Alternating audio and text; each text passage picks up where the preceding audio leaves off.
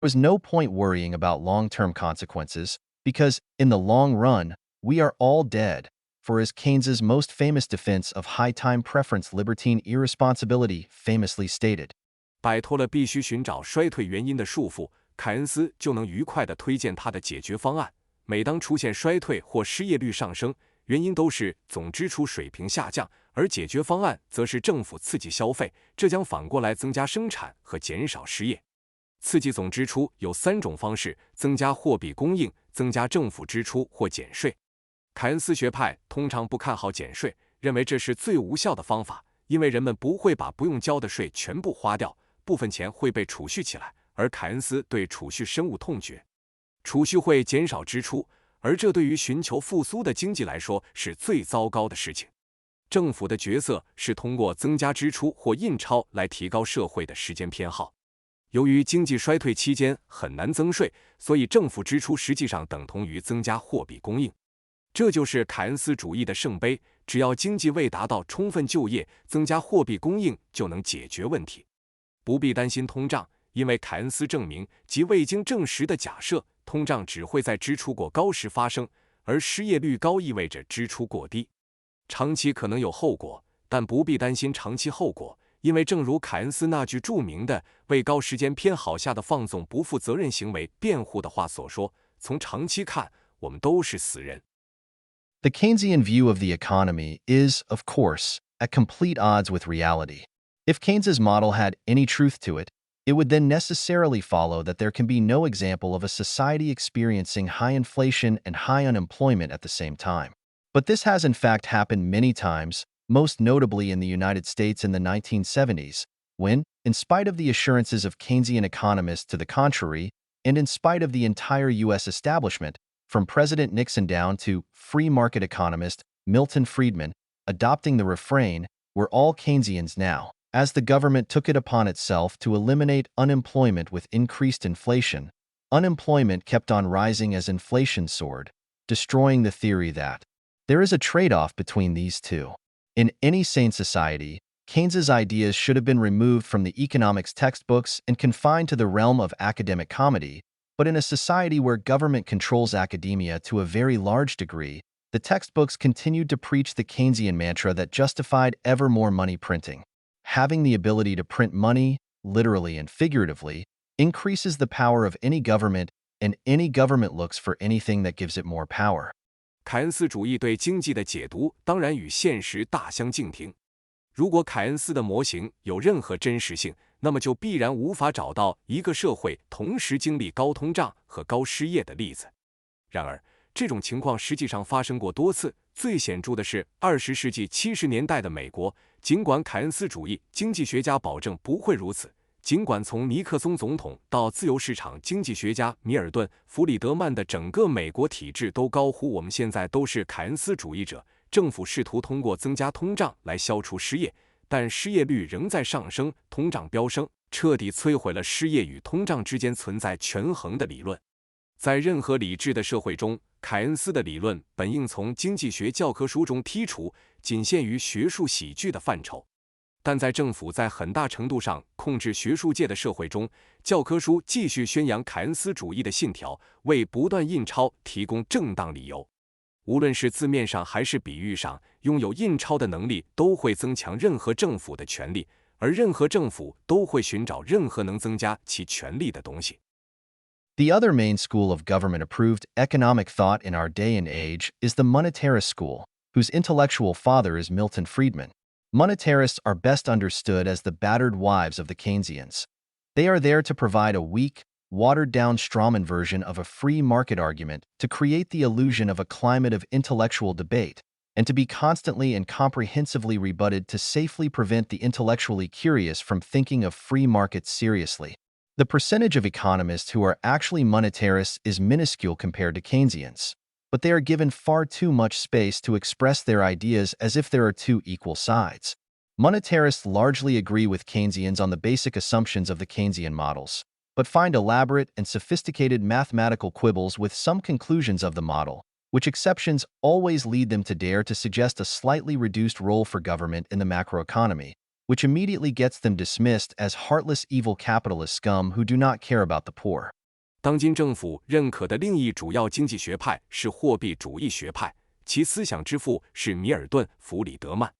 货币主义者最好被理解为凯恩斯主义的受虐妻子，他们提供一种弱化、稀释的自由市场论点，营造一种智力辩论的假象，然后被彻底反驳，以安全地防止好奇的思考者认真对待自由市场。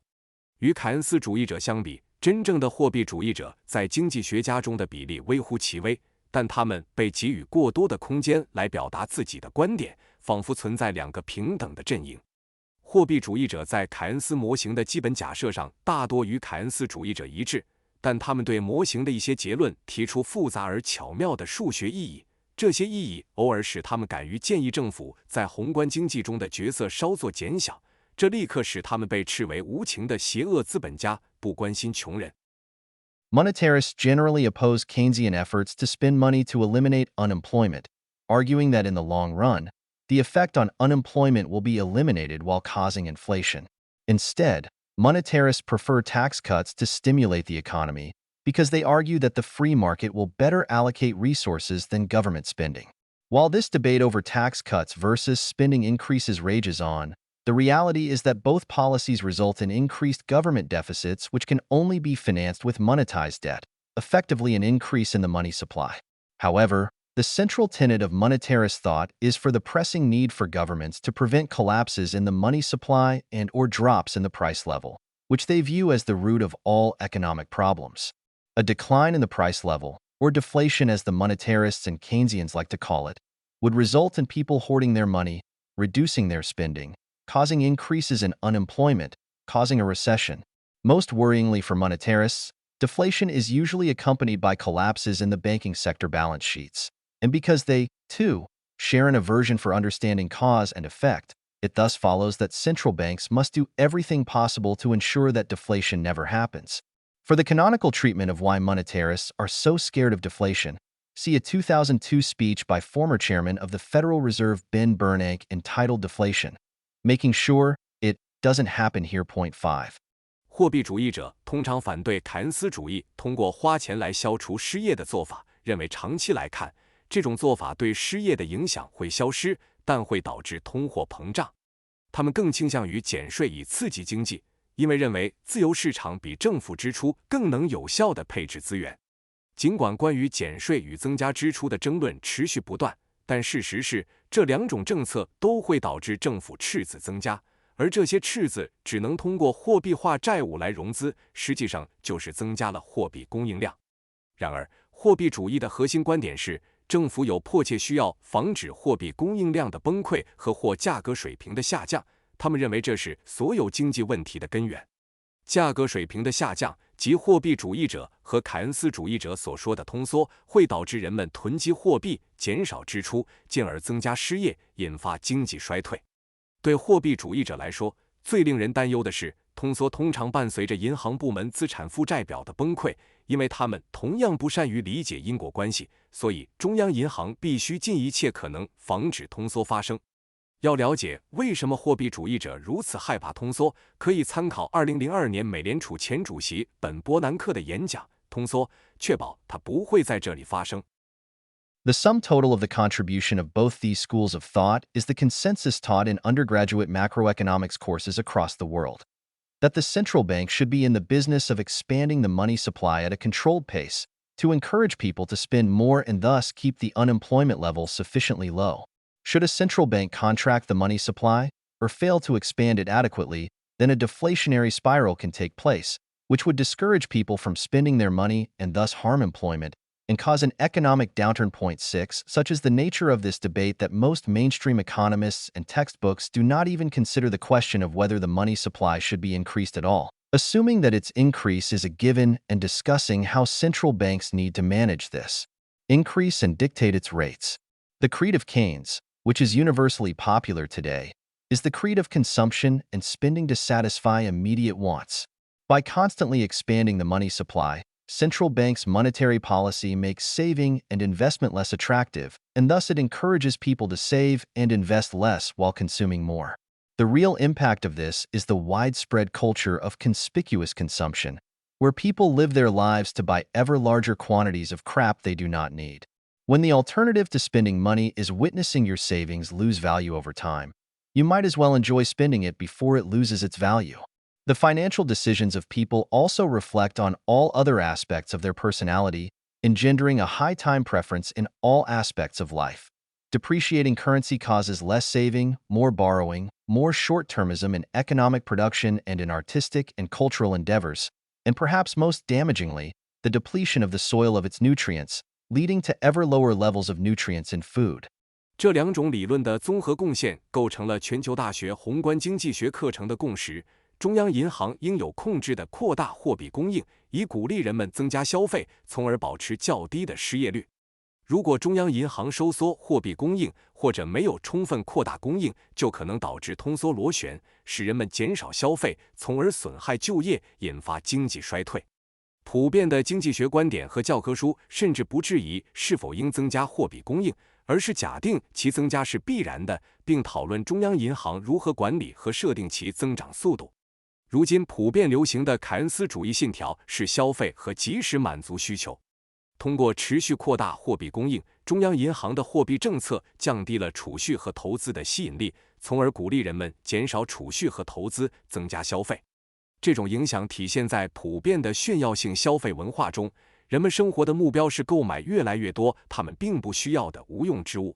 当花钱的替代选择是看着储蓄逐渐贬值时，你还不如在它失去价值之前享受消费。人们的财务决策也会影响他们个性的其他方面，导致生活中所有方面的高时间偏好。货币贬值导致储蓄减少，借贷增加，经济生产和艺术文化活动的短期化。或许最具破坏性的是土壤养分的耗尽，导致食物中的营养成分不断降低。In contrast to these two schools of thought stands the classical tradition of economics, which is the culmination of hundreds of years of scholarship from around the world.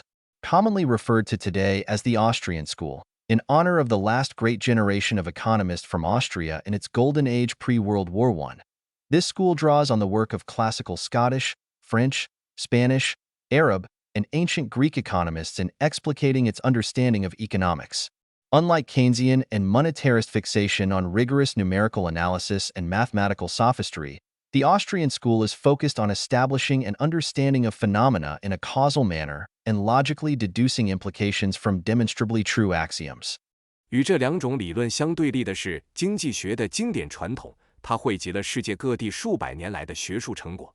这一学派今天常被称为奥地利学派，以纪念一战前奥地利黄金时代的伟大经济学家们。奥地利学派借鉴了苏格兰古典派、法国派、西班牙派、阿拉伯派和古希腊经济学家的工作，来阐述其经济学理解。与凯恩斯主义和货币主义对严格数量分析和数学技巧的执着不同，奥地利学派专注于以因果关系理解现象，并从可证明为真的公理中逻辑推导出含义。The Austrian theory of money posits that money emerges in a market as the most marketable commodity and most saleable asset, the one asset whose holders can sell with the most ease. In favorable conditions, 0.7 an asset that holds its value is preferable to an asset that loses value, and savers who want to choose a medium of exchange will gravitate toward assets that hold value over time as monetary assets. Network effects mean that eventually only one, or a few, assets can emerge as media of exchange. For Mises, the absence of control by government is a necessary condition for the soundness of money, seeing as government will have the temptation to debase its money whenever it begins to accrue wealth as savers invest in it.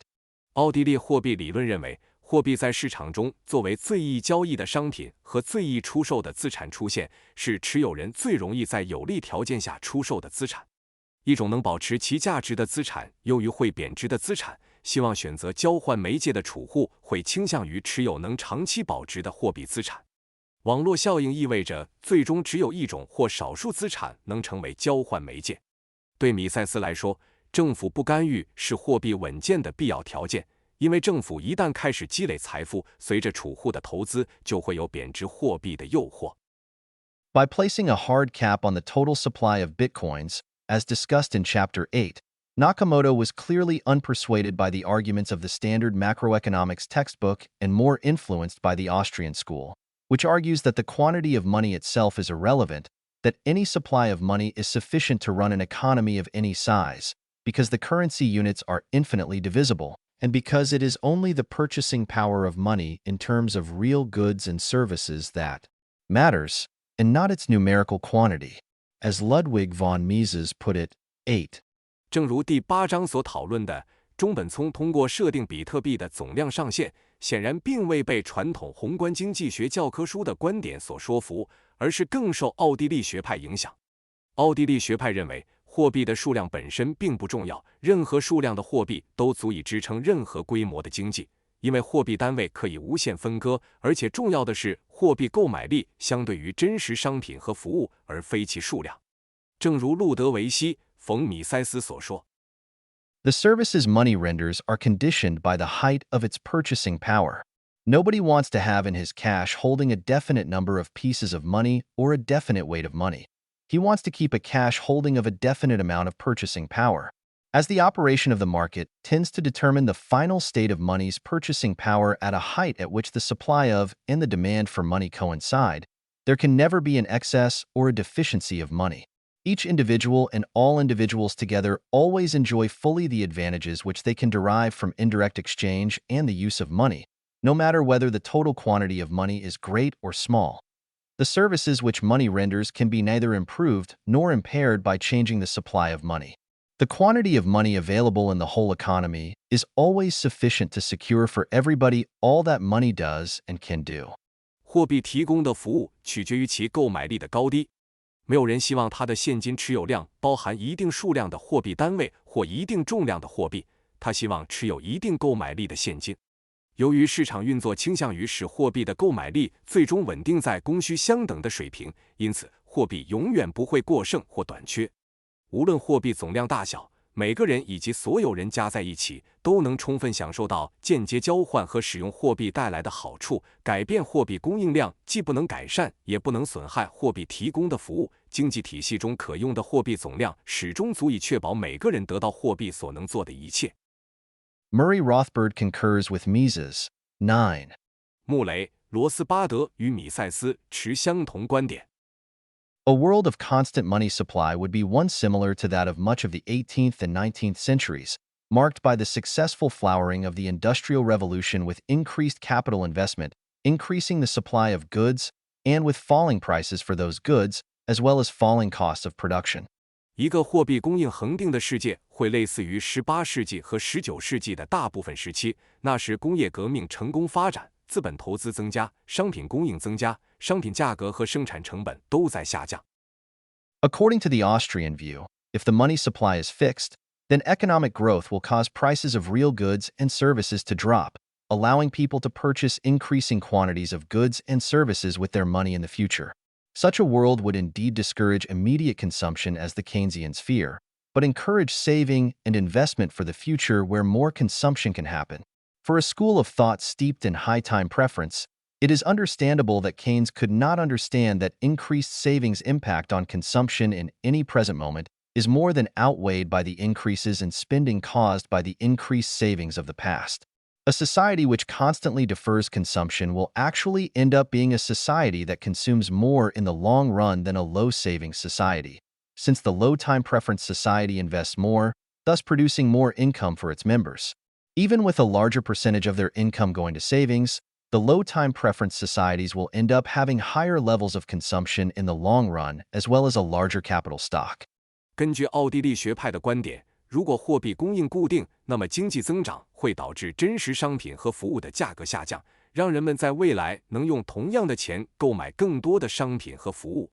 这样的世界确实会像凯恩斯主义者担心的那样抑制即时消费，但会鼓励为未来能有更多消费的储蓄和投资。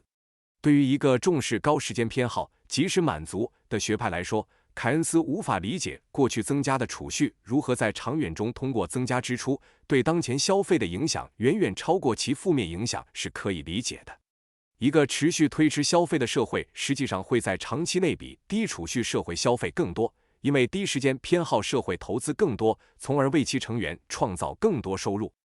即使收入中用于储蓄的比例更大，低时间偏好社会在长期内也会有更高的消费水平和更大的资本存量。If society were a little girl in that marshmallow experiment, Keynesian economics seeks to alter the experiment so that waiting would punish the girl by giving her half a marshmallow instead of two, making the entire concept of self-control and low time preference appear counterproductive. Indulging immediate pleasures is the more likely course of action economically, and that will then reflect on culture and society at large.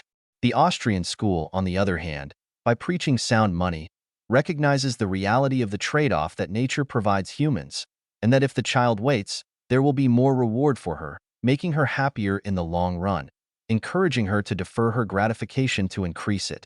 如果将社会比作棉花糖实验中的小女孩，凯恩斯经济学试图改变实验，让等待的女孩只得到半个棉花糖而不是2个，使自我控制和低时间偏好显得适得其反。从经济角度看，及时享乐更可能是更合理的选择，这将反映在文化和整个社会中。而奥地利学派通过宣扬稳健的货币，认识到自然赋予人类的权衡现实。如果孩子等待，他将得到更大的奖励，长远来看会更快乐，鼓励他推迟满足以增加满足感。When the value of money appreciates, people are likely to be far more discerning with their consumption and to save far more of their income for the future. The culture of conspicuous consumption, of shopping as therapy, of always needing to replace cheap plastic crap with newer, flashier cheap plastic crap will not have a place in a society with a money which appreciates in value over time.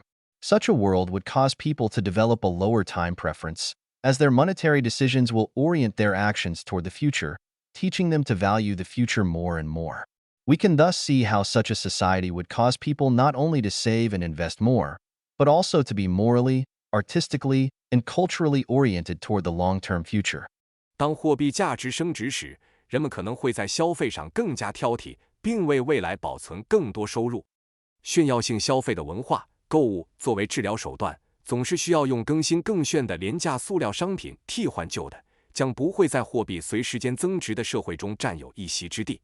这样的世界会让人们的时间偏好降低，因为他们的货币决策会引导他们面向未来，教会他们越来越重视未来。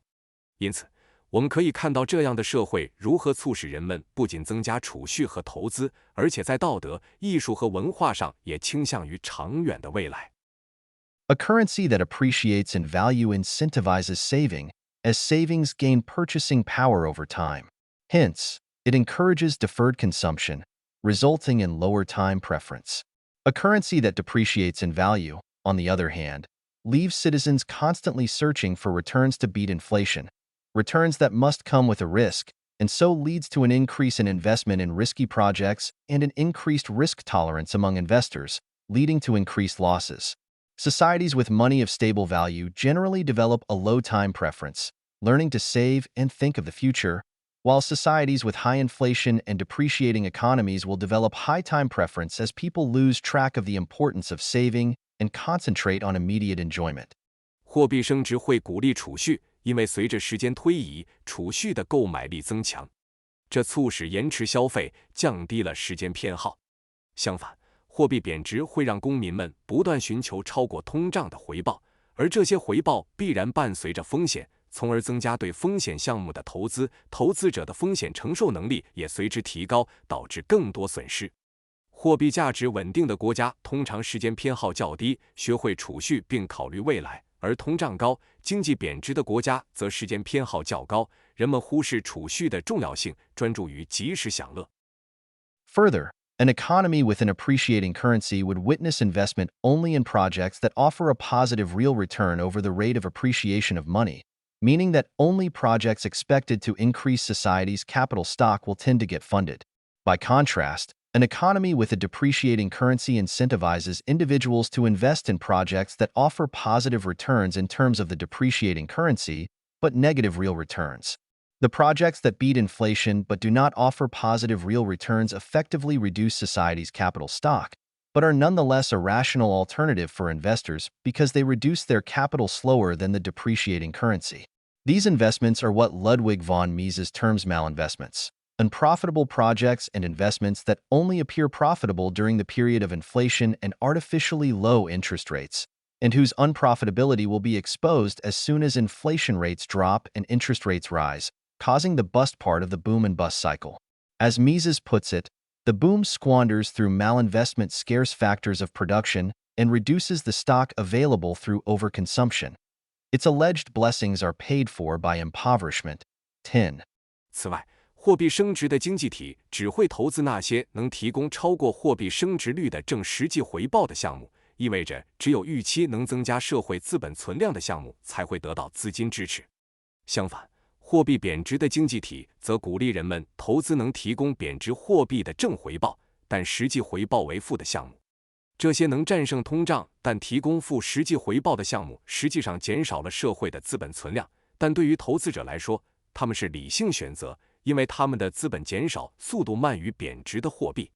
路德维希·冯·米塞斯将这类投资称为错误投资，在通胀和人为低利率期间看似有利可图，但一旦通胀率下降，利率上升，其无利可图的性质就会暴露出来，导致经济周期中的繁荣萧条阶段的崩溃。米塞斯指出，繁荣通过错误投资浪费了稀缺的生产要素，通过过度消费减少了可用的存量，其所谓的福祉是以贫困为代价的。This exposition helps explain why Austrian school economists are more favorable to the use of gold as money, while Keynesian mainstream economists support the government's issuance of elastic money that can be expanded at the government's behest.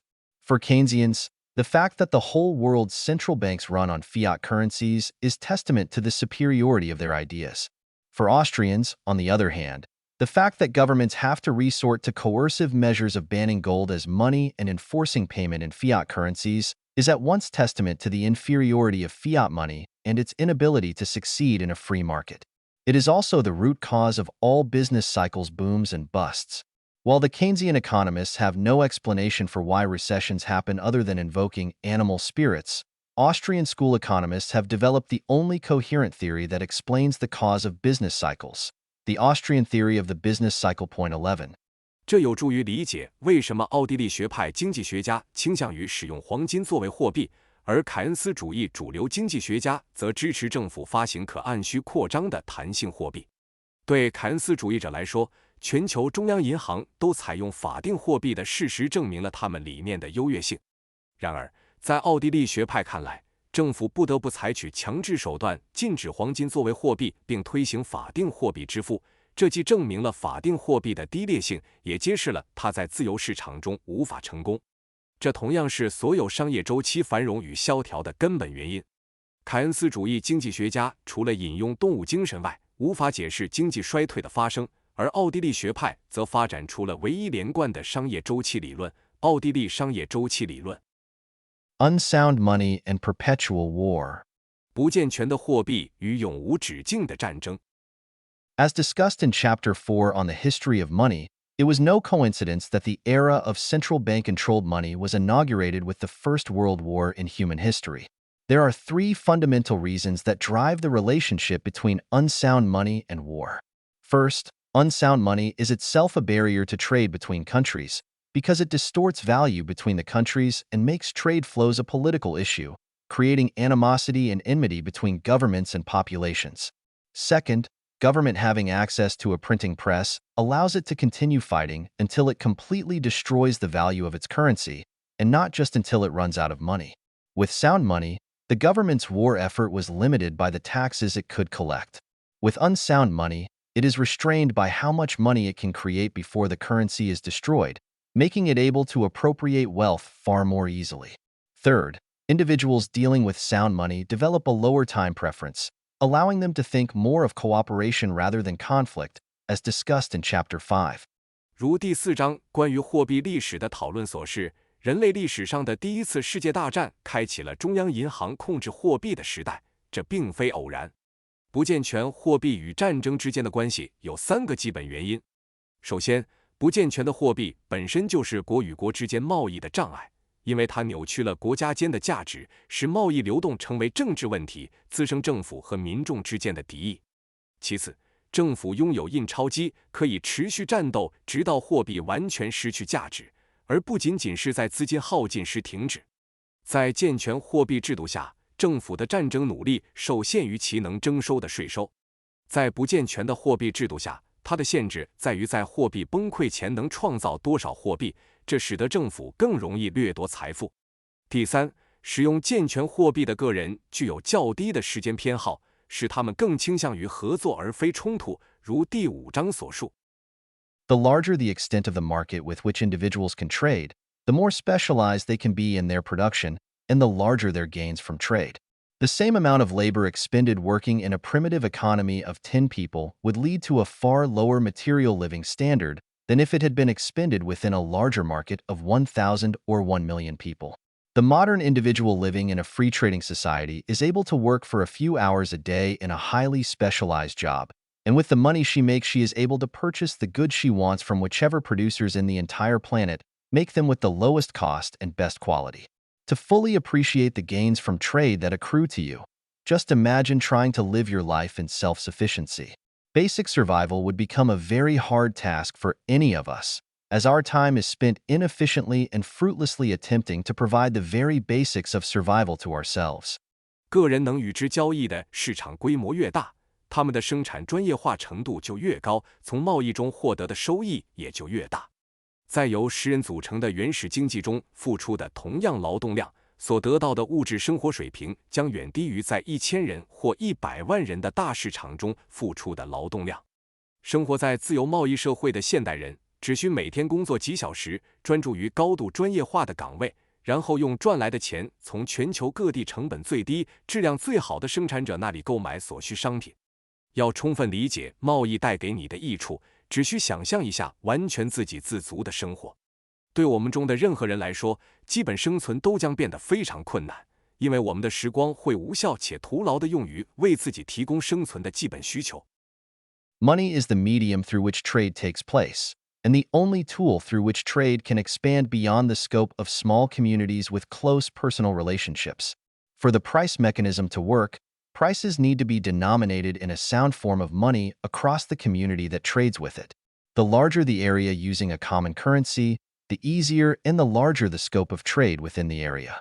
Trade between peoples creates peaceful coexistence by giving them a vested interest in each other's prosperity.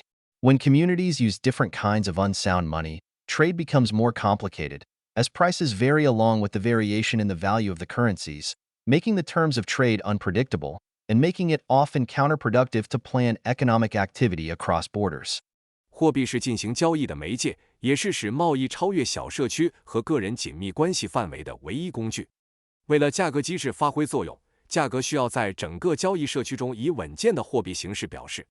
使用共同货币的区域越大，区域内贸易就越容易，规模也越大。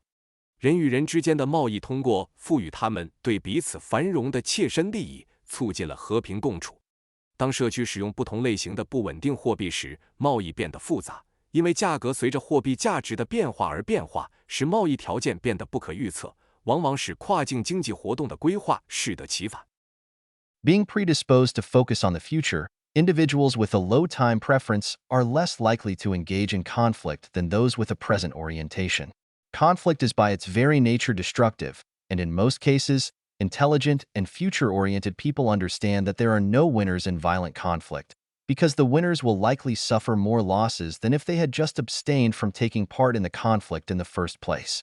Civilized societies function on the premise that people respect one another's wills, and if there are conflicts, they attempt a peaceful resolution. Should an amicable solution not be found, people are more likely to part ways and avoid each other than continue to agitate and remain in conflict. This helps explain why prosperous civilized societies generally do not witness much crime, violence, or conflict. 对未来的关注使时间偏好较低的个体更少参与冲突，而那些注重当下的个体则更容易冲突。冲突本质上具有破坏性，大多数情况下，明智且着眼未来的人都明白，在暴力冲突中没有赢家，因为获胜者遭受的损失很可能比他们最初避免冲突时更大。文明社会基于人们尊重彼此意愿的原则运行，如果有冲突，他们会尝试和平解决。如果找不到友好的解决方案，人们更可能选择分开，避免彼此，而不是持续煽动和保持冲突。这有助于解释为什么繁荣的文明社会通常犯罪、暴力和冲突较少。On a national level, nations using sound money are far more likely to stay peaceful or to have limited conflict with one another because sound money places real constraints on the ability of government to finance its military operations. In 19th century Europe, kings who wanted to fight each other had to tax their populations in order to finance their militaries. In the long run, such a strategy could only be profitable for kings who would employ their military defensively, not offensively. Defensive military action always has a stronger advantage than offensive military nature because the defender is fighting on its own soil, near its people and its supply lines. A monarch who focused the military on defensive action would find his citizens willing to pay taxes to defend themselves from foreign invaders. But a monarch who engaged in protracted foreign adventures to enrich himself would likely face resentment from his population and incur significant costs in fighting other armies on their home soil. 在国家层面上，使用稳健货币的国家更可能保持和平，或者彼此之间的冲突有限，因为稳健的货币制度对政府资助军事行动的能力施加了真正的限制。在19世纪的欧洲，想要开战的国王必须向其民众征税以资助军队。从长远来看，这种策略只对那些将军事力量用于防御而非进攻的国王有利。防御性军事行动总是比进攻性军事行动更具优势，因为防御者在自己的领土上战斗，靠近自己的人民和补给线。专注于防御行动的君主会发现，他的公民愿意纳税以防御外敌入侵。然而，一个进行长期海外冒险以充实自己的君主可能会面临民众的反感，并在敌方领土上作战时付出重大代价。This can help explain why the 20th century was the deadliest in recorded history. The 2005 United Nations Human Development Report 12 analyzed death from conflicts over the past 5 centuries and found the 20th century to be the deadliest. Even when major European nations went to war with one another in the Gold Standard era, the wars were usually brief and fought in battlefields between professional armies. A major war of the 19th century in Europe was the Franco-Prussian War of 1870 to 1871, which lasted for 9 months and killed around 150,000 people, roughly an average week's tally in World War II, financed by the easy government money of the 20th century. With the gold standard restricting them to finance war from taxation, European governments had to have their expenses prepared before battle, spend them on preparing their military as effectively as possible, and attempt a decisive victory. As soon as the tide of the battle began to turn against one of the armies, it was a logistically and economically losing battle to try to increase taxes to rearm the military and turn the tide. Better to try to negotiate a peace with as few losses as possible. The deadliest wars of the 19th century were the Napoleonic Wars, which were carried out before the gold standard was formally adopted across the continent, after the French Revolution's foolish experiments with inflation. See Table 5.13. 这有助于解释为什么20世纪是有记录以来最致命的世纪。2005年，联合国人类发展报告分析了过去5个世纪的冲突死亡情况，发现20世纪是最致命的。即使在金本位时代，当主要的欧洲国家相互开战时，战争通常也是短暂的，由专业军队在战场上进行。19世纪欧洲的一场主要战争是1870至1871年的普法战争，持续了9个月，造成约15万人死亡，大约相当于二战中由20世纪宽松政府货币资助的平均一周死亡人数。由于金本位限制了政府通过征税来资助战争，欧洲政府必须在战前准备好开支，尽可能有效地准备军队，并寻求决定性的胜利。一旦战局开始对某支军队不利，试图通过增税重新武装军队并扭转战局，就会在后勤和经济上变得得不偿失。最好尽可能地寻求和平谈判，减少损失。19世纪最致命的战争是拿破仑战争，这些战争发生在法国大革命对通货膨胀的愚蠢尝试之后，正是采用金本位之前。见表53。Table 5 Conflict Deaths in the Last 5 Centuries. 表5过去5个世纪的冲突死亡人数。Conflicts steadily cost more in human lives. 冲突逐渐造成更多人员伤亡。Period. 17. Conflict-related deaths, millions. 冲突相关死亡人数以百万计。World population, mid-century, millions. 世纪中叶世界人口100万。Conflict-related deaths as share of world population, %. 冲突导致的死亡占世界人口比例%。16th century. 16世纪 1.6493.30.32. 17th century. 17世纪 6.1579.11.05. 18th century. 18世纪 7.0757.40.92. 19th century. 19世纪 19.4 1,172.9. 20th century. 20世纪 109.7 2,519.54.35. As it stands, a large number of firms in all advanced economies specialize in warfare as a business, and are thus reliant on perpetuating war to continue being in business. They live off government spending exclusively, and have their entire existence reliant on there being perpetual wars necessitating ever larger arms spending. In the United States, whose defense spending is almost equal to that of the rest of the planet combined, these industries have a vested interest in keeping the U.S. government involved in some form of military adventure or other. This, more than any strategic, cultural, ideological, or security operations, explains why the United States has been involved in so many conflicts in parts of the world that cannot possibly have any bearing on the life of the average American. Only with unsound money can these firms grow to such enormous magnitude that they can influence the press, academia, and think tanks to continuously beat the drums of more war. 如今，许多发达国家的企业专门从事军事业务，因此依赖持续的战争来维持运营。他们完全依赖政府支出生存，其存在完全取决于不断升级的军备竞赛。在美国，其国防开支几乎等于全球其他国家的总和。这些行业有切身利益于让美国政府持续参与各种军事行动，这比任何战略、文化、意识形态或安全考量更能解释为什么美国会卷入那么多对普通美国人生活毫无影响的世界冲突。只有在货币体系不健全的情况下，这些企业才能发展壮大到足以影响媒体、学术界和智库，持续煽动战争的鼓声。Limited versus omnipotent government. 有限政府与全能政府。In his sweeping history of 5 centuries of Western civilization, from dawn to decadence, Jacques Barzun identifies the end of World War I as the crucial turning point to begin the decadence, decay, and demise of the West. It was after this war that the West suffered from what Barzun terms the Great Switch, the replacement of liberalism by liberality, the impostor claiming its mantle but in reality being its exact opposite. Point 14. 在《从黎明到衰败》这部涵盖西方文明500年历史的著作中，雅克·巴赞认为，第一次世界大战的结束是西方走向衰败的关键转折点。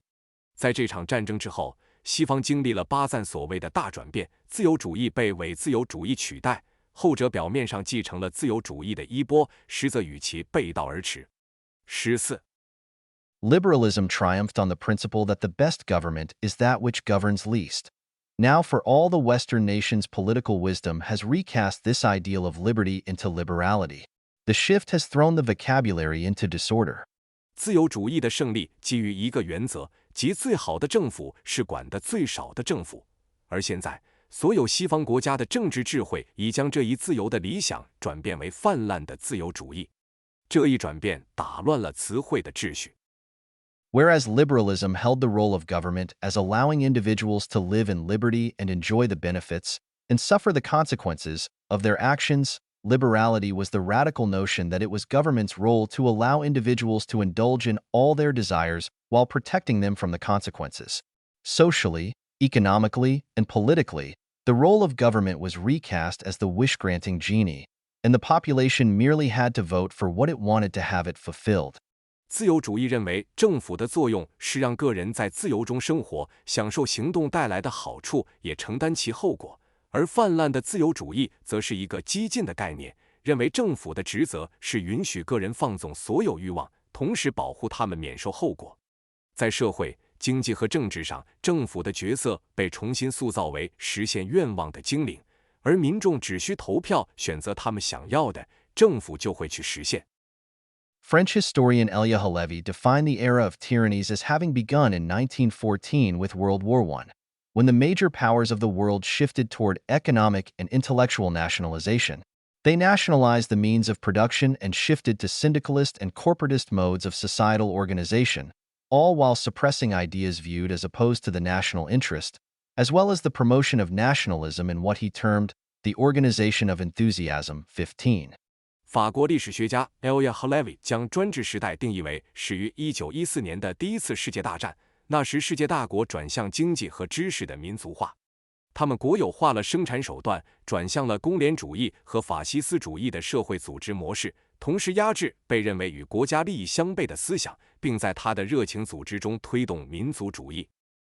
This classical liberal conception of government is only possible in a world with sound money, which acted as a natural restraint against government authoritarianism and overreach.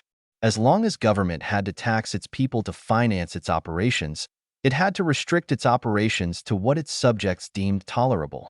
Governments had to keep a balanced budget by always keeping consumption within the limits of earnings from taxation. In a society of sound money, government is reliant on the consent of its population to finance its operations. Every new proposal for government action will have to be paid for upfront in taxes or by the sale of long-term government bonds, giving the population an accurate measure of the true costs of this strategy, which they could easily compare to the benefits. A government seeking funding for legitimate national defense and infrastructure projects would have little trouble imposing taxes on, and selling bonds to, the population that saw the benefits before their eyes. But a government which raises taxes to fund a monarch's lavish lifestyle will engender mass resentment among his population, endangering the legitimacy of his rule and making it ever more precarious. The more onerous the taxation and impositions of the government, the more likely the population is to refuse to pay taxes, make tax collection costs rise significantly, or rise up against the government and replace it, whether by ballot or bullet. 在健全货币的世界中，这种古典自由主义的政府观念才可能实现。健全货币自然限制了政府的专制主义和过度干预。只要政府需要向人民征税来资助其运作，他就必须将其行动限制在人民可容忍的范围内。政府必须保持预算平衡，始终将消费控制在税收入的范围内。在一个健全货币的社会中，政府依赖于人民的同意来资助其运作。每一个新的政府行动提案都需要预先通过税收或长期政府债券来支付，使人民能够准确衡量这一策略的真实成本，并轻松比较其与收益。如果政府寻求为正当的国防和基础设施项目筹资，那么在人民眼前看到这些益处的情况下，征税和出售债券不会有太大困难。然而，如果政府提高税收来资助君主的奢华生活，将会激起民众的广泛反感，危及其统治的合法性，使其地位变得岌岌可危。政府的税收和征收费用越重，民众拒绝缴税的可能性就越大，税收征收成本会显著上升，或者民众可能会通过投票或武力推翻政府。Sound money, then, enforced a measure of honesty and transparency on governments, restricting their rule to within what was desirable and tolerable to the population. It allowed for society-wide honest accounting of costs and benefits of actions, as well as the economic responsibility necessary for any organization, individual, or living being to succeed in life. Consumption must come after production. 因此，健全的货币迫使政府保持一定程度的诚实和透明，将其统治限制在民众所期望和可接受的范围内。它允许全社会诚实地核算行动的成本和收益，以及任何组织、个人或生物在生活中取得成功所必须的经济责任感。生产必须先于消费。Unsound money, on the other hand, allows governments to buy allegiance and popularity by spending on achieving popular objectives without having to present the bill to their people.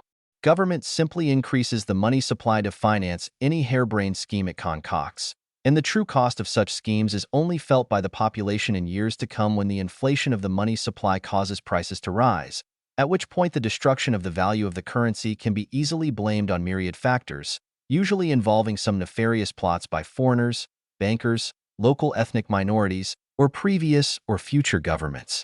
Unsound money is a particularly dangerous tool in the hands of modern democratic governments facing constant re-election pressure. Modern voters are unlikely to favor the candidates who are upfront about the costs and benefits of their schemes. They are far more likely to go with the scoundrels who promise a free lunch and blame the bill on their predecessors or some nefarious conspiracy. Democracy thus becomes a mass delusion of people attempting to override the rules of economics by voting themselves a free lunch and being manipulated into violent tantrums against scapegoats whenever the bill for the free lunch arrives via inflation and economic recessions. 另一方面，不稳定的货币让政府可以通过花费实现大众目标来购买忠诚和支持，而不必向人民呈现账单。政府只需增加货币供应来资助任何异想天开的计划，而这些计划的真实成本只会在未来几年通过通货膨胀导致的价格上涨才被民众感受到。那时，货币价值的损失很容易被归咎于各种因素，通常是涉及外国人的阴谋、银行家、当地少数民族或前任或未来政府的恶行。对于面临持续连任压力的现代民主政府来说，不稳定的货币是一种特别危险的工具。现代选民不太可能支持那些坦率讨论其计划成本和收益的候选人，他们更可能选择那些承诺免费午餐并将账单推给前任或某些阴谋论的骗子。于是，民主变成了大众的集体幻觉，人们试图通过投票给自己免费午餐来违反经济规则，而当免费午餐的账单通过通胀和经济衰退到来时，他们被操纵成对替罪羊的暴力发泄。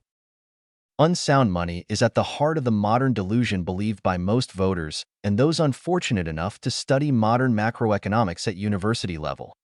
That government actions have no opportunity costs, and that government can act with an omnipotent magic wand to create the reality it wants. Whether it's poverty reduction, morality enforcement, healthcare, education, infrastructure, reforming other countries' political and economic institutions, or overriding the rules of supply and demand for any emotionally important good, most modern citizens live in the delusional dreamland wherein none of these have actual costs, and all that is needed for these goals to be achieved is political will, strong leadership, and an absence of corruption. Unsound money has eradicated the notion of trade-offs and opportunity costs from the mind of individuals thinking of public affairs. It will shock the average citizen to have the startlingly obvious pointed out to them. All of these nice things you want cannot be summoned costlessly out of thin air by your favorite politician or his opponent. They all need to be provided by real people.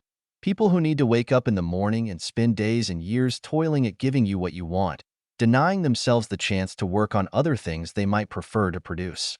Though no politician has ever been elected by acknowledging this reality, the ballot box cannot overturn the fundamental scarcity of human time.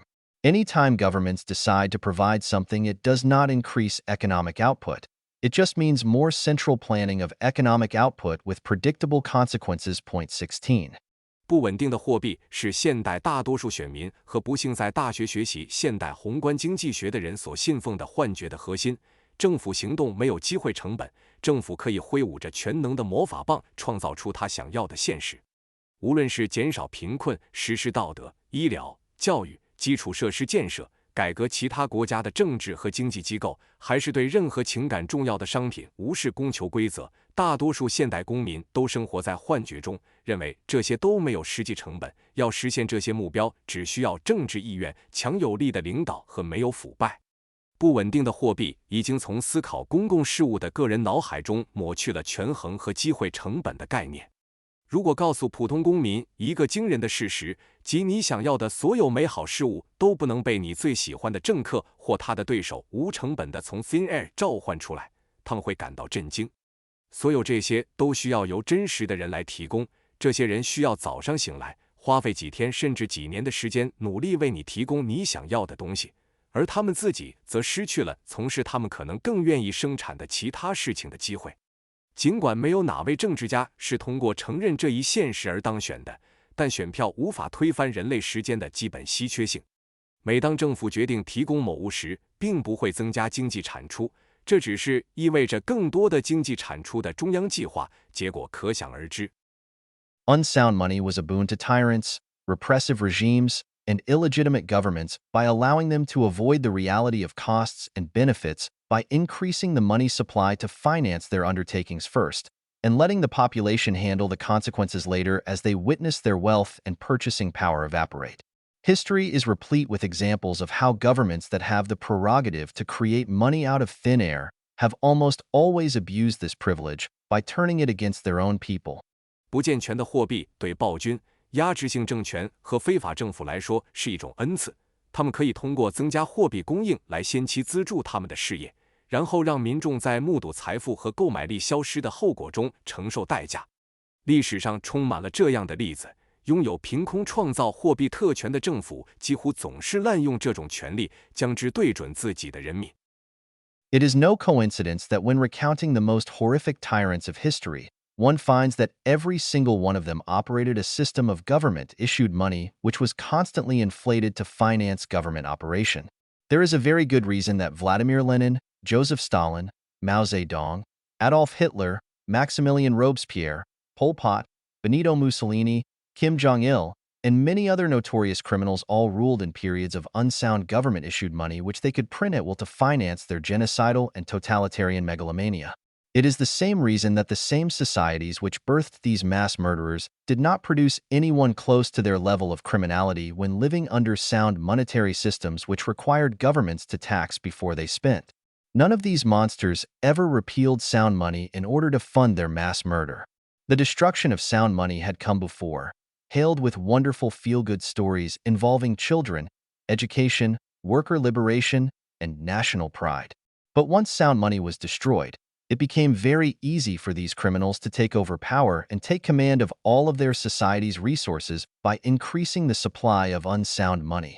历史上的那些最恐怖暴君，无一例外地运营着政府发行的持续膨胀的货币体系，以此来资助政府运作。弗拉基米尔·列宁、约瑟夫·斯大林、毛泽东、阿道夫·希特勒、马克西米利安、罗伯斯庇尔、波尔、波、贝尼托、墨索里尼、金正日以及许多其他臭名昭著的罪犯，他们统治的时期都伴随着不健全的政府货币。这些货币可以随意印刷，以资助他们的种族灭绝和极权主义野心。这与那些在健全货币体系下运作，政府必须先征税后支出的社会中没有产生接近他们最恶性的人，原因是一样的。这些怪物从未废除过健全的货币来资助他们的大屠杀。在破坏健全货币之前，总会伴随着关于儿童、教育、工人解放和民族自豪感的美好故事。但一旦健全的货币被摧毁，这些罪犯就很容易夺取权力，通过增加不健全货币的供应来控制社会的所有资源。Unsound money makes government power potentially unlimited, with large consequences to every individual, forcing politics to the center stage of their life and redirecting much of society's energy and resources to the zero-sum game of who gets to rule and how. Sound money, on the other hand, makes the form of government a question with limited consequences. A democracy, republic, or monarchy are all restrained by sound money, allowing most individuals a large degree of freedom in their personal life. 不健全的货币使政府权力变得潜在无限，对每个人都有重大影响，迫使政治成为他们生活的中心，将社会的大量精力和资源投入到零和游戏，谁来统治以及如何统治。相反，健全的货币使政府形式成为一个影响有限的问题。无论是民主制、共和制还是君主制，都在健全的货币约束下，大多数人在个人生活中享有相当大的自由。Whether in the Soviet or capitalist economies, the notion of the government running or managing the economy to achieve economic goals is viewed as good and necessary. It is worth returning here to the views of John Maynard Keynes to understand the motivations of the economic system he proposes, with which humanity has had to contend for the past decades. In one of his lesser-known papers, The End of Laissez-faire, Keynes offers his conception of what the role of government in a society should be. Keynes expresses his opposition of liberalism and individualism, which one would expect, but also presents the grounds of his opposition to socialism, stating, 无论是在苏联式的还是资本主义的经济中，政府运营或管理经济以实现经济目标的观点都被视为良好且必要的。要理解过去几十年来人类不得不面对的约翰·梅纳德凯恩斯所提议的经济体系的动机值得回顾他的观点。在不太为人所知的论文《自由放任的终结》中，凯恩斯提出了他对社会中政府角色的看法。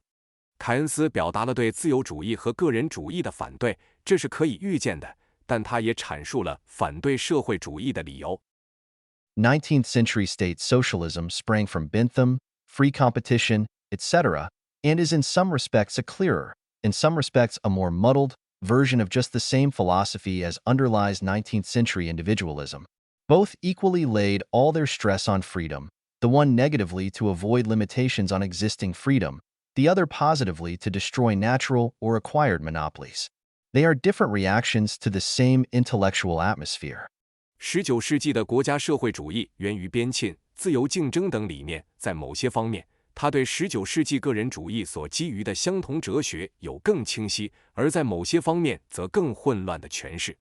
两者同样强调自由，一个消极的避免对现有自由的限制，另一个积极的摧毁自然或获得的垄断。它们是对同一知识氛围的不同反应。Keynes's problem with socialism, then, is that its end goal was increasing individual freedom. For Keynes, the end goal should not be concerned with trivial issues like individual freedom, but for government to control aspects of the economy to his liking. He outlines three main arenas where he views government's role to be vital. First, the deliberate control of the currency and of credit by a central institution, the belief that laid the groundwork for modern central banking. Second, and relatedly, Keynes believed it was the role of the government to decide on the scale on which it is desirable that the community as a whole should save, the scale on which these savings should go abroad in the form of foreign investments, and whether the present organization of the investment market distributes savings along the most nationally productive channels.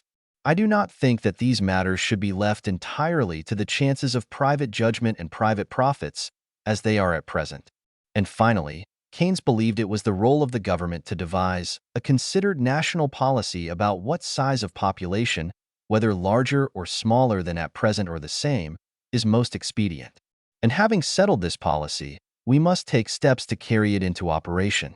The time may arrive a little later when the community as a whole must pay attention to the innate quality as well as to the mere numbers of its future members. 17. 因此，凯恩斯对社会主义的问题在于，其最终目标是增加个人自由。对凯恩斯来说，最终目标不应该是关注诸如个人自由这样的琐事，而应该是政府按照他的意愿控制经济的某些方面。他指出了政府作用的三个主要领域：首先，由中央机构对货币和信贷进行有意识的控制，这一信念为现代中央银行制度奠定了基础。其次，相关的是，凯恩斯认为政府应该决定社会整体应以何种规模储蓄，这些储蓄应以何种规模以外国投资的形式流向国外，以及当前的投资市场组织是否将储蓄分配到最具国家生产力的渠道。我认为这些事情不应该完全交给私人判断和私人利润的机会，就像现在这样。最后，凯恩斯认为政府的职责是制定关于最适宜的人口规模，无论是比现在大、小还是相同的深思熟虑的国家政策。确定了这一政策后，我们必须采取措施来实施。可能稍后会到来一个时刻，整个社会必须关注其未来成员的数量和内在质量。In other words, the Keynesian conception of the state, from which came the modern central banking doctrines held widely by all central bankers, and which shaped the vast majority of economic textbooks written worldwide, comes from a place of a man who wanted government direction of two important areas of life. First, the control of money, credit, saving, and investment decisions, which meant the totalitarian centralization of capital allocation and destruction of free individual enterprise, making individuals utterly dependent on government for their basic survival, and second, the control of population quantity and quality, which meant eugenics. And unlike socialists, Keynes did not seek this level of control over individuals in order to enhance their freedom in the long run, but rather to develop a grander vision of society as he sees fit. While socialists may have had the decency to at least pretend to want to enslave man for his own good, to free him in the future, Keynes wanted government enslavement for its own sake, as the ultimate end. This may help explain why Murray Rothbard said, "There is only one good thing about Marx, at least he was not a Keynesian." 18. 换句话说，凯恩斯主义对国家的看法。这一观点催生了现代中央银行广泛接受的理论，并影响了全球绝大多数经济学教科书。源自一个希望政府控制生活两个重要领域的人：首先，控制货币、信贷、储蓄和投资决策，这意味着资本配置的集权集中化和自由个体企业被摧毁，使个人完全依赖政府来维持基本生存。其次，控制人口数量和质量及优生学。与社会主义者不同，凯恩斯追求这种对个人的控制，并非为了长远地增进他们的自由，而是为了实现他心目中的理想社会。社会主义者或许至少假装是为了人们自身的利益而奴役他们，为了未来的解放，而凯恩斯则希望政府的奴役成为目的本身。这可能就是为什么莫里·罗斯巴德会说，马克思至少有一点好，他不是凯恩斯主义者。While such a conception might appeal to ivory tower idealists who imagine it will only lead to positive outcomes, in reality this leads to the destruction of the market mechanisms necessary for economic production to take place. In such a system, money stops functioning as an information system for production, but rather as a government loyalty program. 这种观念可能对象牙塔里的理想主义者有吸引力，他们认为这只会带来积极结果，但实际上这导致了经济生产所需市场机制的破坏。在这样的系统中，货币不再作为生产的信息系统，而是变成了政府忠诚度的象征。The bezel. 欺诈的泡沫。Chapter 3 explained how any commodity acquiring a monetary role would incentivize people to produce more of that commodity. A money which can be easily produced will lead to more economic resources and human time being dedicated toward its production. As money is acquired not for its own properties, but to be exchanged for other goods and services, its purchasing power is important, not its absolute quantity. There is therefore no societal benefit from any activity which increases the supply of money. This is why in a free market, whatever assumes a monetary role will have a reliably high stock-to-flow ratio. The new supply of the money is small compared to the overall existing supply. This ensures that the least possible amount of society's labor and capital resources is dedicated toward producing more monetary media, and is instead dedicated toward the production of useful goods and services whose absolute quantity, unlike that of money, matters.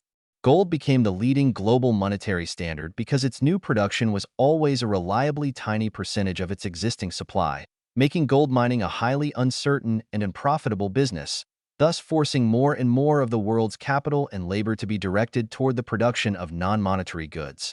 第3章解释了任何获得货币角色的商品都会激励人们生产更多这种商品。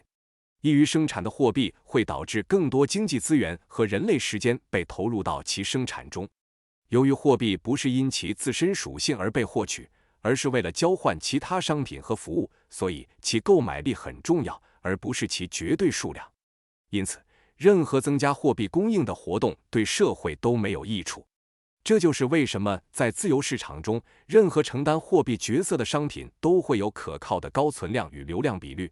新供应的货币相对于总存量来说很小，这确保了社会尽可能少的劳动力和资本资源被用于生产更多的货币媒介，而是用于生产绝对数量重要的有用商品和服务。黄金之所以成为全球主要的货币标准，是因为其新生产量总是占现有供应量的可靠小比例，使得金矿开采成为一项高度不确定且无利可图的业务，从而迫使世界上越来越多的资本和劳动力转向非货币商品的生产。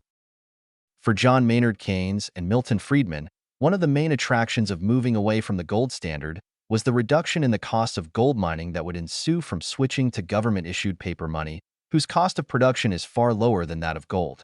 They not only misunderstood that gold has very few resources going to its production compared to other goods whose supply can be inflated far more easily, they also severely underestimated the real costs to society from a form of money whose supply can be expanded at the will of a government susceptible to democratic and special interest politics. The real cost is not in the direct cost of running the printing presses, but from all the economic activity foregone as productive resources chase after the new government-issued money rather than engage in economic production. 对约翰·梅纳德·凯恩斯和米尔顿·弗里德曼而言，放弃金本位的主要吸引力之一在于转向由政府发行的纸币，其生产成本远低于黄金，将降低黄金开采的成本。他们不仅误解了黄金相对于那些供应可以更轻易膨胀的其他商品，其生产资源投入非常少，还严重低估了由政府控制供应量的货币形式对社会的真实成本。真实成本不在于印刷机的直接成本，而在于当生产资源追逐新发行的政府货币而非参与经济生产时所放弃的所有经济活动。Inflationary credit creation can be understood as a society-wide example of what economist John Kenneth Galbraith 19 called the bezel in his book on the Great Depression. As credit expansion in the 1920s soared, corporations were awash with money, and it was very easy for people to embezzle that money in various ways. For as long as the credit keeps flowing, the victims are oblivious, and an illusion of increased wealth is created across society as both the victim and the robber think they have the money. Credit creation by central banks causes unsustainable booms by allowing the financing of unprofitable projects and allowing them to continue consuming resources on unproductive activities. 通货膨胀性的信贷创造可以被理解为经济学家约翰·肯尼斯·加尔布雷斯在其关于大萧条的书中所称的欺诈泡沫的社会性例证。随着20世纪20年代信贷扩张的飙升，企业资金充裕，人们很容易以各种方式挪用这些资金。只要信贷继续流动，受害者就一无所知，社会上普遍产生了财富增加的幻觉，受害者和盗贼都认为自己拥有这笔钱。中央银行的信贷创造导致了不可持续的繁荣，允许资助无利可图的项目，并允许他们继续在非生产性活动中消耗资源。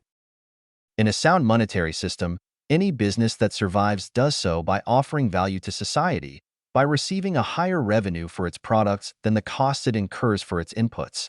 The business is productive because it transforms inputs of a certain market price into outputs with a higher market price. Any firm that produces outputs valued at less than its inputs would go out of business, its resources freed up to be used by other, more productive firms, in what economist Joseph Schumpeter termed creative destruction. There can be no profit in a free market without the real risk of loss, and everyone is forced to have skin in the game.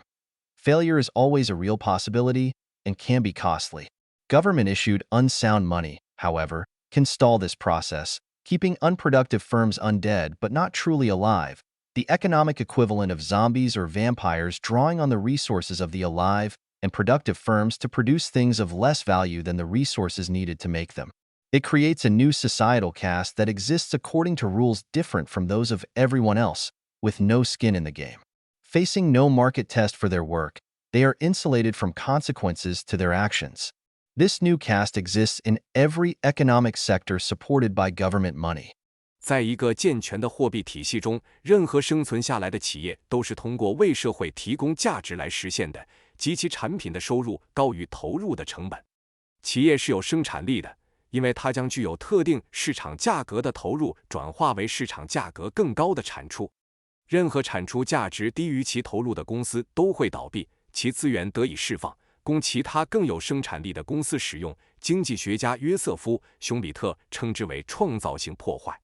在自由市场中，没有真正损失风险就没有利润，每个人都必须有参与游戏的赌注，失败始终是一种现实可能性，且代价高昂。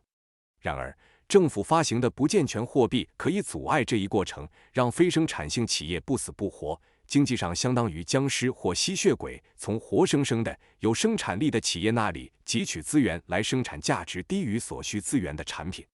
他创造了一个遵循与其他人不同规则的新社会阶层，没有参与游戏的赌注。由于其工作不受市场检验，他们免于行为后果的影响。这个新阶层存在于所有由政府资金支持的经济部门中。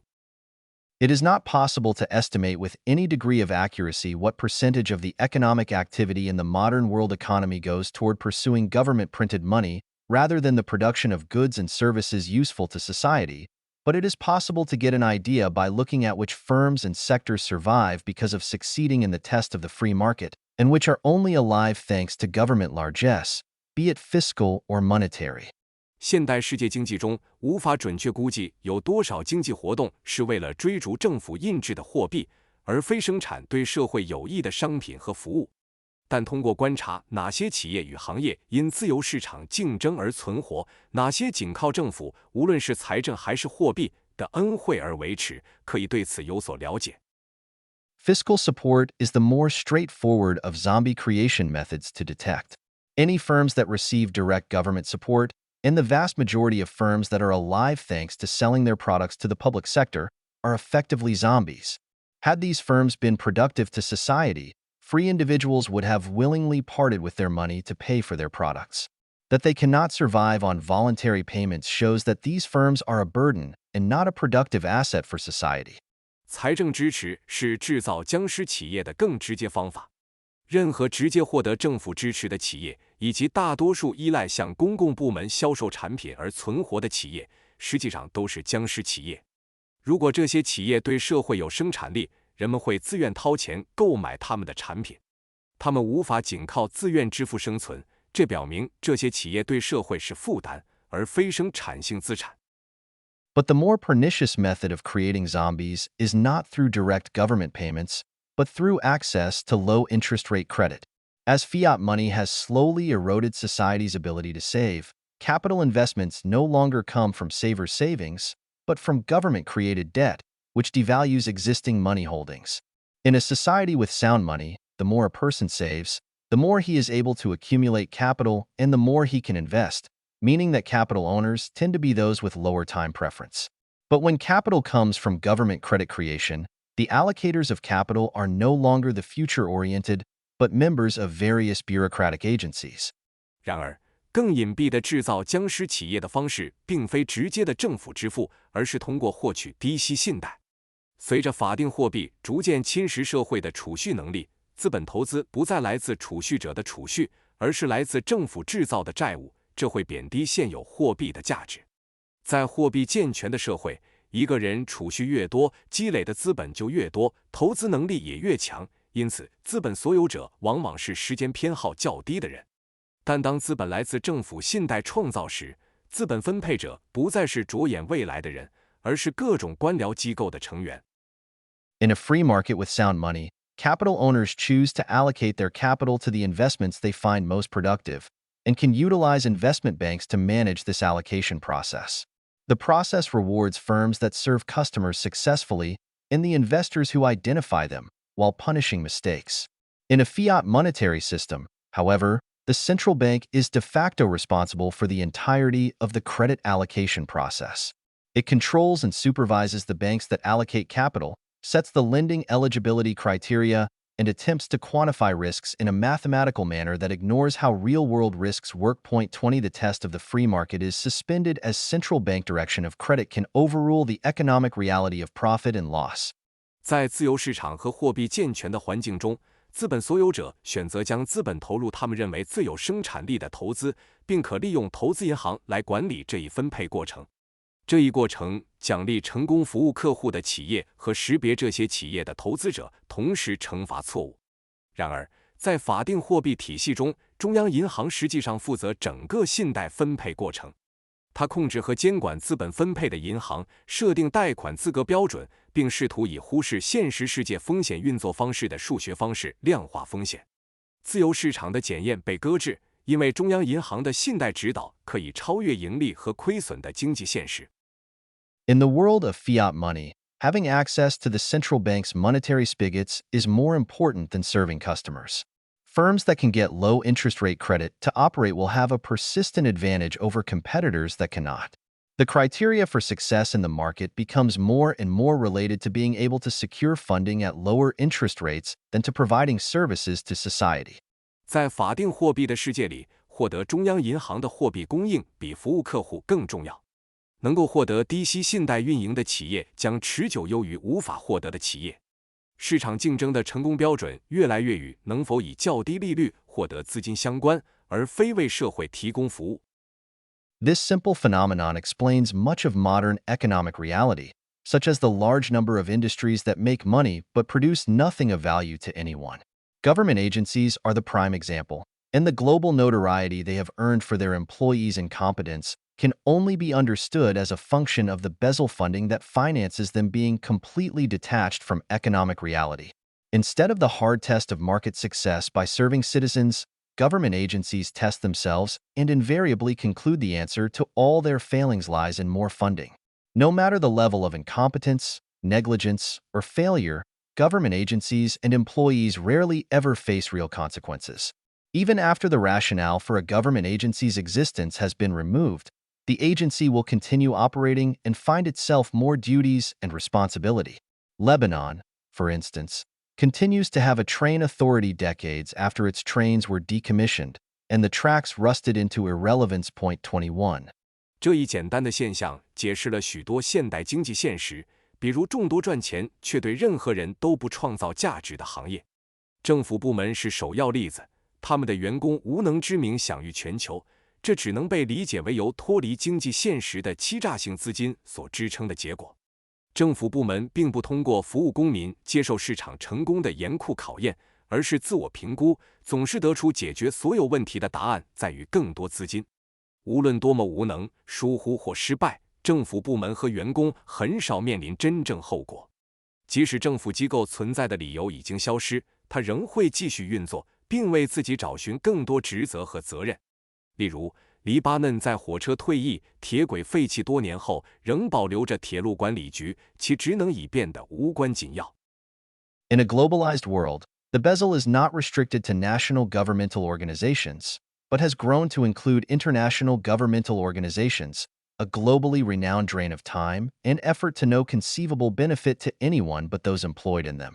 Being located away from the taxpayers that fund them, these organizations face even less scrutiny than national governmental organizations, and as such function with even less accountability and a more relaxed approach toward budgets, deadlines, and work.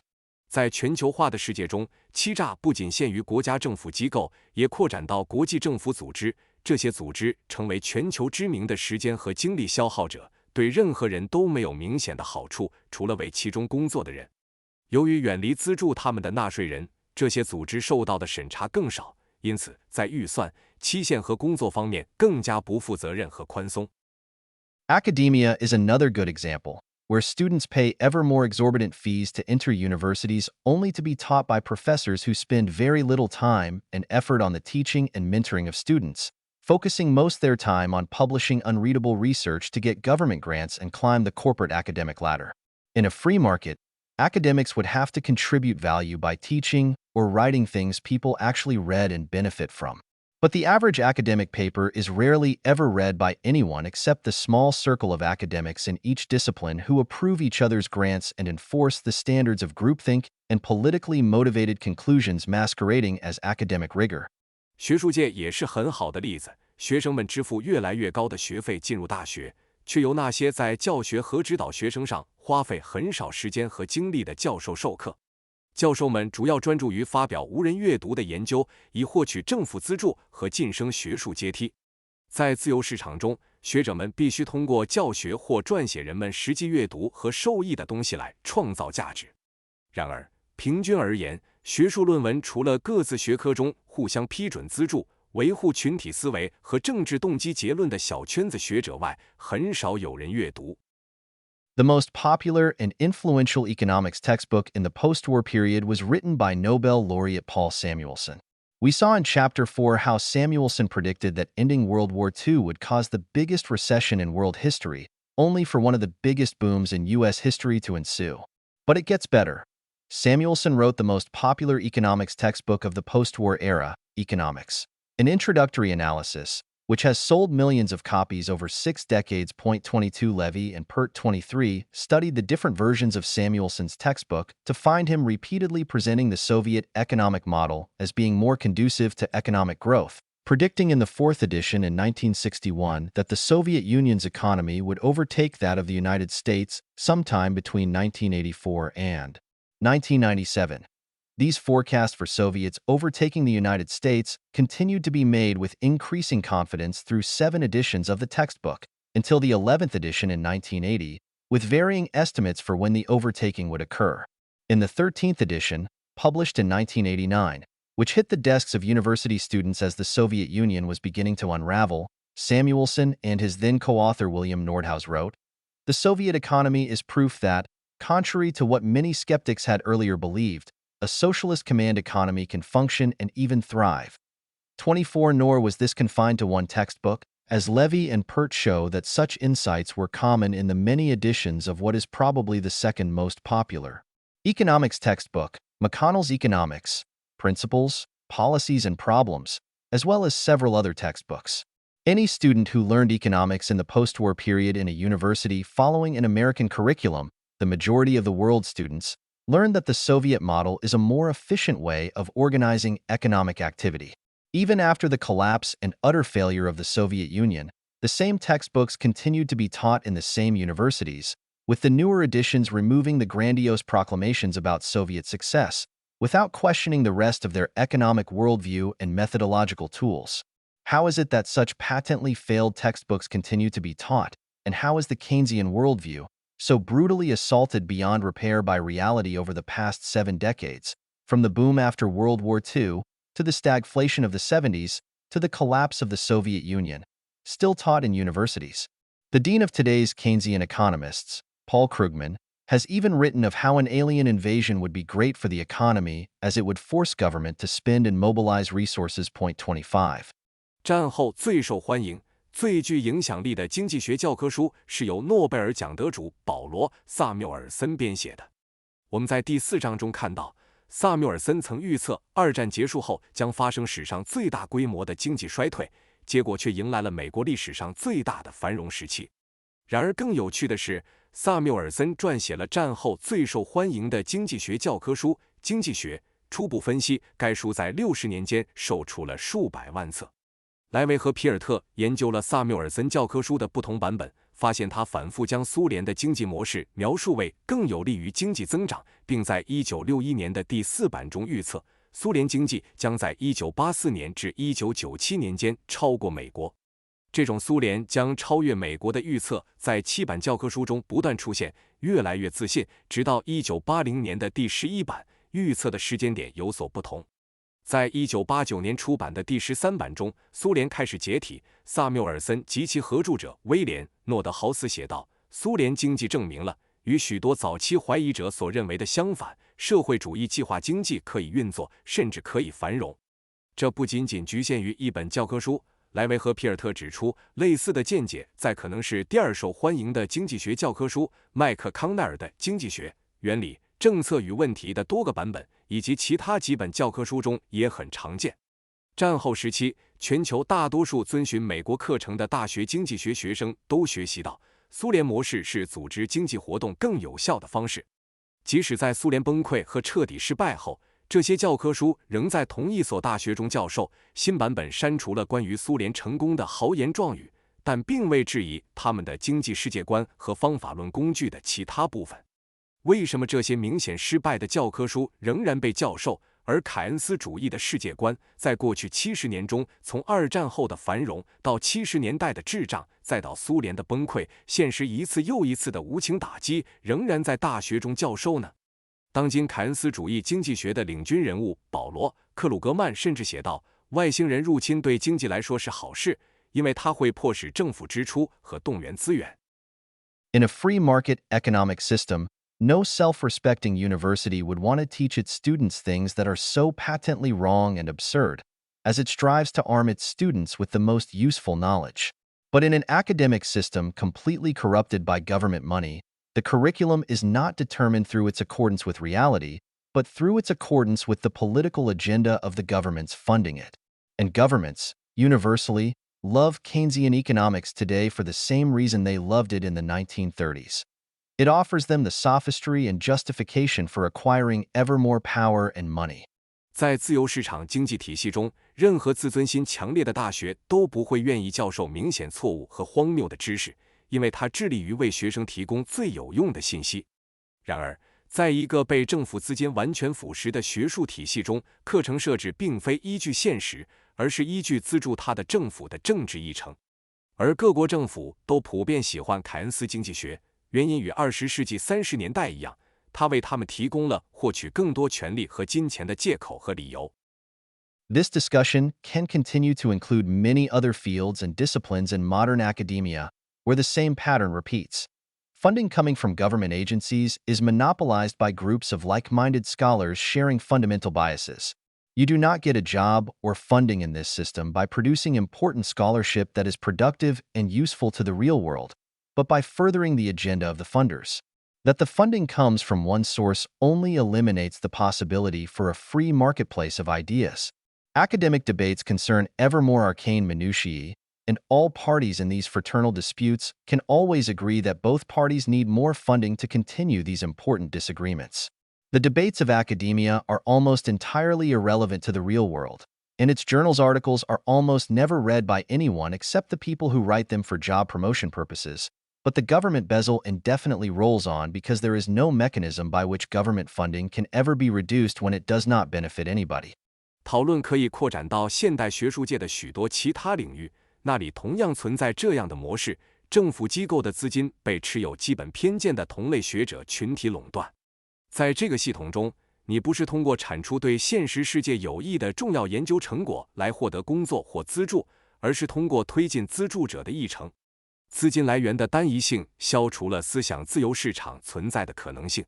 学术争论变得越来越琐碎，这些兄弟般的争端中的各方总能达成一致，即双方都需要更多的资金来继续这些重要的分歧。学术界的辩论几乎与现实世界无关，其期刊文章几乎只有为了晋升而写作的人会阅读，但政府的浪费无休止的继续，因为没有机制可以在对任何人都无益的情况下减少政府资助。In a society with sound money, banking is a very important and productive job where bankers perform two highly pivotal functions for economic prosperity: the safekeeping of assets as deposits and the matching of maturity and risk tolerance between investors and investment opportunities. Bankers make their money by taking a cut from the profits if they succeed in their job, but make no profit if they fail. Only the successful bankers and banks stay in their job, as those that fail are weeded out. In a society of sound money, there are no liquidity concerns over the failure of a bank, as all banks hold all their deposits on hand and have investments of matched maturity. In other words, there is no distinction between illiquidity and insolvency, and there is no systemic risk that could make any bank too big to fail. A bank that fails is the problem of its shareholders and lenders, and nobody else. 在一个健全货币的社会中，银行业是一项非常重要且富有成效的工作。银行家为经济繁荣执行两个关键职能：安全保管资产作为存款，以及匹配投资者和投资机会的期限和风险承受能力。银行家通过成功完成工作时，从利润中抽取一部分来赚钱，但如果失败，则无利可图。只有成功的银行家和银行才能继续他们的工作，因为失败者会被淘汰。在健全货币的社会中，银行失败不会引发流动性问题，因为所有银行都持有全部存款，并且投资的期限匹配。换句话说，流动性不足和资不抵债之间没有区别，不存在任何可能导致银行太大而不能倒的系统性风险。失败的银行是其股东和债权人的问题，与其他任何人无关。Unsound money allows the possibility of mismatching maturity, of which fractional reserve banking is but a subset, and this leaves banks always liable to a liquidity crisis or a bank run.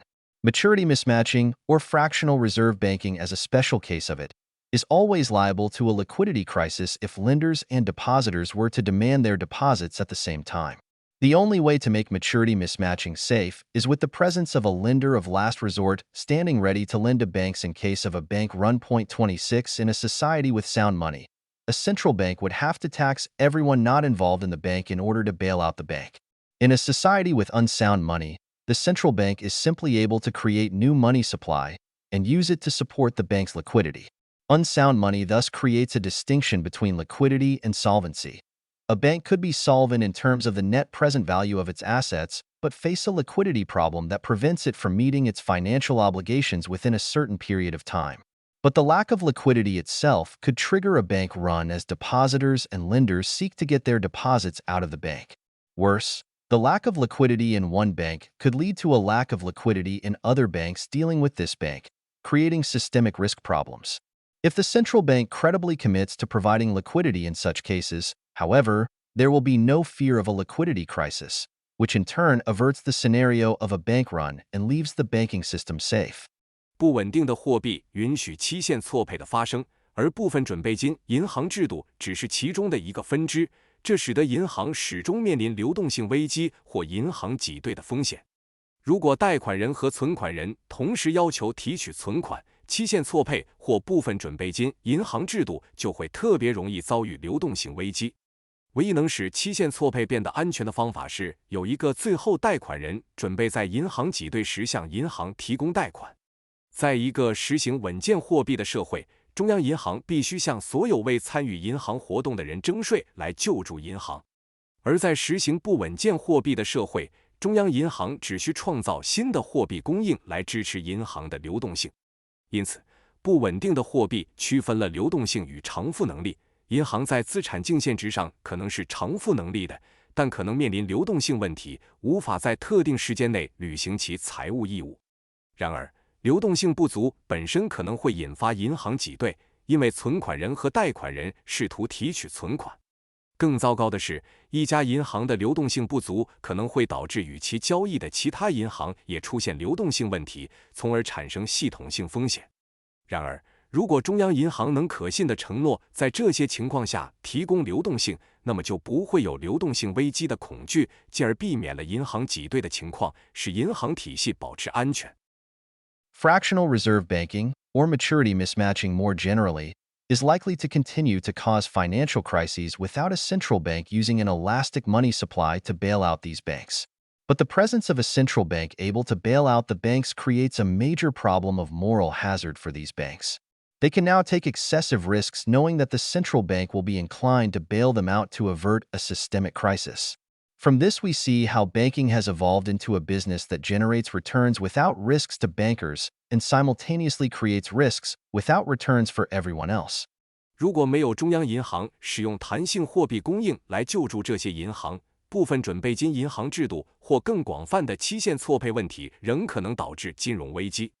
但中央银行能够救助银行的存在，对这些银行产生了重大的道德风险问题。他们现在可以承担过度风险，因为他们知道中央银行为了避免系统性危机，可能会倾向于救助他们。从中我们可以看到，银行业已经演变成一种业务，银行家可以在无风险的情况下获取回报，同时为其他人创造了有风险但无回报的情况。Banking is an industry that seemingly only grows these days, and banks cannot go out of business. Due to the systemic risks involved in running a bank, any failure of a bank can be viewed as a liquidity problem and will very likely get the support of the central bank. No other ostensibly private industry enjoys such an exorbitant privilege, combining the highest rates of profitability in the private sector with the protection of the public sector. This combination has made bankers' work as creative and productive as that of public sector employees, but more rewarding than most other jobs. As a result, the financial industry just keeps growing as the U.S. economy becomes ever more financialized. Since the repeal of the Glass-Steagall Act in 1999, the separation between deposit and investment banking has been removed, and so the deposit banks who had FDIC deposit guarantee can now also engage in investment financing, having the FDIC guarantee protect them from investment losses. An investor who has a loss guarantee has a free option, effectively, a license to print money.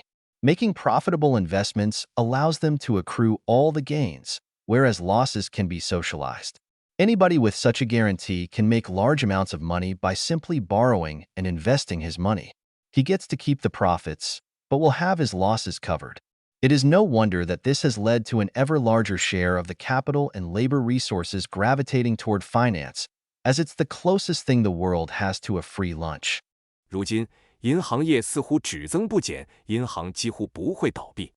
由于银行业涉及系统性风险，任何银行的失败都可能被视为流动性问题，极有可能得到中央银行的支持。没有其他看似私营的行业能享有如此过分的特权。他们结合了私营部门的最高利润率和公共部门的保护。这种结合使得银行家的工作如同公务员一样富有创新和生产力，但回报却远超大多数其他职业。因此，随着美国经济日益金融化，金融行业持续扩张。Economist Thomas Philippon 27 has produced detailed studies of the size of the financial sector as a percentage of GDP over the past 150 years. The ratio was less than 3% during the years preceding World War I, but was to shoot up afterwards, collapsing during the Great Depression, but growing seemingly in an unstoppable manner since the end of World War II. Anecdotally, one can see this reflected in the high percentage of university students who are interested in pursuing careers in finance, rather than in engineering, medicine, or other more productive industries. 自1999年废除格拉斯蒂格尔法案以来，存款银行和投资银行之间的分隔被取消，拥有联邦存款保险公司 FDIC 存款担保的存款银行现在也可以参与投资融资 ，FDIC 担保保护他们免受投资损失。有了损失保障的投资人实际上拥有了一个免费期权，相当于印钞许可。盈利投资时，他们独享收益；亏损时，损失则由社会承担。任何拥有这种保障的人都可以通过借款和投资来赚取大量资金，盈利归自己，亏损有保障。难怪越来越多的资本和劳动力资源流向金融行业，因为这是世界上最接近免费午餐的行业。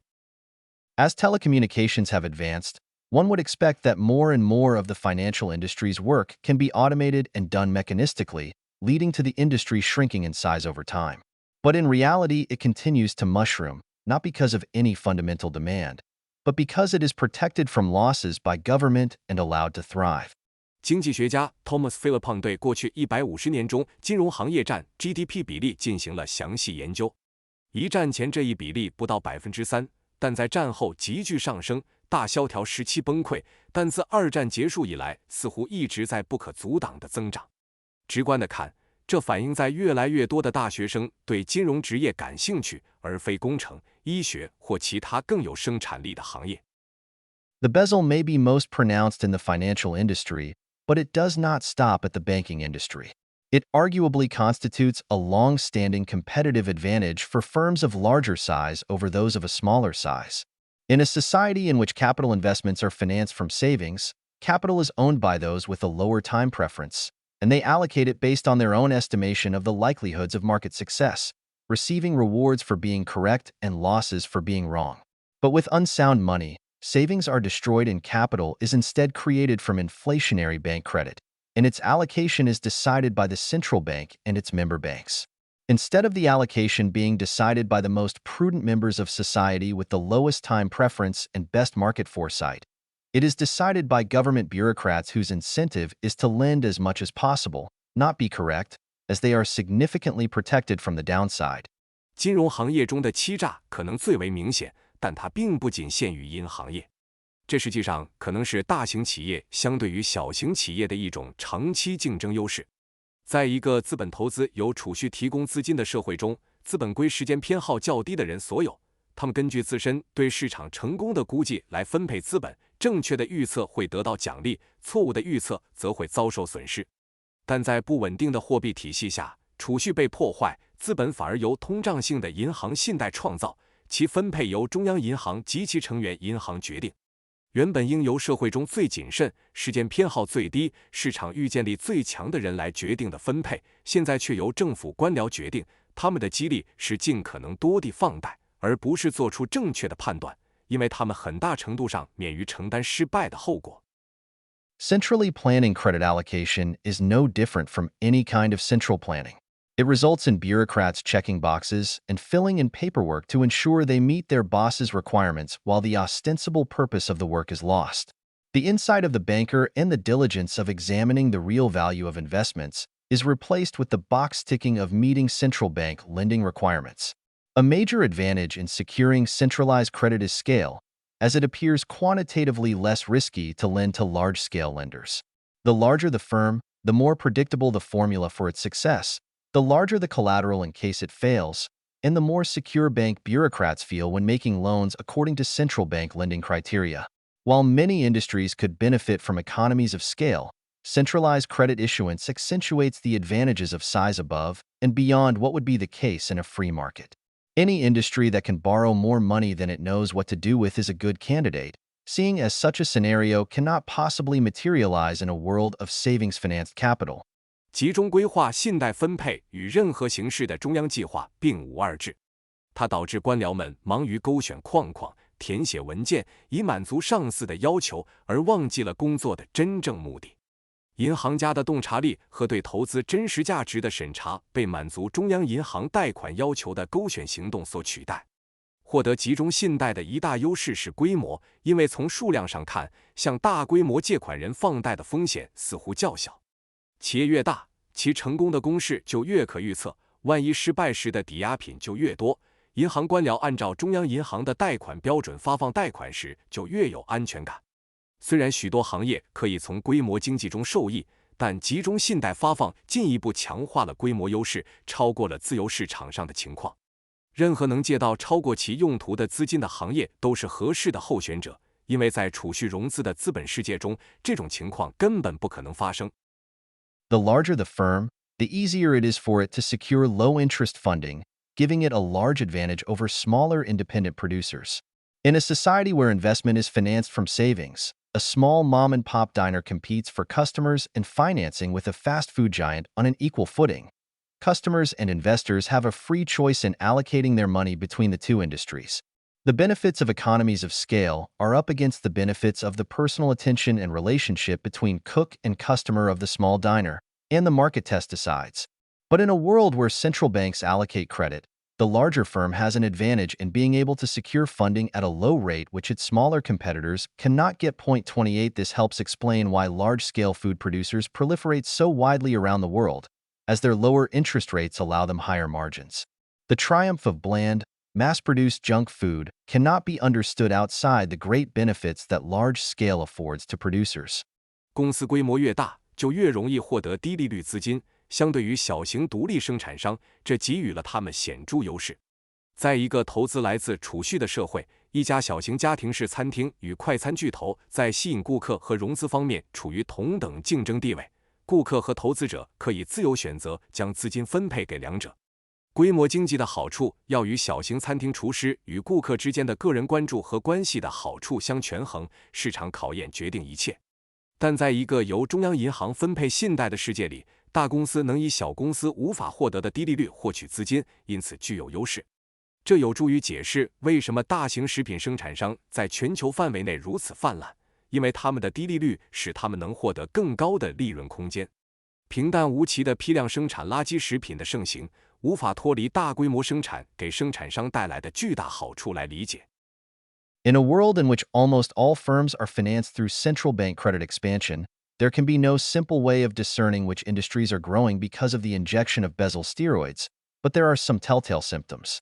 Any industry in which people complain about their asshole boss is likely part of the Basel, because bosses can only really afford to be assholes in the economic fake reality of the Basel. In a productive firm offering valuable service to society, success depends on pleasing customers. Workers are rewarded for how well they do that essential task, and bosses who mistreat their workers will either lose the workers to competitors or destroy their business quickly. In an unproductive firm that does not serve society and relies on bureaucratic largesse for its survival, there is no meaningful standard by which to reward or punish workers. The Basel can appear seductive from outside, thanks to the generous regular paychecks and the lack of actual work involved. But if there's one lesson economics teaches us, it is that there is no such a thing as a free lunch. Money being handed out to unproductive people will attract a lot of people who want to do these jobs, driving up the cost of doing these jobs in time and dignity. Hiring, firing, promotion, and punishment all happen at the discretion of layer upon layer of bureaucrats. No work is valuable to the firm, everyone is dispensable, and the only way anyone maintains a job is by proving valuable to the layer above him. A job in these firms is a full-time game of office politics. Such jobs are only appealing to shallow materialistic people who enjoy having power over others, and years of being maltreated are endured for the paycheck and the hope of being able to inflict this maltreatment on others.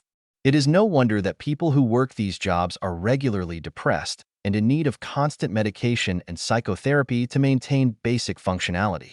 No amount of Basel money is worth the spiritual destruction that such an environment creates in people.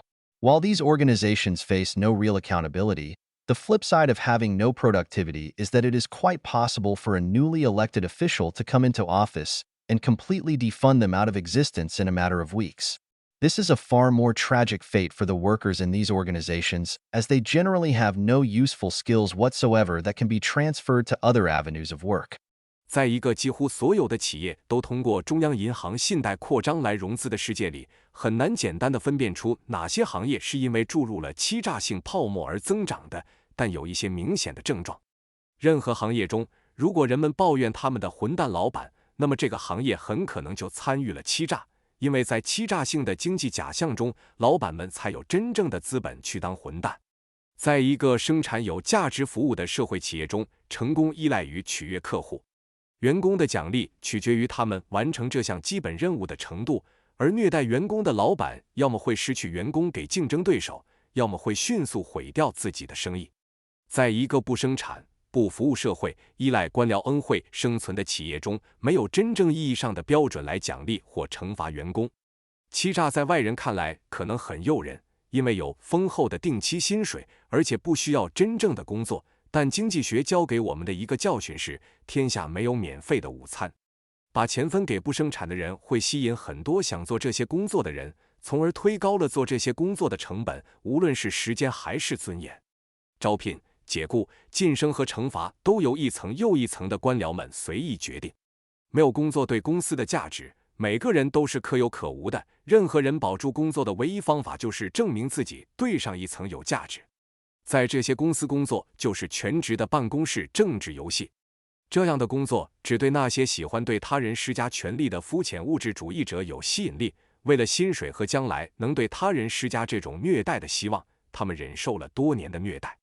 难怪这些工作岗位上的员工经常感到沮丧，需要持续的药物和心理治疗来维持基本的功能。无论欺诈性资金有多少，都不值得在这样的环境中对人的精神造成毁灭。虽然这些组织没有真正的问责制，但没有生产力的另一面是，新当选的官员完全有可能在几周内就切断资金，让他们不复存在。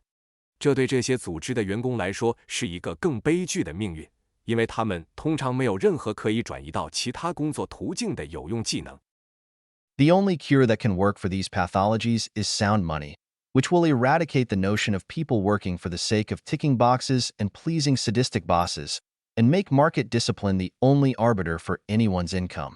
If you find yourself toiling away in one of these industries, where the stress of your job centers purely on pleasing your boss rather than producing something of value, and are not happy with this reality, you may be relieved or frightened to realize the world doesn't have to be this way, and your job may not survive forever, as your government's printing press might not continue working forever. Read on, because the virtues of sound money may inspire a new world of opportunity for you. 这些病症唯一的解药就是稳健的货币，它将消除人们为完成任务和取悦虐待狂上司而工作的观念，让市场纪律成为决定任何人收入的唯一标准。如果你发现自己在这样的行业中辛苦工作，工作压力完全集中在取悦上司而非创造价值，且对这种现状不满，你可能会感到宽慰或恐惧地意识到世界不必如此，你的工作可能无法永远持续，因为政府的印钞机可能不会永远运转。继续读下去，因为稳健货币的美德可能会为你开启一个全新的机会世界。Note. 注释 One Bettina Biengreaves, Ludwig von Mises on Money and Inflation, a synthesis of several lectures, page 32. 一 Bettina Biengreaves 路德维希冯米塞斯论货币与通货膨胀若干讲座的综合，第32页。Second John Matonis, Bitcoin Obliterates the State Theory of Money, Forbes, April 2, 2013. Available at http://www.forbes.com/sites/John Matonis/2013/04/03/Bitcoin Obliterates the State Theory of Money #6B9345F4B60. 2 John Matonis比特币消灭了国家货币理论，福布斯2013年4月2日。参见 http://3w.forbes.com/sites/John Matonis 2013-04-04 Bitcoin Obliterates the State Theory of Money 6B9345F4B6D. 3. And in capital theory, accept no substitutes for Austrian capital theory, as expounded by Bohm-Barak, Mises, Hayek, Rothbard, Puerta de Soto, Salerno, among others. 3. 在资本理论中，奥地利资本理论由 Bohm-Barak, Mises, Hayek, Rothbard, Puerta de Soto, Salerno 等人阐述是不可替代的。4J.M. Keynes, A Tract on Monetary Reform, 1923, Chapter 3, page 80. It is worth remarking that modern-day Keynesians reject the interpretation of this quote as signifying Keynes's concern for the present at the expense of the future. Instead, Keynesians like Simon Taylor argue that this signifies Keynes's prioritizing of tackling unemployment immediately rather than worrying about the remote threat of inflation. This defense unfortunately serves only to expose Keynes's modern disciples to be as short-termist as he, and exactly as ignorant of the fundamental reality that it is precisely the inflationist policies that cause the unemployment in the first place. See the true meaning of "in the long run we are all dead." Available at http://www.simontaylorsblog.com/2013/05/05/the true meaning of "in the long run we are all dead/". 4J.M. 凯恩斯《货币改革论》1923第3章第80页。值得一提的是，现代凯恩斯主义者否认这一引述意味着凯恩斯牺牲未来以满足当前的解读。相反，像西蒙、泰勒这样的凯恩斯主义者认为，这表明凯恩斯优先解决立即的失业问题，而非担忧遥远的通货膨胀威胁。这种辩护不幸地暴露出现代凯恩斯学派与凯恩斯本人一样短视，同样忽视了根本的事实，即正是通货膨胀政策导致了最初的失业。参见长期来看，我们都会死去的真正含义。参见 http://3w.simontaylorsblog.com 2013-05-05 The True Meaning of "In the Long Run We Are All Dead". 5. Remarks by Governor Ben S. Bernanke before the National Economists Club, Washington, D.C., November 21, 2002, Deflation. Making sure it doesn't happen here. 伍本 S. 伯南克在全美经济学家俱乐部的讲话，华盛顿特区，2002年11月21日，通缩，确保它不会在这里发生。6. E. Campbell McConnell, Stanley Brew, and Sean Flynn, Economics, New York. McGraw-Hill, 2009, page 535. 6. 参见坎贝尔、麦克康奈尔、斯坦利、布鲁、肖恩·福林，经济学，纽约，麦格劳·希尔，2009年，第535页。7. Carl Menger, On the Origins of Money, 1892. 齐卡尔·门格尔，货币的起源，1892年。8. Ludwig von Mises, Human Action, 1949. Page 421. 巴路德维希·冯·米塞斯，人类行为，1949年，第421页。9. Rothbard, Murray, The Austrian Theory of Money. The Foundations of Modern Austrian Economics, 1976, 160c 184. 九罗特·巴德·莫里，奥地利货币理论，现代奥地利经济学基础，1976年，160-184页。10. Ludwig von Mises, Human Action, 1949, p. 575. 史路德维希·冯·米塞斯，人类行为，1949年，第575页。11. C. Murray, Rothbard, Economic Depressions, Their Cause and Cure, Ludwig von Mises Institute, 2009. 11. 参见穆瑞·罗斯巴德，经济萧条的成因与解药，路德维希·冯·米塞斯研究所，2009年。12. Human Development Report 2005, New York, United Nations Development Program, 2005.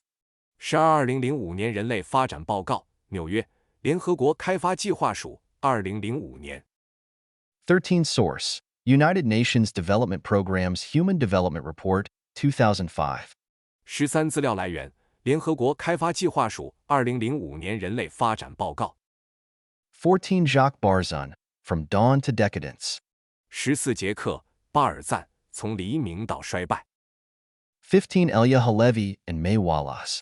The Age of Tyrannies, Economica, New Series, Volume 8, Number 29, February 1941 77-93. 15. 埃利·哈列维和梅·华拉斯，《暴政的时代》Economica 新系列，卷8，第29期，1941年2月，77-93页。16. Murray Rothbard, The End of Socialism and the Calculation Debate Revisited, The Review of Austrian Economics, Volume 5, Number 2, 1991. 16穆瑞·罗斯巴德《社会主义的终结与计算争论在探讨》，奥地利经济学评论，卷5，第2期，1991年。17 J. M. Keynes, The End of Laissez-faire, in Essays in Persuasion, pages 272 to 295. 17 J.M. 凯恩斯《自由放任的终结》，出自《说服文集》第272-295页。18 Murray Rothbard, A Conversation with Murray Rothbard, Austrian Economics Newsletter, Volume 11, Number 2, Summer 1990. 18穆雷·罗斯巴德与穆雷·罗斯巴德的对话，奥地利经济学通讯，第11卷，第2期，1990年夏季。19 John Kenneth Galbraith, The Great Crash 1929, Boston, Massachusetts, Houghton Mifflin Harcourt, 1997, page 133. 19约翰·肯尼斯·加尔布雷斯1929年大崩盘，马萨诸塞州波士顿，霍顿·米夫林·哈考特1997年，第133页。20 If for some reason you haven't already, you really should read Nassim Nicholas Taleb's works on this. Fooled by Randomness, The Black Swan, Anti-Fragility, and Skin in the Game. 20如果你还没读过，真的应该看看纳西姆·尼古拉斯·塔勒布关于这个主题的作品《随机漫步的傻瓜》、《黑天鹅反脆弱和风险的皮肤》。21 For more on this topic, see James M. Buchanan and Gordon Tullock, The Calculus of Consent, Logical Foundations of Constitutional Democracy, 1962. 21关于此主题的更多信息，参见詹姆斯 ·M. 布坎南和戈登·图洛克同意的算术：宪法民主的逻辑基础，1962年。22 Mark Skousen, The Perseverance of Paul Samuelson's Economics, Journal of Economic Perspectives, Volume 11, Number 2, 1997, 137 to 152. 22马克·斯科森、保罗·萨缪尔森经济学的持久影响，经济展望杂志第11卷，第2期，1997年，137-152页。23 David Levy and Sandra Pert, Soviet Growth and American Textbooks. An Endogenous Past, Journal of Economic Behavior and Organization, Volume 78, Issues 1 to 2, April 2011, 110 to 125. 23大卫、利维和桑德拉·皮亚特，苏联的增长与美国教科书，一个内生的过去，经济行为与组织杂志，第78卷，第1至2期，2011年4月，110-125。24 Mark Skousen, The Perseverance of Paul Samuelson's Economics, Journal of Economic Perspectives, Volume 11, Number 2, 1997, 137 to 152. 24马克·斯科森、保罗·萨缪尔森经济学的持久性，经济展望杂志，第11卷，第2期，1997年，137-152。25 Paul Krugman, Secular Stagnation, Coal Mines, Bubbles, and Larry Summers, New York Times, November 16, 2003. 25保罗·克鲁格曼，长期停滞、煤矿、泡沫与拉里·萨默斯，纽约时报，2003年11月16日。26 For a formal modeling of this statement, C.D. W. Diamond and P. H. Dybvig, Bank Runs, Deposit Insurance and Liquidity, Journal of Political Economy, Volume 91, Number 3, 1983 400, and 1 of 419. 26对这一观点的正式建模，参见 D.W. Diamond 和 P.H. Dybvig 银行挤兑、存款保险与流动性政治经济学杂志第91卷，第3期，1983年401-419。27 Thomas Philippon and Ariel Reshef, An International Look at the Growth of Modern Finance, Journal of Economic Perspectives, Volume 27, Number 2, 2013 73 to 96. 27托马斯·菲利彭和阿里尔·雷谢夫现代金融的增长国际视角经济展望杂志第27卷，第2期，2013年73-96。28 The centralization of credit issuance can be viewed as a government intervention in the operation of Coase's law, described by Coase in his essay. The Nature of the Firm, Economica, Volume 4, Number 16, 1937, 386 to 405. According to Coase, the reason firms exist is that the individual contracting of tasks can be more expensive because it involves transaction costs, such as search and information, bargaining, contracting, and enforcement costs. A firm will thus grow for as long as it can benefit from doing activities in-house to overcome higher external contracting costs. In a world of depreciating currency and centrally allocated credit, achieving financing becomes one of the main cost advantages of growing in size. Large firms have more capital goods and collateral, which allows them lower funding terms. The incentive for every business is thus to grow beyond what consumers would prefer. In a free market for capital where firms had to rely much more on their revenues and securing credit on free markets, the output will favor the scale of production most suited to consumers' preferences. 28信贷发行的集中化可以看作是政府对科斯定律的干预。科斯在论文公司的性质中描述了这一定律，《经济学季刊》第4卷第16期，1937年386-405。根据科斯的观点，公司存在的原因是任务的个体合同可能更昂贵，因为它涉及交易成本，如搜索和信息成本、谈判、合同和执行成本。只要公司能通过内部化活动来克服更高的外部合同成本，它就会继续扩大。在一个货币贬值和信贷集中分配的世界里，获得融资成为规模增长的主要成本优势之一。大公司拥有更多的资本设备和抵押品，这使他们能获得更低的融资条件。因此，每个企业的激励是增长到超出消费者偏好的程度。在一个资本自由市场，企业必须更多地依赖其收入，并在自由市场上获得信贷，产出将更倾向于符合消费者偏好的生产规模。Chapter 8, Digital Money. 第8章，数字货币。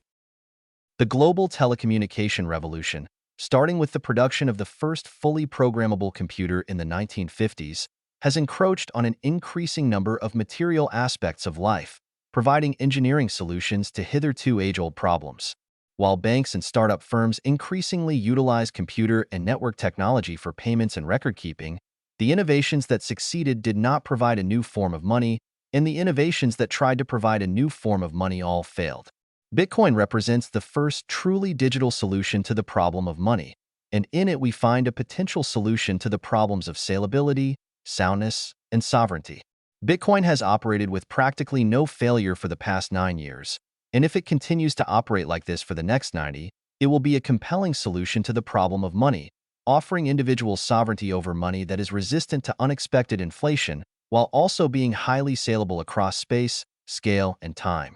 Should Bitcoin continue to operate as it already has, all the previous technologies humans have employed as money, shells, salt, cattle, precious metals, and government paper, may appear quaint anachronisms in our modern world, abacuses next to our modern computers.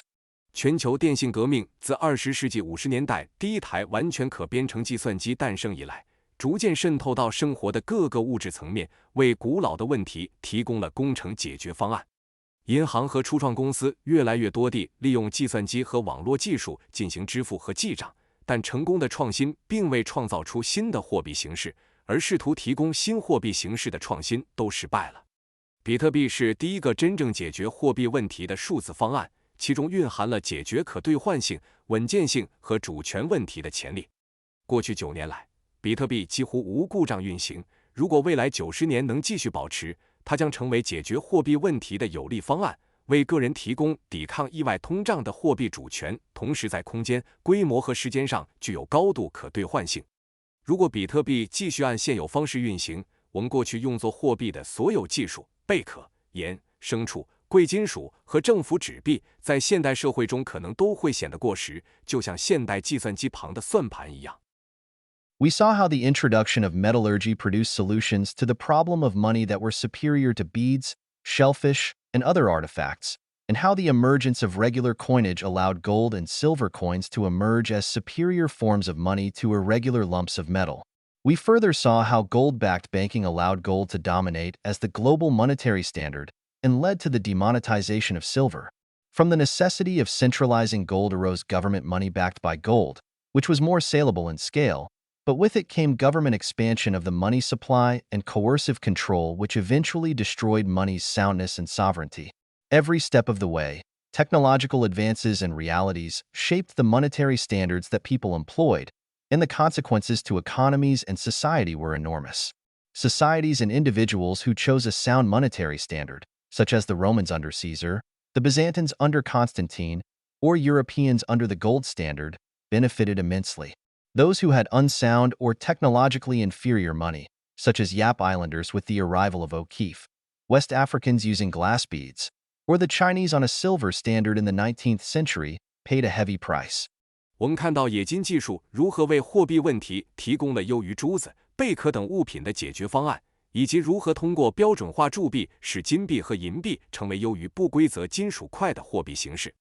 我们还看到黄金支持的银行业务如何使黄金成为全球货币标准，并导致白银的非货币化。从集中黄金的必要性中产生了由黄金支持的政府货币，它在规模上更具可兑换性，但随之而来的是政府对货币供应的扩张和强制控制，最终破坏了货币的稳健性和主权。每一步技术进步和现实情况都塑造了人们使用的货币标准，对经济和社会的影响巨大。选择稳健货币标准的社会和个人，如凯撒时期的罗马、君士坦丁时期的拜占庭或实行金本位的欧洲，都从中大大受益。而那些拥有不稳健或技术上落后货币的，如奥基夫到达时的雅普岛民、使用玻璃珠的西非人，或19世纪实行银本位的中国，都付出了沉重代价。Bitcoin represents a new technological solution to the money problem, born out of the digital age, utilizing several technological innovations that were developed over the past few decades and building on many attempts at producing digital money to deliver something which was almost unimaginable before it was invented. To understand why, we will focus on the monetary properties of Bitcoin as well as the economic performance of the network since its inception. In the same way that a book on the gold standard would not discuss the chemical properties of gold, this chapter will not delve too much into the technical details of the operation of the Bitcoin network, instead focusing on the monetary properties of the Bitcoin currency. 比特币是一种针对货币问题的新技术解决方案，源自数字时代，利用过去几十年发展起来的多项技术创新，并在多次尝试创造数字货币的基础上，最终实现了一种在它诞生之前几乎难以想象的事物。为了理解这一点，我们将关注比特币的货币属性以及自成立以来网络的经济表现。就像一本关于金本位的书不会详述黄金的化学性质一样，这一章也不会过多探讨比特币网络的运行技术细节，而是专注于比特币货币的货币属性。Bitcoin as digital cash. 比特币作为数字货币。To understand the significance of a technology for digital cash, it is instructive to look at the world before Bitcoin was invented, when one could neatly divide payment methods into two distinct non-overlapping categories. 要理解数字货币技术的重要性，回顾比特币发明之前的世界是有启发性的。那时，支付方式可以清晰地分为两个互不重叠的类别。Cash payments, which are carried out in person between two parties. These payments have the convenience of being immediate and final, and require no trust on the part of either transacting party. There is no delay in the execution of the payment, and no third party can effectively intervene to stop such payments. Their main drawback is the need for the two parties to be physically present in the same place at the same time, a problem which becomes more and more pronounced as telecommunication makes it more likely for individuals to want to transact with persons who are not in their immediate vicinity.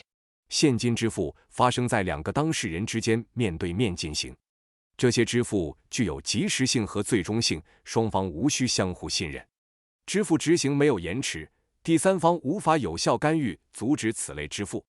主要缺点是双方必须在同一时间、同一地点亲自出现。随着通信技术的发展，人们更可能与附近以外的人进行交易，这一问题变得越来越突出。Intermediated payments, which require a trusted third party and comprise checks, credit cards, debit cards, bank wire transfers, money transfer services, and more recent innovations such as PayPal. By definition, intermediated payment involves a third party handling the money transfer between the two transacting parties. The main advantages of intermediated payments are allowing payments without the two parties having to be at the same place at the same time, and allowing the payer to make payment without having to carry her money on her. Their main drawback is the trust that is required in execution of the transactions, the risk of the third party being compromised, and the costs and time required for the payment to be completed and cleared to allow the recipient to spend it. 中介支付需要可信的第三方，包括支票、信用卡、借记卡、银行电汇、汇款服务以及像 PayPal 这样的新兴创新。中介支付本质上涉及第三方处理两个交易方之间的资金转移。中介支付的主要优点是允许双方无需同时在同一地点进行支付，以及允许付款人无需随身携带现金即可付款。主要缺点是交易执行中需要的信任、第三方可能被破坏的风险，以及完成和清算支付所需的成本和时间，以便收款人可以使用这些资金。Both forms of payment have their advantages and drawbacks, and most people resort to a combination of the two in their economic transactions. Before the invention of Bitcoin, intermediated payments included, though were not limited to, all forms of digital payment. The nature of digital objects, since the inception of computers, is that they are not scarce. They can be reproduced endlessly, and as such it was impossible to make a currency out of them, because sending them will only duplicate them. Any form of electronic payment had to be carried out via an intermediary because of the danger of double spending. There was no way of guaranteeing that the payer was being honest with his funds and not using them more than once, unless there was a trusted third party overseeing the account and able to verify the integrity of the payments carried out. Cash transactions were confined to the physical realm of direct contact, while all digital forms of payments had to be supervised by a third party. 支付方式各有优缺点，大多数人会在交易中结合使用。在比特币出现之前，中介支付但不限于包括所有形式的数字支付。自计算机诞生以来，数字物品的本质就是非稀缺的，可以无休止的复制，因此无法将其作为货币，因为发送它们只会产生复制品。由于存在双重支付的风险，任何电子支付都必须通过中介进行，因为无法保证付款人对其资金的诚实，除非有可信赖的第三方监督账户并能验证支付的完整性。现金交易局限于直接接触的物理领域，而所有数字支付形式都必须由第三方监督。After years of innovative trial and error by many programmers, and through relying on a wide range of technologies, Bitcoin was the first engineering solution that allowed for digital payments without having to rely on a trusted third-party intermediary. By being the first digital object that is verifiably scarce, Bitcoin is the first example of digital cash. 经过众多程序员多年的创新尝试和各种技术的应用，比特币成为首个无需依赖可信第三方中介的数字支付解决方案。作为首个可验证稀缺的数字对象，比特币是数字现金的首次实现。There are several drawbacks to transacting through trusted third parties, which make digital cash a valuable proposition for many. Third parties are by their very nature an added security weakness one. Involving an extra party in your transaction inherently introduces risk because it opens up new possibilities for theft or technical failure. Further, payment through intermediaries leaves the parties vulnerable to surveillance and bans by political authorities. In other words, when resorting to any form of digital payment, there was no alternative to trusting in a third party, in whichever political authorities rule over it, and being subject to the risk of the political authority stopping the payment under pretext of security, terrorism, or money laundering. To make matters worse, intermediated payments always involve a risk of fraud, which raises transaction costs and delays final settlement of payments. 通过可信第三方进行交易存在多处弊端，这使得数字现金对许多人具有价值。第三方本质上增加了安全弱点，交易中涉及额外一方会引入风险，因为它为盗窃或技术故障开辟了可能性。此外，通过中介支付使双方容易受到政治当局的监控和禁令。换句话说，使用任何形式的数字支付都不得不信任第三方和其所在的政治权威，并面临政治当局以安全、反恐或反洗钱为由阻止支付的风险。更糟糕的是，中介支付总是存在欺诈风险，这增加了交易成本并延迟了支付的最终结算。In other words, intermediated payments take away a significant share of the properties of money as a medium of exchange controlled by its owner, with high liquidity for him to sell whenever he wants. of the most persistent characteristics of money historically are fungibility. Any unit of money is equivalent to any other unit, and liquidity, ability of the owner to sell quickly at market price. People choose monies that are fungible and liquid because they want sovereignty over their money. Sovereign money contains within it all the permission needed to spend it. The desire for others to hold it exceeds the ability of others to impose controls on it. 换句话说，中介支付剥夺了货币作为由其所有者控制的交换媒介的许多属性，降低了其随时出售的流动性。历史上，货币最持久的特性之一是可替代性，任何货币单位都等同于其他单位，和流动性，所有者能快速按市场价格出售的能力。人们选择可替代和流动的货币，是因为他们希望对自己的货币拥有主权。主权货币包含了花费它的所有许可，人们持有它的愿望超过了他人对其施加控制的能力。While intermediated payments compromise some of the desirable features of money, these shortcomings are not present in physical cash transactions. But as more trade and employment takes place over long distances thanks to modern telecommunication, physical cash transactions become prohibitively impractical. The move toward digital payments was reducing the amount of sovereignty people have over their own money and leaving them subject to the whims of the third parties they had no choice but to trust. Further, the move from gold, which is money that nobody can print, toward fiat currencies whose supply is controlled by central banks further reduced people's sovereignty over their wealth and left them helpless in the face of the slow erosion of the value of their money as central banks inflated the money supply to fund government operation. It became increasingly impractical to accumulate capital and wealth without the permission of the government issuing that money. 尽管中介化的支付方式牺牲了货币的一些理想特性，但这些缺陷在实物现金交易中并不存在。然而，随着现代通讯技术的发展，远程贸易和就业日益增多，实物现金交易变得极为不便。转向数字支付正在削弱个人对自己金钱的主权，使他们受制于不得不信任的第三方。此外，从没有人能增发的黄金转向由中央银行控制供应的法定货币，进一步削弱了人们对自身财富的主权，使他们在面对中央银行为资助政府运作而扩大货币供应，导致货币价值缓慢侵蚀时无能为力。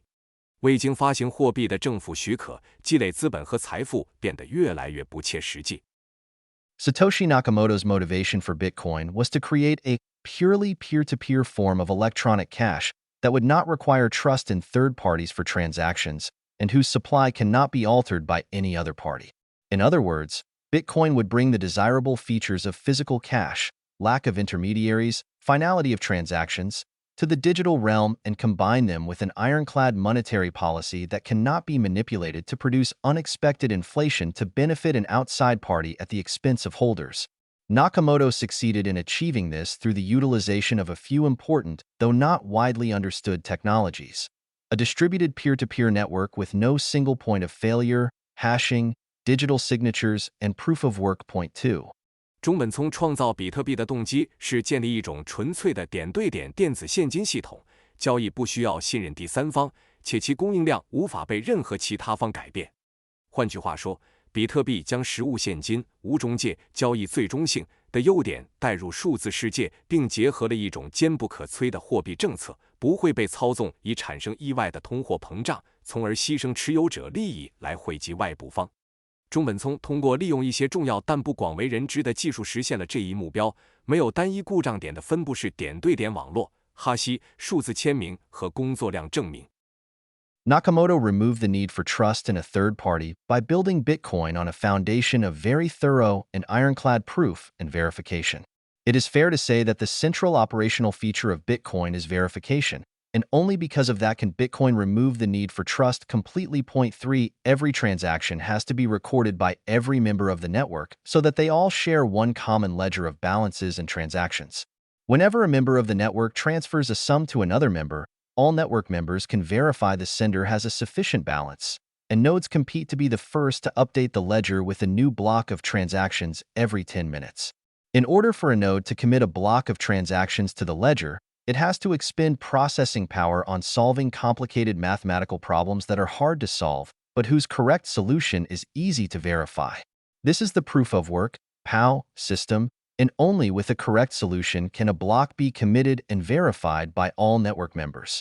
While these mathematical problems are unrelated to the Bitcoin transactions, they are indispensable to the operation of the system as they force the verifying nodes to expend processing power which would be wasted if they included fraudulent transactions. Once a node solves the proof of work correctly and announces the transactions, other nodes on the network vote for its validity, and once a majority has voted to approve the block, nodes begin committing transactions to a new block to be amended to the previous one and solving the new proof of work for it. Crucially, the node that commits a valid block of transactions to the network receives a block reward consisting of brand new bitcoins added to the supply along with all the transaction fees paid by the people who are transacting. 中本聪通过构建在严谨而坚不可摧的证明和验证基础上的比特币，消除了对第三方的信任需求。可以说，比特币的核心运行特性就是验证，正因为如此，比特币才能完全消除信任的需要。网络中的每一笔交易都必须由所有成员记录，以便他们共享一个共同的余额和交易账本。每当网络中的一个成员向另一个成员转账时，所有成员都可以验证发送方是否有足够的余额。节点们竞争成为每10分钟更新一次账本、添加新交易区块的第一个。为了将交易区块添加到账本中，节点必须在解决复杂的数学问题上消耗计算力。这些问题难以解决，但其正确答案却易于验证。这就是工作量证明 （Proof of Work） 系统。只有找到正确的解决方案，区块才能被所有网络成员确认和验证。虽然这些数学问题与比特币交易无关，但对于系统的运行至关重要，因为它们迫使验证节点消耗计算力。如果包含欺诈交易，这些计算力将被浪费。一旦一个节点正确解决工作量证明并宣布交易，网络上的其他节点会对其时效性进行投票。一旦多数节点批准该区块，节点们就开始将交易添加到新的区块中，以修改前一个区块并解决新的工作量证明。至关重要的是，将有效交易区块提交给网络的节点会获得区块奖励，包括新创造的比特币和交易者支付的所有交易费用。This process is what is referred to as mining, analogous to the mining of precious metals, and is why nodes that solve proof of work are known as miners. This block reward compensates the miners for the resources they committed to proof of work. Whereas in a modern central bank, the new money created goes to finance lending and government spending, in Bitcoin the new money goes only to those who spend resources on updating the ledger. Nakamoto programmed Bitcoin to produce a new block roughly every 10 minutes, and for each block to contain a reward of 50 coins in the first 4 years of Bitcoin's operation, to be halved afterwards to 25 coins, and further halved every 4 years. 这一过程被称为挖矿，类似于开采贵金属，因此解决工作量证明的节点被称为矿工。区块奖励是对矿工投入资源进行工作量证明的补偿。与现代中央银行创造的新货币用于借贷和政府支出不同，比特币中创造的新货币只流向那些投入资源更新账本的人。中本聪设定比特币大约每10分钟产生一个新区块，在比特币运营的前4年，每个区块的奖励为50枚硬币，之后减半至25枚，之后每4年再减半。The quantity of bitcoins created is pre-programmed and cannot be altered no matter how much effort and energy is expended on proof of work. This is achieved through a process called difficulty adjustment, which is perhaps the most ingenious aspect of Bitcoin's design. As more people choose to hold Bitcoin, this drives up the market value of Bitcoin and makes mining new coins more profitable, which drives more miners to expend more resources on solving proof-of-work problems. More miners means more processing power, which would result in the solutions to the proof-of-work being arrived at faster, thus increasing the rate of issuance of new Bitcoins. But as the processing power rises, Bitcoin will raise the difficulty of the mathematical problems needed to unlock the mining rewards to ensure blocks will continue to take around 10 minutes to be produced. 比特币的发行量是预设的，无论在工作量证明上投入多少努力和能源都无法改变。这是通过一种称为难度调整的过程实现的，这可能是比特币设计中最巧妙的部分。随着更多人选择持有比特币，这会推高比特币的市场价值，使得挖矿新币变得更加有利可图，进而吸引更多矿工投入更多资源解决工作量证明问题。更多的矿工意味着更大的处理能力，这将导致工作量证明的解决方案更快找到，从而增加新比特币的发行速度。但随着处理能力的提升，比特币会提高解锁挖矿奖励所需的数学问题的难度，以确保区块的生成时间仍保持在大约10分钟。Difficulty adjustment is the most reliable technology for making hard money and limiting the stock-to-flow ratio from rising, and it makes Bitcoin fundamentally different from every other money. Whereas the rise in value of any money leads to more resources dedicated to its production and thus an increase in its supply, as Bitcoin's value rises, more effort to produce Bitcoins does not lead to the production of more Bitcoins. Instead, it just leads to an increase in the processing power necessary to commit valid transactions to the Bitcoin network, which only serves to make the network more secure and difficult to compromise. Bitcoin is the hardest money ever invented. Growth in its value cannot possibly increase its supply. It can only make the network more secure and immune to attack. 难度调整是确保硬通货并限制流通量与存量比例上升的最可靠技术，这使得比特币从根本上区别于所有其他货币。其他货币的价值上涨会导致更多资源投入生产，从而增加供应量，而比特币价值上升时，更多的挖矿努力并不会产生更多比特币。相反，它只会增加将有效交易提交到比特币网络所需的处理能力，这只会使网络更安全，更难以被攻击。比特币是有史以来最硬的货币，其价值的增长不可能增加供应量，只能使网络更安全、更抗攻击。For every other money, as its value rises, those who can produce it will start producing more of it. Whether it is rice stones, seashells, silver, gold, copper, or government money, everyone will have an incentive to try to produce more. The harder it was to produce new quantities of the money in response to price rises, the more likely it was to be adopted widely and used, and the more a society would prosper because it would mean individuals' efforts at producing wealth will go towards serving one another, not producing money, an activity with no added value to society because any supply of money is enough to run any economy. Gold became the prime money of every civilized society precisely because it was the hardest to produce. But Bitcoin's difficulty adjustment makes it even harder to produce. A massive increase in the price of gold will, in the long run, lead to larger quantities being produced. But no matter how high the price of Bitcoins rises, the supply stays the same and the safety of the network only increases. 对于其他任何货币，随着其价值上升，能够生产它的人会开始生产更多。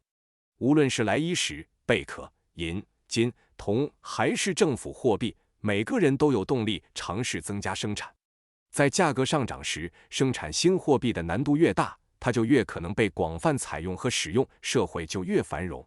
因为这意味着个人创造财富的努力将用于服务彼此，而不是生产货币，一种对社会没有附加值的活动。因为任何货币供应量都足以支撑经济运行。黄金成为每个文明社会的主要货币，正是因为其最难生产，而比特币的难度调整使其生产难度更大。黄金价格的大幅上涨最终会导致产量增加，但无论比特币价格如何上涨，供应量保持不变，网络安全性只会增强。The security of Bitcoin lies in the asymmetry between the cost of solving the proof of work necessary to commit a transaction to the ledger and the cost of verifying its validity. It costs ever-increasing quantities of electricity and processing power to record transactions, but the cost of verifying the validity of the transactions is close to zero and will remain at that level no matter how much Bitcoin grows. To try to commit fraudulent transactions to the Bitcoin ledger is to deliberately waste resources on solving the proof of work only to watch nodes reject it at almost no cost, thereby withholding the block reward from the miner. 比特币的安全性源于在将交易记录到账本所需的工作量证明成本与验证交易有效性的成本之间的不对称性。记录交易需要消耗越来越多的电力和计算力，但验证交易有效性的成本接近于零，并且无论比特币规模如何增长，都将保持这一水平。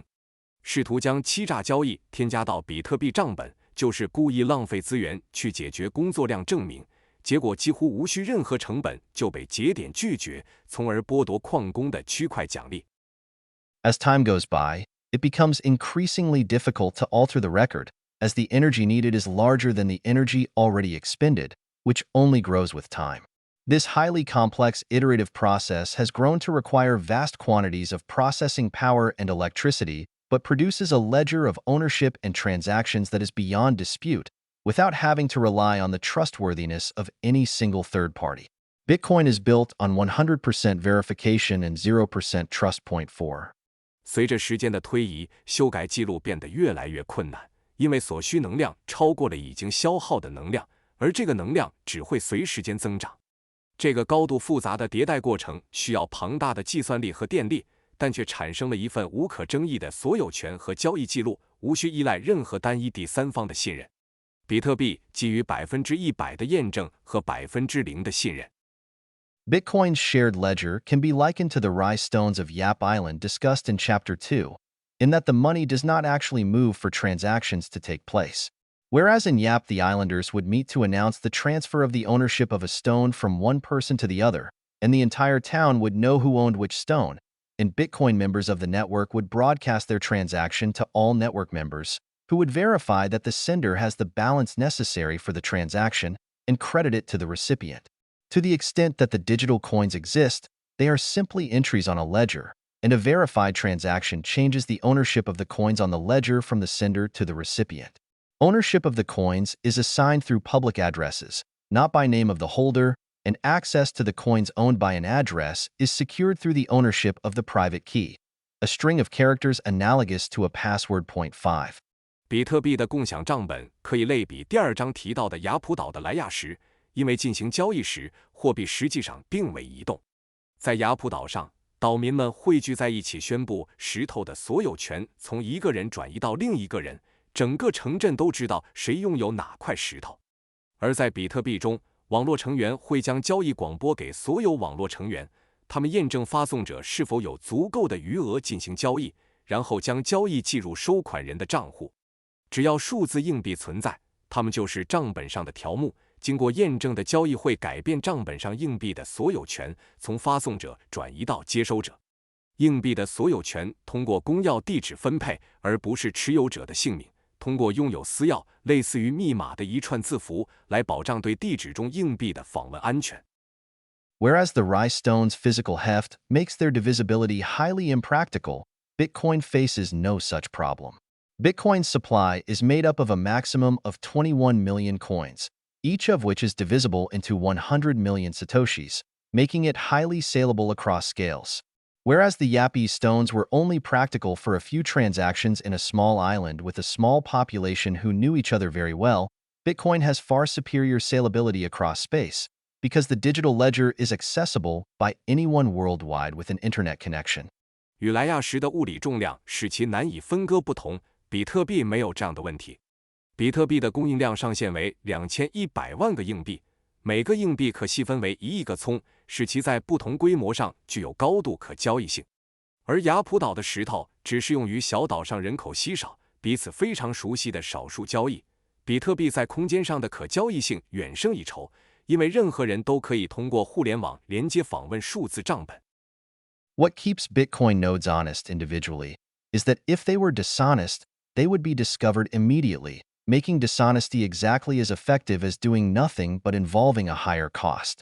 Collectively, what prevents a majority from colluding to be dishonest is that if they were to succeed in compromising the integrity of the ledger of transactions, the entire value proposition of Bitcoin would be destroyed and the Bitcoin token's value would collapse to nothing.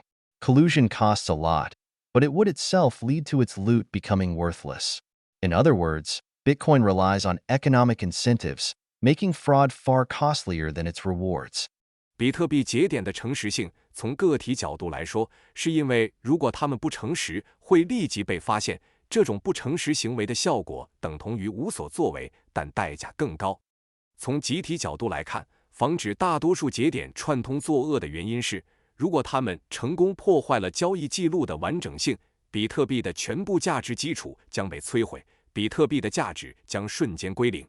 合谋代价高昂，但结果只会让他们的掠夺变得一文不值。换句话说，比特币依赖经济激励，使得欺诈的成本远高于其收益。No single entity is relied upon for maintaining the ledger, and no single individual can alter the record on it without the consent of a majority of network members.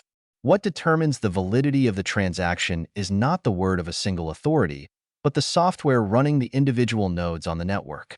没有单一实体负责维护账本，任何个人也无法在未经多数网络成员同意的情况下修改记录。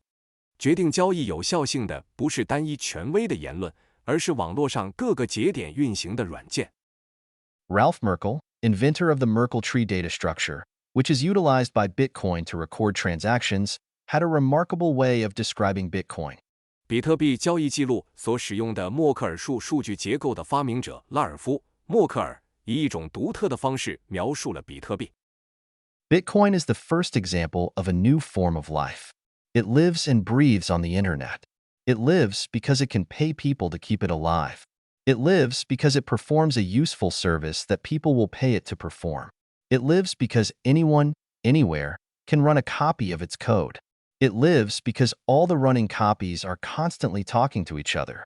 It lives because if any one copy is corrupted, it is discarded, quickly and without any fuss or muss. It lives because it is radically transparent. Anyone can see its code and see exactly what it does. 比特币是新型生命形式的第一个例子。它在互联网上生存和呼吸。它生存是因为它能付钱让人们维持它的生命。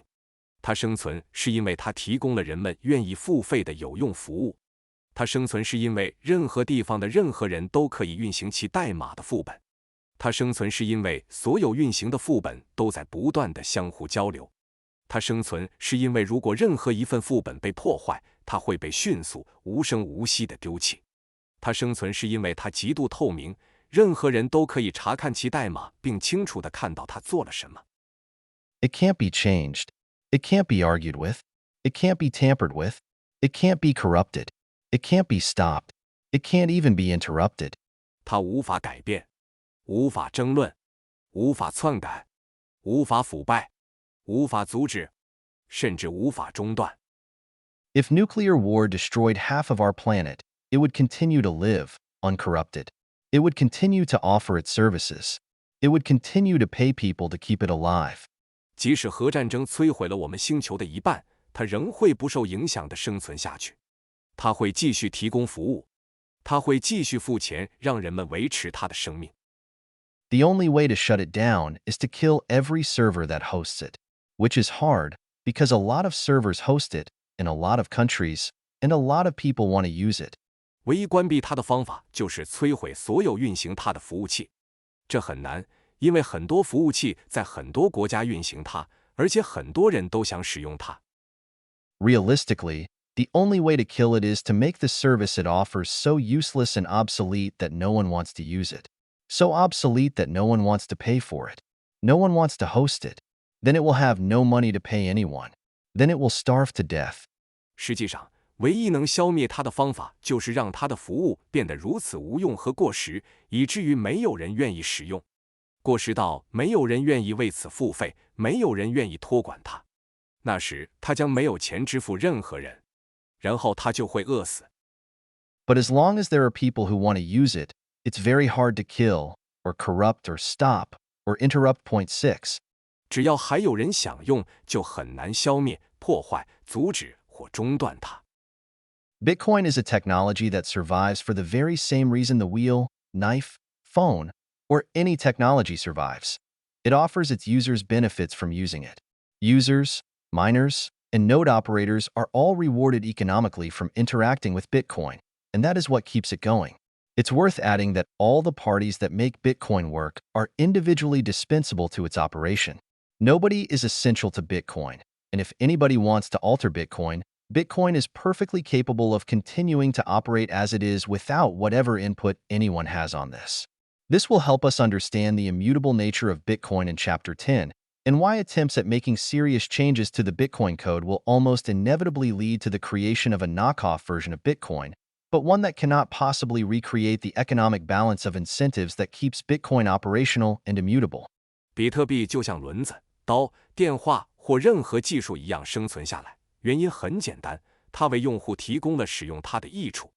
用户矿工和节点运营商都从与比特币的互动中获得经济奖励，这就是它持续运行的原因。值得一提的是，使比特币运行的所有各方对它的运营都是可替代的。没有人对比特币是必不可少的。如果有人想改变比特币，比特币完全有能力在没有任何人对此产生的任何影响下继续运行。这将在第10章帮助我们理解比特币的不可变性，以及为什么对比特币代码的重大修改尝试几乎不可避免的会导致创建一个比特币的仿冒版本，但它无法复制维持比特币运行和不可变性的经济激励平衡。Bitcoin can also be understood as a spontaneously emergent and autonomous firm which provides a new form of money and a new payments network. There is no management or corporate structure to this firm, as all decisions are automated and pre-programmed. Volunteer coders in an open-source project can present changes and improvements to the code, but it is up to users to choose to adopt them or not. The value proposition of this firm is that its money supply is completely inelastic in response to increased demand and price. Instead, increased demand just leads to a safer network due to the mining difficulty adjustment.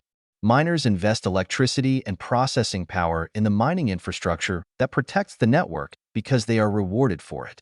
Bitcoin users pay transaction fees and buy the coins from the miners because they want to utilize digital cash and benefit from the appreciation over time. And in the process, they finance the miners' investment in operating the network. The investment in POW mining hardware makes the network more secure and can be understood as the firm's capital. The more the demand for the network grows, the more valuable the miners' rewards and transaction fees become, which necessitates more processing power to generate new coins, increasing the company's capital, making the network more secure and the coins harder to produce. It is an economic arrangement that has been productive and lucrative to everyone involved, which in turn leads to the network continuing to grow at an astonishing pace. 比特币也可被视为一个自发形成、自主运作的实体，它提供了一种新的货币形式和新的支付网络。这个实体没有管理层或公司架构，因为所有决策都是自动预编程的。开源项目中的志愿程序员可以提出代码的改进，但是否采纳取决于用户。这个实体的价值主张在于，其货币供应对需求和价格的增加完全无弹性，相反，需求增加只会因挖矿难度调整而使网络更安全。矿工投资电力和计算能力来维护保护网络的挖矿基础设施，因为他们因此而获得奖励。比特币用户支付交易费用并向矿工购买代币，因为他们希望使用数字货币并从长期升值中获益。这一过程中，他们也为矿工运营网络的投资提供了资金。对工作量证明，POW挖矿硬件的投资使网络更安全，可以理解为该实体的资本。随着对网络需求的增长，矿工的奖励和交易费用变得更加有价值。这需要更多的计算能力来生成新币，增加公司的资本，使网络更安全，代币更难产出。这是一种对所有参与者都富有成效和利润的经济安排，从而导致网络以惊人的速度持续增长。With this technological design, Nakamoto was able to invent digital scarcity. Bitcoin is the first example of a digital good that is scarce and cannot be reproduced infinitely. While it is trivial to send a digital object from one location to another in a digital network, as is done with email, text messaging, or file downloads, it is more accurate to describe these processes as copying rather than sending, because the digital objects remain with the sender and can be reproduced infinitely. Bitcoin is the first example of a digital good, whose transfer stops it from being owned by the sender. 通过这种技术设计，中本聪发明了数字稀缺性。比特币是第一个稀缺且无法无限复制的数字商品例子。虽然在数字网络中将数字对象从一个位置发送到另一个位置，如发送电子邮件、短信或下载文件，非常简单，但更准确地说，这些过程是复制而非发送，因为数字对象仍然保留在发送者那里，可以无限复制。比特币是第一个在转移时阻止发送者拥有它的数字商品例子。Beyond digital scarcity, Bitcoin is also the first example of absolute scarcity, the only liquid commodity, digital or physical, with a set fixed quantity that cannot conceivably be increased. Until the invention of Bitcoin, scarcity was always relative, never absolute. It is a common misconception to imagine that any physical good is finite or absolutely scarce because the limit on the quantity we can produce of any good is never its prevalence in the planet, but the effort and time dedicated to producing it. With its absolute scarcity, Bitcoin is highly saleable across time. This is a critical point which will be explicated further in Chapter 9 on Bitcoin's role as a store of value. 除了数字稀缺性，比特币还是绝对稀缺性的第一个例子，是唯一一种固定数量，理论上无法增加的流动商品，无论是数字还是实体。在比特币发明之前，稀缺性总是相对的，而非绝对的。认为任何实体商品都是有限的或绝对稀缺的，是一个常见的误解。因为任何商品生产数量的限制，从来不是地球上其存在的数量，而是我们投入生产它所付出的努力和时间。凭借其绝对稀缺性，比特币具有极高的时间可销售性。这一点将在第9章关于比特币作为价值储存的角色中进一步阐述。Supply, value, and transactions. 供应、价值与交易。It had always been theoretically possible to produce an asset with a predictably constant or low rate of supply growth to allow it to maintain its monetary role, but reality, as always, had proven far trickier than theory. Governments would never allow private parties to issue their own private currencies and transgress on the main way in which government funds itself and grows. So government would always want to monopolize money production and face too strong a temptation to engage in the increase of the money supply. But with the invention of Bitcoin, the world had finally arrived at a synthetic form of money that had an ironclad guarantee governing its low rate of supply growth. Bitcoin takes the macroeconomists, politicians, presidents, revolutionary leaders, military dictators, and TV pundits out of monetary policy altogether. Money supply growth is determined by a programmed function adopted by all members of the network. There may have been a time at the start of this currency when this inflation schedule could have been conceivably changed, but that time has well passed. For all practical intents and purposes, Bitcoin's inflation schedule, like its record of transactions, is immutable. 7 While for the first few years of Bitcoin's existence the supply growth was very high, and the guarantee that the supply schedule would not be altered was not entirely credible. As time went by, the supply growth rate dropped, and the credibility of the network in maintaining this supply schedule has increased and continues to rise with each passing day in which no serious changes are made to the network.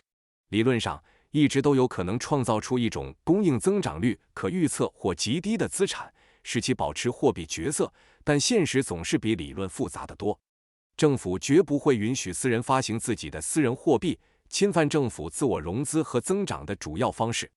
因此，政府总是想垄断货币生产，并难以抵挡增加货币供应的诱惑。然而，随着比特币的发明，世界终于拥有了一个供应增长率有铁定保证的合成货币形式。比特币将宏观经济学家、政治家、总统、革命领袖、军事独裁者和电视评论员完全排除在货币政策之外。货币供应的增长由网络所有成员采纳的预设函数决定。可能在货币初期，这种通胀日程还可能被设想改变，但那个时期早已过去。实际上，比特币的通胀日程就像其交易记录一样，是不可更改的。Bitcoin blocks are added to the shared ledger roughly every 10 minutes. At the birth of the network, the block reward was programmed to be 50 bitcoins per block. Every 4 years, roughly, or after 210,000 blocks have been issued, the block reward drops by half. The first having happened on November 28, 2012, after which the issuance of new bitcoins dropped to 25 per block. On July 9, 2016, it dropped again to 12.5 coins per block, and will drop to 6.25 in 2020. According to this schedule, the supply will continue to increase at a decreasing rate, asymptotically approaching 21 million coins sometime around the year 2140, at which point there will be no more bitcoins issued. See Figure 14. 比特币的区块大约每10分钟添加到共享账本中。网络诞生时，每个区块的奖励设定为50个比特币。大约每4年，或者在发行了21万个区块后，区块奖励会减半。第一次减半发生在2012年11月28日，之后每个区块的新比特币发行量降至25个。2016年7月9日，它再一次降至每个区块 12.5个，2020年会降至 6.25个。根据这个日程，供应量将以递减的速度增加，预计在2140年左右无限接近2100万个硬币，之后将不再发行新的比特币。见图14。Figure 14 Bitcoin supply and supply growth rate assuming blocks are issued exactly every 10 minutes. 图14假设每个区块恰好每10分钟发行一次，比特币的供应量和供应增长率。Because new coins are only produced with the issuance of a new block, and each new block requires the solving of the proof-of-work problems, there is a real cost to the production of new Bitcoins. As the price of Bitcoins rises in the market, more nodes enter to compete for the solution of the POW to obtain the block reward, which raises the difficulty of the POW problems, making it more costly to obtain the reward. The cost of producing a Bitcoin will thus generally rise along with the market price. 由于新币只有在产生新区块时才会被创造，而每个新区块都需要解决工作量证明问题，因此创造新比特币是有实际成本的。随着比特币市场价格上涨，更多节点加入竞争，以解决工作量证明问题，获取区块奖励，这提高了工作量证明问题的难度，使得获取奖励的成本增加。因此，比特币的生产成本通常会随着市场价格上涨而上升。After setting this supply growth schedule, Satoshi divided each Bitcoin into 100 million units, which were later named Satoshis in his pseudonymous honor. Dividing each Bitcoin into 8 digits means that the supply will continue to grow at a decreasing rate until around the year 2140, when the digits all fill up and we reach 21 million coins. The decreasing rate of growth, however, means that the first 20 million coins will be mined by around the year 2025, leaving 1 million coins to be mined over one more century. 设定这个供应增长计划后，中本聪将每个比特币分成1亿个单位，后来这些单位以他的化名被命名为聪。将每个比特币分成8位数字，意味着供应将以递减的速度持续增长，直到大约2140年，当所有的数字位都填满，我们达到2100万枚硬币。然而，供应增长的递减意味着前2亿枚硬币将在大约2025年被挖出，剩下1000万枚硬币将在接下来的1个世纪内被挖出。The number of new coins issued is not exactly as predicted from the algorithm, because new blocks are not mined precisely every 10 minutes, because the difficulty adjustment is not a precise process but a calibration that adjusts every 2 weeks and can overshoot or undershoot its target depending on how many new miners enter the mining business.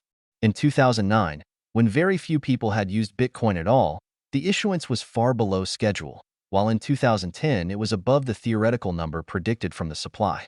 The exact numbers will vary, but this variance from the theoretical growth will decrease as the supply grows. What will not vary is the maximum cap of coins and the fact that the supply growth rate will continue to decline as an ever-decreasing number of coins is added onto an ever-increasing stock of coins. 新发行的硬币数量并不完全符合算法预测，因为新区块并非每10分钟精确地被挖出，因为难度调整不是一个精确的过程，而是一个每2周校准一次的机制，可能会超过或低于目标，这取决于有多少新矿工进入挖矿行业。2009年，当几乎没有人使用比特币时，发行量远低于计划，而在2010年，它超过了理论预测的供应量。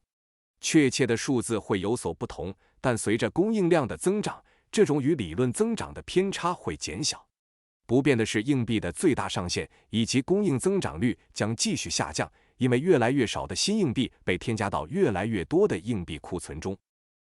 By the end of 2017, 16.775 million coins were already mined, constituting 79.9% of all coins that will ever exist.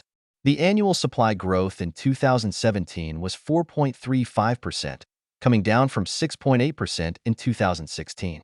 Table 6 shows the actual supply growth of BTC and its growth rate 0.8. 到2017年底，已经挖出了1677.5万个硬币，占到所有将要存在的硬币的 79.9%。2017年的年供应增长率是 4.35%， 低于2016年的 6.8%。表6显示了 BTC 的实际供应增长及其增长率。Table 6 Bitcoin supply and growth rate. 表6比特币供应量及增长率。Year. 年份。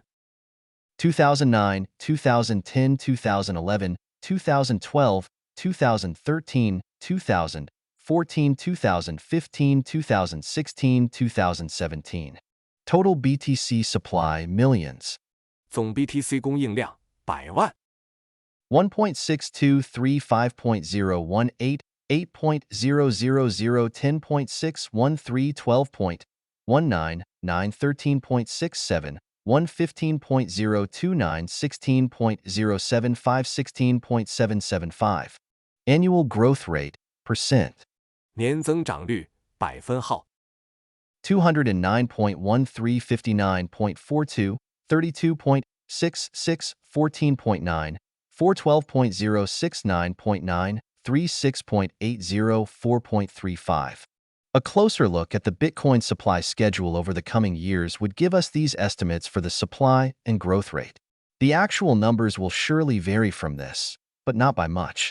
See Table 7.9. 仔细查看未来几年比特币的供应计划，我们可以得到以下关于供应量和增长率的估计。实际数字肯定会与此有所不同，但差异不会太大。参见表7.9。Table 7 Bitcoin supply and growth rate, projected. 表7比特币供应与增长率预测。Year. 年份2018, 2019, 2020, 2021, 2022, 2023, 2024, 2025, 2026. Total BTC supply millions. 总 BTC 供应量100万。17.415, 18.055, 18.527, 18.855, 19.184, 19.512, 19.758, 19.923, 20.087. Annual growth rate, percent.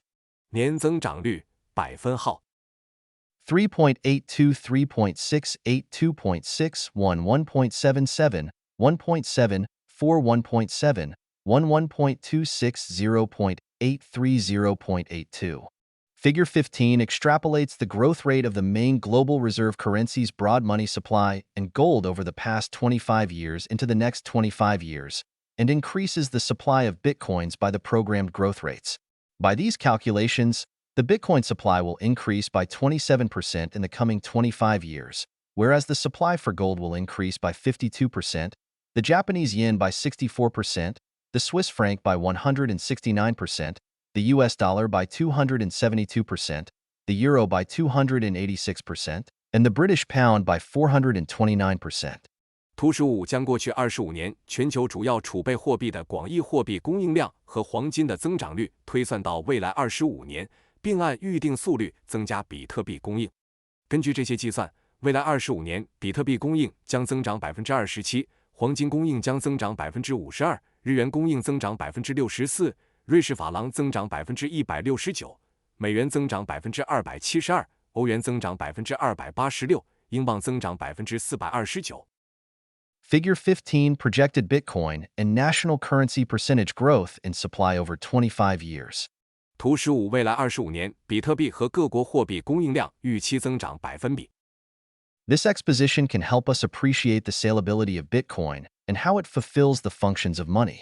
With its supply growth rate dropping below that of gold by the year 2025, Bitcoin has the supply restrictions that could make it have considerable demand as a store of value.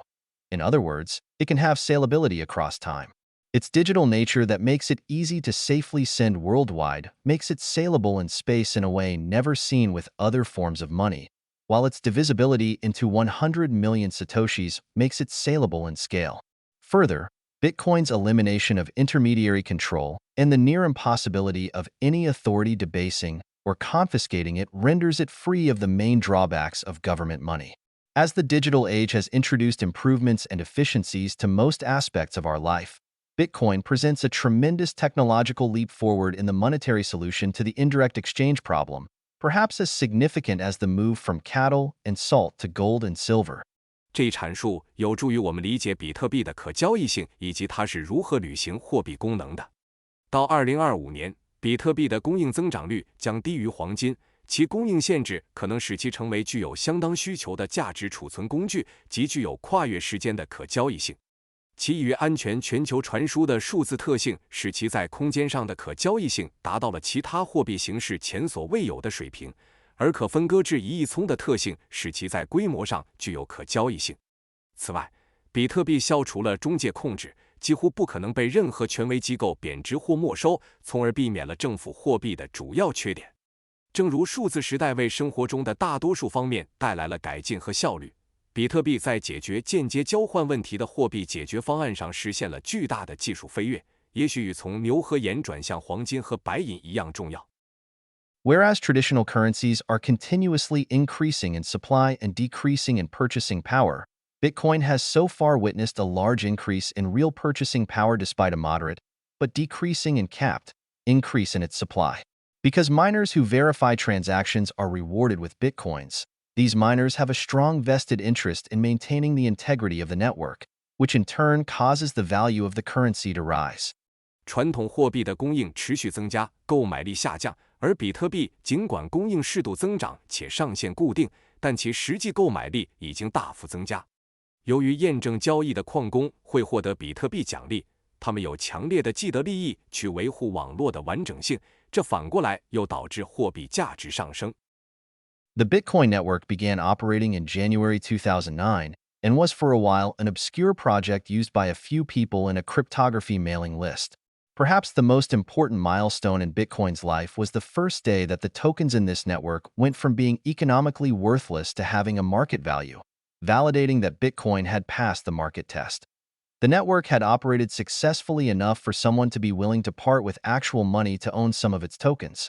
This happened in October 2009, when an online exchange named New Liberty Standard sold Bitcoins at a price of $0.000994. In May 2010, the first real-world purchase with Bitcoin took place, as someone paid 10,000 Bitcoins for 2 pizza pies worth $25, putting the price of a Bitcoin at $0.0025. With time, more and more people heard of Bitcoin and became interested in purchasing it, and the price continued to rise further. 10.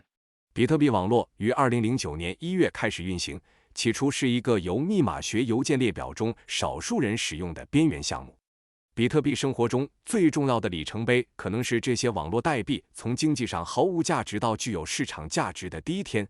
这证明比特币通过了市场测试，网络运行的足够成功，以至于有人愿意用真钱来拥有它的代币。这一事件发生在2009年10月，当时名为 New Liberty Standard 的在线交易所以$0.000994的价格出售比特币。2010年5月，首次使用比特币进行现实世界交易，有人用1万比特币购买了价值$25的2块披萨，使得比特币价格达到$0.0025。随着时间的推移，越来越多的人听说了比特币，并对购买它感兴趣，价格继续上涨。The market demand for a Bitcoin token comes from the fact that it is needed to operate the first, and so far, arguably only, functional and reliable digital cash system. 11. The fact that this network was successfully operational in its early days gave its digital token a collectible value among tiny communities of cryptographers and libertarians who tried mining it with their own PCs, and eventually even started purchasing it from one another. 12. That the tokens were strictly limited and could not be replicated helped create this initial collectible status. After being acquired by individuals to use on the Bitcoin network and gaining economic value, Bitcoin began to get monetized through more people demanding it as a store of value. This sequence of activities conforms to Ludwig von Mises' theory of regression on the origins of money, which states that a monetary good begins as a market good and is then used as a medium of exchange. Bitcoin's collectible status among small communities is no different from seashells, rice stones, and precious metals' ornamental value, from which they were to acquire a monetary role that raised their value significantly. 比特币代币的市场需求源于它是运行首个，也是迄今为止唯一可行且可靠的数字货币系统所必须的。早期网络的成功运行赋予了其数字代币在小范围密码学家和自由主义者社区中的收藏价值。他们用个人电脑挖掘比特币，甚至开始相互购买。代币的严格限量和不可复制性帮助它获得了这种初始的收藏地位。当个人收购比特币用于比特币网络并获得经济价值后，随着更多人将其视为价值储存手段，比特币开始货币化。这一系列活动符合路德维希·冯·米塞斯的货币起源回溯理论，即货币商品最初是市场商品，然后被用作交换媒介。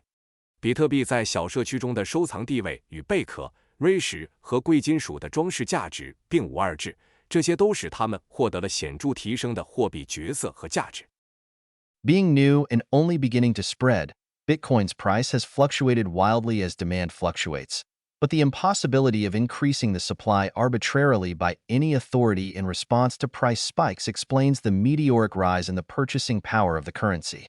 When there is a spike in demand for Bitcoins, Bitcoin miners cannot increase production beyond the set schedule like copper miners can, and no central bank can step in to flood the market with increasing quantities of Bitcoins, as Greenspan suggested central banks do with their gold. The only way for the market to meet the growing demand is for the price to rise enough to incentivize the holders to sell some of their coins to the newcomers. This helps explain why in 8 years of existence, the price of a Bitcoin has gone from $0.000994 on October 5, 2009, in its first recorded transaction, to $4,200 on October 5, 2017, an increase of 422,520,000% in 8 years, and a compound annual growth rate of 573% per year. See Figure 16.13. 作为新兴且刚开始普及的事物，比特币的价格随着需求波动而剧烈波动。但任何权威都无法随意增加供应以应对价格飙升，这解释了货币购买力的迅速提升。当对比特币的需求增加时，比特币矿工无法像铜矿工那样超出预定计划增加产量，也没有中央银行可以像格林斯潘建议的那样向市场注入越来越多的比特币。市场满足增长需求的唯一方式是价格上涨，以激励持有者向新进入者出售部分代币。这有助于解释为什么在8年的存在时间里，比特币的价格从2009年10月5日首次记录交易时的 0.000994 美元，上涨到2017年10月5日的4200美元，8年间的增长达到了422520,000百分号，年复合增长率为 573%。见图16。13。Figure 16 Price of Bitcoin in US dollars. 图16比特币美元价格。For the Bitcoin price to rise, people must hold it as a store of value, and not just spend it. Without a number of people willing to hold the currency for a significant period of time, continued selling of the currency will keep its price down and prevent it from appreciating.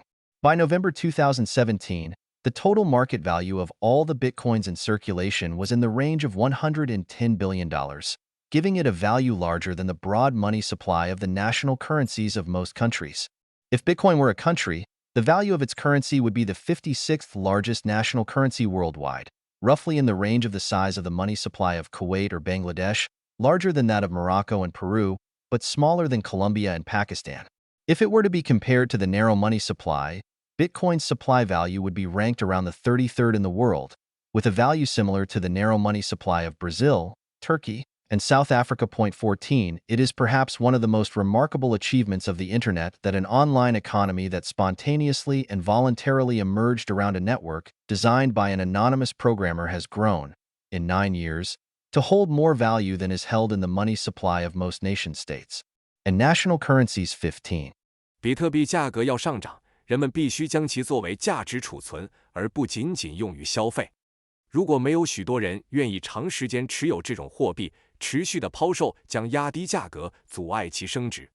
到2017年11月，所有流通比特币的总市值达到了约1100亿美元，这一价值超过了大多数国家的广义货币供应量。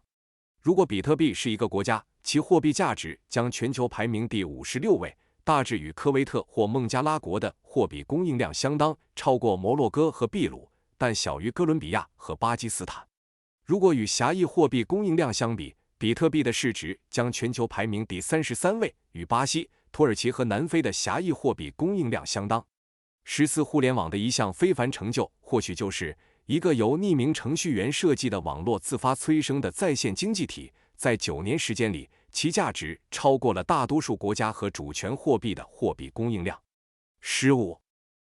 This conservative monetary policy and the pursuant appreciation in the market value of Bitcoins is vital to the successful operation of Bitcoin. as it is the reason that miners have an incentive to expend electricity and processing power on honestly verifying transactions.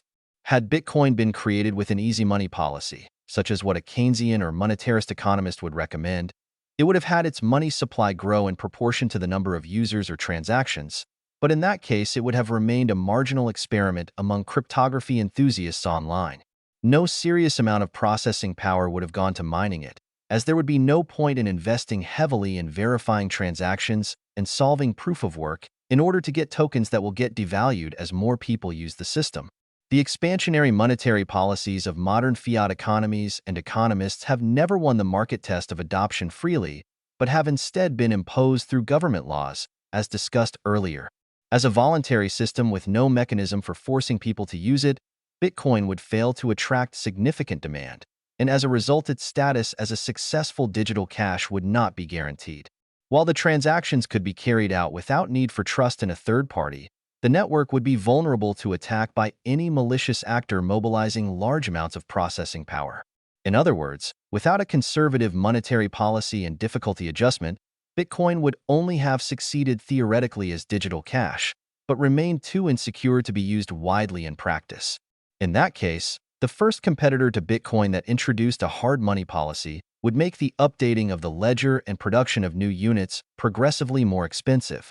The high cost of updating the ledger would give miners an incentive to be honest with their updating of the ledger, making the network more secure than easy money contenders.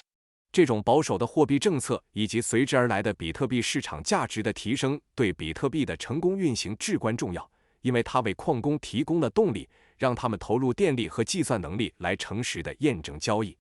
如果比特币采用了一种宽松的货币政策，比如凯恩斯主义或货币主义经济学家可能会建议的那样，它的货币供应量会随着用户数量或交易数量的增长而增长，但那样它可能只会停留在加密爱好者的边缘实验阶段，不会有大量计算能力用于挖矿，因为投入大量资源来验证交易和解决工作量证明以获取会随着更多人使用系统而贬值的代币是没有意义的。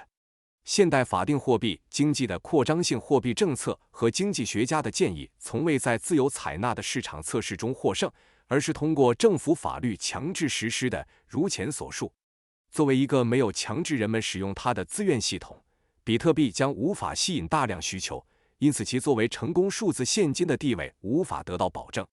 虽然交易可以在无需信任第三方的情况下进行，但网络将容易受到任何拥有大量计算能力的恶意行为者的攻击。换句话说，如果没有保守的货币政策和难度调整，比特币可能仅在理论上作为数字现金成功，但在实践中将过于不安全而无法广泛使用。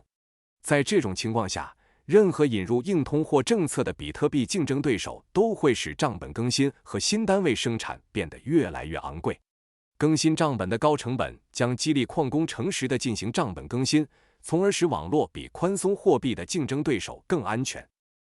The growth in the price is a reflection of the growing use and utility that the network offers its users.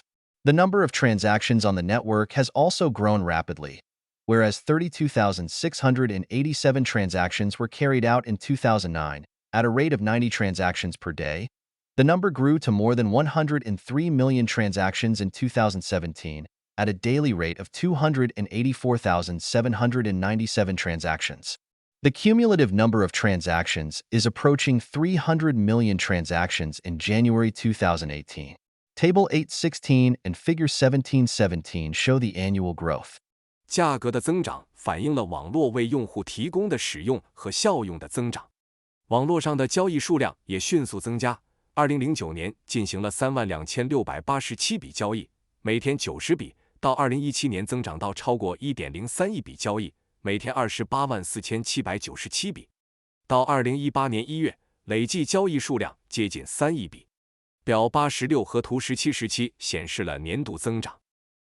Table 8 Annual Transactions and Average Daily Transactions. 表8年度交易和平均每日交易。Year. 年份。Transactions. 交易。Average Daily Transactions. 平均每日交易。2009 32,687.90. 2010 185,287. 212,507. 2011, 1,900,000, 652, 5,207. 2012, 8,447,000, 785, 23,081. 2013, 19,638,728, 53,805. 2014, 25,257,833, 69,200.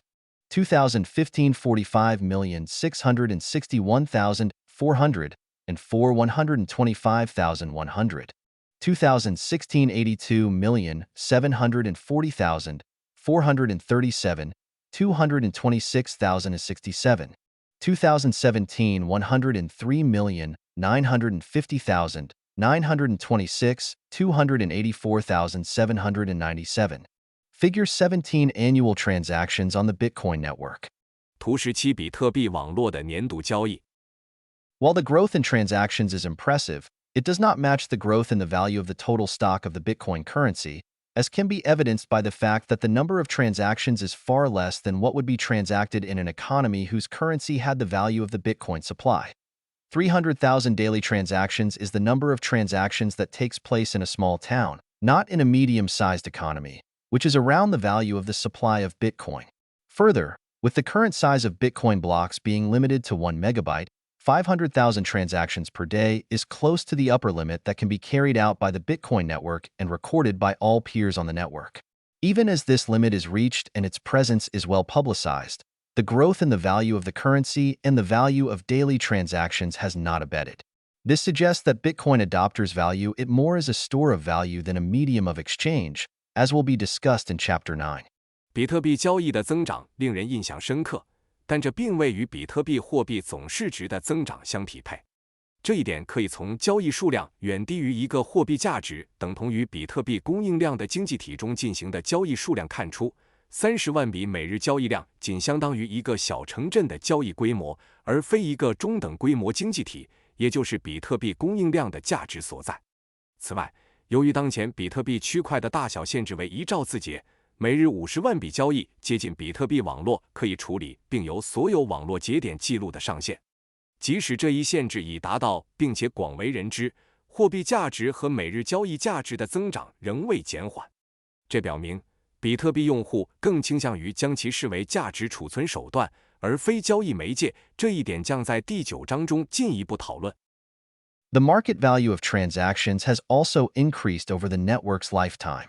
The peculiar nature of Bitcoin transactions makes it hard to precisely estimate the exact value of transactions in Bitcoins or US dollars, but a lower bound estimate sees an average daily volume of around 260,000 Bitcoins in 2017, with highly volatile growth over Bitcoin's lifetime. While the Bitcoin value of transactions has not increased appreciably over time, the market value of these transactions in US dollars has. The volume of transactions was $375.6 billion US dollars in 2017. In total, by its 9th birthday, Bitcoin had processed $500 billion US dollars worth of transactions, with USD value calculated at the time of the transaction. See Table 9.18. 网络生命周期内，交易的市场价值也有所增加。比特币交易的特殊性质使得难以精确估计比特币或美元的交易确切价值，但保守估计2017年平均每日交易量约为26万枚比特币，其增长极具波动性。虽然比特币交易的价值随时间并未显著增加，但以美元计价的交易市场价值却在上升。2017年交易量达到3756亿美元，到第9年时，比特币已经处理了价值半万亿美元的交易，美元价值按交易时计算。见表918。Table 9 Total Annual US Dollar Value of All Bitcoin Network Transactions. 表9比特币网络所有交易的年度美元总价值。Year. 年份。Total USD Value Transacted. 总交易美元价值。2009 0. 2010 985,887. 2011 417,634,730. 2012 607,221,228, 2013 14,767,371,941, 2014 23,159,832,297, 2015 26,669,252,582, 2016 58,188,957,445, 2017 375,590,943,877. Total. 总数 499,402,199,987. Another measure of the growth of the Bitcoin network is the value of the transaction fees required to process the transactions. Whereas Bitcoin transactions can theoretically be processed for free, it is incumbent on the miners to process them, and the higher the fee, the faster they are likely to pick them up. In the early days when the number of transactions was small, miners would process transactions that did not include a fee because the block subsidy of new coins itself was worth the effort. As demand for Bitcoin transactions grew, miners could afford to be more selective and prioritize transactions with higher fees. Fees were under $0.1 per transaction up until late 2015 and started rising above $1 per transaction around early 2016. With the quick rise in Bitcoin's price in 2017, the average daily transaction fee had reached $7 by the end of November. See Figure 18.19. 比特币网络增长的另一个衡量标准是处理交易所需费用的价值。理论上，比特币交易可以免费处理，但矿工需要处理它们，费用越高，他们越可能优先处理。在交易数量还很小的早期阶段，矿工会处理不包含费用的交易，因为新币的区块补贴本身就值得付出努力。随着对比特币交易的需求增加，矿工可以更加挑剔，优先处理费用更高的交易。直到2015年底，交易费用都低于每笔0.1美元，然后在2016年初开始超过每笔1美元。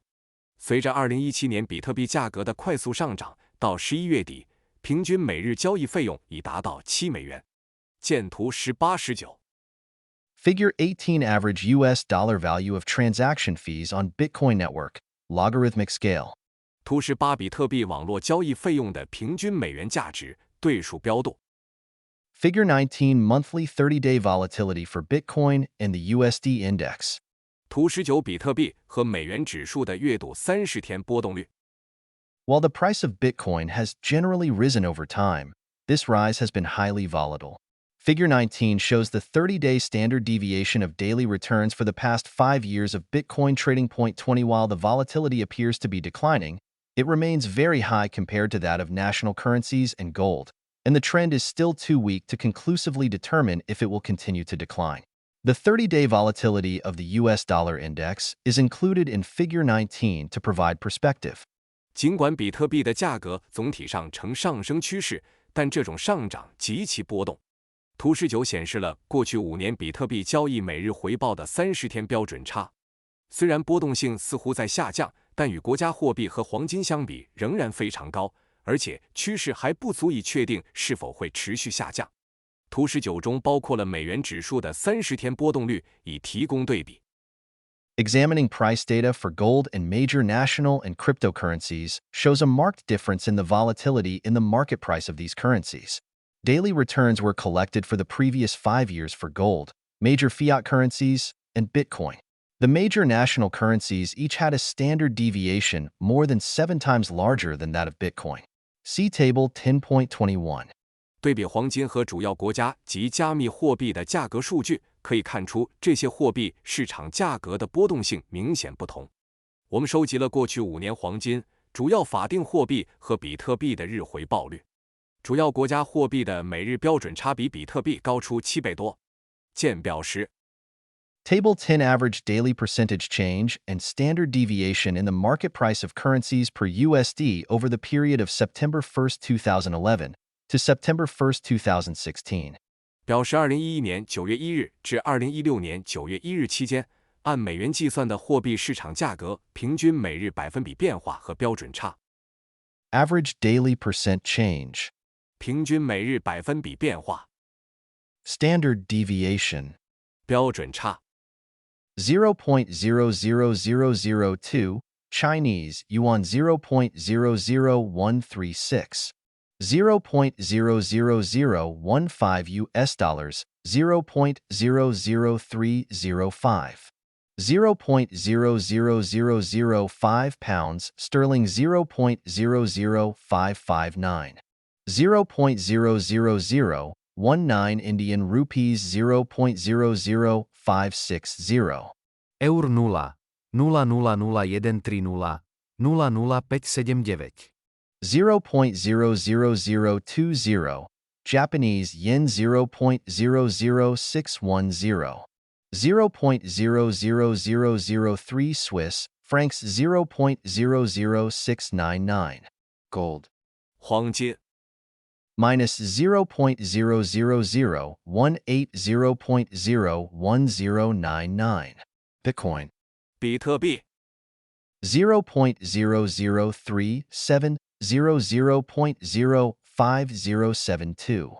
Bitcoin's volatility derives from the fact that its supply is utterly inflexible and not responsive to demand changes, because it is programmed to grow at a predetermined rate. For any regular commodity, the variation in demand will affect the production decisions of producers of the commodity. An increase in demand causes them to increase their production, moderating the rise in the price and allowing them to increase their profitability, while a decrease in demand would cause producers to decrease their supply and allow them to minimize losses. A similar situation exists with national currencies, where central banks are expected to maintain relative stability in the purchasing power of their currencies by setting the parameters of their monetary policy to counteract market fluctuations. With a supply schedule utterly irresponsive to demand and no central bank to manage the supply, there will likely be volatility, particularly at the early stages when demand varies very erratically from day to day, and the financial markets that deal with Bitcoin are still infant. 比特币的波动性源于其供应完全僵化，无法根据需求变化做出反应，因为它的增长是由预设的速率编程决定的。对于任何普通商品，需求的变化会影响商品生产者的生产决策。需求增加时，他们会增加生产，缓和价格上涨，从而提高利润；需求减少时，生产者会减少供应，以减少损失。国家货币的情况也类似。中央银行通过调整货币政策参数来抵消市场波动，以维持货币购买力的相对稳定。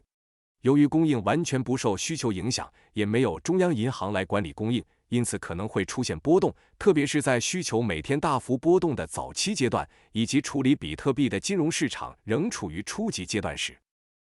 But as the size of the market grows, along with the sophistication and the depth of the financial institutions dealing with Bitcoin, this volatility will likely decline.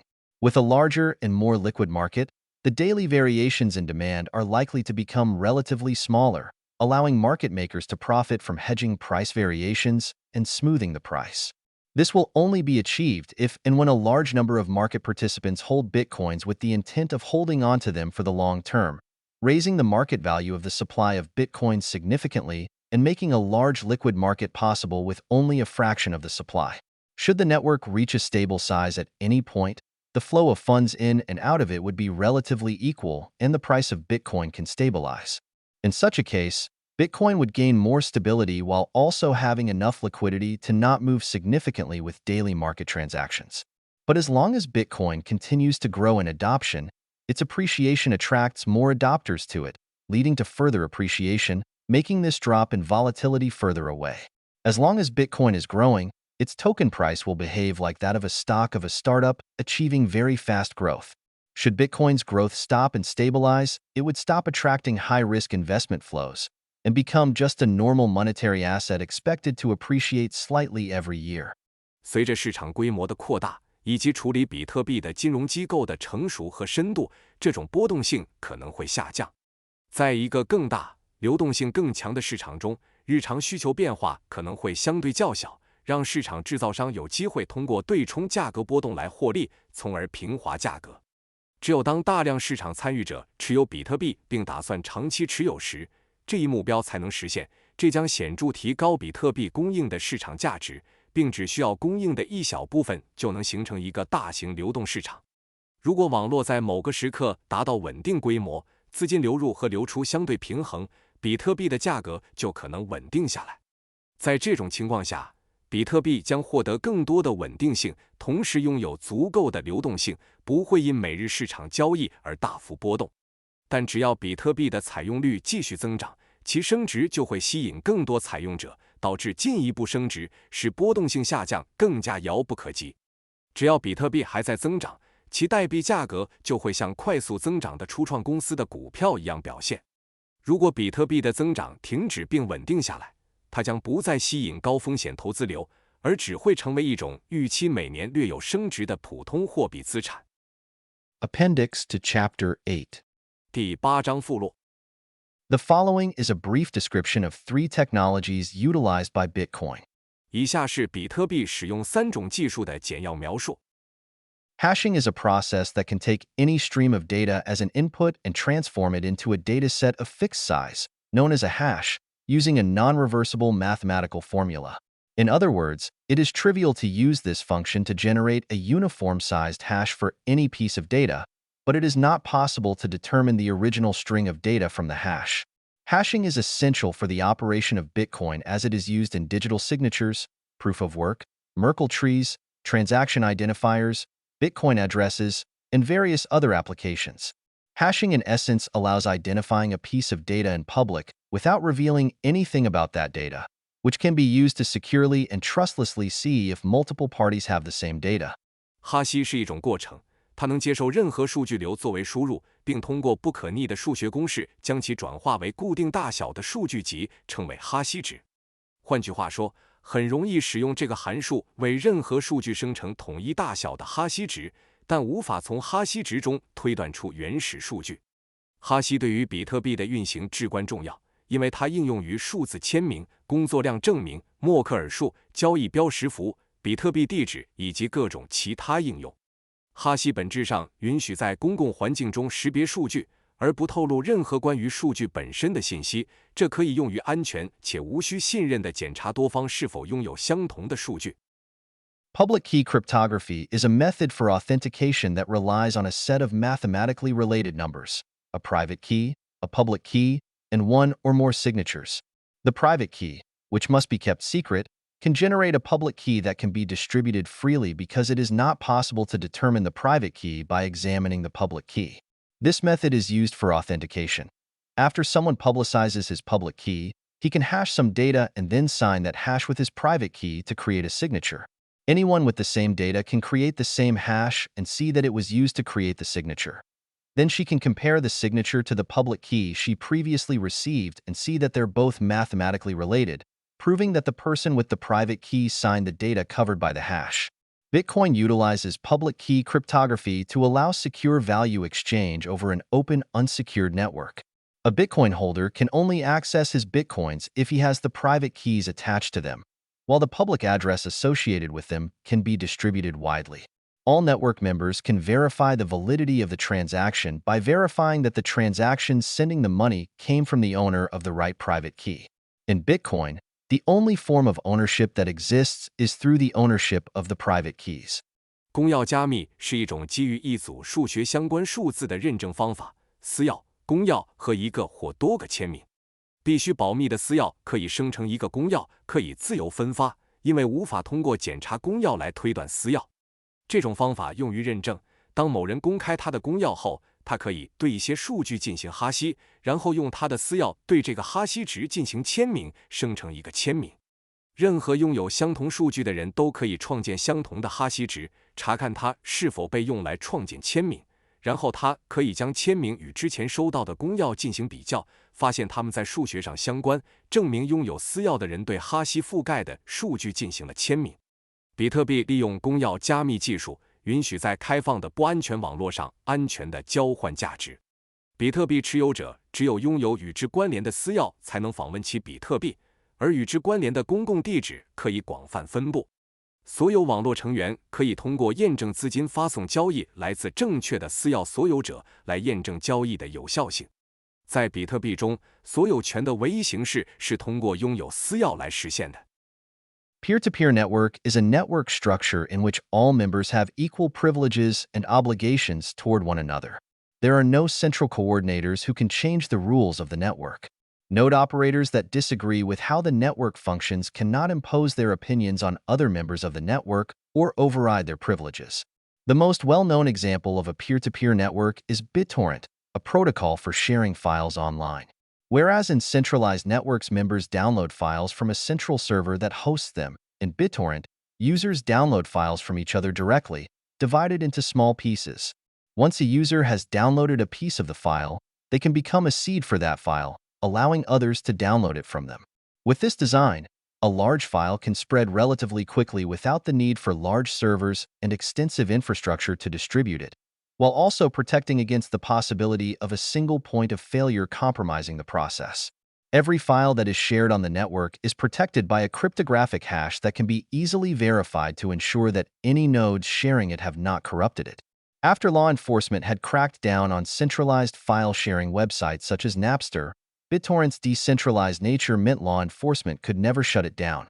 With a growing network of users worldwide, BitTorrent at some point represented about a third of all internet traffic worldwide. Bitcoin utilizes a network similar to BitTorrent, but whereas in BitTorrent the network members share the bits of data that constitute a movie, song, or book, in Bitcoin the network members share the ledger of all Bitcoin transactions. 点对点网络是一种结构，其中所有成员彼此享有平等的权利和义务，没有可以改变网络规则的中心协调者。对网络运行方式有异议的节点操作员无法强迫其他网络成员接受其观点或剥夺他们的权利。点对点网络最知名的例子是 BitTorrent， 这是一种在线文件分享协议。与集中式网络中成员从托管文件的中心服务器下载不同， BitTorrent 中用户直接从彼此那里下载文件，文件被分割成小块。一旦用户下载了文件的一部分，他们就可以成为该文件的种子，让其他人从他们那里下载。这种设计使得大文件可以相对快速地传播，无需大型服务器和广泛的基础设施来分发，同时也防止了单点故障可能影响整个过程。网络上共享的每个文件都受到加密哈希的保护，可以轻松验证，确保分享文件的节点没有篡改它。在执法机构关闭了如 Napster 这样的集中式文件分享网站后， BitTorrent 的去中心化特性意味着执法机构无法将其关闭。随着全球用户的网络不断增长， BitTorrent 在某个时期占据了全球互联网流量的约1/3。比特币使用了类似 BitTorrent 的网络，但不同的是 ，BitTorrent 的网络成员分享构成电影、歌曲或书籍的数据位，而比特币的网络成员则分享所有比特币交易的账本。Note. 注释 1. C. Nick Szabo, 2001, Trusted Third Parties Are Security Holes. Available on nakamotoinstitute.org. 一参见 Nick Szabo， 2001年，可信任的第三方是安全漏洞，可在 nakamotoinstitute.org 上查看。2. A brief description of the first three of these technologies is provided in the appendix to this chapter, while proof of work is discussed in more detail in this chapter and in Chapter 10. 2. 这些技术的前3项在本章附录中进行了简要介绍，工作量证明在本章和第10章中进行了更详细的讨论。3. Conrad Graf, On the Origins of Bitcoin, Stages of Monetary Evolution, 2013, available at www.conradsgraph.com. 3. Conrad Graf, 比特币的起源，货币演化的阶段，2013年，可在 3w.conradsgraph.com 上查看。For I do not intend to drag this book and the reader into metaphysical questions, but it did occur to me once that the Bitcoin ledger of transactions might just be the only objective set of facts in the world. You could argue, as many philosophers do, that every fact is subjective and its truthfulness is based on the person stating or hearing it, but the Bitcoin ledger of transactions is created through converting electricity and processing power to truth without having to rely on the word of anyone. 似我无意将本书和读者带入形而上的问题，但我曾想过，比特币的交易账本可能是世界上唯一客观的事实集合。你可以争论，就像许多哲学家所做的那样，每个事实都是主观的，其真实性基于陈述或听到它的人，但比特币的交易账本是通过将电力和计算能力转化为真理而创建的，无需依赖任何人的言论。5. The only way to own Bitcoins is to have control of the private keys. Should someone manage to gain access to your private keys, they have your Bitcoins. Theft of private keys is like theft of physical dollars or gold. It is final and irreversible. There is no authority you can call to rescind the theft. This is an unavoidable part of Bitcoin being cash and an important point that potential investors in Bitcoin need to understand full well before putting any sum of money into Bitcoin. Securing the private keys is not a simple task, and not being able to secure them is very risky. 5. 拥有比特币的唯一方式就是掌控私钥。一旦有人获取了你的私钥，他们就拥有了你的比特币。私钥被盗就像物理现金或黄金被盗一样，是最终且不可逆转的。你无法打电话给任何权威机构撤销这次盗窃。这是比特币作为现金的必然属性，也是潜在的比特币投资者在投入任何金额之前必须充分理解的关键点。保护私钥并非易事，无法保护它们则风险极高。6. Ralph Merkel, DAOs, Democracy and Governance, Cryonics, Volume 37, Number 4, July, August 2016, 28-40. Alcor, www.alcor.org. 7. See Chapter 10 for a discussion of Bitcoin's immutability and resistance to change. 其关于比特币的不可变性和抗改变性，见第10章。8. Source, blockchain.info. 8. 来源 Blockchain Info。 9. Source, author's calculations. 9. 来源作者的计算。 10. Details of both transactions can be found in Nathaniel Popper's Digital Gold. 12笔交易的详细信息可在 Nathaniel Popper 的数字黄金中找到。 11. See Chapter 10 for a discussion of why Bitcoin knockoffs cannot be described as digital cash. 11参见第10章，了解为什么比特币的仿制品不能被称为数字货币。 12. For a good discussion of this point, see Cal Torpy, Here's What Gold Bugs Miss About Bitcoin's Intrinsic Value. Forbes Digital Money. Available at https://www.forbes.com/sites/torpy/2017/10/27/Hey Race What Gold Bugs Miss About Bitcoin's Intrinsic Value /2/#11B6A3B97C0. 12对此观点的深入讨论，参见 Kyle Torpy 的文章《黄金爱好者对比特币内在价值的误解》Forbes Digital Money。链接 https://3w.forbes.com/sites/torpy2017-27 Harris What Gold Bugs Miss About Bitcoin's Intrinsic Value 2.11B6A3B970. 13. Source, CoinDesk Bitcoin Price Index. Available at www.coindesk.com/price. 13数据来源 CoinDesk 比特币价格指数。链接 3w.coindesk.com/price。 14. CIA World Factbook. Available at https://forward/CIA.gov/library/publications/the World Factbook/. 14 CIA 世界概况。链接 https://3w.CIA.gov/library/publications/the World Factbook。 15. These comparisons should be taken with a grain of salt, as they are not entirely accurate comparisons of like for like. Government money supply is created not just by the central bank, but also by the banks themselves, while no such process exists for Bitcoin. The measures of money supply also differ from one country to another in terms of which financial assets they would include as part of the money supply. 15这些比较应谨慎对待，因为它们并非完全准确的1对1比较。政府货币供应不仅由中央银行创造，也由银行自身创造，而比特币则不存在这样的过程。各国对货币供应量的衡量标准也不同，包括在货币供应中的金融资产类型也有所差异。16. Source, blockchain.info. 16数据来源 Blockchain Info。 17. Source, blockchain.info. 17来源 Blockchain Info。 18. Source, blockchain.info. 18来源 Blockchain Info。 19. Source, blockchain.info. 19来源 Blockchain Info。20 source. Author's calculations based on USD data from St. Louis Federal Reserve economic data and Bitcoin data from Coindesk.com.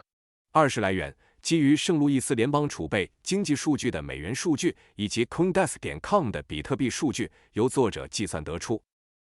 21 prices of all currencies measured in USD, while USD index is used for the US dollar. National currency data from St. Louis Federal Reserve economic data. Gold data from World Gold Council. Bitcoin data from Coindesk.com. 21所有货币价格以美元计，美元指数用于衡量美元。国家货币数据来自圣路易斯联邦储备经济数据，黄金数据来自世界黄金协会，比特币数据来自 Coindesk.com。Chapter 9. What is Bitcoin good for? 第9章，比特币有什么用？ Store of value. 价值储存。The belief that resources are scarce and limited is a misunderstanding of the nature of scarcity, which is the key concept behind economics. The absolute quantity of every raw material present in Earth is too large for us as human beings to even measure or comprehend, and in no way constitutes a real limit to what we as humans can produce of it. We have barely scratched the surface of the Earth in search of the minerals we need, and the more we search and the deeper we dig, the more resources we find. What constitutes the practical and realistic limit to the quantity of any resource is always the amount of human time that is directed toward producing it, as that is the only real scarce resource, until the creation of Bitcoin. In his masterful book, The Ultimate Resource, the late economist Julian Simon explains how the only limited resource, and in fact the only thing for which the term resource actually applies, is human time. Each human has a limited time on Earth, and that is the only scarcity we deal with as individuals. As a society, our only scarcity is in the total amount of time available to members of a society to produce different goods and services. More of any good can always be produced if human time goes toward it. The real cost of a good, then, is always its opportunity cost in terms of goods foregone to produce it. 认为资源稀缺且有限是对稀缺本质的误解，这是经济学的核心概念。地球上的每种原材料的绝对数量都大到我们人类无法测量或理解，对我们人类能生产多少资源来说，根本不是真正的限制。我们对寻找所需矿物的地球表面的探索仅触及了皮毛，而我们搜索的越多，挖掘的越深，发现的资源就越多。任何资源的实际和现实限制始终是投入到生产它的人类时间，因为这是唯一真正稀缺的资源，直到比特币的出现。已故经济学家朱利安·西蒙在他的杰作《终极资源》中解释了唯一有限的资源，事实上是唯一可以称为资源的东西，就是人类时间。每个人在地球上的时间都是有限的，这是我们作为个体所面对的唯一稀缺性。作为一个社会，我们唯一的稀缺性是社会成员用于生产不同商品和服务的总时间。Figure 20 Global oil consumption, production, proven reserves, and ratio of reserves over annual production, 1980 to 2015. 图20全球石油消费、生产以探明储量及储量与年产量比率，1980至2015年。In all human history, we have never run out of any single raw material or resource, and the price of virtually all resources is lower today than it was in past points in history, because our technological advancement allows us to produce them at a lower cost in terms of our time. Not only have we not run out of raw materials, the proven reserves that exist of each resource have only increased with time as our consumption has gone up. If resources are to be understood as being finite, then the existing stockpiles would decline with time as we consume more. But even as we are always consuming more, prices continue to drop, and the improvements in technology for finding and excavating resources allows us to find more and more. Oil, the vital bloodline of modern economies, is the best example as it has fairly reliable statistics. As Figure 20 shows, even as consumption and production continue to increase year on year, the proven reserves increase at an even faster rate. 1 According to data from BP's Statistical Review, annual oil production was 46% higher in 2015 than its level in 1980, while consumption was 55% higher. Oil reserves, on the other hand, have increased by 148%, around triple the increase in production and consumption. 在整个人类历史上，我们从未耗尽任何单一的原材料或资源，几乎所有资源的价格都比历史上的某些时期更低，因为我们的技术进步使我们能以更低的时间成本来生产它们。我们不仅没有耗尽原材料，随着消费的增加，每种资源的已探明储量反而随着时间的推移而增加。如果资源被视为有限的，那么随着我们消费更多，现有的储备应该会随着时间减少。但即使我们一直在消费更多，价格仍在下降，寻找和挖掘资源的技术进步使我们能找到更多。石油，现代经济的生命线是最好的例子，因为它有相当可靠的数据。如图20所示，尽管年消费量和产量持续增长，但以探明储量的增长速度更快。根据 BP 的统计回顾，2015年的年石油产量比1980年高出 46%， 而消费量则高出 55%。相比之下，石油储量增加了 148%， 几乎是产量和消费量增长的3倍。Similar statistics can be produced for resources with varying degrees of prevalence in the Earth's crust. The rarity of a resource determines the relative cost of extracting it from the Earth. More prevalent metals like iron and copper are easy to find and relatively cheap as a result. Rarer metals, such as silver and gold, are more expensive. The limit on how much we can produce of each of those metals, however, remains the opportunity cost of their production relative to one another, and not their absolute quantity. There is no better evidence for this than the fact that the rarest metal in the crust of the Earth, gold, has been mined for thousands of years and continues to be mined in increasing quantities as technology advances over time, as shown in Chapter 3. If annual production of the rarest metal in the Earth's crust goes up every year, then it makes no sense to talk of any natural element as being limited in its quantity in any practical sense. Scarcity is only relative in material resources, with the differences in cost of extraction being the determinant of the level of scarcity. The only scarcity, as Julian Simon brilliantly demonstrated, is in the time humans have to produce these metals, and that is why the global wage continues to rise worldwide, making products and materials continuously get cheaper in terms of human labor. 对于地球上不同风度的资源，类似的统计数据也可以得出。资源的稀有程度决定了从地壳中提取它的相对成本。像铁和铜这样常见的金属容易找到，因此相对便宜。而银合金等更稀有的金属则更昂贵。然而，我们能生产这些金属的数量限制，取决于它们相互之间的生产机会成本，而非绝对数量。这一点没有比地球上最稀有的金属黄金更能说明问题的了。如第3章所示，黄金已被开采了数千年，随着技术的进步，开采量仍在逐年增加。如果地球上最稀有的金属年产量每年都在增加，那么从实际意义上谈论任何自然元素的数量有限就毫无意义。物质资源的稀缺性只是相对的，提取成本的差异决定了稀缺程度。正如朱利安·西蒙精彩地证明的那样，唯一稀缺的是人类生产这些金属的时间，这也是全球工资持续上涨的原因，使得产品和材料相对于人力成本不断变得更便宜。This is one of the hardest economic concepts for people to understand, which fuels the endless hysteria that the environmental movement has foisted upon us through decades of apocalyptic scaremongering.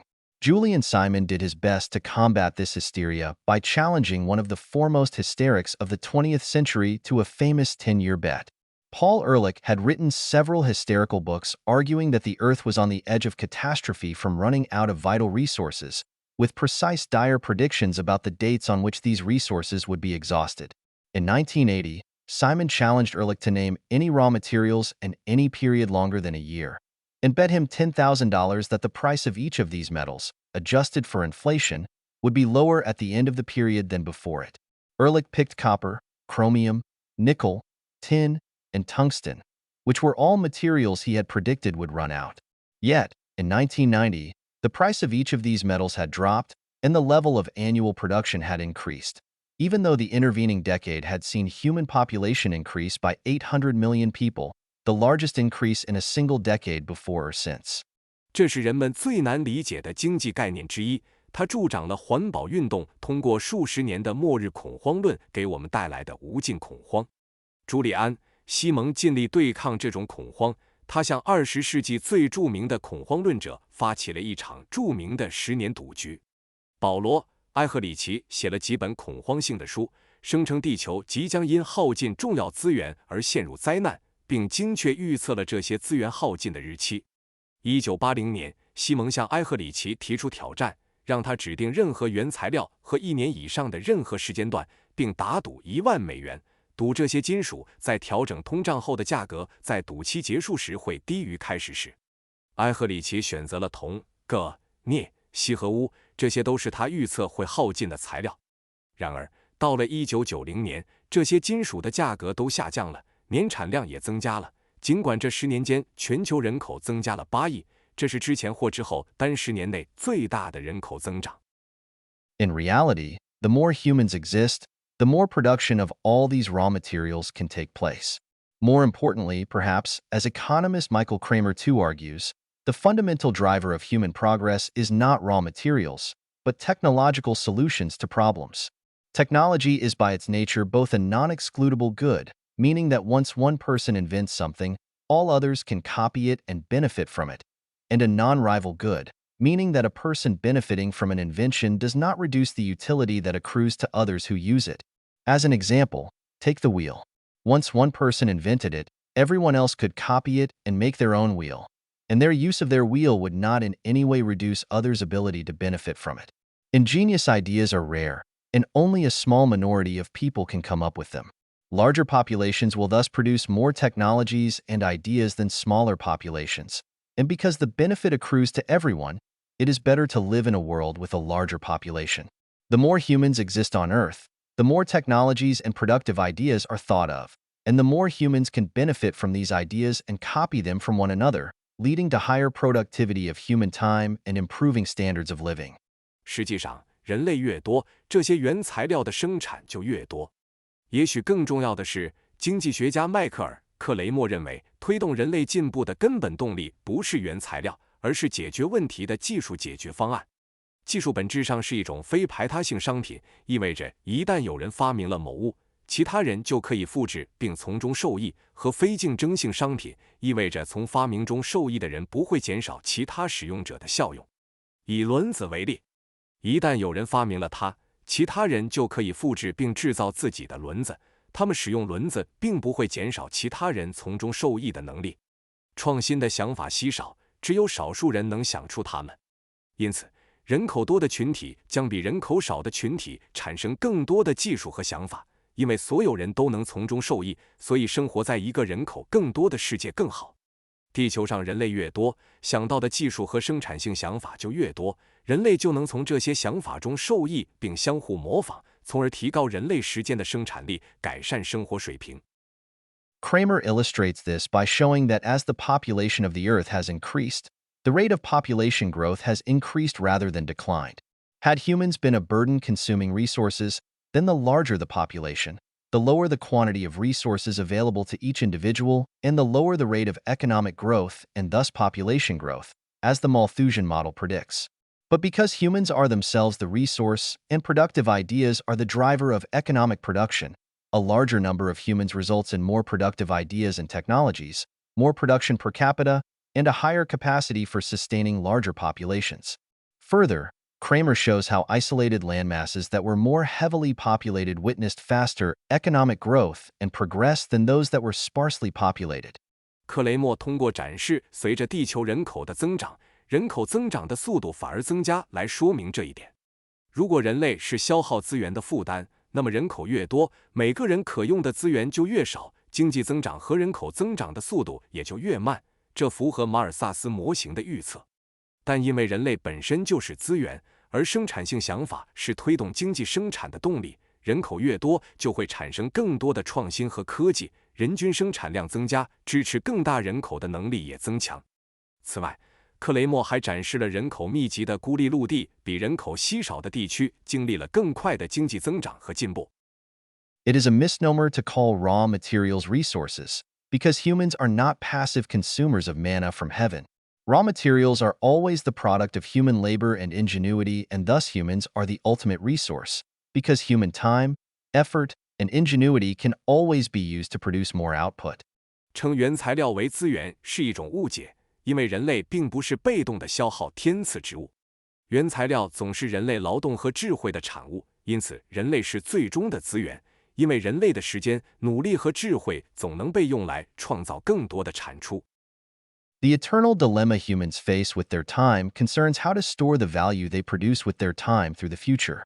While human time is finite, everything else is practically infinite, and more of it can be produced if more human time is directed at it. Whatever object humans chose as a store of value, its value would rise, and because more of the object can always be made, others would produce more of the object to acquire the value stored in it. The Yappies had O'Keefe bringing explosives and advanced boats to make more rice stones for them and acquire the value stored in the existing stones. Africans had Europeans bringing boats full of beads to acquire the value stored in their beads. Any metal other than gold that was used as a monetary medium was overproduced until its price collapsed. Modern economies have Keynesian central banks forever pretending to fight inflation while gradually or quickly eroding the value of their money, as discussed in Chapter 4. As Americans recently started using their homes as a medium for savings, the supply of housing was increased so much that the price came crashing down. As monetary inflation proceeds, the large number of bubbles can be understood as speculative bets for ways to find a useful store of value. Only gold has come close to solving this problem, thanks to its chemistry making it impossible for anyone to inflate its supply, and that resulted in one of the most glorious eras of human history. But the move toward government control of gold soon limited its monetary role by replacing it with government-issued money, whose record has been abysmal. 人类在时间上的永恒困境在于如何将通过时间创造的价值储存到未来。人的生命有限，但其他事物几乎是无限的，只要投入更多的人力时间，就能创造出更多。无论人们选择什么作为价值储存的媒介，其价值都会增加。因为这个媒介总是可以被制造的更多，其他人就会生产更多来获取其中储存的价值。雅普岛人让奥基夫带来炸药和先进船只，为他们制造更多的来石，以获取现有石头中储存的价值。非洲人则让欧洲人带着满船的珠子来换取他们珠子中的价值。任何被用作货币媒介的金属，除了黄金，都会被过度生产，直到其价格崩溃。现代经济中，如第4章所述，凯恩斯主义的中央银行永远在假中对抗通胀，却在缓慢或迅速地侵蚀货币的价值。当美国人开始将房屋作为储蓄媒介时，房屋供应激增，价格随之暴跌。随着货币通胀的进行，大量的泡沫可以理解为寻找有用价值储存方式的投机赌注。只有黄金接近解决了这个问题。因为它的化学性质使得任何人都无法膨胀其供应，这导致了人类历史上最辉煌的时期之一。但随后，政府对黄金的控制限制了其货币角色，取而代之的是政府发行的货币，其记录惨不忍睹。This sheds some light on an astonishing facet of the technical accomplishment that is Bitcoin. For the first time, humanity has recourse to a commodity whose supply is strictly limited. No matter how many people use the network, how much its value rises, and how advanced the equipment used to produce it, there can only ever be 21 million Bitcoins in existence. There is no technical possibility for increasing the supply to match the increased demand. Should more people demand to hold Bitcoin, the only way to meet the demand is through appreciation of the existing supply. Because each Bitcoin is divisible into 100 million Satoshis, there is plenty of room for the growth of Bitcoin through the use of ever smaller units of it as the value appreciates. This creates a new type of asset well suited for playing the role of store of value. 这揭示了比特币作为技术成就的一个惊人方面。人类首次拥有一种供应严格有限的商品。无论网络上有多少人使用，其价值如何上涨，用于生产它的设备有多先进，比特币的总量永远只有2100万个。没有技术上的可能性来增加供应，以匹配增加的需求。如果更多的人想要持有比特币，满足需求的唯一方式就是现有供应的升值。由于每个比特币可以分为1亿个葱，随着价值的升值，比特币有足够的空间通过使用越来越小的单位来增长。这就创造了一种新型资产，非常适合充当价值储存的角色。Figure 21 Total Available Global Stockpiles divided by Annual Production. 图21全球总库存量除以年产量。Until Bitcoin's invention, all forms of money were unlimited in their quantity and thus imperfect in their ability to store value across time. Bitcoin's immutable monetary supply makes it the best medium to store the value produced from the limited human time, thus making it arguably the best store of value humanity has ever invented. To put it differently, Bitcoin is the cheapest way to buy the future, because Bitcoin is the only medium guaranteed to not be debased, no matter how much its value rises. See Figure 21.3. 在比特币出现之前，所有货币的形式数量都是无限的，因此它们作为跨时间储存价值的工具都有其局限性。比特币恒定的货币供应使其成为储存有限人类时间产生的价值的最佳媒介，因此可以说，它是人类有史以来发明的最好的价值储存工具。换句话说，比特币是购买未来的最便宜方式，因为无论其价值如何上涨，比特币都是唯一保证不会贬值的媒介。见图21。In 2018, with Bitcoin only 9 years old, it has already been adopted by millions worldwide, and its current supply growth rate compares with that of the global reserve currencies. In terms of the stock-to-flow ratio discussed in Chapter 1, the existing stockpiles of Bitcoin in 2017 were around 25 times larger than the new coins produced in 2017. This is still less than half of the ratio for gold, but around the year 2022, Bitcoin's stock-to-flow ratio will overtake that of gold, and by 2025, it will be around double that of gold and continue to increase quickly into the future while that of gold stays roughly the same, given the dynamics of gold mining discussed in Chapter 3. Around the year 2140, there will be no new supply of Bitcoin, and the stock-to-flow ratio becomes infinite, the first time any commodity or good has achieved this. 2018年，只有9年历史的比特币已经全球范围内被数百万人采用，其当前的供应增长速度与全球储备货币相当。按照第一章中讨论的库存流量比率，2017年比特币的存量大约是当年新产生的比特币的25倍。这仍然不到黄金的一半，但在2022年左右，比特币的库存流量比率将超过黄金，到2025年，它将是黄金的2倍，并且在未来会迅速增加，而黄金的比率则大致保持不变。考虑到第3章中讨论的黄金开采动态，大约在2140年，比特币将不再有新的供应，库存流量比率将变得无限大，这是任何商品或商品首次实现这一壮举。An important implication of the reduced supply of Bitcoins and the continuously diminishing rate at which the supply grows is to make the supply of existing Bitcoins very large compared to the new supply. In that sense, Bitcoin mining is similar to gold mining, thus ensuring that as a monetary medium, relatively less time and effort would go towards securing new supplies of Bitcoin than other monies whose supply can be increased easily, and more time and effort is dedicated toward useful economic production which can then be exchanged for Bitcoins. As the block subsidy declines, the resources dedicated to mining Bitcoins will be mainly rewarded for processing the transactions and thus securing the network, rather than for the creation of new coins. 比特币供应减少以及供应增长速度持续下降的重要含义是，现有比特币的供应量相对于新供应量变得非常大。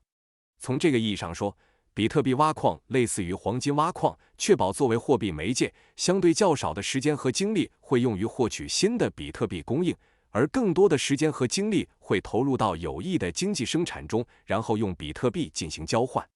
随着区块补贴的减少，用于挖比特币的资源主要将因处理交易和保障网络安全而得到回报，而不是因为创造新的比特币。For most of human history, some physical object was used as the store of value. The function of value storage did not need a physical manifestation, but having one allowed for making the supply of the store of value harder to increase. Bitcoin, by not having any physical presence and being purely digital, is able to achieve strict scarcity. No divisible and transportable physical material had ever achieved this before. Bitcoin allows humans to transport value digitally without any dependence on the physical world, which allows large transfers of sums across the world to be completed in minutes. The strict digital scarcity of the Bitcoin tokens combines the best elements of physical monetary media without any of the physical drawbacks to moving and transporting it. Bitcoin might have a claim to make for being the best technology for saving ever invented. 在人类历史的大部分时间里，某种实物被用作价值储存。价值储存的功能并不需要物理表现形式，但拥有实物形式使得增加价值储存的供应变得更加困难。比特币由于没有物理形态，纯粹是数字的，因此能够实现严格的稀缺性。以前没有任何可分割和可运输的实物材料能够做到这一点。比特币使人们能够在不依赖物理世界的情况下，数字的转移价值，从而在几分钟内完成大额资金在全球范围内的转移。比特币代币的严格数字稀缺性结合了实物货币媒介的最佳特性，而无需处理和运输时的任何物理弊端。比特币可能是有史以来最好的储蓄技术。Individual sovereignty. 个人主权。 As the first form of digital cash, Bitcoin's first and most important value proposition is in giving anyone in the world access to sovereign base money. Any person who owns Bitcoin achieves a degree of economic freedom which was not possible before its invention. Bitcoin holders can send large amounts of value across the planet without having to ask for the permission of anyone. Bitcoin's value is not reliant on anything physical anywhere in the world and thus can never be completely impeded, destroyed, or confiscated by any of the physical forces of the political or criminal worlds. 作为第一种数字现金，比特币最重要的价值主张是为世界上的任何人提供主权基础货币的访问。任何拥有比特币的人都能实现以前无法实现的经济自由。比特币持有者可以在不需任何人许可的情况下跨境发送大量价值。比特币的价值不依赖于世界上任何实物，因此无法被政治或犯罪世界的物理力量完全阻碍、摧毁或没收。The significance of this invention for the political realities of the 21st century is that, for the first time since the emergence of the modern state, individuals have a clear technical solution to escaping the financial cloud of the governments they live under. Remarkably, the best description of the significance of such a technology can be found in a book written in 1997, a full 12 years before Bitcoin's creation, which foresaw a digital currency remarkably similar to Bitcoin, and the impact it would have on transforming human society.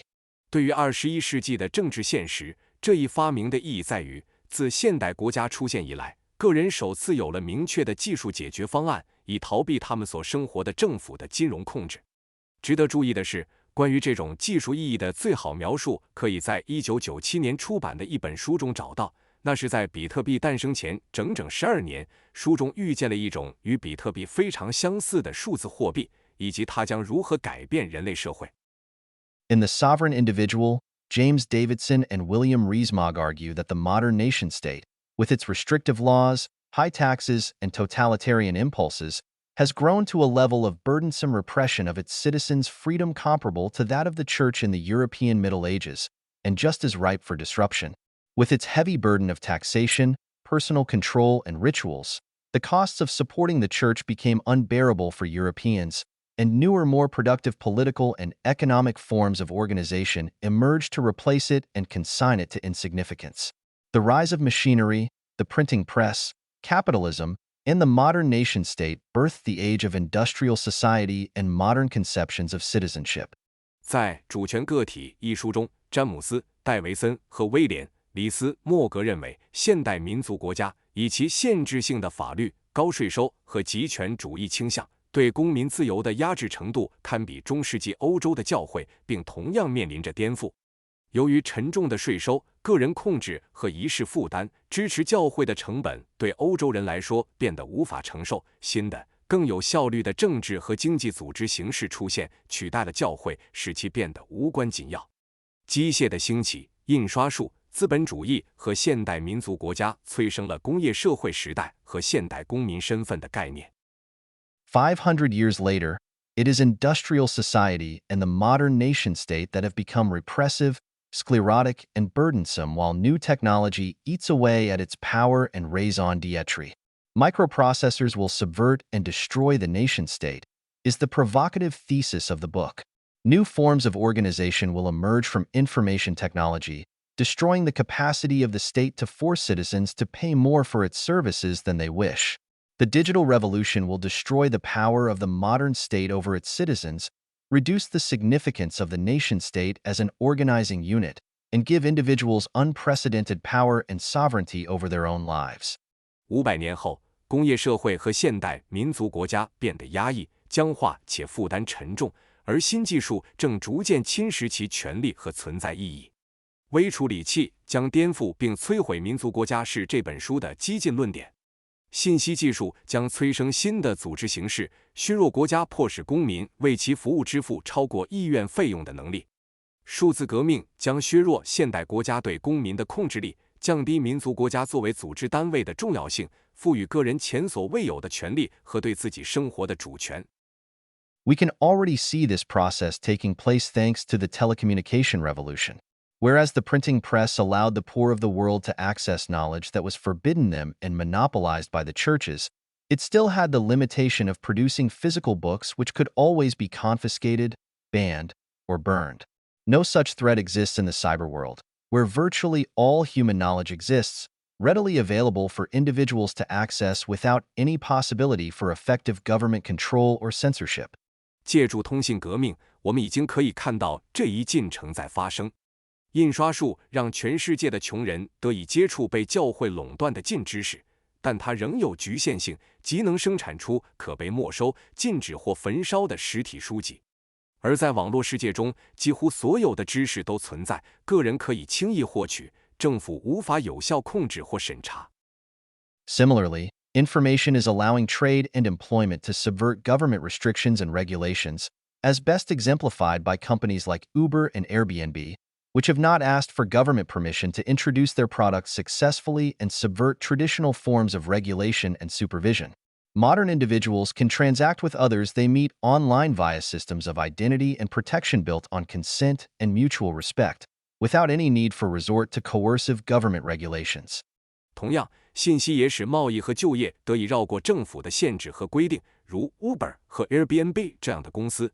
他们在未寻求政府许可的情况下成功推出产品，颠覆了传统的监管和监督形式。现代个体可以通过基于同意和相互尊重的身份和保护系统与在线遇到的人进行交易，无需依赖强制性的政府规定。The emergence of cheap forms of telecommunication online has also subverted the importance of geographic location for work. Producers of many goods can now choose to be domiciled anywhere they prefer, while the products of their labor, which are becoming increasingly informational and non-material, can be transferred globally instantaneously. Government regulations and taxes are becoming less powerful as individuals can live or work where it suits them and deliver their work via telecommunication. 廉价的在线电信通信方式也削弱了地理位置对工作的重要性。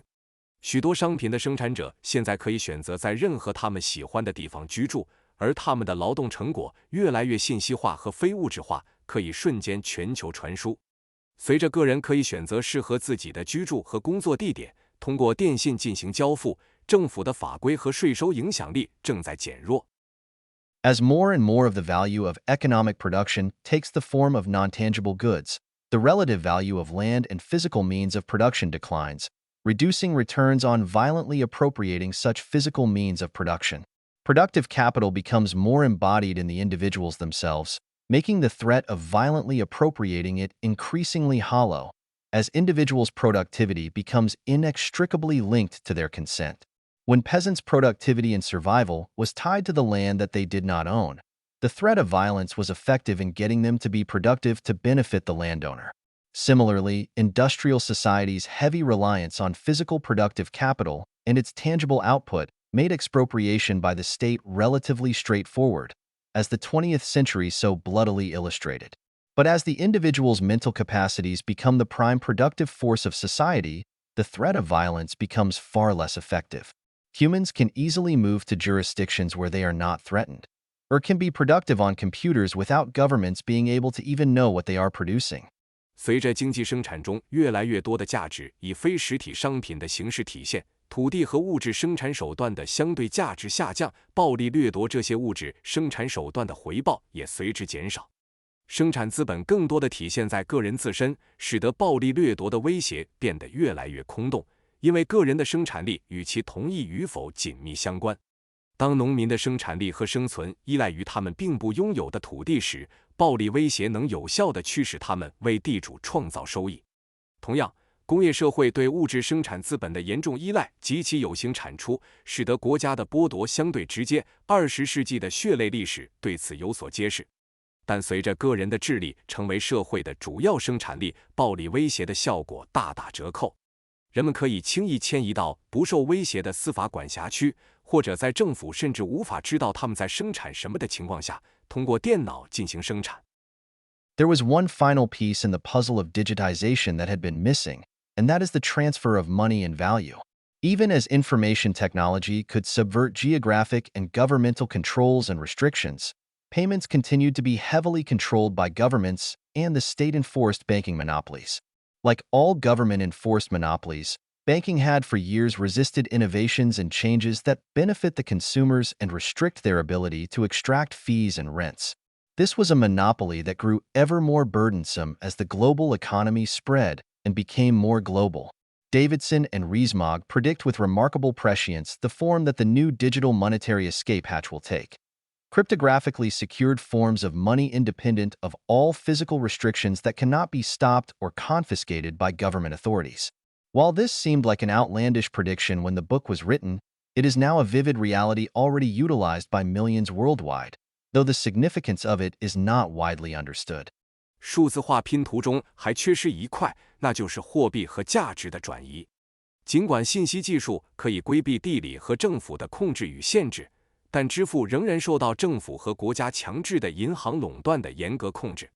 如同所有政府强制的垄断一样，银行业多年来抵制了有利于消费者、限制其收费和租金提取能力的创新和变革。随着全球经济的扩展和全球化，这个垄断变得越来越沉重。戴维森和李斯·莫格以惊人的预见性预言了新的数字货币逃逸通道的形式，不受物理限制，通过加密技术保障安全的货币形式，政府当局无法阻止或没收。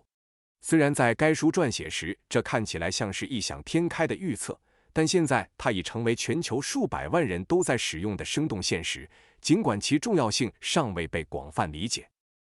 Bitcoin and cryptography in general are defensive technologies that make the cost of defending property and information far lower than the cost of attacking them.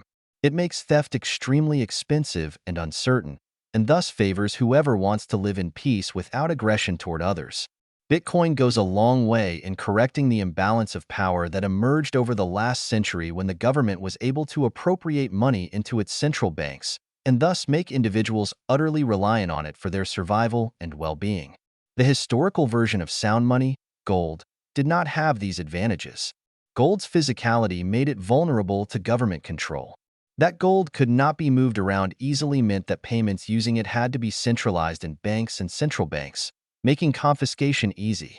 With Bitcoin, on the other hand, verifying transactions is trivial and virtually costless, as anyone can access the transactions ledger from any internet-connected device for free.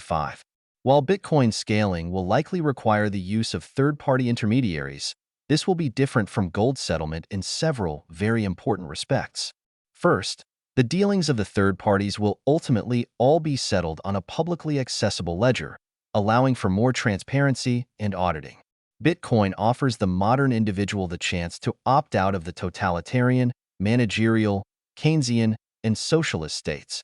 It is a simple technological fix to the modern pestilence of governments surviving by exploiting the productive individuals who happen to live on their soil. If Bitcoin continues to grow to capture a larger share of the global wealth, it may force governments to become more and more a form of voluntary organization, which can only acquire its taxes voluntarily by offering its subjects services they would be willing to pay for. 比特币和加密技术总体而言是一种防御性技术，它们使得保护财产和信息的成本远低于攻击它们的成本，这使得盗窃变得极其昂贵且不确定，因此有利于那些希望和平生活而不对他人采取侵略行为的人。比特币在很大程度上纠正了上个世纪政府能够将资金收归中央银行，从而使个人完全依赖政府生存和福祉的权力不平衡。历史上稳定的货币黄金并没有这些优势。黄金的物理特性使其容易受到政府控制。黄金不易移动，意味着使用它进行支付必须通过银行和中央银行集中处理，这使得没收变得容易。然而，比特币的交易验证简单且几乎无需成本，任何人都可以免费通过任何联网设备访问交易账本5。尽管比特币的扩展可能需要第三方中介，但这在几个非常重要的方面与黄金结算不同。首先，第三方的交易最终都会在一个公开可访问的账本上结算，从而增加透明度和审计可能性。比特币为现代个人提供了摆脱极权主义、管理主义、凯恩斯主义和社会主义国家的机会。它是一种简单的技术解决方案，针对的是政府通过剥削生活在其领土上的生产者个体来维持生存的现代弊病。如果比特币继续增长，占据全球财富的更大份额，它可能会迫使政府变得越来越像一种自愿组织，只能通过提供人们愿意付费的服务来自愿征税。The political vision of Bitcoin can be understood from a closer examination of the ideas of the cypherpunk movement from which it sprung. In the words of Timothy May, 通过更深入的研究比特币诞生的密码朋克运动的思想，可以理解其政治愿景。用蒂莫西·梅的话来说， the combination of strong, unbreakable public key cryptography and virtual network communities in cyberspace will produce interesting and profound changes in the nature of economic and social systems. Crypto anarchy is the cyberspatial realization of anarcho-capitalism, transcending national boundaries and freeing individuals to make the economic arrangements they wish to make consensually. Crypto anarchy is liberating individuals from coercion by their physical neighbors, who cannot know who they are on the net, and from governments. For libertarians, strong crypto provides the means by which government will be avoided. Point 6. 强大的、不可破解的公钥加密技术和虚拟的网络社区将对经济和社会系统的本质产生有趣而深远的变化。加密无政府状态是网络空间中无政府资本主义的实现，超越了国家边界，让个人自由地达成他们愿意共识的经济安排。加密无政府状态将个人从物理邻里的强迫中解放出来，他们在网络上不知道对方是谁，也从政府中解放出来。对于自由主义者来说，强大的加密技术提供了避免政府的手段6。The vision of anarcho-capitalism May describes is the political philosophy developed by the American economist of the Austrian school, Murray Rothbard. In The Ethics of Liberty, Rothbard explains libertarian anarcho-capitalism as the only logically coherent implication of the idea of free will and self-ownership. 梅描述的无政府资本主义理念是由奥地利学派的美国经济学家穆瑞·罗斯巴德发展出的政治哲学。在自由的伦理中，罗斯巴德阐述了自由意志和自我所有权观念的唯一逻辑一致的推论：自由意志主义、无政府资本主义。On the other hand, consider the universal status of the ethic of liberty and of the natural right of person and property that obtains under such an ethic. For every person, at any time or place, can be covered by the basic rules: ownership of one's own self, ownership of the previously unused resources which one has occupied and transformed, and ownership of all titles derived from that basic ownership, either through voluntary exchanges or voluntary gifts. These rules, which we might call the rules of natural ownership, can clearly be applied, and such ownership defended, regardless of the time or place, and regardless of the economic attainments of the society. It is impossible for any other social system to qualify as universal natural law. For if there is any coercive rule by one person or group over another, and all rule partakes of such hegemony, then it is impossible to apply the same rule for all. Only a rulerless, purely libertarian world can fulfill the qualifications of natural rights and natural law, or more important, can fulfill the conditions of a universal ethic for all mankind. Point 7. 另一方面，考虑一下自由伦理的普世地位，以及在这样的伦理下个人和财产的自然权利。对于任何时间、任何地点的每个人，基本规则都适用：对自己身体的所有权，对自己占用和改造的未使用资源的所有权，以及由此基本所有权衍生的所有权，无论是通过自愿交换还是自愿赠与。这些规则，我们可以称之为自然所有权规则，显然可以应用，并且无论时间、地点或社会经济成就如何，都可以捍卫这种所有权。没有任何其他社会制度能符合普遍自然法的资格，因为如果有一个人或群体对另一个人或群体的强制规则，所有规则都具有这种霸权性质，那么就不可能对所有人应用相同的规则。只有无统治者、纯粹自由主义的世界，才能满足自然权利和自然法的条件，或者更重要的是，满足全人类普遍伦理的条件。7. The non-aggression principle is the foundation of Rothbard's anarcho-capitalism, and on its basis, any aggression, whether carried out by government or individual, cannot have moral justification. Bitcoin, being completely voluntary and relentlessly peaceful, offers us the monetary infrastructure for a world built purely on voluntary cooperation. Contrary to popular depictions of anarchists as hoodie-clad hoodlums, Bitcoin's brand of anarchism is completely peaceful, providing individuals with the tools necessary for them to be free from government control and inflation. It seeks to impose itself on nobody, and if it grows and succeeds, it will be for its own merits as a peaceful neutral technology for money and settlement, not through it being forced on others. 非侵犯原则是罗斯巴德无政府资本主义的基石，基于此，无论是政府还是个人发起的任何侵犯行为都无法得到道德上的正当化。比特币完全自愿且和平至极，为我们提供了一个建立在纯粹自愿合作基础上的货币基础设施。与人们常将无政府主义者描绘为穿着连帽衫的恶棍相反，比特币所代表的无政府主义完全是和平的，为个人提供了摆脱政府控制和通货膨胀的工具。它不强加于任何人，如果它发展壮大，那将是因为它作为和平中立的货币和结算技术的内在价值，而不是通过强迫他人接受。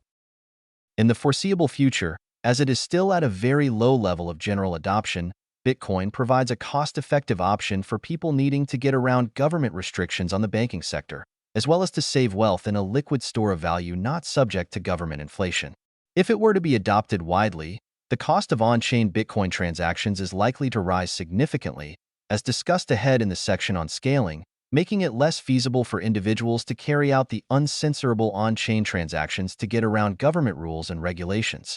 In that situation, however, the wide adoption of Bitcoin will have a far larger positive effect on individual freedom by reducing government's ability to finance its operation through inflation. It was government money in the 20th century that allowed for the birth of the heavily interventionist managerial state, with totalitarian and authoritarian tendencies. In a society run on hard money, government impositions that are not economically productive are unlikely to survive for long, as there is little incentive to continue financing them. 在可预见的未来，由于比特币的普及程度仍然很低，对于需要绕过政府对银行业限制的人来说，它提供了一种成本效益高的选择，同时也提供了一种不受政府通胀影响的流动财富储存方式。如果比特币被广泛采用，如后续关于扩展性的章节中所讨论的，链上交易的成本可能会显著增加，这将使得个人进行不受审查的链上交易以规避政府规则变得不太可行。然而，在那种情况下，比特币的广泛采用将通过削弱政府通过通胀融资的能力，对个人自由产生更大的积极影响。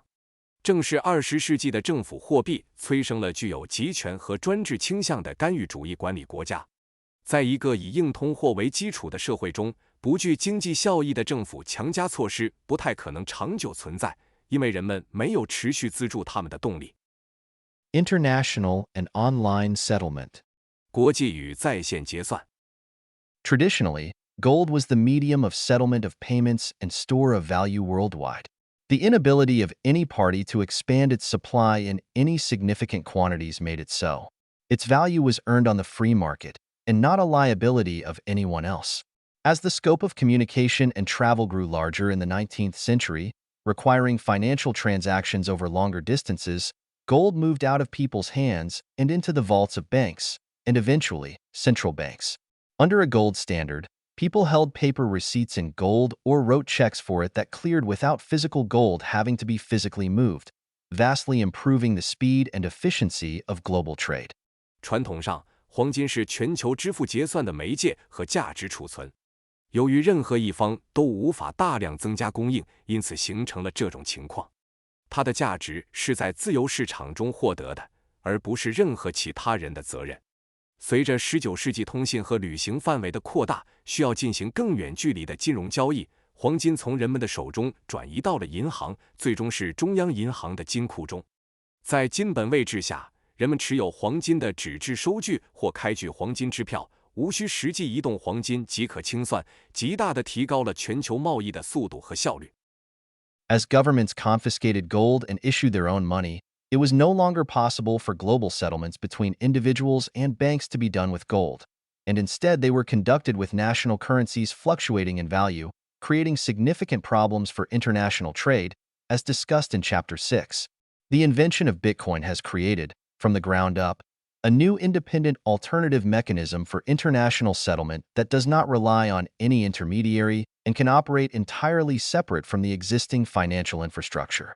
随着政府没收黄金并发行自己的货币，个人和银行之间的全球结算不再能用黄金进行，而是用价值波动的国家货币进行，这对国际贸易造成了重大问题，如第6章所述。比特币的发明自下而上地创建了一个新的独立国际结算机制，它不依赖任何中介，可以完全独立于现有金融基础设施运行。The ability of any individual to run a Bitcoin node and send his own money without permission from anyone, and without having to expose his identity, is a noteworthy difference between gold and Bitcoin. Bitcoin does not have to be stored on a computer. The private key to a person's Bitcoin hoard is a string of characters or a string of words the person remembers.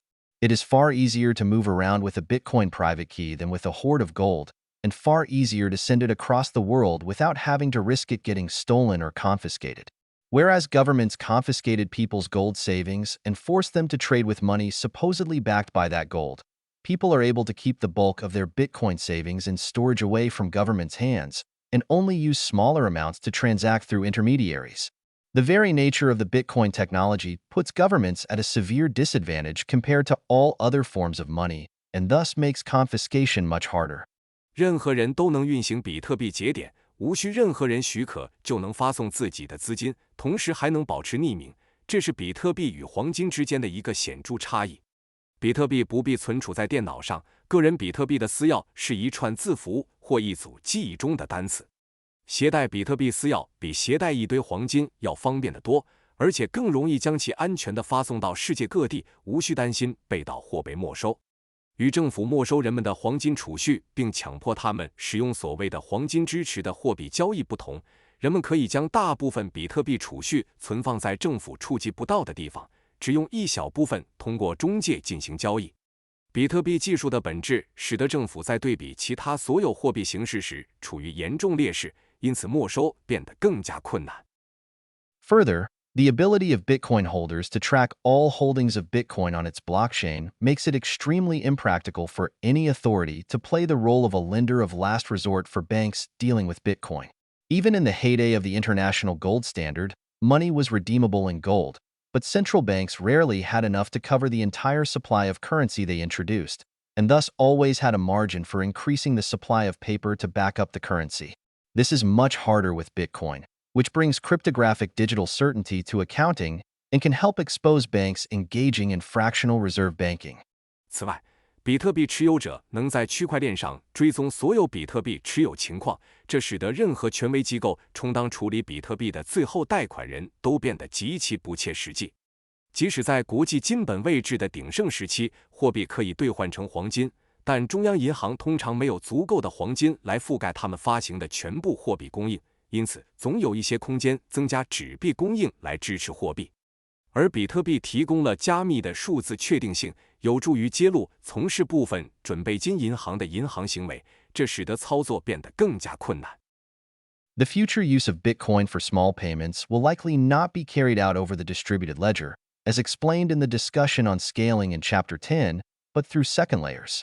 Bitcoin can be seen as the new emerging reserve currency for online transactions, where the online equivalent of banks will issue Bitcoin-backed tokens to users while keeping their hoard of Bitcoins in cold storage, with each individual being able to audit in real time the holdings of the intermediary, and with online verification and reputation systems able to verify that no inflation is taking place. This would allow an infinite number of transactions to be carried out online without having to pay the high transaction fees for on-chain transactions.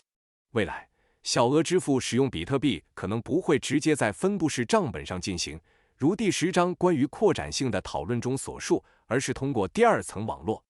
比特币可以被视为在线交易中新兴的储备货币，类似于银行的在线机构将发行以比特币为后盾的代币给用户，同时将他们的比特币储备存放在冷钱包中。每个个体可以实时审计中介的持有情况，而在线验证和信誉系统可以确保没有发生通货膨胀，这使得可以在线进行无限数量的交易，而无需支付链上交易的高额费用。As Bitcoin continues to evolve in the direction of having a higher market value with higher transaction fees, it starts to look more and more like a reserve currency than a currency for everyday trading and transactions. Even at the time of writing, with Bitcoin at a relatively small level of public adoption, the majority of Bitcoin transactions are not recorded on-chain, but occur in exchanges and various types of Bitcoin-based online platforms such as gambling and casino websites. These businesses will credit or debit Bitcoins to their customers on their own internal records, and then only make transactions on the Bitcoin network when customers deposit or withdraw funds. 随着比特币市场价值提升和交易费用增加，它越来越像是一种储备货币，而非日常交易的货币。即便在当前，比特币的公众接纳度相对较低，大多数比特币交易并未记录在区块链上，而是在交易所和各种基于比特币的在线平台上进行，比如赌博和赌场网站。这些企业会在内部记录上为客户提供比特币的增减，只有在客户存取资金时，才会在比特币网络上进行交易。By virtue of being digital cash, Bitcoin's comparative advantage may not lie in replacing cash payments, but rather in allowing for cash payments to be carried out over long distances. Payments in person, for small amounts, can be conducted in a wide variety of options: physical cash, barter, favors, credit cards, bank checks, and so on. Current state-of-the-art technology in payment settlements has already introduced a wide array of options for settling small-scale payments with very little cost. It is likely that Bitcoin's advantage lies not in competing with these payments for small amounts and over short distances. Bitcoin's advantage, rather, is that by bringing the finality of cash settlement to the digital world, it has created the fastest method for final settlement of large payments across long distances and national borders. It is when compared to these payments that Bitcoin's advantages appear most significant. There are only a few currencies that are accepted for payment worldwide, namely the US dollar, the euro, gold, and the IMF special drawing rights. The vast majority of international payments are denominated in one of these currencies, with only a tiny percentage shared by a few other major currencies. To send a few $1,000s worth of these currencies internationally usually costs dozens of dollars, takes several days, and is subject to invasive forensic examination by financial institutions. The high cost of these transactions lies primarily in the volatility of trading currencies and the problems of settlement between institutions in different countries, which necessitates the employment of several layers of intermediation. 作为数字货币，比特币的优势可能不在于取代现金支付，而在于实现远程的现金支付。小额面对面支付有多种方式：实物现金、物物交换、人情、信用卡、银行支票等。目前的支付结算技术已经为低成本的小额支付提供了多种选择。比特币的优势可能不在于与这些小额近距离支付竞争，而在于它将现金结算的确定性带入数字世界，创造出跨国界大额支付的最快结算方式。对比这些跨境支付，比特币的优势更为显著。全球广泛接受的支付货币只有少数几种，如美元、欧元、黄金和 IMF 的特别提款权。绝大多数国际支付都以这些货币计价，只有极小部分由其他主要货币分担。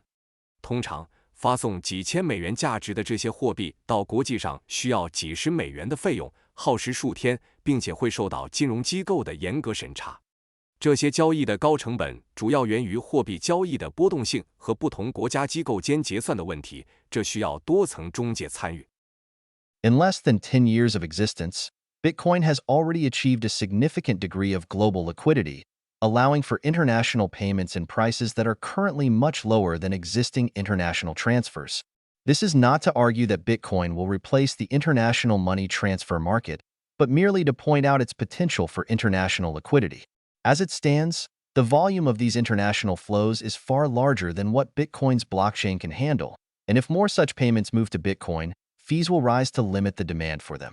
Yet, that would also not spell doom for Bitcoin, because sending these individual payments is not the limit of Bitcoin's capabilities. 比特币在短短10年内已实现相当程度的全球流动性，使得国际支付成本远低于现有国际转账费用。这并不是说比特币将取代国际汇款市场，而是强调其在国际流动性的潜力。目前，这些国际资金流动的规模远超比特币区块链的处理能力。如果更多支付转向比特币，费用将上涨以限制需求。但这并不意味着比特币的末日，因为发送这些个别支付并非比特币能力的极限。Bitcoin is money-free of counterparty risk, and its network can offer final settlement of large volume payments within minutes. Bitcoin can thus be best understood to compete with settlement payments between central banks and large financial institutions, and it compares favorably to them due to its verifiable record, cryptographic security, and imperviousness to third-party security holes. Using the major national currencies, USD, Euro, forced settlement carries with it the risk of exchange rate fluctuation of these currencies and involves trust in several layers of existing intermediation. Settlements between central banks and large financial institutions take days, and sometimes weeks, to clear, during which time each party is exposed to significant foreign exchange and counterparty risk. Gold is the only traditional monetary medium that is not someone's liability and is free of counterparty risk, but moving gold around is an extremely expensive operational task, fraught with risks. 比特币是一种无对手方风险的货币，其网络能在几分钟内完成大额支付的最终结算。因此，比特币最直接的竞争对手是中央银行和大型金融机构之间的结算支付，因其可验证的记录、加密安全性和不受第三方安全漏洞影响的特性而优于它们。使用主要国家货币如美元、欧元进行结算会面临汇率波动的风险，并涉及对现有中介多层的信任。中央银行和大型金融机构之间的结算可能需要数天甚至数周才能清算，在此期间，每一方都面临重大的外汇和对手方风险。黄金是唯一一种传统货币媒介，不依赖任何人的负债，无对手方风险，但运输黄金是一项极其昂贵且充满风险的操作。Bitcoin, having no counterparty risk and no reliance on any third party, is uniquely suited to play the same role that gold played in the gold standard. It is a neutral money for an international system that does not give any one country the exorbitant privilege of issuing the global reserve currency and is not dependent on its economic performance. Being separated from any particular country's economy, its value will not be affected by the volume of trade denominated in it, averting all the exchange rate problems that have plagued the 20th century. Further, the finality of settlement on Bitcoin does not rely on any counterparty and does not require any single bank to be the de facto arbiter, making it ideal for a network of global peers rather than a global hegemonic centralized order. The Bitcoin network is based on a form of money whose supply cannot be inflated by any single member bank, making it a more attractive store of value proposition than national currencies whose creation was precisely so their supply could be increased to finance governments. 比特币因其无对手方风险且不依赖任何第三方，特别适合扮演黄金在金本位制中的角色。它是一种中立的货币，不赋予任何国家发行全球储备货币的过分特权，也不依赖其经济表现。它与任何特定国家的经济脱钩，因此其价值不会因以它计价的贸易量而受到影响，避免了20世纪困扰人们的汇率问题。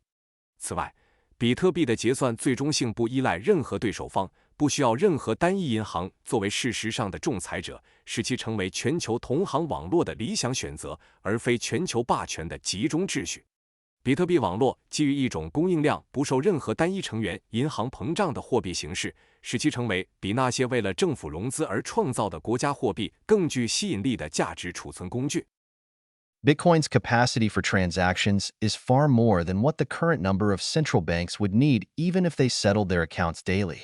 Bitcoin's current capacity of around 350,000 transactions per day can allow a global network of 850 banks to each have one daily transaction with every other bank on the network. The number of unique connections in a network equals n(n)(1)/2, where n is the number of nodes. 比特币的交易处理能力远超当前中央银行的需要，即使他们每天结算账户。比特币目前每天处理约35万笔交易的能力，足以让全球850家银行中的每一家都能与其他所有银行每天进行一次交易。网络中独特的连接数等于 n， 其中 n 是节点数。A global network of 850 central banks can perform daily final settlement with one another over the Bitcoin network. If each central bank serves around 10 million customers, that would cover the entire world's population. This is offered as an absolute worst-case scenario in which Bitcoin's capacity is not increased in any way whatsoever. As will be discussed in the next chapter, there are several ways in which capacity can be increased even without altering the architecture of Bitcoin in a backward incompatible way, potentially allowing for daily settlement between several thousands of banks. 全球850家中央银行可以通过比特币网络每天进行最终结算。如果每家中央银行服务约1000万客户，那么就能覆盖全球人口。这是在不增加比特币容量的最坏情况下提出的。如下一章将讨论有几种方法可以在不以向后不兼容的方式改变比特币架构的情况下增加容量，可能允许数千家银行之间进行每日结算。In a world in which no government can create more Bitcoins, these Bitcoin central banks would compete freely with one another in offering physical and digital Bitcoin-backed monetary instruments and payment solutions. Without a lender of last resort, fractional reserve banking becomes an extremely dangerous arrangement, and it would be my expectation the only banks that will survive in the long run would be banks offering financial instruments 100% backed by Bitcoin. This, however, is a point of contention among economists, and time can only tell whether that will be the case. These banks would settle payments between their own customers outside of Bitcoin's blockchain and then perform final daily settlement between each other over the blockchain. 在一个政府无法创造更多比特币的世界里，这些比特币中央银行将自由竞争，提供以比特币为支持的实物和数字货币工具及支付解决方案。没有最后贷款人，部分准备金银行体系将变得极其危险。我预计长期生存下来的银行将是那些提供100%由比特币支持的金融工具的银行。然而，这在经济学家之间存在争议，时间会证明这是否正确。这些银行将在比特币区块链之外为自己的客户结算支付，然后在区块链上进行每日最终结算。While this view of Bitcoin might sound like it is a betrayal of Bitcoin's original vision of fully peer-to-peer cash, it is not a new vision. Hal Finney, the recipient of the first Bitcoin transaction from Nakamoto, wrote this on the Bitcoin Forum in 2010. 这种对比特币的看法可能听起来像是违背了比特币最初的去中心化现金愿景，但这并不是一个新愿景。比特币的第一个接收者哈尔·芬尼 （Hal Finney） 在2010年的比特币论坛上写道 Actually, there is a very good reason for Bitcoin-backed banks to exist, issuing their own digital cash currency, redeemable for Bitcoins. Bitcoin itself cannot scale to have every single financial transaction in the world be broadcast to everyone and included in the blockchain. There needs to be a secondary level of payment systems which is lighter weight and more efficient. Likewise, the time needed for Bitcoin transactions to finalize will be impractical for medium to large value purchases.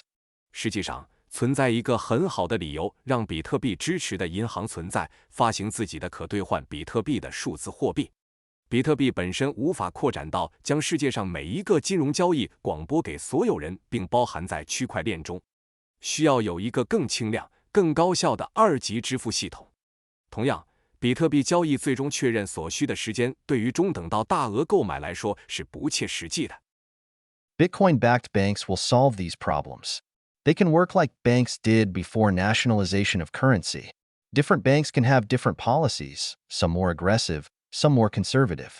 Some would be fractional reserve while others may be 100% Bitcoin-backed. Interest rates may vary. Cash from some banks may trade at a discount to that from others. 比特币支持的银行将解决这些问题。他们可以像货币国家化之前银行的工作方式那样运作。不同的银行可以有不同的政策，有些更激进，有些更保守。有些可能是部分准备金，而有些可能是100%由比特币支持。利率可能会有所不同。某些银行的现金可能会比其他银行的打折交易。George Selgin has worked out the theory of competitive free banking in detail, and he argues that such a system would be stable, inflation-resistant, and self-regulating. 乔治·塞尔金详细阐述了竞争性自由银行的理论，并认为这种系统将是稳定的、抗通胀的和自我调节的。I believe this will be the ultimate fate of Bitcoin, to be the high-powered money that serves as a reserve currency for banks that issue their own digital cash. Most Bitcoin transactions will occur between banks to settle net transfers. Bitcoin transactions by private individuals will be as rare as well, as Bitcoin-based purchases are today. 8. 我认为比特币的最终命运将是成为高能货币，作为发行自有数字货币的银行的储备货币。大多数比特币交易将在银行之间进行，以结算净转账。个人之间的比特币交易将像如今的比特币购买一样罕见。The number of transactions in a Bitcoin economy can still be as large as it is today, but the settlement of these transactions will not happen on Bitcoin's ledger, whose immutability and trustlessness is far too valuable for individual consumer payments. Whatever the limitations of current payment solutions, they will stand to benefit immensely from the introduction of free market competition into the field of banking and payments, one of the most sclerotic industries in the modern world economy, because it is controlled by governments that can create the money on which it runs. 比特币经济中的交易数量仍可与现在一样庞大，但这些交易的结算不会在比特币的账本上进行，因为其不可变性和无需信任的特性对于个人消费者支付来说太有价值了。尽管当前支付解决方案存在局限，但它们将从银行业和支付领域引入自由市场竞争中受益匪浅。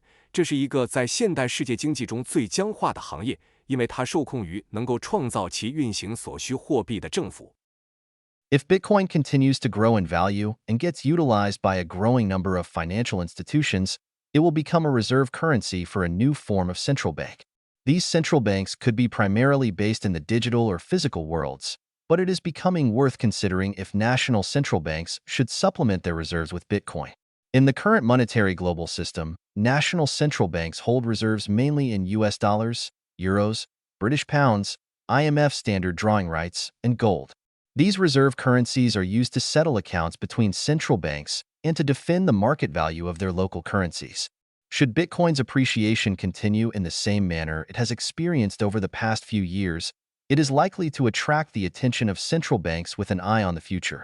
如果比特币的价值持续增长，并被越来越多的金融机构使用，它将成为新型中央银行的储备货币。这些中央银行可能主要基于数字或物理世界，但值得考虑的是，国家中央银行是否应将其储备与比特币相结合。在当前的货币全球体系中，国家中央银行主要持有美元、欧元、英镑、IMF 特别提款权和黄金作为储备。这些储备货币用于中央银行之间的账户结算和捍卫其本地货币的市场价值。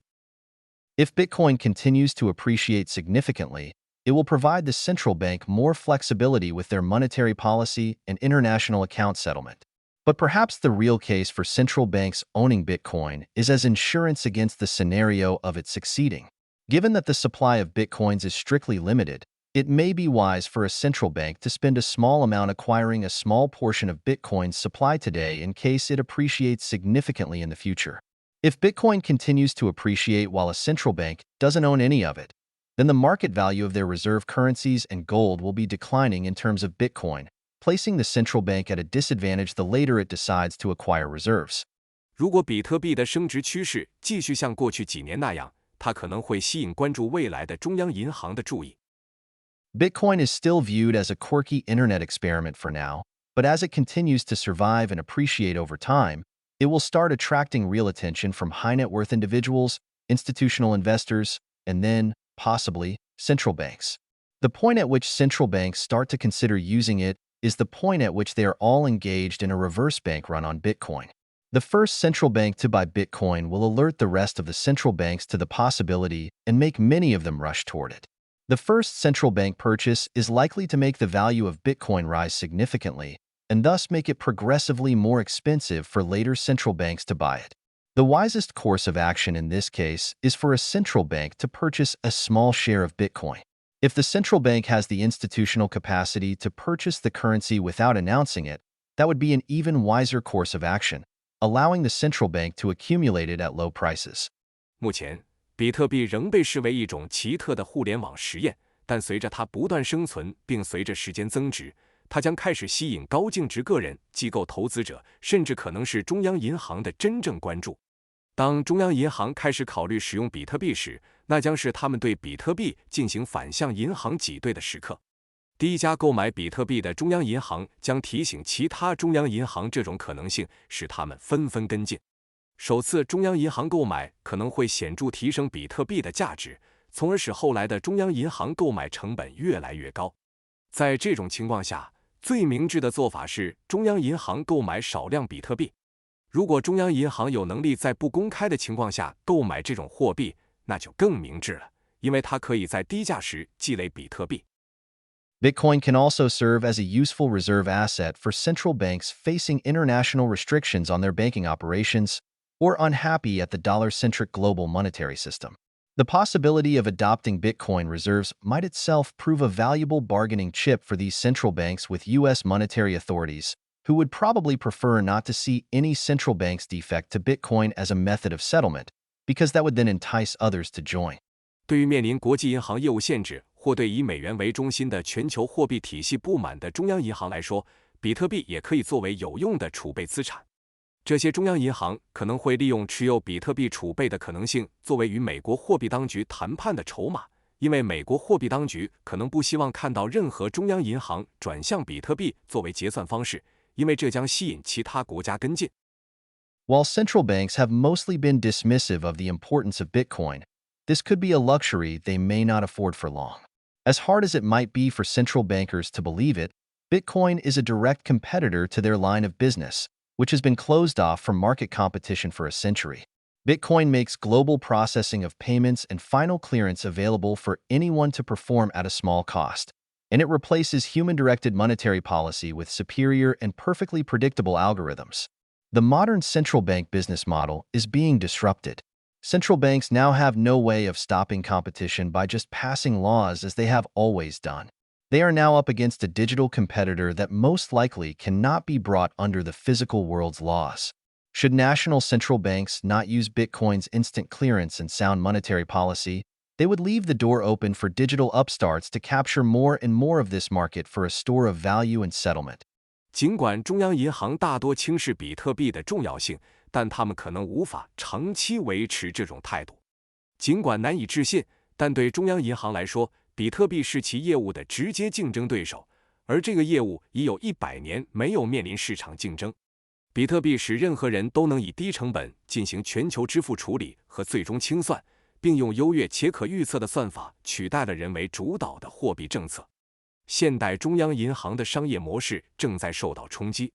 现在，中央银行无法像过去那样仅通过立法来阻止竞争。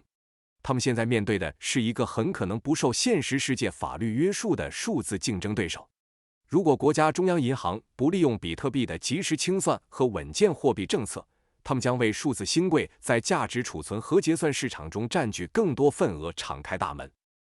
If the modern world is ancient Rome, suffering the economic consequences of monetary collapse, with the dollar our aureus, then Satoshi Nakamoto is our Constantine, Bitcoin is his Solidus, and the Internet is our Constantinople. Bitcoin serves as a monetary lifeboat for people forced to transact and save in monetary media constantly debased by governments. Based on the foregoing analysis, the real advantage of Bitcoin lies in it being a reliable long-term store of value, and a sovereign form of money that allows individuals to conduct permissionless transactions. Bitcoin's main uses in the foreseeable future will follow from these competitive advantages, and not from its ability to offer ubiquitous or cheap transactions. 如果将现代社会比作古代罗马正经历货币崩溃的经济后果，美元如同我们的奥里斯金币，那么中本聪就是我们的君士坦丁，比特币是它的索里达金币，而互联网就是我们的君士坦丁堡。比特币为那些被迫在政府不断贬值的货币媒介中交易和储蓄的人们提供了一种货币救生艇。根据上述分析，比特币真正的优势在于它是一种可靠的长期价值储存手段，以及一种允许个人进行无需许可交易的主权货币。比特币在可预见的未来的主要用途将源于这些竞争优势，而非其提供普遍或廉价交易的能力。Global Unit of Account. 全球记账单位。This final application of Bitcoin is not one that is likely to materialize anytime soon, but is nonetheless intriguing given Bitcoin's unique properties. Since the end of the gold standard era, global trade has been hampered by the differences in currency value across different countries. This destroyed people's ability to conduct indirect exchange using a single medium of exchange, and instead created a world where buying something across borders has to be preceded by buying the currency of the producer, almost mimicking barter. This has severely hampered people's ability to conduct economic calculation across borders and resulted in the growth of a massive foreign exchange industry. That industry produces little of value but an amelioration of the terrible consequences of monetary nationalism. 这一比特币的应用可能不会很快实现，但考虑到比特币的独特性质，仍然引人入胜。自从金本位时代结束以来，全球贸易因各国货币价值的差异而受阻，这破坏了人们使用单一交换媒介进行间接交换的能力，反而创造了一个几乎类似于物交换的世界。购买跨境商品需要先购买生产者的货币，这严重阻碍了人们进行跨境经济计算的能力，导致了庞大的外汇行业的兴起。这个行业本身创造的价值有限，但缓解了货币民族主义的可怕后果。The gold standard offered a solution to this problem, wherein a single form of money, independent of the control of any single government or authority, was the monetary standard worldwide. Prices could be calibrated against gold and expressed in it, facilitating calculation across borders. The physical heft of gold, however, meant that it had to be centralized and settlement had to be carried out between central banks. Once the gold was centralized, its lure proved irresistible for governments, who took control of it and eventually replaced it with fiat money whose supply they control. Sound money became unsound as a result. 金本位为这个问题提供了解决方案，其中一种独立于任何单一政府或权威控制的货币形式成为全球的货币标准。价格可以以黄金为基准进行校准，并用黄金表示，从而方便跨境计算。然而，黄金的物理属性意味着它必须集中化，结算需在中央银行之间进行。一旦黄金集中，政府对其的诱惑难以抗拒，他们控制了黄金，最终用自己控制供应的法定货币取代了它。于是，良币变为了劣币。It is an open question whether Bitcoin could potentially play the role of a global unit of account for trade and economic activity. For this possibility to materialize, Bitcoin would need to be adopted by an extremely large number of people in the world, most likely indirectly, through its use as a reserve currency. It would then remain to be seen whether the stability of Bitcoin's supply would make it also stable in value, as daily transactions in it would be marginal compared to the quantities held. As it stands, given that Bitcoin constitutes less than 1% of the global money supply, large individual transactions in Bitcoin can have a large impact on price, and small variations in demand can cause large swings in price. This, however, is a feature of the current situation where Bitcoin as a global settlement network and currency is still a tiny fraction of global settlement payments and money supply. Buying a Bitcoin token today can be considered an investment in the fast growth of the network and currency as a store of value, because it is still very small and able to grow many multiples of its size and value very quickly. Should Bitcoin's share of the global money supply and international settlement transactions become a majority share of the global market, the level of demand for it will become far more predictable and stable, leading to a stabilization in the value of the currency. Hypothetically, should Bitcoin become the only money used around the world, it will no longer have large room for growth in value. At that point, demand for it will simply be demand for holding liquid money, and the speculative investment aspect of the demand we see today would disappear. In such a situation, the value of Bitcoin would vary along with the time preference of the entire world's population, with increasing demand for holding Bitcoin as a store of value, leading to only small appreciation of its value. 比特币是否可能成为全球贸易和经济活动的记账单位，这还是一个开放性问题。要实现这一可能性，比特币需要被全球极大量的人口接纳，很可能是通过作为储备货币的间接方式。接着，问题将在于比特币供应的稳定性是否能使它的价值也保持稳定，因为相对于持有的数量，日常交易量将相对微小。目前，由于比特币占全球货币供应量不到1%，大额的比特币交易会对价格产生显著影响，需求的微小变化就可能导致价格的大幅波动。但这反映了当前情况，即比特币作为全球结算网络和货币，仍只占全球结算支付和货币供应的一小部分。今天购买比特币可以被视为对网络和货币作为价值储存快速发展的投资，因为它仍然很小，能够迅速扩大数倍的规模和价值。In the long run, the absence of any authority that can control Bitcoin's supply will likely go from creating volatility in the price to reducing it. The predictability of the supply combined with growth in the number of users could make daily fluctuations in demand less significant determinants of price, as market makers are able to hedge and smooth supply and demand fluctuations and create a more stable price.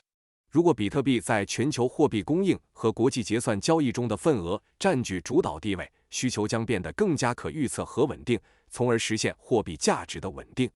假设比特币成为全球唯一的货币，其价值增长的空间将不再大。那时，对它的需求将仅仅是持有流动货币的需求，目前看到的投机性投资需求将消失。在这种情况下，比特币的价值将随全球人口的时间偏好波动，对价值存储需求的增加只会导致其价值小幅升值。The situation would be similar to gold under the gold standard, as detailed in Jastrom's study referenced in Chapter 6.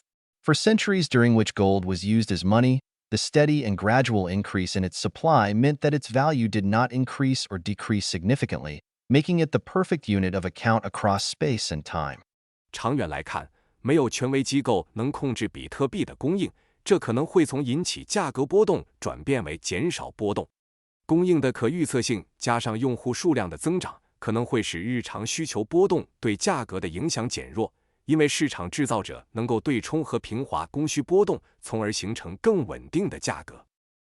But this scenario ignores one fundamental difference between gold and Bitcoin, and that is that gold has large and highly elastic demand for use in a multitude of industrial and ornamental applications. Gold's unique chemical properties have ensured that it is always in high demand regardless of its monetary role. Even as monetary demand for gold changes, industry stands ready to utilize essentially limitless quantities of gold should the price drop due to a decrease in monetary demand. Gold's properties make it the best choice for many applications, for which inferior substitutes are only chosen due to gold's high price. Even in a scenario where all global central banks dispose of all their gold reserves, jewelry and industrial demand is likely to absorb all that excess supply with only temporary reductions in price. The rarity of gold in the Earth's crust will always ensure it will remain expensive relative to other materials and metals. This property has been instrumental in the rise of gold as money because it ensured a relative stability of value for gold over time, regardless of global changes in monetary demand through countries going on or off the gold standard. This relative stability in turn solidified gold's appeal as a monetary asset and ensured demand for it, and can be understood as the real reason central banks do not sell their gold reserves decades after their currencies stopped being redeemable in it. Should central banks sell their gold reserves, the net effect will be that tons more gold will be utilized in industrial applications over the coming few years, with a small impact on gold's price. In this trade, the central bank would only gain a fiat currency it can print itself, and would lose an asset which will likely gain value over its own currency. 然而，这种观点忽视了黄金和比特币之间的一个根本差异，那就是黄金在众多工业和装饰用途中有着大量且高度弹性的需求。黄金独特的化学性质确保了无论其货币角色如何，它始终受到高需求。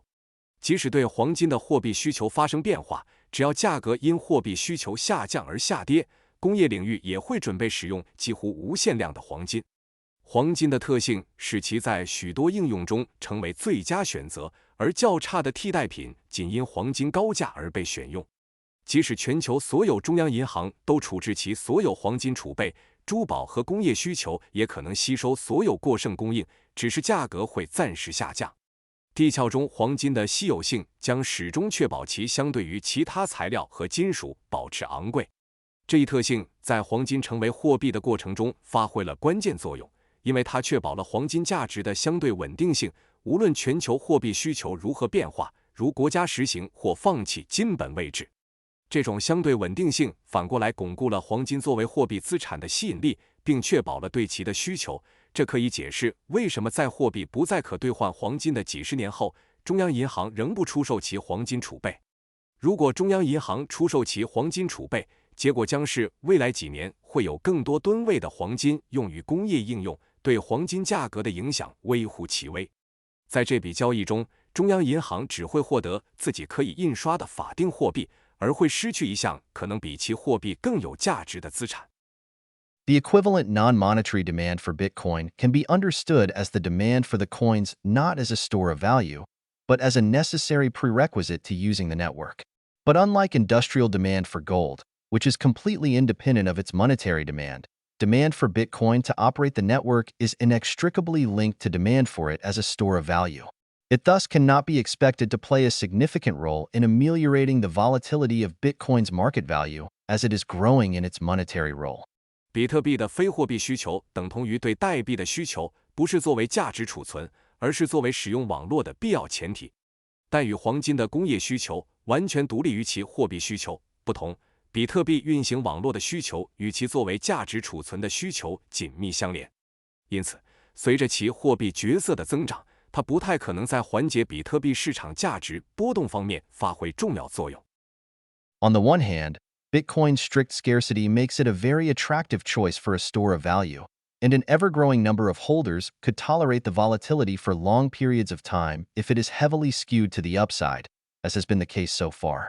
On the other hand, the persistence of volatility in Bitcoin's value will prevent it from playing the role of a unit of account, at least until it has grown to many multiples of its current value, and in the percentage of people worldwide who hold and accept it. 一方面，比特币的严格稀缺性使其成为极具吸引力的价值储存工具，越来越多的持有者可能会长时间忍受波动，只要波动主要偏向上涨，就像迄今为止的情况一样。另一方面，比特币价值的波动性持续存在，将阻止它发挥计价单位的作用，至少在它的价值增长到目前的数倍，以及全球持有和接受比特币的人口比例大幅增加之前。Yet, considering that the world's population today has only lived in a world of volatile fiat currencies shifting against each other, Bitcoin holders should be far more tolerant of its volatility than generations reared under the certainty of the gold standard. Only the best fiat currencies have been stable in the short term, but the devaluation in the long term is evident. Gold, on the other hand, has maintained long-term stability, but it is relatively unstable in the short term. Bitcoin's lack of stability does not seem like a fatal flaw that would prevent its growth and adoption given that all its alternatives are also relatively unstable. 然而，考虑到当今世界的人口只生活在一个波动的法定货币相互较量的环境中，对比特币持有者来说，他们对比特币的波动性的容忍度应该远高于在金本位确定性下成长的那几代人。短期内，只有最好的法定货币保持稳定，但长期来看，贬值是显而易见的。黄金则在长期内保持稳定，但在短期内相对不稳定。考虑到所有替代品也相对不稳定，比特币的不稳定性似乎并不会阻止其发展和采用。Such questions cannot be answered definitively at this point, and only the real world will tell how these dynamics will unfold. Monetary status is a spontaneously emergent product of human action, not a rational product of human design. 9 Individuals act out of self-interest, and technological possibilities and the economic realities of supply and demand shape the outcomes of their actions, providing them incentives to persist, adapt, change, or innovate. A spontaneous monetary order emerges from these complex interactions. It is not something that is conferred through academic debate, rational planning, or government mandate. What might appear like a better technology for money in theory may not necessarily succeed in practice. Bitcoin's volatility may make monetary theorists dismiss it as a monetary medium, but monetary theories cannot override the spontaneous order that emerges on the market as a result of human actions. As a store of value, Bitcoin may continue to attract more savings demand, causing it to continue appreciating significantly compared to all other forms of money until it becomes the prime choice for anyone looking to get paid. 目前无法确定地回答这些问题，只有现实世界会揭示这些动态如何展开。货币地位是人类行为自发产生的结果，而非人类理性设计的产物。人们出于自身利益行事，技术可能性以及供需经济现实塑造了他们的行动结果，为他们提供持续、适应、改变或创新的激励。自发的货币秩序从这些复杂的互动中产生，它不是通过学术辩论、理性规划或政府命令赋予的。理论上看起来更好的货币技术，在实践中不一定能成功。比特币的波动性可能让货币理论家将其排除在货币媒介之外，但货币理论无法超越市场上因人类行为而产生的自发秩序。作为价值储存，比特币可能会吸引更多储蓄需求，使其相对于所有其他货币形式持续大幅升值，直到成为寻求支付报酬的首选。Should it achieve some sort of stability and value, Bitcoin would be superior to using national currencies for global payment settlements, as is the case today, because national currencies fluctuate in value based on each nation's and government's conditions, and their widespread adoption as a global reserve currency results in an exorbitant privilege to the issuing nation. An international settlement currency should be neutral to the monetary policy of different countries, which is why gold played this role with excellence during the International Gold Standard. Bitcoin would have an advantage over gold in playing this role because its settlement can be completed in minutes, and the authenticity of the transactions can be trivially verified by anyone with an internet connection at virtually no cost. Gold, on the other hand, takes more time to transport, and its clearance relies on varying degrees of trust in intermediaries responsible for settling it and transferring it. This might preserve gold's monetary role for in-person cash transactions, while Bitcoin specializes in international settlement. 如果比特币能实现某种价值稳定性，它将优于当前用于全球支付结算的国家货币，因为国家货币的价值会根据各国和政府的状况波动，而作为全球储备货币的广泛采用，则赋予发行国过分的特权。国际结算货币应独立于不同国家的货币政策，这就是为什么在国际金本位制中，黄金表现出色的原因。比特币在扮演这一角色时将优于黄金，因为其结算可以在几分钟内完成，交易的真实性可以几乎零成本的由任何有互联网连接的人轻松验证。相比之下，黄金的运输需要更多时间，其清算依赖于对负责结算和转移黄金的中介机构不同程度的信任。这可能会保持黄金在面对面现金交易中的货币角色，而比特币则专注于国际结算。Note. 注释 One source, BP Statistical Review. 一来源 BP Statistical Review. 2 Michael Kramer, Population Growth and Technological Change, 1 million BC to 1990, Quarterly of Journal of Economics, Volume 108, Number 3, 1993 681 to 716. 二迈克尔·克雷默，人口增长与技术变革，公元前100万年至1990年，经济学季刊卷108第3期，1993年681-716。3 sources, U.S. Geological Survey data for gold, Silver Institute data for silver, blockchain.info and authors' calculations for Bitcoin, BP Statistical Review of World Energy for oil, national currency data from Federal Reserve Economic Data, available at https://fred.stlouisfed.org. Authors' estimates for copper. 三来源：黄金数据来自美国地质调查局，白银数据来自白银研究所，比特币数据来自 blockchain.info 及作者计算，石油数据来自 BP 世界能源统计回顾。本国货币数据来自联邦储备，经济数据可在 https://fred.stlouisfed.org 获取。同的数据为作者估算。For there are no simple ways of estimating the number of Bitcoin users, as each individual user can have an arbitrary number of wallet addresses associated with them. Various attempts at estimating the number put it between 10 and 100 million holders in 2017, and I think this could be as accurate an estimate as we can get. 4. 由于每位用户可以拥有任意数量的比特币钱包地址，所以估算比特币用户数量没有简单的方法。各种尝试估计的数量在2017年介于1000万至1亿之间，我认为这可能是我们能得到的最准确的估计。5. And obtaining internet-capable devices and an internet connection is cheap and continuously getting cheaper. 5. 获取具备互联网功能的设备和互联网连接已经很便宜，并且持续变得更便宜。 6 Timothy E. May, Crypto Anarchy and Virtual Communities, 1994. Available on nakamotoinstitute.org. 6. Timothy C. May， 加密无政府主义与虚拟社区， 1994年，可在nakamotoinstitute.org 获取。 7. Murray Rothbard, The Ethics of Liberty, New York, New York, New York University Press, 1998, page 43. 七木雷·罗斯巴德，自由的伦理，纽约 NY 纽约大学出版社，1998年，第43页。 8 Bitcoin Talk Forums, December 30th, 2010. Available at https://bitcointalk.org/index php $?2500 message 34211 number sign message 34211. 8比特币论坛，2010年12月30日。链接 https://bitcointalk.org/index.php:/topic:250.message 3421-message 3421。 9. For more on this very important distinction, see Adam Ferguson, An Essay on the History of Civil Society, London, Teve Cadale, 1782.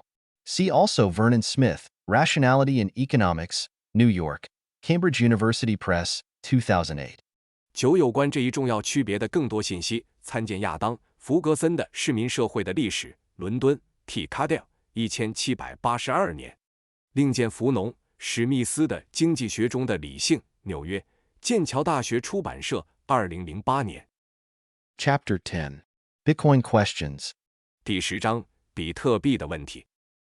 With the economic basics of the operation of Bitcoin explained in Chapter 8, and the main potential use cases of Bitcoin discussed in Chapter 9, a few of the most salient questions surrounding Bitcoin's operation are examined here. 在第8章解释了比特币的经济运行基础，第9章讨论了比特币的主要潜在应用后，这里将探讨一些关于比特币运行的最突出问题。 Is Bitcoin mining a waste?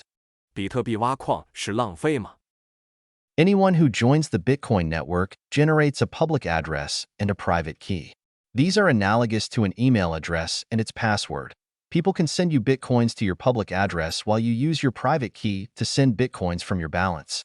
These addresses can also be presented in quick response, QR, code format.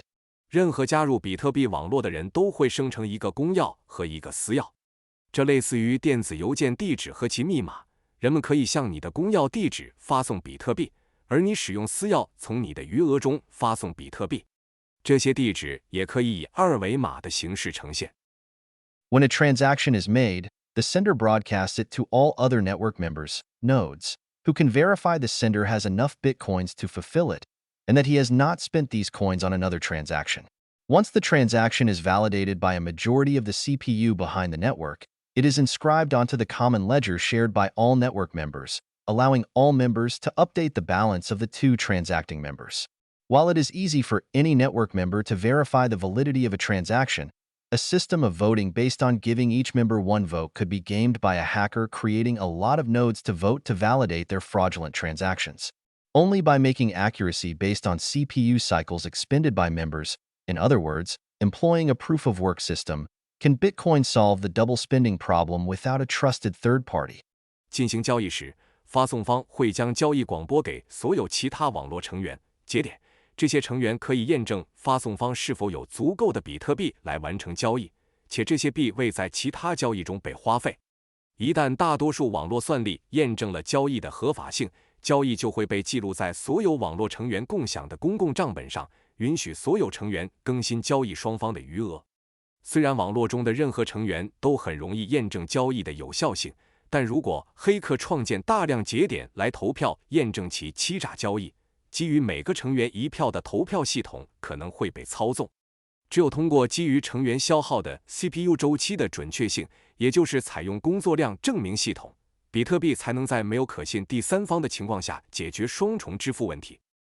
In its essence, proof of work involves network members competing to solve mathematical problems that are hard to solve, but whose solution is easy to verify.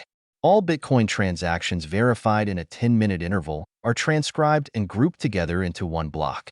Nodes compete to solve the PAL math problems for a block of transactions, and the first node to produce the correct solution broadcasts it to network members, who can very quickly verify its correctness. Once the validity of the transactions and POW are verified by a majority of the network nodes, a set quantity of Bitcoin is issued to reward the node that correctly solved the POW.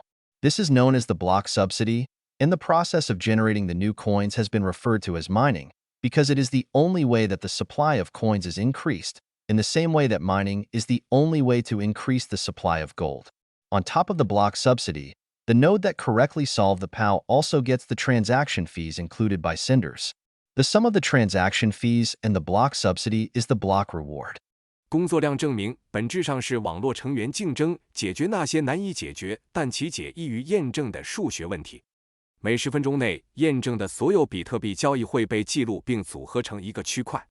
节点竞争解决交易区块的工作量证明问题，第一个找到正确解的节点会将其广播给网络成员，成员们能很快验证其正确性。一旦大多数网络节点验证了交易的合法性和工作量证明，就会发行一定数量的比特币作为奖励给正确解决工作量证明的节点。这被称为区块补贴，生成新币的过程被称为挖矿，因为这是增加币供应的唯一方式，就像挖矿是增加黄金供应的唯一方式一样。除了区块补贴，正确解决工作量证明的节点还会获得发送方包含的交易费用。交易费用和区块补贴的总和就是区块奖励。Although solving these problems might initially seem a wasteful use of computing and electric power, proof of work is essential to the operation of Bitcoin. Point 1 by requiring the expenditure of electricity and processing power to produce new Bitcoins. POW is the only method so far discovered for making the production of a digital good reliably expensive, allowing it to be a hard money. By ensuring that finding the solution to the mathematical problem consumes large quantities of processing power and electricity, nodes who expend that processing power have a very strong incentive to not include any invalid transactions in their blocks to receive the block reward, because it is far cheaper to verify the validity of transactions and the POW than it is to solve the POW. Nodes attempting to enter invalid transactions into a block are almost certainly doomed to failure, ensuring that their expended processing power goes unrewarded.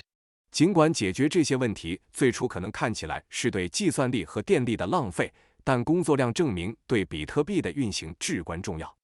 通过需要消耗电力和处理能力来生产新的比特币，工作量证明是迄今为止发现的唯一方法，使得数字商品的生产可靠的昂贵，使其成为硬通货。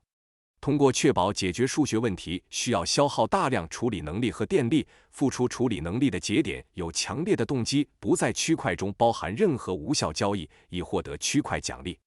由于验证交易和工作量证明的合法性比解决工作量证明要便宜得多，试图将无效交易放入区块的节点几乎肯定会失败，确保他们的处理能力付出得不到回报。POW makes the cost of writing a block extremely high and the cost of verifying its validity extremely low, almost eliminating the incentive for anyone to try to create invalid transactions. If they tried, they would be wasting electricity and processing power without receiving the block reward. Bitcoin can thus be understood as a technology that converts electricity to truthful records through the expenditure of processing power.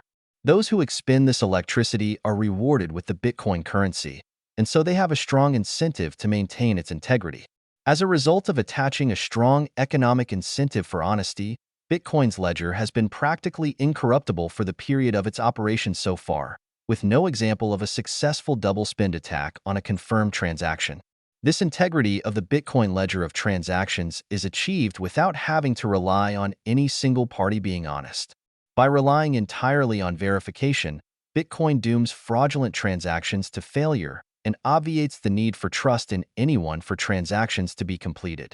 工作量证明 POW 使得创建区块的成本极高，而验证其有效性的成本极低，几乎消除了任何人尝试创建无效交易的动机。如果有人尝试，他们将白白消耗电力和计算力，却无法获得区块奖励。因此，比特币可以被理解为一种通过消耗计算力将电力转化为真实记录的技术。消耗这种电力的人会得到比特币奖励，因此他们有强烈的动力维护其完整性。通过为城市提供强大的经济激励，比特币在其运行至今的时间里，其账本实际上无法被篡改，没有出现过对已确认交易成功的双重支付攻击。这种比特币交易账本的完整性无需依赖任何单一实体的诚实。通过完全依赖验证，比特币使欺诈交易注定失败，消除了对任何人信任的依赖，以完成交易。For an attacker to try to insert fraudulent transactions into the Bitcoin ledger, he would need to have a majority of the processing power behind the network to accept his fraud. Honest nodes that are part of the network would have no incentive to do so, because it would undermine the integrity of Bitcoin and devalue the rewards they are receiving, wasting the electricity and resources they have expended on it. So an attacker's only hope would be to mobilize a quantity of processing power that constitutes more than 50% of the network to verify his fraud and build on it as if it were valid. Such a move could have been possible in the early days of Bitcoin when the total processing power behind the network was very small. But because the economic value held in the network at the time was non-existent or insignificant, no such attacks materialized. As the network continued to grow and more members brought processing power to it, the cost to attack the network rose.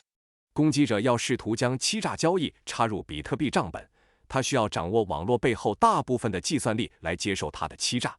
作为网络一部分的诚实节点没有动机这样做，因为这会破坏比特币的完整性，降低他们所获得的奖励，浪费他们在比特币上投入的电力和资源。因此，攻击者唯一的希望是动员超过网络 50% 的计算力来验证他的欺诈，并将其建立在看似有效的基础上。在比特币早期，当网络背后的总计算力非常小的时候，这种行动可能是可能的。但由于当时网络中持有的经济价值不存在或微不足道，因此没有发生此类攻击。随着网络持续增长，更多成员为其贡献计算力，攻击网络的成本也随之上升。The reward to nodes for verifying transactions has proven to be a profitable use of processing power. In January 2017, the processing power behind the Bitcoin network is equivalent to that of 2 trillion consumer laptops. It is more than 2 million times larger than the processing power of the world's largest supercomputer, and more than 200,000 times larger than the world's top 500 supercomputers combined. By monetizing processing power directly, Bitcoin has become the largest single-purpose computer network in the world. 验证交易对节点的奖励证明了是计算力的有力使用。2017年1月，比特币网络背后的计算力相当于2万亿台消费级笔记本电脑的总和。它比世界上最大的超级计算机的计算力大200万倍，比全球前500强超级计算机的总和大20万倍。通过直接货币化计算力，比特币成为了世界上最大的单一用途计算机网络。Another contributing factor in this growth in processing power is that the verification of transactions and the solving of the POW problems has moved from being conducted by personal computers to specialized processors built specifically to be optimally efficient at running the Bitcoin software. These application-specific integrated circuits, ASICs, were first introduced in 2012, and their deployment has made adding processing power to the Bitcoin network more efficient, because no electricity is wasted on any irrelevant computing processes that would be present in any other, non-Bitcoin-specific computing unit. A global distributed network of independent dedicated miners now protects the integrity of the Bitcoin ledger. All of these miners have no conceivable purpose but verifying Bitcoin transactions and solving proof of work. Should Bitcoin fail for whatever reason, these ASICs would be rendered useless and their owner's investment would be lost. So they have a strong incentive to maintain the honesty of the network. 计算能力增长的另一个原因是，交易验证和工作量证明问题的解决已从个人电脑转移到了专门为高效运行比特币软件设计的专用处理器。这些特定应用集成电路 ASICs 于2012年首次引入，它们的使用使得向比特币网络添加处理能力更加高效，因为不会在任何非比特币特定的计算单元中浪费电力在无关的计算过程中。现在，一个全球分布的独立矿工网络保护着比特币账本的完整性。所有这些矿工的唯一目标就是验证比特币交易和解决工作量证明。如果比特币因任何原因失败，这些 ASICs 将变得无用，矿工的投资将损失，因此他们有强烈的动力维护网络的诚实性。For someone to alter the record of the network, they would need to invest hundreds of millions, if not billions, of dollars building new ASIC chips to alter it. Should an attacker succeed in altering the record, he would be highly unlikely to gain any economic benefit from it, as compromising the network would probably reduce the value of Bitcoins to close to nothing. In other words, to destroy Bitcoin, an attacker needs to expend very large sums of money with no return at all. And in fact, even if such an attempt succeeded, the honest nodes on the network can effectively go back to the record of transactions before the attack and resume operation. The attacker would then need to continue incurring significant running costs to keep attacking the consensus of the honest nodes. 要改变网络记录，攻击者需要投入数十亿甚至数百亿美元来制造新的 ASIC 芯片。即使攻击者成功篡改记录，他也极不可能从中获得经济利益，因为破坏网络可能会使比特币的价值接近于零。换句话说，要摧毁比特币，攻击者需要花费大量资金，却得不到任何回报。事实上，即使攻击成功，网络上的诚实节点也可以有效地回溯到攻击前的交易记录并恢复运行。然后，攻击者需要继续承担高昂的运行成本来持续攻击诚实节点的共识。In its early years, Bitcoin users would run nodes and use them to carry out their own transactions and to verify each other's transactions, making each node a wallet and a verifier/miner. But with time, these functions have been separated. ASIC chips are now specialized only in verifying transactions to receive reward coins, which is why they are commonly referred to as miners. Node operators can now generate unlimited wallets, allowing businesses to offer convenient wallets for users who can send and receive Bitcoins without operating a node or spending processing power on verifying transactions. This has moved Bitcoin away from being a pure peer-to-peer network between identical nodes. But the main functional importance of the decentralized and distributed nature of the network has arguably remained intact, as a large number of nodes still exists and no single party is relied on to operate the network. Further, specialized mining has allowed for the processing power backing the network to grow to the astoundingly large size it has reached. 在比特币的早期，用户会运行节点并使用它们进行自己的交易，以及验证彼此的交易，使每个节点既是钱包又是验证者矿工。但随着时间的推移，这些功能已经分离。现在的 ASIC 芯片专门用于验证交易以获得奖励币，这就是为什么它们通常被称为矿工。节点运营商现在可以生成无限数量的钱包，使得企业可以为用户提供方便的钱包。用户可以在不运行节点或消耗处理能力验证交易的情况下发送和接收比特币。这使得比特币从纯粹的对等网络转变为不同的角色，但网络的去中心化和分布式的主要功能重要性仍然保持不变，因为仍然存在大量节点，没有单一实体负责网络的运行。此外，专业挖矿使得支持网络的计算能力得以惊人的增长。In its early days, when the tokens had little or no value, the network could have been conceivably hijacked and destroyed by attackers, but as the network had little economic value, nobody seems to have bothered. As the economic value held on the network increased, the incentive to attack the network may have increased, but the cost of doing so rose much more, resulting in no attacks materializing. But perhaps the real protection of the Bitcoin network at any point in time is that the value of its tokens is entirely dependent on the integrity of the network. Any attack that succeeds in altering the blockchain, stealing coins, or double spending them would be of little value to the attacker, as it would become apparent to all network members that it is possible to compromise the network, severely reducing demand for using the network and holding the coins, crashing the price. In other words, the defense of the Bitcoin network is not just that attacking it has become expensive, but that the attack succeeding renders the attacker's loot worthless. Being an entirely voluntary system, Bitcoin can only operate if it is honest, as users can very easily leave it otherwise.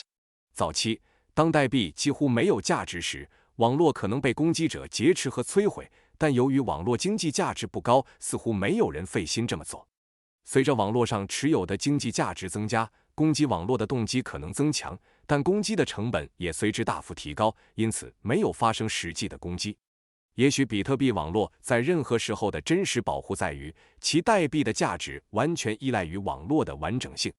任何成功改变区块链、窃取或双重花费代币的攻击对攻击者来说都没有太大价值，因为所有网络成员都会意识到网络可能被破坏，从而严重降低使用网络和持有代币的需求，导致价格崩溃。换句话说，比特币网络的防御不仅在于攻击变得昂贵，还在于攻击成功会让攻击者的战利品变得一文不值。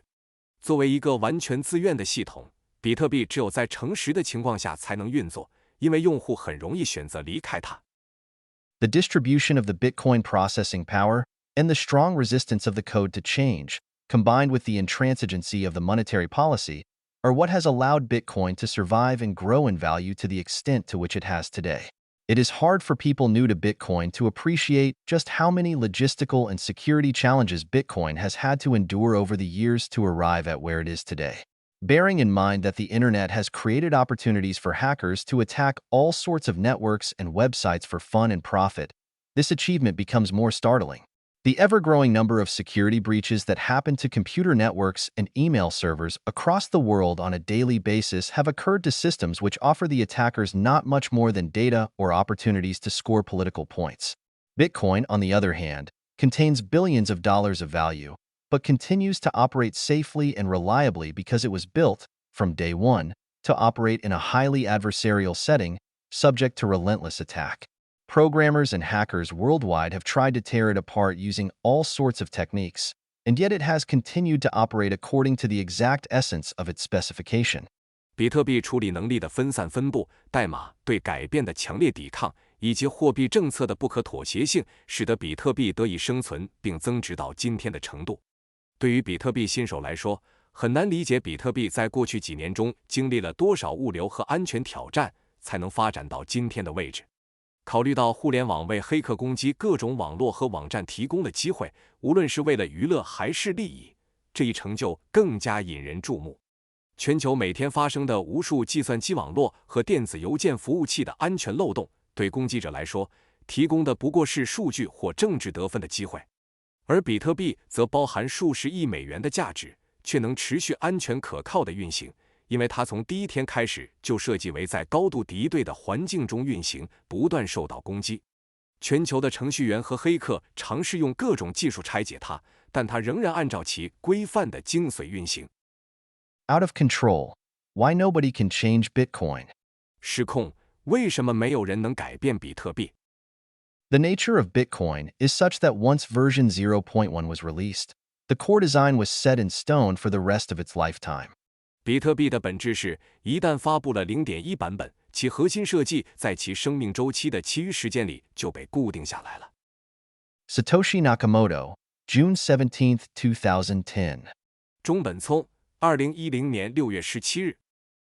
Bitcoin's resilience has so far not been restricted to successfully repelling attacks. It has also ably resisted any attempt at changing it or altering its characteristics. The true depth of this statement and its implications has not yet been fully realized by most skeptics. If Bitcoin's currency were to be compared to a central bank, it would be the world's most independent central bank. If it were to be compared to a nation-state, it would be the most sovereign nation-state in the world. The sovereignty of Bitcoin is derived from the fact that, as far as anyone can tell, the way its consensus rules operate makes it very resistant to alteration by individuals. It is no exaggeration to say nobody controls Bitcoin, and that the only option available to people is to use it as it is or not use it. 比特币的韧性不仅体现在抵御攻击上，还在于它成功抵挡了任何改变其本质特性的尝试。这一事实的深远意义和影响，许多怀疑者尚未充分认识到。如果将比特币比作中央银行，那它将是世界上最独立的中央银行；若比作国家，它将是全球最主权的国家。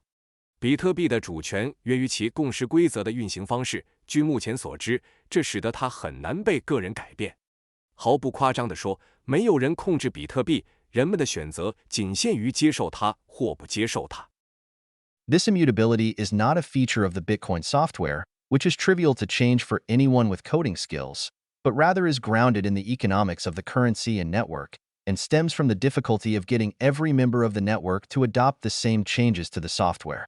The software implementation that allows an individual to run a node that connects to the Bitcoin network is open source software, which was initially made available by Satoshi Nakamoto in collaboration with the late Hal Finney and some other programmers. Since then, any person has been free to download and use the software as he or she pleases, and to make changes to it. This creates a freely competitive market in Bitcoin implementations, with anyone free to contribute changes or improvements to the software and present them to users for adoption. 这种不可变性并非源于比特币软件本身，对于具备编程技能的人来说，修改软件轻而易举。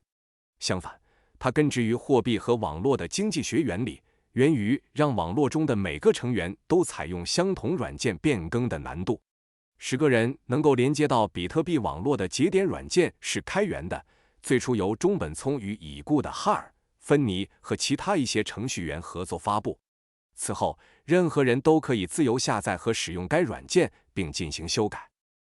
Over time, hundreds of computer programmers from around the world have volunteered their time to improve the node software and, in the process, improve the capabilities of individual nodes.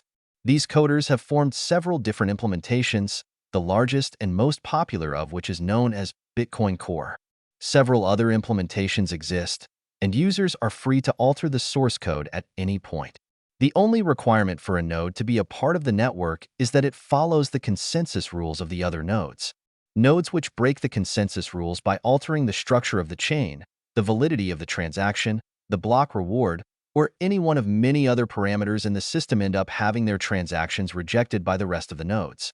随着时间的推移，全球数百名程序员志愿贡献时间来改进节点软件，从而提升了单个节点的功能。这些程序员发展出多个不同的实现版本，其中最大且最受欢迎的被称为比特币核心。还有其他几个实现版本存在，用户随时可以修改源代码。节点加入网络的唯一要求是遵循其他节点的共识规则。如果节点通过改变区块链结构、交易有效性、区块奖励或系统中的其他参数来破坏共识规则，其交易将被其他节点拒绝。The process of what defines the parameters of Bitcoin is an example of what Scottish philosopher Adam Ferguson called the product of human action, and not of human design. Point 2. Although Satoshi Nakamoto and Hal Finney and others had produced a working model of the software in January 2009, the code has evolved significantly since then through the contributions of hundreds of developers, as chosen by thousands of users who run nodes. There is no central authority that determines the evolution of the Bitcoin software, and no single programmer is able to dictate any outcome. The key to running an implementation that gets adopted has proven to be the adherence to the parameters of the original design. To the extent that changes have been made to the software, these changes can be best understood as improvements to the way in which an individual node interacts with the network, but not alterations to the Bitcoin network or its consensus rules. While it is outside the scope of the book to discuss which parameters these are, suffice it to specify this criterion. A change that puts the node who adopts it out of consensus with other nodes requires all other nodes to update in order for the node initiating the change to remain on the network. Should a number of nodes adopt the new consensus rules, what emerges is referred to as a hard fork. 比特币的定义过程是一个例子，体现了苏格兰哲学家亚当·弗格森所说的人类行为的产物，而非人类设计的结果。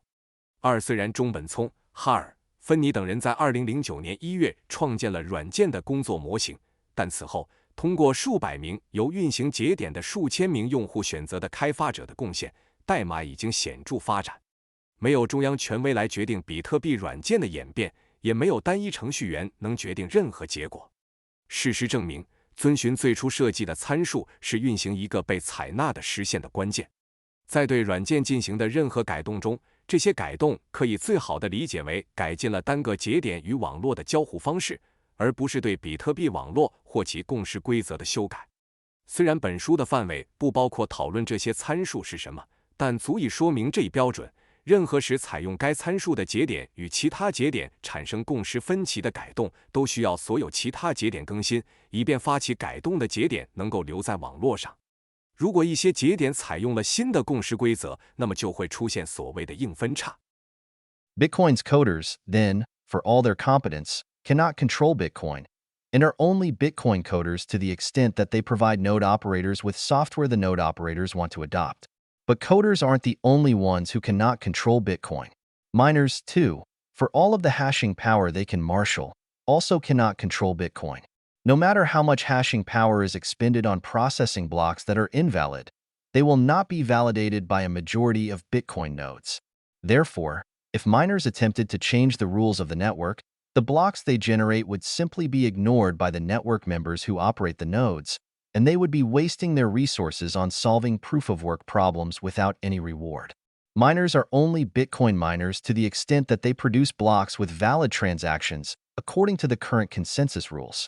因此，尽管比特币的开发者们技术精湛，但他们无法控制比特币，他们只是在提供节点运营商愿意采用的软件时才算是比特币的开发者。但开发者并不是唯一无法控制比特币的人。矿工们尽管他们能调动巨大的哈希算力，也无法控制比特币。无论他们在处理无效区块上花费多少算力，这些区块都不会得到多数比特币节点的验证。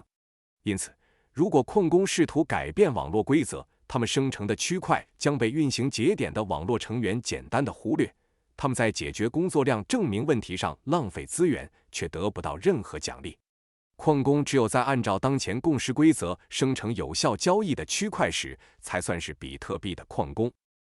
It would be tempting here to say that node operators control Bitcoin, and that is true in an abstract collective manner.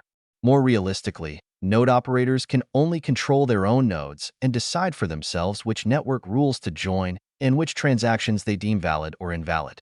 Nodes are severely restricted in their choice of consensus rules because if they enforced rules inconsistent with the consensus of the network, their transactions would be rejected.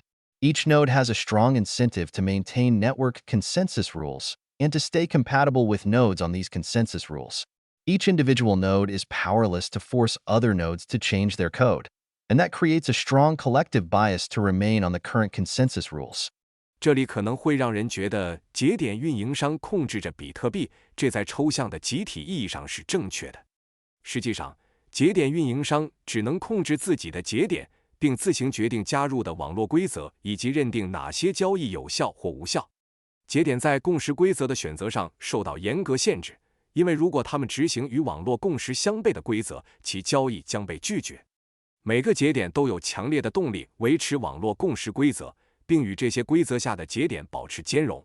单个节点无法强迫其他节点更改代码，这就形成了一个强烈的集体倾向，即保持当前的共识规则。In conclusion, the Bitcoin coders face a strong incentive to abide by consensus rules if they are to have their code adopted. The miners have to abide by the network consensus rules to receive compensation for the resources they spend on proof of work. The network members face a strong incentive to remain on the consensus rules to ensure they can clear their transactions on the network. Any individual coder, miner, or node operator is dispensable to the network. If they stray away from consensus rules, the most likely outcome is that they will individually waste resources. As long as the network provides positive rewards to its participants, it's likely that replacement participants will come up. The consensus parameters of Bitcoin can thus be understood as being sovereign. To the extent that Bitcoin will exist, it will exist according to these parameters and specifications. This very strong status quo bias in Bitcoin's operation makes alterations to its money supply schedule, or important economic parameters, extremely difficult. It is only because of this stable equilibrium that Bitcoin can be considered hard money. Should Bitcoin deviate from these consensus rules, its value proposition as hard money would be seriously compromised. 总结来说，比特币的开发者们面临着强烈的激励，如果他们希望代码被采纳，就必须遵守共识规则。矿工们必须遵循网络共识规则，以获得他们投入工作量证明的资源补偿。网络成员有强烈的动力保持共识规则，以确保他们的交易能在网络上确认。任何单个开发者、矿工或节点运营商对网络来说都是可替代的。如果他们偏离共识规则，最可能的结果是他们将独自浪费资源。只要网络为其参与者提供积极的回报，就很可能有替代参与者出现。因此，比特币的共识参数可以被视为具有主权。只要比特币存在，它就会按照这些参数和规格存在。比特币运行中的这种强烈现状偏见，使得对其货币供应计划或重要经济参数的修改变得极其困难。正是因为这种稳定的均衡，比特币才能被视为硬通货。如果比特币偏离这些共识规则，其作为硬通货的价值主张将受到严重损害。To the best of this author's knowledge, There have been no significant coordinated attempts to alter the monetary policy of Bitcoin. 3. But even far simpler attempts at altering some of the technical specifications of the code have so far failed. The reason that even seemingly innocuous changes to the protocol are extremely hard to carry out is the distributed nature of the network, and the need for many disparate and adversarial parties to agree to changes whose impact they cannot fully understand, while the safety and tried-and-tested familiarity of the status quo remains fully familiar and dependable. Bitcoin's status quo can be understood as a stable shelling point, for which provides a useful incentive for all participants to stick to it, while the move away from it will always involve a significant risk of loss. 据作者所知，目前还没有重大协调尝试去改变比特币的货币政策。但即使是试图修改代码中一些技术规格的简单尝试，也尚未成功。即使是看似无害的协议更改，也极难实施。原因在于网络的分布式性质，以及需要众多分散且相互竞争的各方在无法完全理解其影响的情况下同意改变，而现状的安全性和经过验证的熟悉性仍然完全可靠。比特币的现状可以被视为一个稳定的泄临点，为所有参与者提供了坚持下去的有用激励，而偏离现状总是伴随着重大损失的风险。If some members of the Bitcoin network decided to change a parameter in the Bitcoin code by introducing a new version of the software that is incompatible with the rest of the network members, the result would be a fork, which effectively creates two separate currencies and networks. For as long as any members stay on the old network, they would benefit from the infrastructure of the network as it exists, the mining equipment, the network effect, and name recognition. In order for the new fork to succeed, it would need an overwhelming majority of users, mining hashing power, and all of the related infrastructure to migrate at the same time. If it doesn't get that overwhelming majority, the likeliest outcome is that the two Bitcoins would trade versus one another on exchanges. Should the people behind the fork hope for their fork to succeed, they will have to sell their coins on the old fork and hope everyone else does the same, so that the price of it collapses and the price of the new fork rises, thus driving all the mining power and economic network to the new network. But because any change in any parameter in Bitcoin's operation is likely to have beneficial effects on some network members at the expense of others, it is unlikely that a consensus would form to shift to the new coin.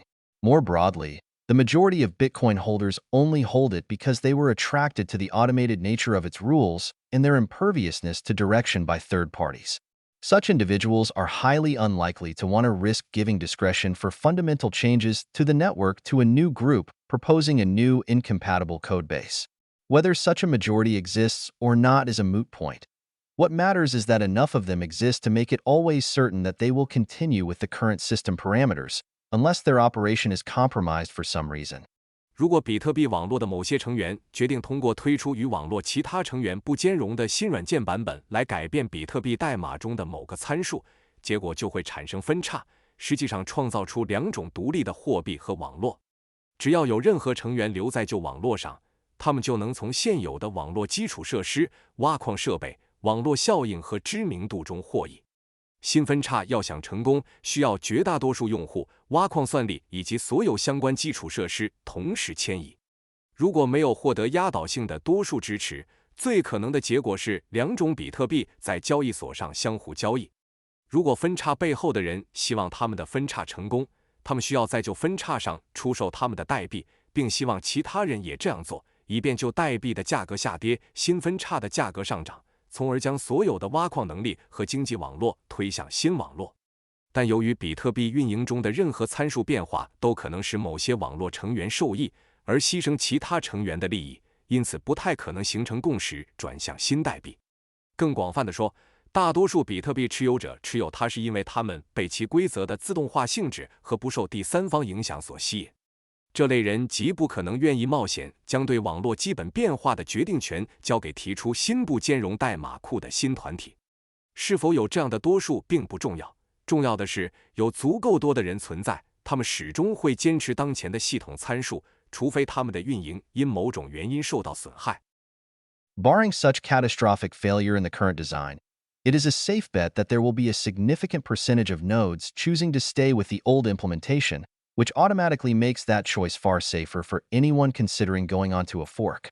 The problem with deciding to go onto a fork is that the only way to help it succeed is by selling your coins on the old chain. Nobody wants to sell their coins on the old network to move to the new network, only to find that not everybody moved and the value of the coins on the new network collapses. In summation, no move to a new implementation with consensus rules can take place unless the vast majority is willing to shift together, and any shift without the majority shifting is almost certain to be economically disastrous for everyone involved. Because any such move to a new implementation likely gives the party proposing the change significant control over the future direction of Bitcoin. Bitcoin holders, who are needed for this shift to succeed, are to a large extent ideologically opposed to any such group having authority over Bitcoin and are highly unlikely to support such a move. The existence of this group makes supporting a fork highly risky for everybody else. This analysis may help explain why Bitcoin has resisted all attempts to change it significantly so far. The coordination problem of organizing a simultaneous shift among people with adversarial interests, many of whom are strongly vested in the notion of immutability for its own sake, is likely intractable barring any pressing reason for people to move away from current implementations. 除非现有设计出现灾难性故障，否则可以肯定会有相当一部分节点选择保留旧的实现方式，这自动使得选择旧方式对于考虑转向分叉的人来说更为安全。决定转向分叉的问题在于，帮助其成功唯一的方法是出售旧链上的代币。没有人愿意在旧网络上出售代币去新网络，结果却发现并非所有人都迁移，新网络代币的价值崩溃。总结来说，除非绝大多数人愿意一起迁移，否则任何共识规则的新实现都无法进行。如果没有大多数人的迁移，任何迁移几乎肯定会给所有参与者带来经济灾难。因为转向新实现可能会让提议改变的一方对比特币的未来方向拥有重大控制权，而为了使迁移成功，需要比特币持有者的支持。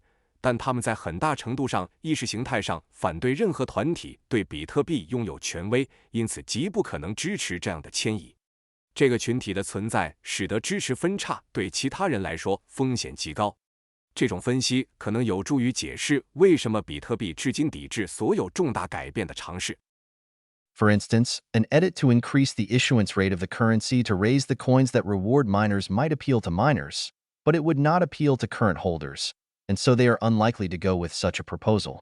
Similarly, an edit to increase the size of the Bitcoin network blocks would likely benefit miners by allowing them to run more transactions per block and possibly collect more transaction fees to maximize return on their investment in their mining equipment. But it would likely not appeal to long-term holders of Bitcoin, who would worry that larger blocks would cause the size of the blockchain to grow much bigger, and thus make running a full node more expensive, thereby dropping the number of nodes in the network, making the network more centralized and thus more vulnerable to attack.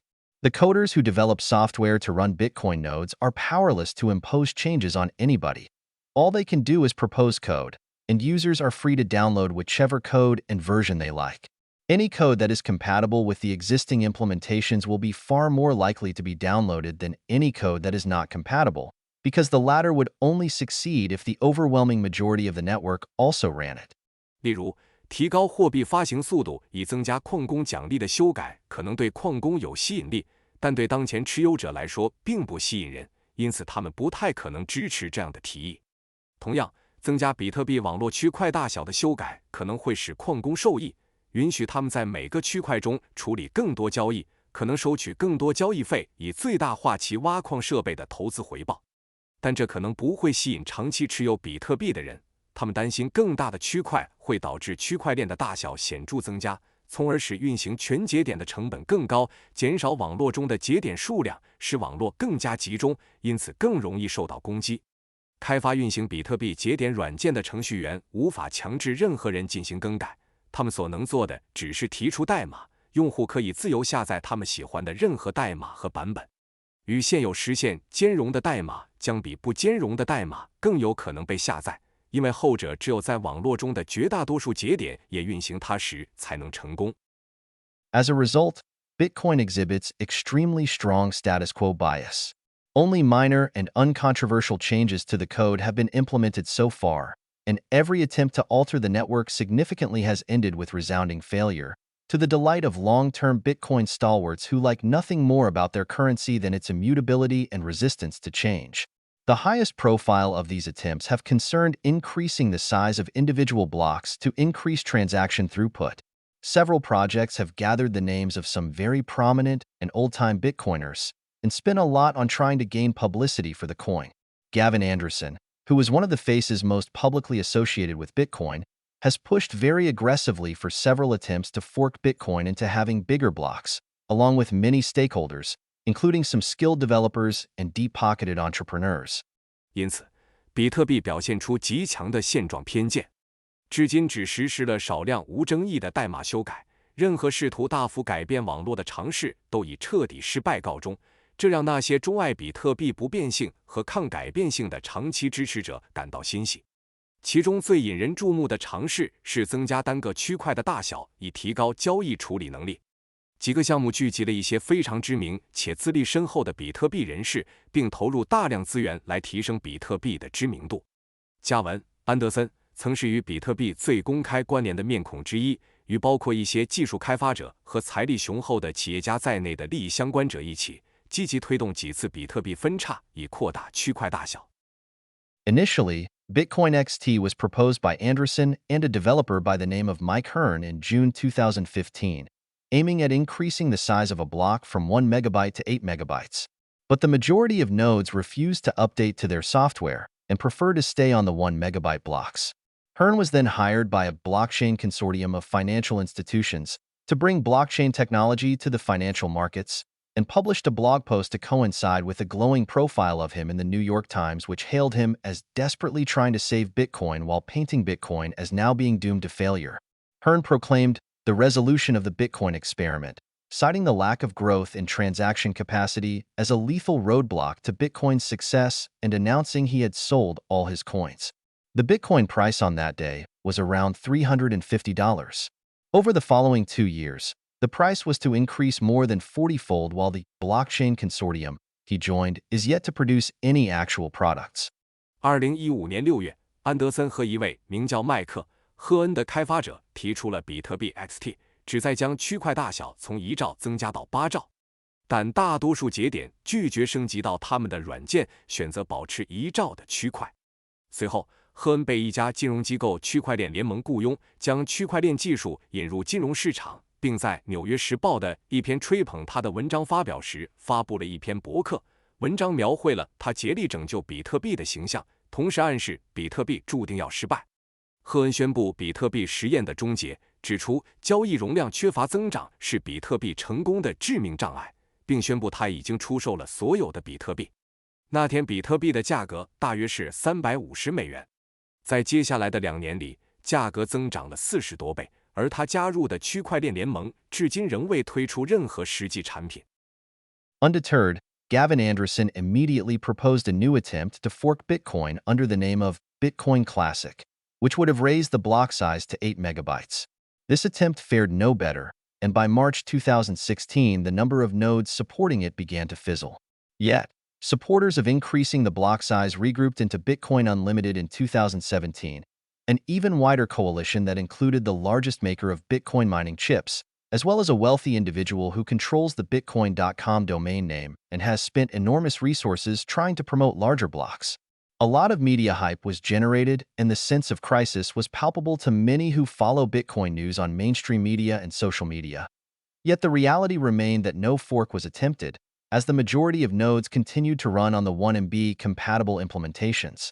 安德森并未气馁，立即提出了名为比特币经典的新分叉尝试，计划将区块大小提高到8兆。这次尝试同样未获成功，到2016年3月，支持它的节点数量开始减少。然而，支持扩大区块大小的人士在2017年重组为比特币无限，这是一个更大的联盟，包括最大的比特币挖矿芯片制造商，以及控制 Bitcoin.com 域名并投入大量资源推广大区块的富有个人。媒体造势热烈，对于关注主流媒体和社交媒体上比特币新闻的人来说，危机感十分强烈。然而，现实是，由于大多数节点继续运行与1兆兼容的实现，没有尝试进行分叉。Finally, in August 2017, a group of programmers proposed a new fork of Bitcoin under the name of Bitcoin Cash, which included many of the earlier advocates of increasing the block size. The fate of Bitcoin Cash is a vivid illustration of the problems with a Bitcoin fork that does not have consensus support. Because a majority chose to stay with the original chain, and the economic infrastructure of exchanges and businesses supporting Bitcoin is still largely focused on the original Bitcoin, this has kept the value of Bitcoin's coins much higher than that of Bitcoin Cash, and the price of Bitcoin Cash continued to drop until it hit a low of 5% of Bitcoin's value in November 2017. Not only is the fork unable to gain economic value, it is also dogged with a serious technical problem that renders it almost unusable. Seeing as the new chain has the same hashing algorithm as Bitcoin, miners can utilize their processing power on both chains and receive rewards in both. But because Bitcoin's coins are far more valuable than Bitcoin Cash, the processing power behind Bitcoin remains far higher than that of Bitcoin Cash, and Bitcoin miners can shift to Bitcoin Cash anytime the rewards get high. This leaves Bitcoin Cash in an unfortunate dilemma. If the mining difficulty is too high, then there will be a long delay for blocks to be produced and transactions to process. But if the difficulty is set too low, the coin is mined very quickly and the supply increases quickly. This increases the supply of the Bitcoin Cash coins faster than the Bitcoin chain, and would lead to the coin reward for Bitcoin Cash running out very quickly, thus reducing the incentive for future miners to mine it. Most likely, this will have to lead to a hard fork that adjusts the supply growth to continue offering rewards to miners. This problem is unique to a chain breaking off from Bitcoin, but was never true for Bitcoin itself. Bitcoin mining was always utilizing the largest amount of processing power for its algorithm, and the increase in processing power was always incremental as miners employed more mining capacity. But with a coin that breaks off from Bitcoin, the lower value of the coin and the lower difficulty makes the coin constantly vulnerable for quick mining by the much larger mining capacity of the more valuable chain. 最后，2017年8月，一群程序员提议创建一个名为比特币现金的比特币新分支，这一分支得到了许多早期支持扩大区块容量的人的支持。比特币现金的命运生动地说明了没有共识支持的比特币分叉所面临的问题。因为大多数人选择留在原有的链上，而且支持比特币的交易所和企业的经济基础设施仍然主要集中在原始比特币上，这使得比特币的币值远高于比特币现金。比特币现金的价格持续下跌，直到2017年11月跌至比特币价值的 5%。分叉不仅无法获得经济价值，还面临着一个严重的技术问题，使其几乎无法使用。由于新链和比特币使用相同的哈希算法，矿工可以在两条链上使用他们的计算能力，并获得两种货币的奖励。但由于比特币的币值远高于比特币现金，比特币的计算能力远高于比特币现金，比特币矿工可以在奖励较高时随时转向比特币现金。这给比特币现金带来了两难困境：如果挖矿难度过高，那么区块生成和交易处理会有很长的延迟。但如果难度设置过低，货币就会被迅速挖出，供应量迅速增加。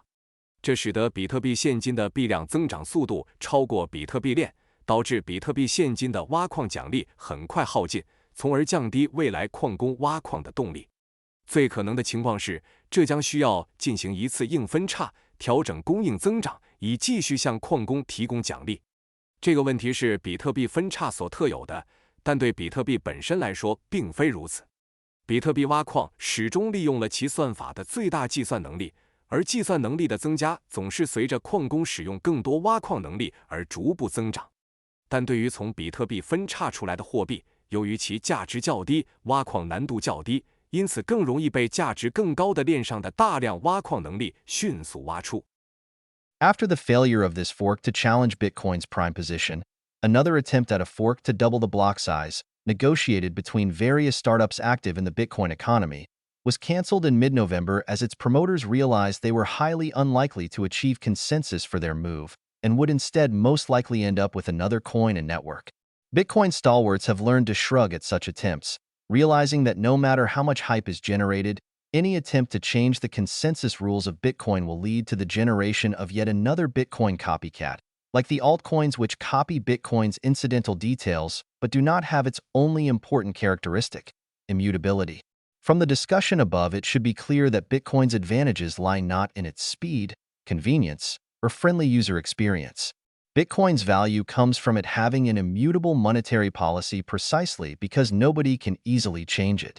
Any coin that begins with a group of individuals changing Bitcoin's specification has with its creation lost arguably the only property that makes Bitcoin valuable in the first place.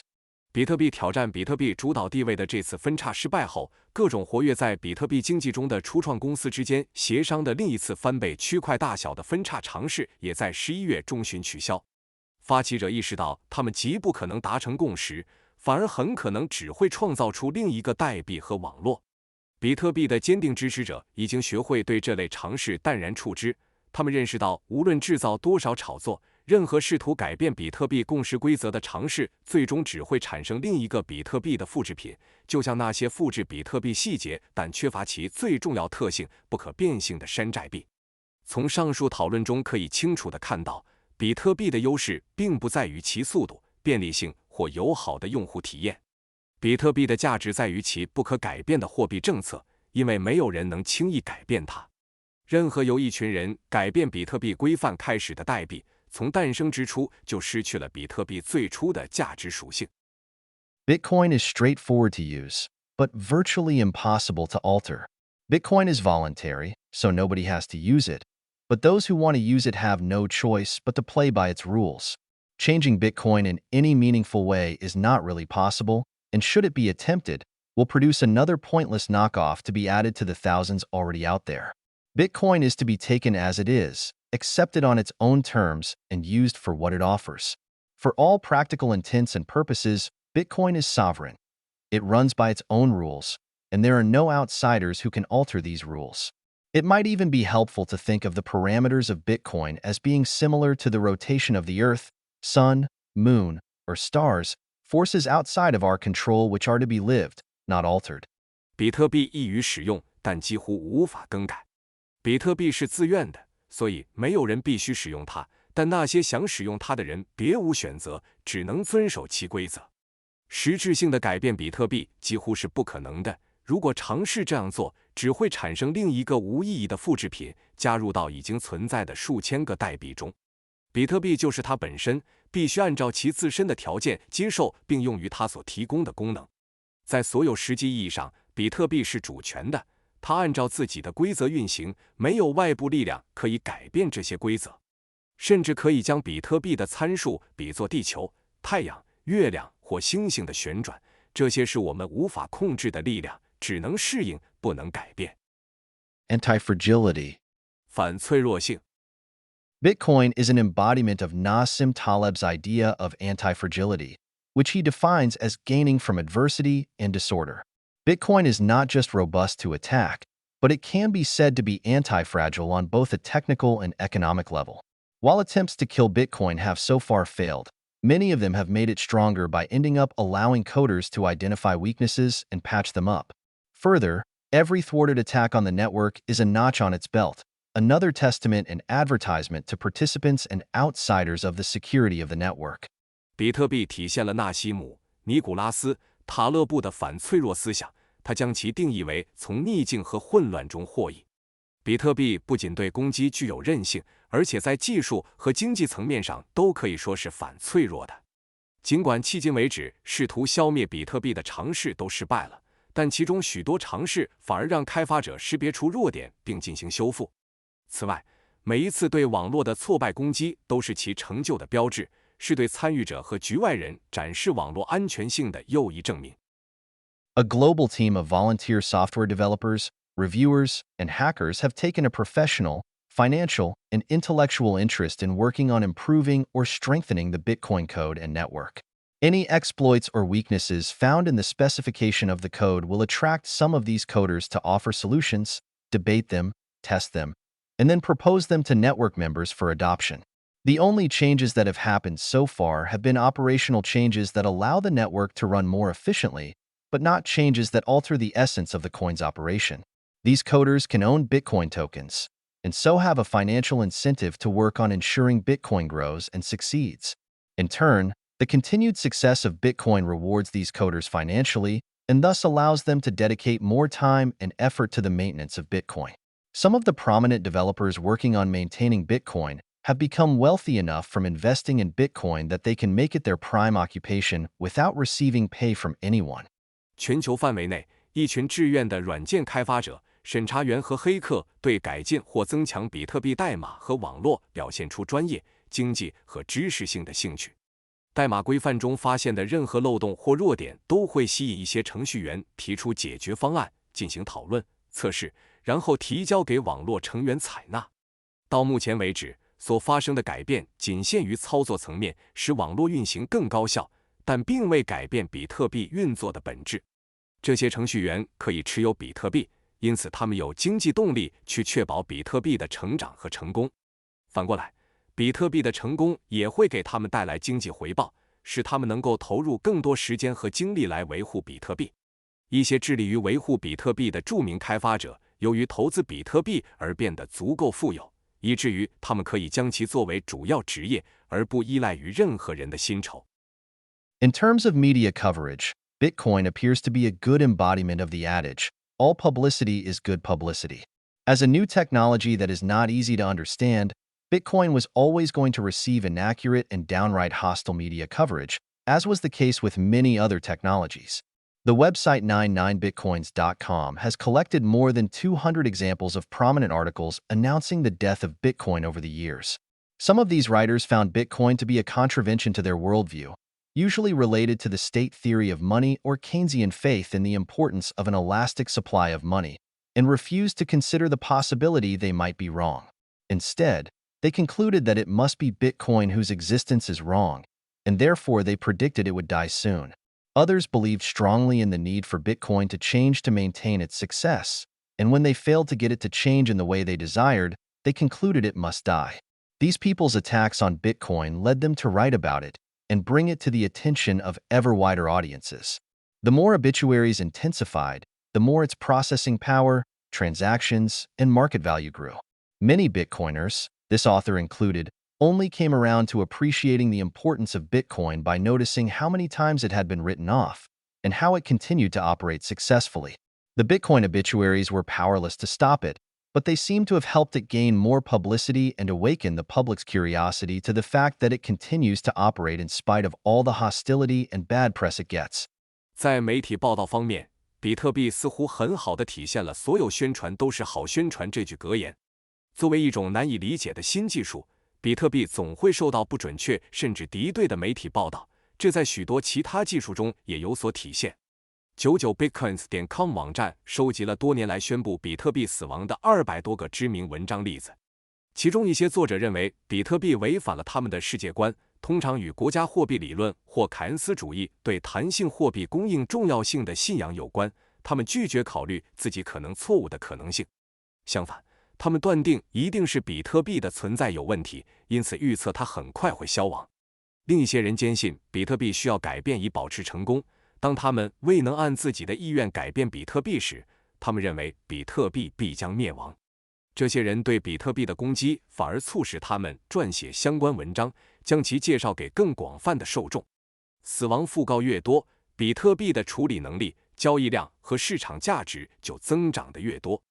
许多比特币支持者，包括作者在内，都是通过注意到比特币被宣告死亡的次数以及它如何继续成功运作，才开始认识到其重要性的。比特币的讣告无法阻止它，但似乎反而帮助它获得了更多关注，激发了公众对其在种种敌意和负面报道中仍能持续运行的好奇心。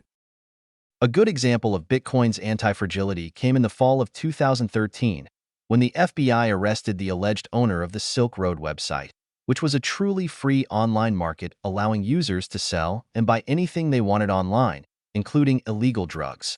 With Bitcoin's association in the public's mind with drugs and crime, most analysts predicted the closing of the website would destroy Bitcoin's utility. The price on that day dropped from around the $120 range to the $100 range, but it rebounded quickly and began a very fast rise, reaching $1,200 per Bitcoin within a few months. At the time of writing, the price had never again dropped to the level it was at before the closing of the Silk Road website. By surviving the closing of the Silk Road unscathed, Bitcoin demonstrated that it is far more than a currency for crime, and in the process it benefited from the free publicity from the Silk Road media coverage. 比特币在2013年秋季的一个很好的抗脆弱性例子是，当时 FBI 逮捕了据称是丝绸之路网站所有者，这是一个真正自由的在线市场，用户可以在线买卖任何他们想要的东西，包括非法毒品。由于比特币在公众心中与毒品和犯罪联系在一起，大多数分析人士预测该网站的关闭将摧毁比特币的实用性。那天，比特币价格从大约$120跌至$100左右，但很快反弹并开始迅速上涨，在几个月内达到每比特币$1200。撰写本文时，价格从未再次跌至丝绸之路网站关闭前的水平。比特币在丝绸之路关闭后安然无恙，证明了它远不只是一种犯罪货币，而且在这个过程中，它从丝绸之路的媒体报道中获得了免费的宣传。Another example of Bitcoin's anti-fragility came in September 2017, after the Chinese government announced the closure of all Chinese exchanges that traded Bitcoin. Whereas the initial reaction was one of panic that saw the price drop by around 40%, it was only a matter of hours before the price started recovering, and within a few months, the price had more than doubled from where it was before the government's ban. While banning exchanges from trading Bitcoin could be viewed as an impediment to Bitcoin's adoption through a reduction in its liquidity, it seems to have only served to reinforce Bitcoin's value proposition. More transactions started happening off exchanges in China, with volume on websites like localbitcoins.com exploding.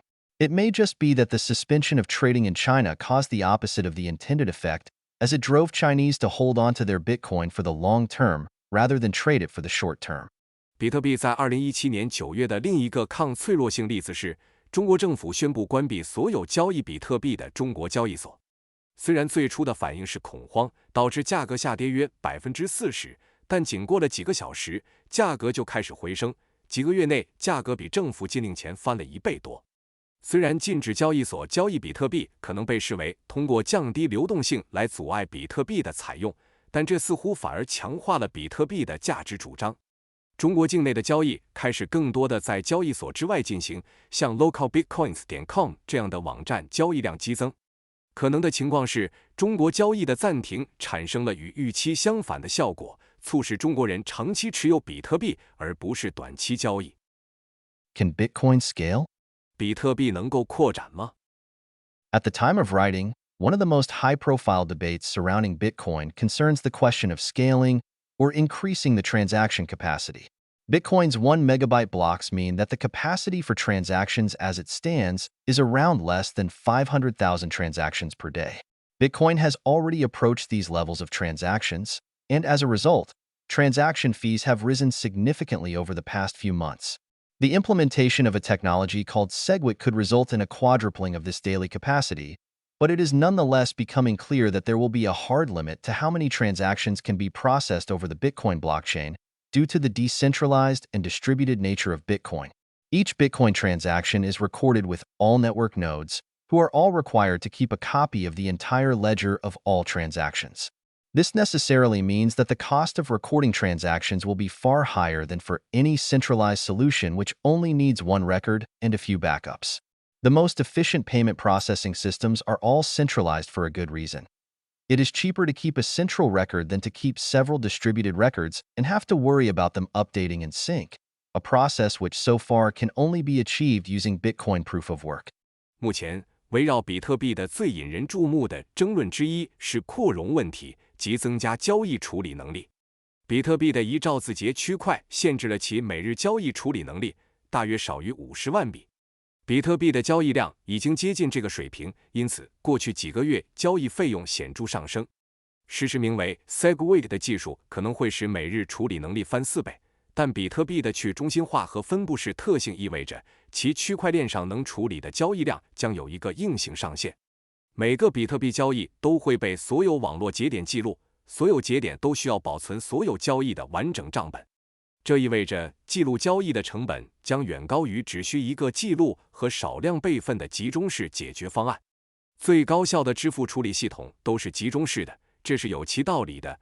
维护一个中心记录比维护多个分布式记录并确保它们同步更新要便宜，而目前只有通过比特币的工作量证明才能实现同步更新。Centralized payment solutions, such as Visa or MasterCard, employ one centralized ledger to which all transactions are committed, as well as a backup that is entirely separate. Visa can process around 3,200 transactions per second, or 100.8 billion transactions per year. 5 Bitcoin's current 1 megabyte blocks are able to process a maximum of 4 transactions per second, 350,000 transactions per day, or around 120 million transactions per year. For Bitcoin to process the 100 billion transactions that Visa processes, each block would need to be around 800 megabytes, meaning every 10 minutes, each Bitcoin node would need to add 800 megabytes of data. In a year, each Bitcoin node would add around 42 terabytes of data, or 42,000 gigabytes, to its blockchain. Such a number is completely outside the realm of possible processing power of commercially available computers now or in the foreseeable future. The average consumer computer, or the average external hard drive, has a capacity in the order of 1 terabyte, about a week's worth of transactions at Visa volumes. For some perspective, it is worth examining the sort of computing infrastructure that Visa employs to process these transactions. 像 Visa 或 Mastercard 这样的集中式支付解决方案，使用一个中心化的账本记录所有交易，并有一个完全独立的备份。Visa 每秒可以处理约3200笔交易，即每年1008亿笔。比特币当前的1兆字节区块每秒最多能处理4笔交易，每日35万笔，或每年约1.2亿笔。若要比特币处理 Visa 处理的1000亿笔交易，每个区块需要约800兆字节，意味着每10分钟每个比特币节点需要添加800兆字节的数据。1年下来，每个比特币节点的区块链将增加约42太字节，即42000兆字节的数据。这个数字远超当前或可预见的未来商业计算机处理能力的范围。普通消费者电脑或普通外部硬盘的容量约为1太字节，大约能存储 Visa 1周的交易量。为了更好地理解，我们来看看 Visa 处理这些交易所使用的计算基础设施类型。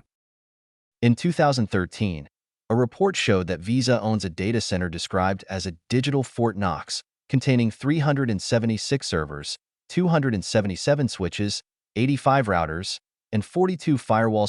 6 Granted, Visa's centralized system is a single point of failure, and so it employs very large amounts of redundancy and spare capacity to protect from unforeseen circumstances, whereas in the case of Bitcoin, the presence of many nodes would make each one of them non-critical, and so requiring less security and capacity. Nonetheless, a node that can add 42 terabytes of data every year would require a very expensive computer, and the network bandwidth required to process all of these transactions every day would be an enormous cost that would be clearly unworkably complicated and expensive for a distributed network to maintain. 2013年的一份报告显示 ，Visa 拥有一座被称为数字金库的数据中心，内含376台服务器、277台交换机、85台路由器和42台防火墙。诚然 ，Visa 的集中式系统是单点故障。因此，它使用大量冗余和备用容量来防范意外情况。相比之下，比特币由于存在许多节点，每个节点都不那么关键，因此需要的安全性和容量较小。然而，一个每年能添加42 TB 数据的节点将需要一台非常昂贵的计算机，而每天处理所有这些交易所需的网络带宽将是巨大的成本。对于分布式网络来说，这显然是无法承受的复杂和昂贵。There are only a handful of such centers in existence worldwide, those employed by Visa, Mastercard, and a few other payment processors. Should Bitcoin attempt to process such a capacity, it could not possibly compete with these centralized solutions by having thousands of distributed centers on a similar scale. It would have to become centralized and employ only a few such data centers. For Bitcoin to remain distributed, each node on the network must cost something reasonable for thousands of individuals to run it on commercially available personal computers, and the transfer of data between the nodes has to be at scales that are supported by regular consumer bandwidth. 全球只有少数这样的中心，由 Visa、Mastercard 和其他几家支付处理器运营。如果比特币试图处理这样的容量，它不可能通过拥有数千个类似规模的分布式中心来与这些集中式解决方案竞争。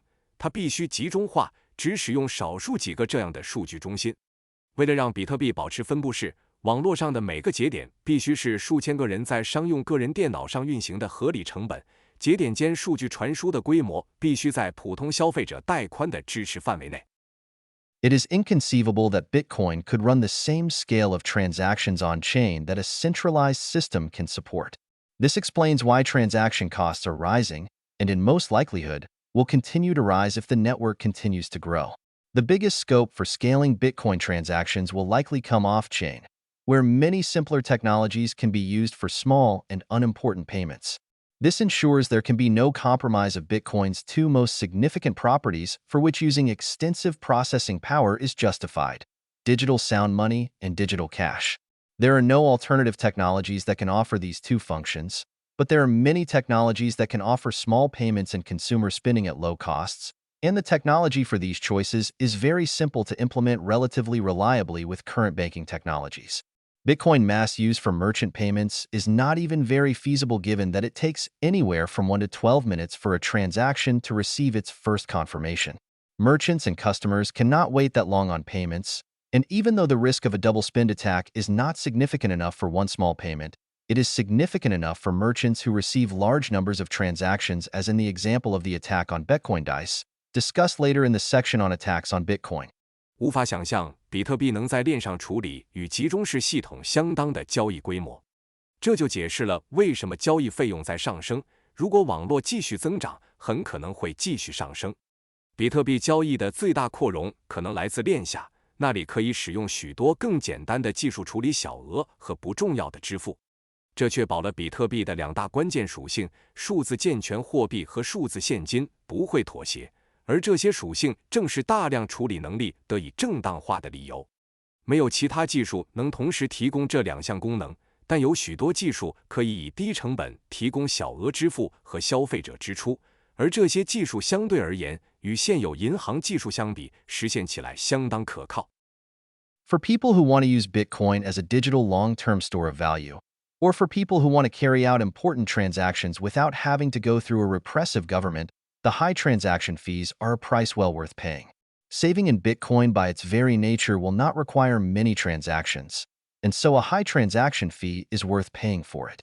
And for transactions that cannot be carried out through the regular banking system, such as people trying to get their money out of a country suffering inflation and capital controls, Bitcoin's high transaction fees will be a price well worth paying. Even at current low levels of adoption, the demand for digital cash and digital sound money has already raised transaction fees to the point where they cannot compete with centralized solutions like PayPal and credit cards for small payments. This has not stalled Bitcoin's growth, however, which indicates that the market demand for Bitcoin is driven by its use as a digital cash and digital store of value, rather than small digital payments. 对于那些希望将比特币作为长期数字价值储存手段的人来说，或者对于那些想在不经过压制性政府的情况下进行重要交易的人来说，高昂的交易费用是完全值得支付的。比特币的储蓄性质本身就不需要频繁交易，因此支付较高的交易费用是合理的。对于那些无法通过传统银行系统进行的交易，比如人们试图从遭受通胀和资本管制的国家转移资金，比特币的高交易费用也是值得的。即使在目前较低的采用水平下，对数字现金和数字稳健货币的需求已经推高了交易费用，使其在小额支付方面无法与 PayPal 和信用卡等集中式解决方案竞争。然而，这并没有阻碍比特币的发展，这表明市场对比特币的需求更多的是将其作为数字现金和价值储存，而不是小额数字支付。If Bitcoin's popularity continues to grow, there are some potential scaling solutions that do not involve creating any changes to the structure of Bitcoin, but which take advantage of the way transactions are structured to increase the number of payments possible. Each Bitcoin transaction can contain several inputs and outputs, and using a technique called coin join, several payments can be grouped together into one transaction, allowing several inputs and outputs for only a fraction of the space that would have been needed otherwise. This could potentially raise the transaction volume of Bitcoin to the millions of payments per day, and as the transaction costs rise higher, this is more and more likely to become a popular option. 如果比特币的受欢迎程度继续增长，有一些潜在的扩容解决方案，不需要改变比特币的结构，而是利用交易的构造方式来增加可能的支付数量。每个比特币交易可以包含多个输入和输出，通过一种叫做 coin join 的技术，可以把多个支付组合成一个交易，这样只需要原本所需空间的一小部分就能处理多个输入和输出。这有可能将比特币的交易量提升到每天数百万笔。随着交易成本的上升，这将越来越可能成为一种流行选择。Another possibility for scaling Bitcoin is digital mobile USB wallets, which can be made to be physically tamper-proof and can be checked for their balance at any time. These USB drives would carry the private keys to specific amounts of Bitcoins, allowing whoever holds them to withdraw the money from them. They could be used like physical cash, and each holder could verify the value in these drives. As fees have been rising on the network, there has been no respite in the growth of demand for Bitcoin, as evidenced by its rising price, indicating that users value the transactions more than the transaction costs they have to pay for them. Instead of the rising fees slowing Bitcoin's adoption, all that is happening is that the less important transactions are being moved off-chain, and the on-chain transactions are growing in importance. The most important use cases of Bitcoin, as a store of value and uncensorable payments, are well worth the transaction fees. When people buy Bitcoin to hold it for the long term, a one-off small transaction fee is to be expected and is usually dwarfed by the commission and the premium placed by the sellers. For people looking to escape capital controls or send money to countries facing economic difficulties, the transaction fee is well worth paying considering Bitcoin is the only alternative. As Bitcoin adoption spreads and transaction fees rise high enough that they will matter to the people paying them, there will be economic pressure to utilize more of the above scaling solutions which can increase transaction capacity without making changes that compromise the rules of the network and force a chain split. 比特币的另一种扩容方案是数字移动 USB 钱包，它们可以物理防篡改，并且随时可以检查余额。这些 USB 驱动器将携带特定数量比特币的私钥，让持有者能够提取其中的资金。它们可以像实体现金一样使用。每个持有者都能验证这些驱动器中的价值。尽管网络费用在上涨，但比特币的需求增长并未减缓，其价格上涨就是证明。这表明用户更看重交易本身而非支付的交易费用。费用上涨并未阻碍比特币的采用，反而只是将不那么重要的交易转移到链下，而链上交易的重要性在增加。比特币作为价值储存和不可审查支付的最重要用例，其交易费用是值得的。当人们购买比特币长期持有时，一次性的小额交易费用是可预见的，通常会被卖家收取的佣金和溢价所掩盖。对于想要逃避资本管制或向经济困难国家汇款的人来说，考虑到比特币是唯一的替代选择，交易费用是值得支付的。随着比特币的普及，交易费用上涨到对支付者产生影响的程度，就会产生经济压力，促使人们利用上述扩容解决方案，以增加交易容量，同时不改变网络规则，并导致链分裂。Beyond these possibilities, the majority of Bitcoin transactions today are already carried out off-chain and only settled on-chain. Bitcoin-based businesses, such as exchanges, casinos, or gaming websites, will only use Bitcoin's blockchain for customer deposits and withdrawals, but within their platforms, all transactions are recorded on their local databases denominated in Bitcoin.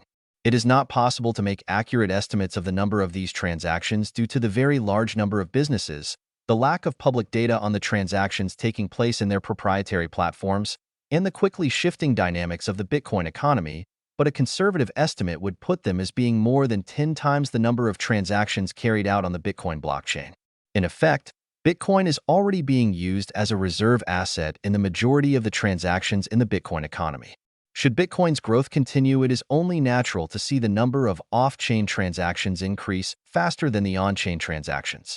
除此之外，如今大多数比特币交易实际上已经离链进行，只在链上结算。基于比特币的业务，如交易所、赌场或游戏网站，只会在客户存取款时使用比特币区块链，但在他们的平台上，所有交易都会记录在他们本地的数据库中，以比特币计价。由于企业数量庞大，专有平台交易数据的不公开，以及比特币经济的快速变化，很难准确估计这类交易的数量，但保守估计它们的数量可能是比特币区块链上交易的10倍以上。实际上，比特币在大多数比特币经济交易中已经充当了储备资产的角色。如果比特币继续发展，离链交易的数量自然会比链上交易增长得更快。Such an analysis may contradict the rhetoric that accompanied the rise of Bitcoin, which promotes Bitcoin as putting an end to banks and banking. The idea that millions, let alone billions, could use the Bitcoin network directly for carrying out their every transaction is unrealistic, as it would entail that every network member needs to be recording every other member's transactions. As the numbers grow, these records become larger and constitute a significant computing burden. On the other hand, Bitcoin's unique properties as a store of value are likely to continue to increase demand for it, making it hard for it to survive as a purely peer-to-peer network. For Bitcoin to continue to grow, there will have to be payment processing solutions handled off the Bitcoin blockchain, and such solutions are emerging out of the grind of competitive markets. 对比特币崛起的宣传言论可能与这种分析相悖。那些言论宣称比特币将终结银行和银行业，认为数百万乃至数十亿人能直接使用比特币网络进行所有交易是不现实的，因为这意味着每个网络成员必须记录其他每个成员的交易。随着用户数量的增长，这些记录会变得越来越大，形成巨大的计算负担。另一方面，比特币作为价值储存的独特属性可能会持续增加其需求，使其难以维持纯粹的点对点网络状态。为了比特币的持续发展，必须有脱离比特币区块链的支付处理解决方案，而这些解决方案正在竞争市场的推动下逐渐出现。Another important reason why banking as an institution is not going away is the convenience of banking custody.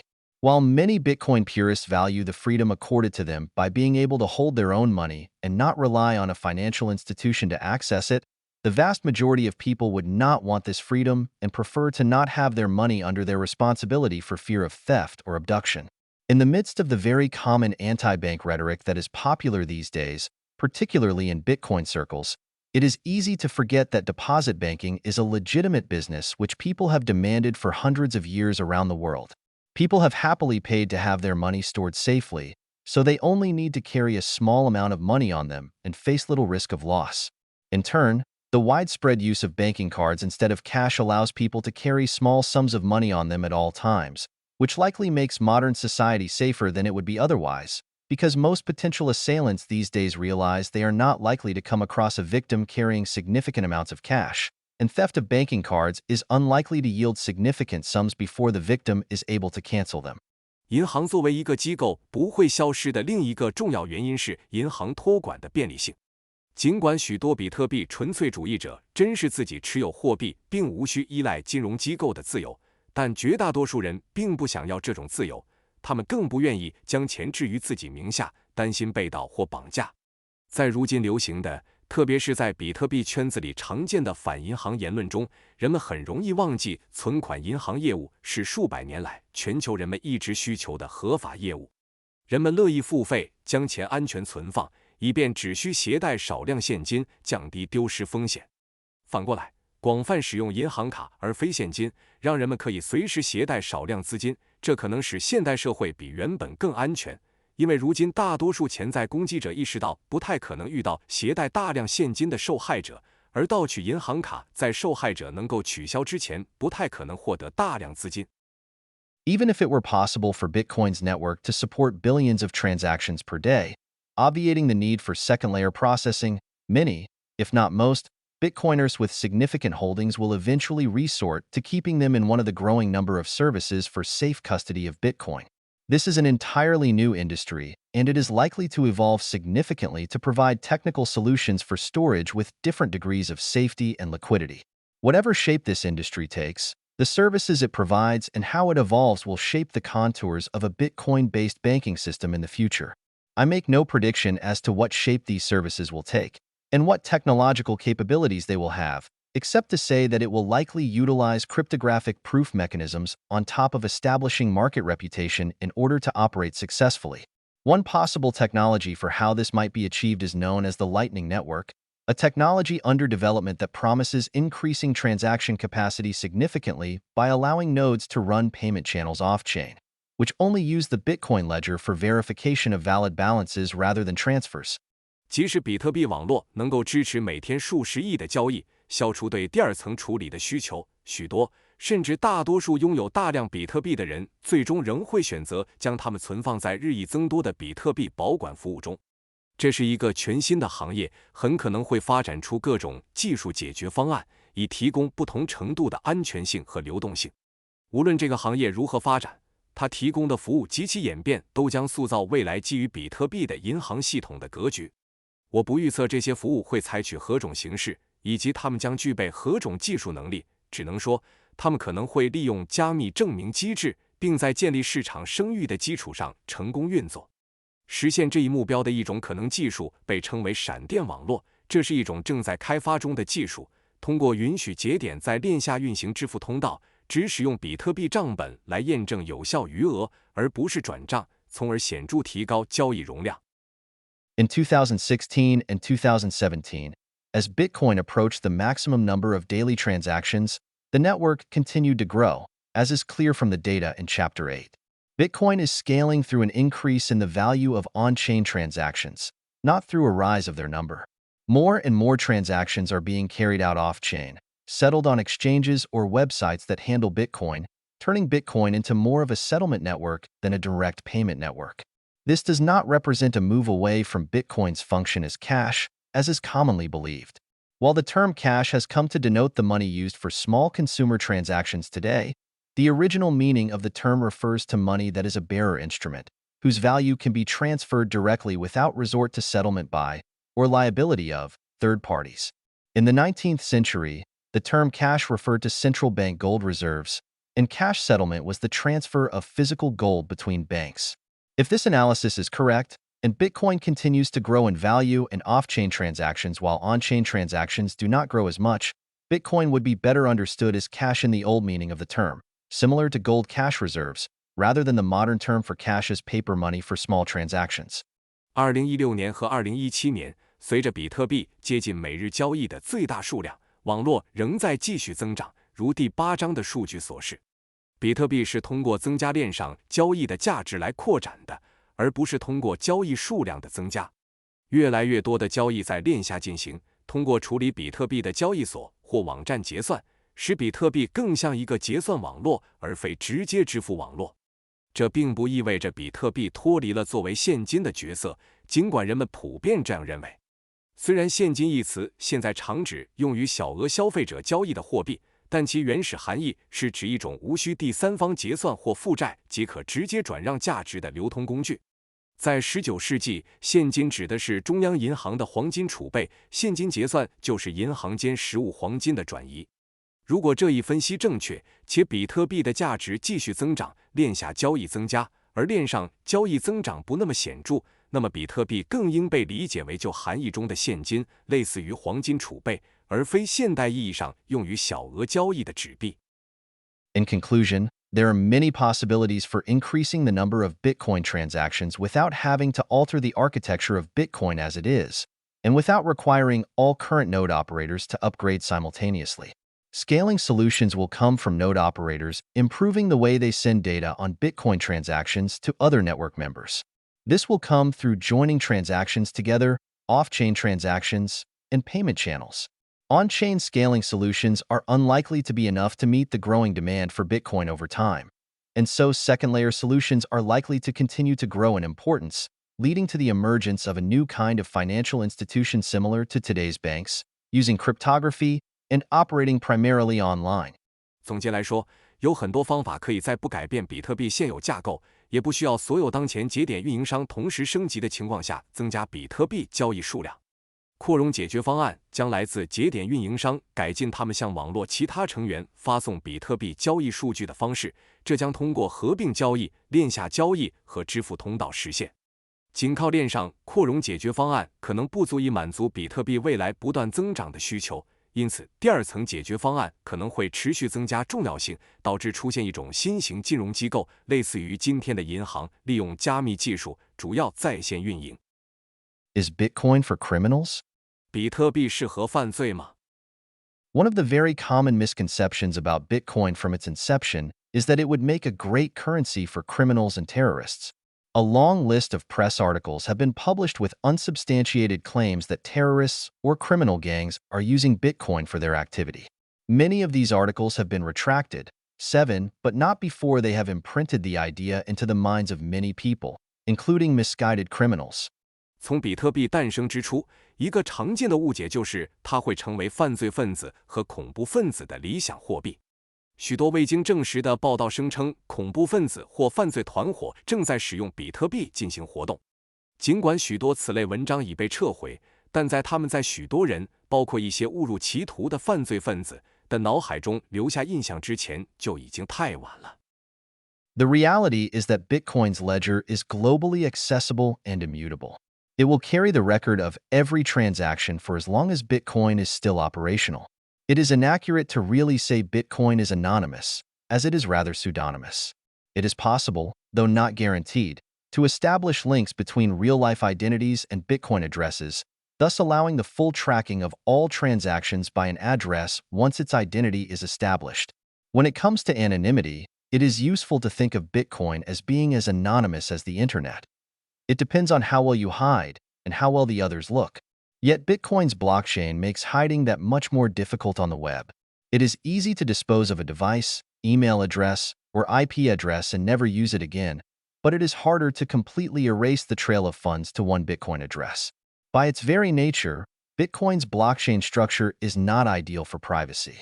实际上，比特币的账本是全球可访问且不可更改的。只要比特币仍在运行，它就会记录每一笔交易。说比特币是匿名的并不准确，它更像是化名。虽然不是必然的，但有可能将现实身份与比特币地址建立联系。一旦身份确定，就可以完全追踪该地址的所有交易。谈到匿名性，可以把比特币看作互联网一样匿名，这取决于你隐藏的有多好，以及其他人查找的有多仔细。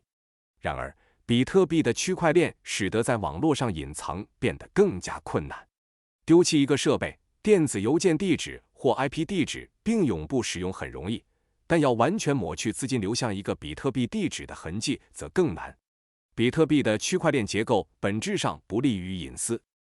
All of this means that for any crime that actually has a victim, it would be inadvisable for the criminal to use Bitcoin.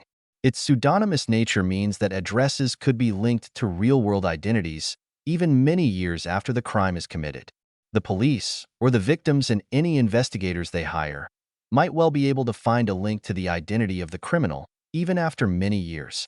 The Bitcoin trail of payments itself has been the reason that many online drug dealers have been identified and caught as they fell for the hype of Bitcoin as completely anonymous. 这意味着，对于任何有受害者的犯罪，犯罪分子使用比特币是不明智的。其化名的特性意味着地址可能与现实世界的身份相关联，即使在犯罪发生多年后也是如此。警方或者受害者及其雇佣的调查员可能在多年后仍能找到与犯罪者身份的联系。比特币的支付轨迹本身就是许多在线毒品贩子被识别和抓获的原因。他们被比特币完全匿名的宣传所误导。Bitcoin is a technology for money, and money is something that can be used by criminals at all times. Any form of money can be used by criminals or to facilitate crime, but Bitcoin's permanent ledger makes it particularly unsuited to crimes with victims likely to try to investigate. Bitcoin can be useful in facilitating victimless crimes, where the absence of the victim will mean nobody trying to establish the identity of the criminal. In reality, and once one overcomes the propaganda of the 20th century state, there is no such thing as a victimless crime. If an action has no victims, it is no crime, regardless of what some self-important voters or bureaucrats would like to believe about their prerogative to legislate morality for others. For these illegal but perfectly moral actions, Bitcoin could be useful because there are no victims to try to hunt down the perpetrator.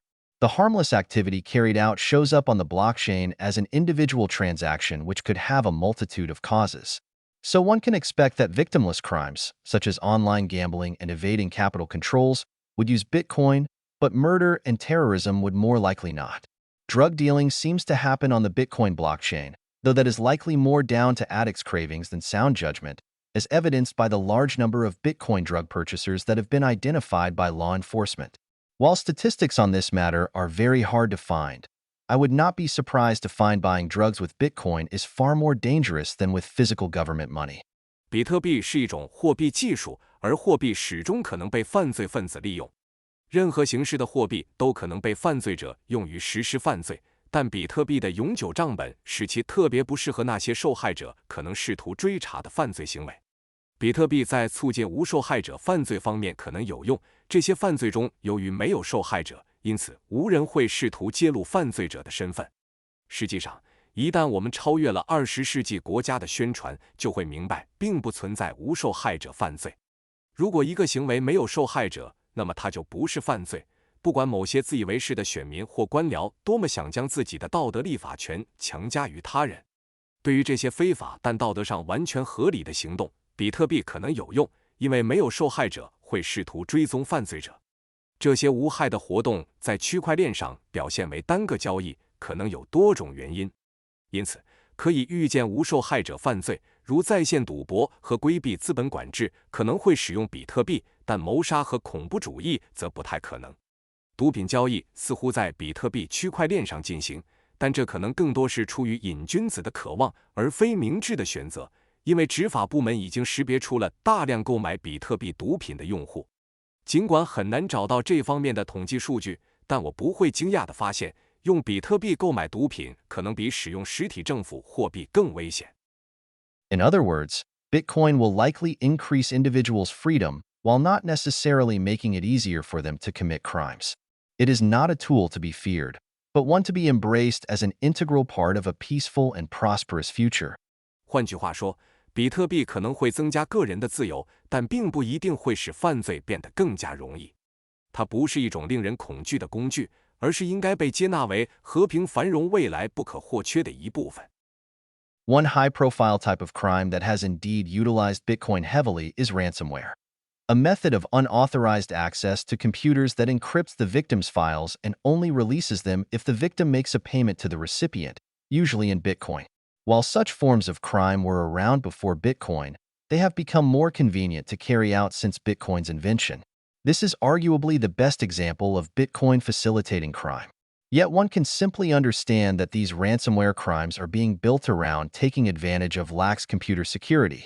A company that can have its entire computer system locked up by anonymous hackers demanding a few $1,000s in Bitcoin has far bigger problems than these hackers. The incentive for the hackers may be in the thousands of dollars, but the incentive for the firm's competitors, clients, and suppliers for gaining access to this data can be much higher. In effect, what Bitcoin ransomware has allowed is the detection and exposition of computer security flaws. This process is leading firms to take better security precautions and causing computer security to grow as an industry. In other words, Bitcoin allows for the monetizing of the computer security market. While hackers can initially benefit from this, in the long run, productive businesses will command the best security resources. 一种高调的犯罪类型确实大量利用了比特币，那就是勒索软件，一种未经授权访问电脑的方法。它加密受害者的文件，只有在受害者向接收者支付，通常是比特币时，才会释放这些文件。虽然这种犯罪形式在比特币出现之前就已经存在，但自比特币发明以来，它们变得更加方便进行。这可以说是比特币促进犯罪的最好例子。然而，简单理解就是，这些勒索软件犯罪是围绕着利用薄弱的电脑安全来构建的。一家公司的整个电脑系统可以被匿名黑客锁定，他们要求支付几千美元的比特币，这家公司的问题远比这些黑客严重。黑客的动机可能是几千美元，但公司竞争对手、客户和供应商获取这些数据的动机可能要高得多。实际上，比特币勒索软件允许检测和暴露电脑安全漏洞。这一过程促使公司采取更好的安全预防措施，使电脑安全成为一个行业。换句话说，比特币使电脑安全市场货币化成为可能。虽然黑客最初可以从这中受益，但长期来看，生产力强的企业将掌握最好的安全资源。How to Kill Bitcoin, a Beginner's Guide. 如何杀死比特币？初学者指南。Many Bitcoiners have developed quasi-religious beliefs in the ability of Bitcoin to survive come what may. The amount of processing power behind it and the large number of nodes distributed worldwide verifying transactions means that it is highly resistant to change and likely to remain as such. Most of those unfamiliar with Bitcoin will frequently believe that it is doomed because it will inevitably get hacked, like everything digital seems to. Once Bitcoin's operation is understood, it becomes clear that hacking it is not a straightforward task. There are several other possible threats to Bitcoin. Computer security is a fundamentally intractable problem, as it involves unpredictable attackers finding new angles of attack. It is beyond the scope of this book to elucidate all potential threats to Bitcoin and assess them. Point 8. This section examines only some of the more high-profile threats, and the ones most relevant to the focus of this book on Bitcoin as sound money. 许多比特币持有者对其能够抵御任何挑战的生存能力持有近乎宗教般的信念。它背后的大量处理能力和全球范围内验证交易的大量节点，意味着它非常抵抗改变，并且可能会保持这种状态。许多对比特币不熟悉的人常常认为它注定会失败，因为它迟早会被黑客攻击，就像所有数字事物似乎都会那样。一旦理解了比特币的运作方式，就会明白攻击它并非易事。比特币还面临其他一些可能的威胁。电脑安全是一个根本无法解决的问题，因为它涉及到不可预测的攻击者寻找新的攻击角度。这本书的范围不包括详述所有可能对比特币构成的威胁并评估它们。本节仅探讨一些更引人注目和与本书关注比特币作为健全货币相关的威胁。Hacking. 黑客攻击。 Bitcoin's resistance to attack is rooted in three properties: its bare-bones simplicity, the vast processing power that does nothing but ensure the safety of this very simple design, and the distributed nodes which need to achieve consensus on any change for it to take effect. Imagine the digital equivalent of placing the entirety of the U.S. military's infantry and equipment around a school playground to protect it from invasion, and you begin to get an idea of how overly fortified Bitcoin is. 比特币的抗攻击性源于三个属性：其基础的简洁性，只为确保这个简单设计安全而进行的巨大处理能力，以及需要就任何变化达成共识的分布式节点。想象一下，将整个美军步兵和装备部署在学校操场上以防止入侵，你就能开始理解比特币的防御有多么过度。Bitcoin is at its essence a ledger of ownership of virtual coins. There are only 21 million of these coins, and a few million addresses that own them, and every day no more than 500,000 transactions move some of these coins around. The computing power necessary to operate such a system is minuscule. A laptop for $100 could do it, while also surfing the web. But the reason Bitcoin is not run on one laptop is that such an arrangement would require trust in the owner of the laptop, while also being a relatively simple target for hacking. 比特币本质上是一个虚拟货币的所有权账本，总共只有2100万个这种货币，由数百万个地址持有，每天最多有50万个交易在转移这些货币。运行这样一个系统所需的计算能力微乎其微，一台$100的笔记本电脑在浏览网页的同时就能做到。但比特币不只运行在一台笔记本电脑上的原因是，这种安排需要信任笔记本电脑的所有者，同时也相对容易成为黑客的攻击目标。All computer networks rely for their security on making some computers impenetrable to attackers and using these as the definitive record. Bitcoin, on the other hand, takes an entirely different approach to computer security. It does not bother to secure any of its computers individually and operates under the working assumption that all computer nodes are hostile attackers. Instead of establishing trust in any network member, Bitcoin verifies everything they do. That process of verification, through proof of work, is what consumes large amounts of processing power, and it has proven very effective because it makes Bitcoin security dependent on brute processing power and, as such, invulnerable to problems of access or credentials. If everyone is assumed dishonest, everyone must pay a large cost to commit transactions to the common record, and everyone will lose these costs if their fraud is detected. The economic incentives make dishonesty extremely expensive and highly unlikely to succeed. 所有计算机网络的安全都依赖于使某些计算机对攻击者不可穿透，并用它们作为最终记录。而比特币采取了完全不同的计算机安全方法，它不费心去单独保护任何一台计算机，并假设所有计算机节点都是恶意攻击者。比特币不信任任何网络成员，而是验证他们的一切行为。这种通过工作量证明的验证过程消耗了大量的处理能力，事实证明它非常有效，因为这使得比特币的安全依赖于纯粹的处理能力，因此对访问或凭证问题免疫。如果每个人都被认为是不诚实的，那么每个人在将交易记录在公共记录上时，都必须付出高昂的成本。如果他们的欺诈行为被发现，这些成本就会损失。经济激励使得不诚实变得极其昂贵且极不可能成功。To hack Bitcoin, in the sense of corrupting the ledger of transactions to fraudulently move coins to a specific account, or to make it unusable, would require a node to post an invalid block to the blockchain and the network to adopt it and continue to build on it.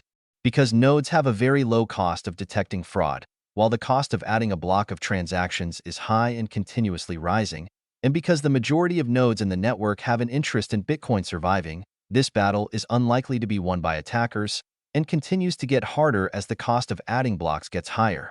要攻击比特币及篡改交易记录，将货币非法转移到特定账户或使其无法使用，需要一个节点在区块链上发布一个无效的区块，并让网络接受，并在此基础上继续构建。由于节点检测欺诈的成本非常低，而添加一个交易区块的成本高且持续上升，同时网络中大多数节点都希望比特币生存，攻击者赢得这场战斗的可能性很小。随着添加区块的成本增加，攻击变得越来越困难。At the heart of Bitcoin's design, there is a fundamental asymmetry between the cost of committing a new block of transactions and the cost of verifying the validity of these transactions. This means while forging the record is technically possible, the economic incentives are highly stacked against it. The ledger of transactions as a result constitutes an undisputable record of valid transactions so far. 比特币设计的核心是一种在提交新区块交易和验证这些交易有效性之间基本的不对称成本。这意味着，虽然伪造记录在技术上是可能的，但经济激励却强烈的反对这种行为。因此，交易记录构成了迄今为止有效交易的无可争议的记录。The 51% attack. 51%攻击。The 51% attack is a method of using large amounts of hash rate to generate fraudulent transactions by spending the same coin twice, thus having one of the transactions canceled and defrauding the recipient. In essence, if a miner who controls a large percentage of the hash rate manages to solve proof-of-work problems quickly, he could spend a Bitcoin on a public chain that receives confirmations while mining another fork of the blockchain with another transaction of the same Bitcoin to another address, belonging to the attacker. The recipient of the first transaction receives confirmations, but the attacker will attempt to use his processing power to make the second chain longer. If he succeeds in making the second chain longer than the first one, the attack succeeds, and the recipient of the first transaction will find the coins they received vanish. 51%攻击是一种利用大量算力生成欺诈交易的手段，通过将同一枚代币花费2次，从而使其中一笔交易被取消，欺诈接收者。本质上，如果一个控制了大部分算力的矿工能快速解决工作量证明问题，他可以在公开链上花费1枚比特币并获得确认，同时在另一条区块链分支上挖矿，用同一枚比特币进行另一笔交易，发送到攻击者自己的地址。第一笔交易的接收者会收到确认，但攻击者会利用其计算能力使第二条链变得更长。如果他成功使第二条链超过第一条，攻击就成功了。第一笔交易的接收者会发现他们收到的代币消失。The more hash rate the attacker is able to command, the more likely he is to make the fraudulent chain longer than the public one, and then reverse his transaction and profit. While this may sound simple in principle, in practice it has been much harder. The longer the recipient waits for confirmation, the less likely it is that the attacker can succeed. If the recipient is willing to wait for 6 confirmations, the probability of an attack succeeding shrinks infinitely low. 攻击者掌握的算力越多，就越可能使欺诈链比公开链更长，然后逆转交易并获利。这在理论上听起来简单，但在实践中要困难得多。接收者等待确认的时间越长，攻击者成功的可能性就越小。如果接收者愿意等待6次确认，攻击成功的概率就会变得极低。In theory, the 51% attack is very feasible technically, but in practice, the economic incentives are heavily aligned against it. A miner who successfully executes a 51% attack would severely undermine the economic incentives for anyone to use Bitcoin, and with that the demand for Bitcoin tokens. As Bitcoin mining has grown to become a heavily capital-intensive industry with large investments dedicated to producing coins, miners have grown to have a vested long-term interest in the integrity of the network, as the value of their rewards depends on it.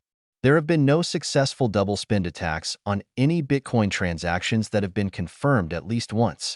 理论上，51%攻击在技术上非常可行，但在实践中，经济激励强烈的反对这种行为。成功执行51%攻击的矿工会严重破坏人们使用比特币的经济动机，从而降低对比特币代币的需求。随着比特币挖矿成为资本密集型产业，需要大量投资来生产代币，矿工们对网络的完整性有了长期的利害关系，因为他们的奖励价值依赖于此。至今，没有任何一次以至少确认一次的比特币交易遭受成功的双重花费攻击。The closest thing to a successful double spend attack that Bitcoin has witnessed was in 2013, when a Bitcoin betting site called Bitcoin Dice had a sum in the range of 1,000 Bitcoins, valued at around $100,000 at the time, stolen from it through double spend attacks utilizing significant mining resources. That attack, however, only succeeded because Bitcoin Dice was accepting transactions with zero confirmations, making the cost of attack relatively low. Had they accepted transactions with one confirmation, it would have been much harder to pull off the attack. This is another reason Bitcoin's blockchain is not ideal for mass consumer payments. It takes somewhere in the range of 1 to 12 minutes for a new block to be generated to produce one confirmation for a transaction. Should a large payment processor want to accept taking the risk of approving payments with zero confirmations, it constitutes a lucrative target for coordinated double spend attacks that utilize heavy mining resources. 比特币经历的最接近成功的双重支付攻击发生在2013年，当时一个名为 Bitcoin Standard 的比特币博彩网站通过利用大量挖矿资源进行双重支付攻击，损失了大约1000个比特币，当时价值约10万美元。那次攻击之所以得逞，是因为 Bitcoin Standard 接受零确认的交易，从而降低了攻击成本。如果他们接受至少一确认的交易，攻击就更难成功。这也是比特币区块链不适合大规模消费者支付的另一个原因。生成一个新块以提供交易的一个确认需要大约1到12分钟。如果大型支付处理器愿意承担零确认支付的风险，那么它就会成为利用大量挖矿资源进行协调的双重支付攻击的诱人目标。In conclusion, a 51% attack is theoretically possible to execute if the recipients of the payment are not waiting for a few blocks to confirm the validity of the transaction. In practice, however, the economic incentives are heavily against owners of hash power utilizing their investments in this avenue, and as a result, there have been no successful 51% attacks on node members that have waited for at least one confirmation. 总之，如果支付接收方不等待几个区块来确认交易的有效性，理论上51%攻击是可能实施的。然而实际上，算力持有者利用其投资进行这种攻击的经济激励非常小，因此，对于等待至少一个确认的节点成员，还没有发生过成功的51%攻击。A 51% attack would likely not be successful if done for a profit motive, but such an attack could also be carried out with no profit motive, but with the intention of destroying Bitcoin. A government or private entity could decide to acquire Bitcoin mining capacity to commandeer a majority of the Bitcoin network and then proceed to use that hash rate to launch continuous double spend attacks, defrauding many users and destroying confidence in the safety of the network. Yet the economic nature of mining is heavily stacked against this scenario materializing. Processing power is a highly competitive global market, and Bitcoin mining is one of the largest, most profitable, and fastest-growing uses of processing power in the world. An attacker may look at the cost of commandeering 51% of current hashing power and be willing to dedicate that cost to purchasing the hardware necessary for this. But if such an enormous amount of resources were mobilized to buy Bitcoin mining equipment, it would simply lead to a sharp rise in the price of this equipment, which would reward current miners and allow them to invest more heavily in buying more mining equipment.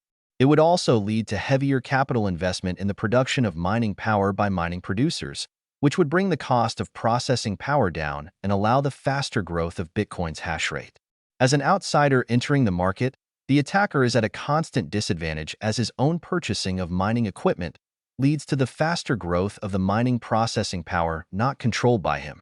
In turn, the more resources are expended on building processing power to attack Bitcoin, the faster the growth of the processing power of Bitcoin and the harder it becomes to attack.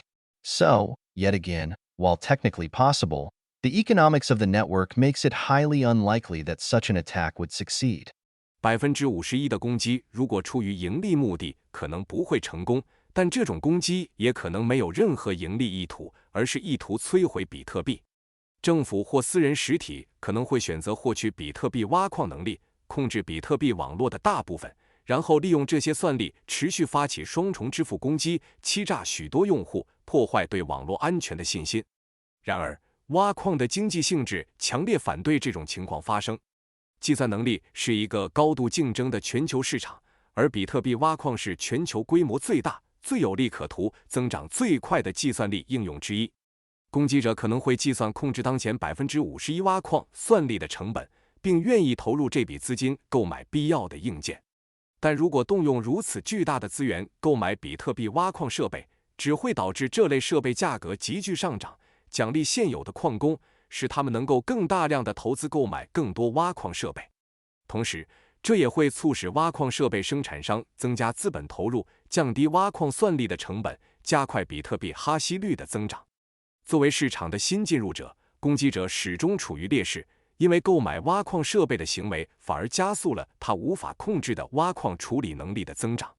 因此，投入更多资源来构建攻击比特币的处理能力，只会加快比特币处理能力的增长，使其更难被攻击。所以，尽管技术上可行，但网络的经济性使得这种攻击成功的可能性极低。An attacker, particularly a state, could attempt to attack Bitcoin through taking control of existing mining infrastructure and using it unprofitably in order to undermine the safety of the network. The fact that Bitcoin mining is widely distributed geographically makes this a challenging prospect that would require collaboration from various governments worldwide. A better way to implement this might be not through physically taking over mining equipment, but commandeering it through hardware backdoors. 攻击者，尤其是国家，可能会试图通过控制现有的挖矿基础设施，并进行无利可图的运作来破坏网络的安全性。比特币挖矿的地理位置广泛分布，使得这一策略颇具挑战性，需要全球多个政府的协作。更好的方法可能是不通过物理接管挖矿设备，而是通过硬件后门来控制。Hardware backdoors. 硬件后门。Another possibility for disrupting or destroying the Bitcoin network is through corrupting hardware that runs Bitcoin software to be accessible by outside parties. Nodes that perform mining could, for example, be fitted with undetectable malware that allows outsiders to commandeer the hardware. This equipment could then be deactivated or remotely controlled at a time when a 51% attack is launched. 另一种干扰或摧毁比特币网络的可能性是通过污染运行比特币软件的硬件，使其对外部实体开放。例如，挖矿节点可以被植入无法检测的恶意软件，允许外部实体控制硬件。然后，在发动51%攻击时，这些设备可以被关闭或远程控制。Another example would be through spying technology installed on user computers, allowing access to users' bitcoins by accessing their private keys. Such attacks on a mass scale could severely undermine confidence in Bitcoin as an asset and demand for it. 另一种可能的攻击方式是通过安装在用户电脑上的间谍软件，获取用户的私钥，从而侵入他们的比特币。大规模的此类攻击可能会严重损害比特币作为资产的信誉和需求。Both types of attack are feasible technically, and unlike the previous two kinds of attacks, they do not have to succeed entirely in order to create enough confusion to hurt Bitcoin's reputation and demand. Such an attack on mining equipment is more likely to succeed given that there are only a few manufacturers of mining equipment, and this constitutes one of Bitcoin's most critical points of failure. However, as Bitcoin mining is growing, it is likely to start attracting more hardware makers to manufacture its equipment, which would reduce the disastrous impact on the network from the compromise of one manufacturer's operations. 这两种攻击在技术上都是可行的，与前两种攻击不同，它们不需要完全成功就能制造足够的混乱，损害比特币的声誉和需求。鉴于挖矿设备制造商数量有限，这种对挖矿设备的攻击更有可能成功，这也是比特币最脆弱的环节之一。然而，随着比特币挖矿的发展，可能会吸引更多的硬件制造商生产相关设备，这将减少单个制造商操作被妥协对网络的灾难性影响。With individual computers, this risk is less systematic to the network because there is a virtually limitless number of manufacturers worldwide that access equipment capable of accessing the Bitcoin network. Should any one producer turn out to be compromised, it is just likely to lead to consumers shifting to other producers. Further, users can generate the private keys to their addresses on offline computers which they will never connect to the internet. The extra paranoid can even generate their addresses and private keys on offline computers which are then immediately destroyed. Coins stored on these virtual private keys will survive any kind of attack on the network. 对于个人电脑来说，这种风险对网络的影响较小，因为全球有几乎无限数量的制造商提供可以接入比特币网络的设备。如果任何一家制造商被发现存在问题，消费者很可能转向其他制造商。此外，用户可以在离线电脑上生成他们的地址私钥，并且永不连接到互联网。极度谨慎的人甚至可以在离线电脑上生成地址和私钥，然后立即销毁这些电脑。存储在这些虚拟私钥上的比特币将能够抵御任何类型的网络攻击。Particularly important defenses against these kinds of attacks are Bitcoiners' anarchist and cypherpunk tendencies, which lead them to believe much more in verification than trust. Bitcoiners are generally far more technically competent than the average population, and they are very meticulous about examining the hardware and software they utilize. The open-source peer review culture also acts as a significant defense against these sorts of attacks. Given the distributed nature of the network, it is far more likely that such attacks could cause significant costs and losses to individuals, and perhaps even systemic disruptions of the network, but it will be very hard to cause the network to come to a standstill or to destroy demand for Bitcoin completely. The reality is that the economic incentives of Bitcoin are what make it valuable, not any type of hardware. Any individual piece of equipment is dispensable to the operation of Bitcoin and can be replaced with other equipment. Nonetheless, Bitcoin's survival and robustness will be enhanced if it can diversify its hardware providers to not make any of them systemically important. 特别重要的是，比特币社区的无政府主义和密码朋克倾向为抵御这类攻击提供了重要防御。他们更倾向于验证而非信任。比特币用户通常比一般人更具备技术能力，他们对使用的硬件和软件进行严格检查。开源的同行评审文化也是抵御这类攻击的重要防线。考虑到网络的分布式特性，这类攻击可能导致个人的重大损失，甚至可能对网络造成系统性中断。但要让网络完全瘫痪或彻底摧毁，对比特币的需求将非常困难。实际上，比特币的价值在于其经济激励机制，而不是任何硬件。任何单一设备对比特币的运行都是可替代的。然而，如果比特币能够多元化其硬件供应商，不让他们中的任何一个成为系统性重要，那么它的生存能力和韧性将会增强。Internet and infrastructure attacks. 互联网和基础设施攻击。One of the most commonly held misconceptions about Bitcoin is that it can be shut down by shutting down important communications infrastructure on which Bitcoin relies, or shutting down the internet. The problem with these scenarios is that they misunderstand Bitcoin as if it is a network in the traditional sense of dedicated hardware and infrastructure with critical points that can be attacked and compromised. But Bitcoin is a software protocol. It is an internal process that can be carried out on any one of billions of computer machines that are distributed worldwide. Bitcoin has no single point of failure, no single indispensable hardware structure anywhere in the world on which it relies. Any computer that runs Bitcoin software can connect to the network and carry out operations on it. It is in that sense similar to the Internet, in that it is a protocol that allows computers to connect together. It is not the infrastructure which connects them. The quantity of data that is required to pass on information about Bitcoin is not very large, and a tiny fraction of the total amount of internet traffic. Bitcoin does not need as extensive an infrastructure as the rest of the internet, because its blockchain is really only about transmitting 1 megabyte of data every 10 minutes. There are countless wired and wireless technologies for the transmission of data worldwide, and any particular user only needs one of these to be working to connect to the network. In order to create a world in which no Bitcoin user is able to connect to other users, the kind of damage that would be needed to be done to the world's information, data, and connectivity infrastructure would be absolutely devastating. The life of modern society depends to a very large degree on connectivity, and many vital services and matters of life and death rely on these communication infrastructures continuing. To begin trying to turn off all of the internet infrastructure simultaneously would likely cause significant damage to any society that tries it, while likely failing to stem the flow of Bitcoin, as dispersed machines can always connect to one another using protocols and encrypted communications. There are simply far too many computers and connections spread out all over the world, utilized by far too many people, for any force to be able to make them all stop functioning simultaneously. The only conceivable scenario where this could happen would be through the sort of apocalyptic scenario, after which there would be nobody left to even wonder if Bitcoin is operational or not. Of all the threats that are often mentioned against Bitcoin, I find this to be the least credible or meaningful. 关于比特币的一个普遍误解是，通过关闭比特币依赖的重要通信基础设施，或者关闭互联网，就可以让它停止运行。这些设想的问题在于，他们误解了比特币，仿佛它是一个传统意义上的拥有关键攻击点和可妥协基础设施的专用硬件网络。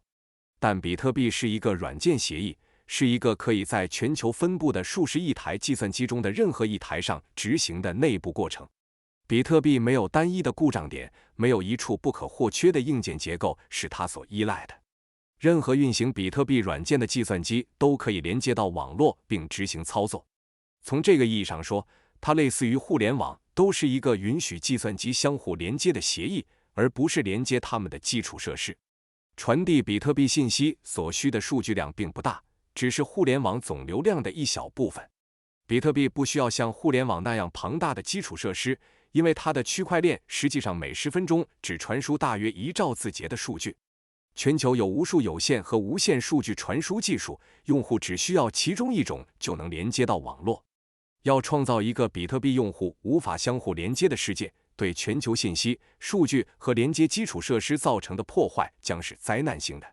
现代社会生活的很大一部分依赖于连接，许多生死攸关的服务和事务都依赖于这些通信基础设施的持续运行。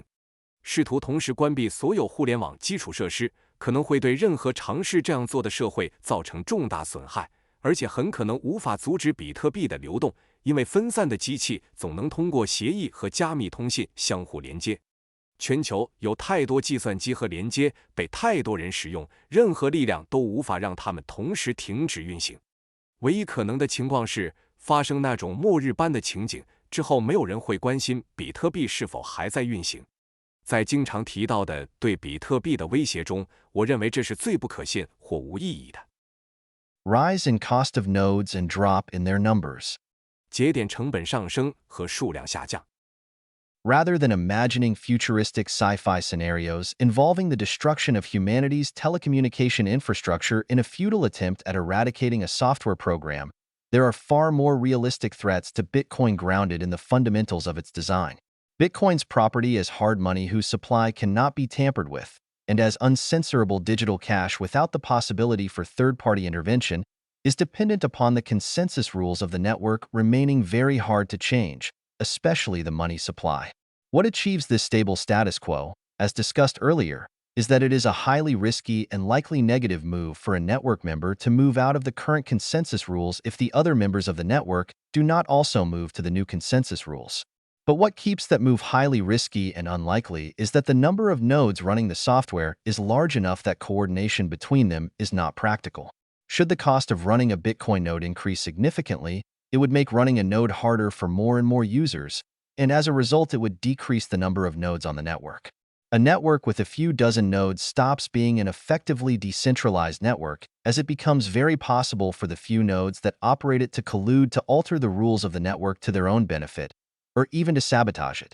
与其幻想未来科幻场景中人类的通信基础设施在消除软件程序的徒劳尝试中被摧毁，不如说比特币面临着更多基于其设计基础的现实威胁。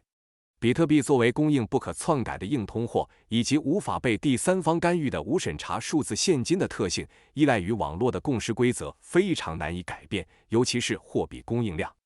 正如前面讨论的，这种稳定的现状得以维持，是因为如果网络的其他成员不也转向新的共识规则，那么任何网络成员离开当前规则都是非常冒险且很可能得不偿失的。然而，这种行动的高风险和低可能性在于运行软件的节点数量足够多，以至于它们之间的协调并不实际。如果运行比特币节点的成本显著增加，将使越来越多的用户运行节点变得更加困难，从而减少网络中的节点数量。如果网络只有几十个节点，它就不再是一个有效的去中心化网络，因为运营这些节点的少数几方可能合谋改变网络规则，以利于自己，甚至破坏网络。This remains, in my opinion, the most serious technical threat to Bitcoin in the medium and long term.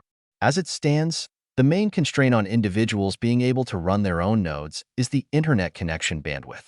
As blocks remain under 1 megabyte, this should be generally manageable.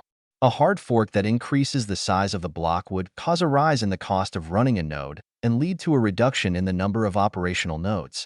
And just like with the previous threats, while this is certainly technically possible, it remains unlikely to materialize because the economic incentives of the system militate against it, as evidenced by the widespread rejection of attempts to increase the block size so far. 在我看来，这仍然是比特币中期和长期面临的最严重的技术威胁。目前，个人运行自己的节点的主要限制是互联网连接带宽。只要区块保持在1兆字节以下，这通常是可以管理的。一次硬分叉增加区块大小将提高运行节点的成本，导致运行中的节点数量减少。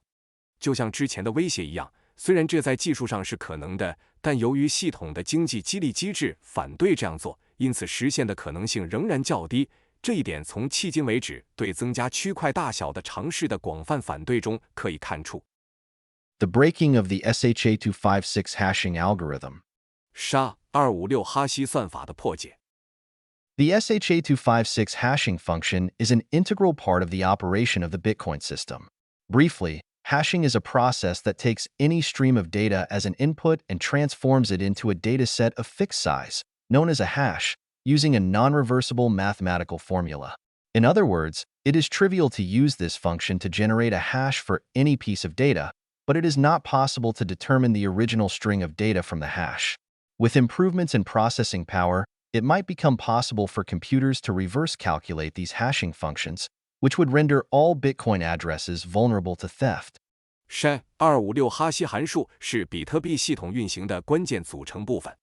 简单来说，哈希是一种过程，它接受任何数据流作为输入，使用不可逆的数学公式将其转化为固定大小的数据集，称为哈希。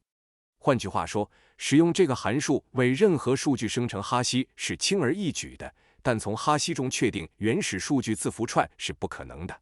随着处理能力的提高，计算机可能能够反向计算这些哈希函数，这将使所有比特币地址面临被盗的风险。It is not possible to ascertain if and when such a scenario might unfold, but if it does, it would constitute a very serious technical threat to Bitcoin. The technical fix to counter this is to switch to a stronger form of encryption, but the tricky part is to coordinate a hard fork that brings most of the nodes of the network to abandon the old consensus rules for a new set of rules with a new hashing function. All of the problems previously discussed and the difficulty of coordinating a fork apply here, but this time, because the threat is real, and any Bitcoin holder who chooses to stay on the old implementation will be vulnerable to hacking, it is likely that an overwhelming majority of users will take part in a hard fork. The only interesting question that remains is whether this hard fork will be orderly and witness all users migrate to the same chain, or if it will lead to the chain splitting into several branches using different encryption methods. While it is certainly possible that the SHA-256 encryption may be broken, the economic incentives of network users are to switch from it to a stronger algorithm and to switch together to one algorithm. 无法确定这种情景是否会或何时会发生，但如果真的发生，那将对比特币构成非常严重的技术威胁。应对这一威胁的技术修复方法是转向更强大的加密形式。但棘手的部分在于协调一次硬分叉，使网络中的大多数节点放弃旧的共识规则，转向具有新哈希函数的新规则集。之前讨论的所有关于协调分叉的难题在这里同样适用，但这次由于威胁是真实的，任何选择留在旧实线上的比特币持有者都可能面临黑客攻击，因此很可能大多数用户都会参与硬分叉。剩下的唯一有趣问题是，这次硬分叉是否会有序进行，所有用户都迁移到同一链上，还是会导致链分裂成使用不同加密方法的多个分支。虽然 SHA-256 加密可能被破解，但网络用户的经济激励是转向更强大的算法，并一起切换到一个算法。A return to sound money. 回归稳健货币。While most discussions of how Bitcoin could fail or get destroyed focus on technical attacks, a far more promising way of attacking Bitcoin is through undermining the economic incentives to its use. To attempt to attack or destroy Bitcoin in any of the ways mentioned earlier is highly unlikely to succeed because it conflicts with the economic incentives that drive the use of Bitcoin. The situation is analogous to trying to ban the wheel or a knife. As long as the technology is useful for people, attempts at banning it will fail as people will continue to find ways of utilizing it, legally or not. The only way that a technology can be stopped is not by banning it, but by inventing a better replacement or by obviating the need for its use. The typewriter could never be banned or legislated out of existence, but the rise of the PC did effectively kill it. 尽管大多数关于比特币可能失败或被摧毁的讨论集中在技术攻击上，但攻击比特币的更有效方法是破坏其使用的经济激励。尝试以之前提到的任何方式攻击或摧毁比特币都极不可能成功，因为这与驱动比特币使用的经济激励相冲突。这种情况类似于试图禁止轮子或刀具。只要这项技术对人们有用，禁止它的尝试就会失败，因为人们会继续找到合法或非法利用它的方式。阻止技术的唯一方法不是禁止它，而是发明更好的替代品或消除使用它的需求。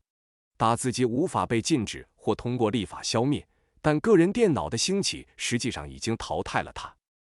The demand for Bitcoin stems from the need of individuals all over the world to carry out transactions that bypass political controls and to have an inflation-resistant store of value.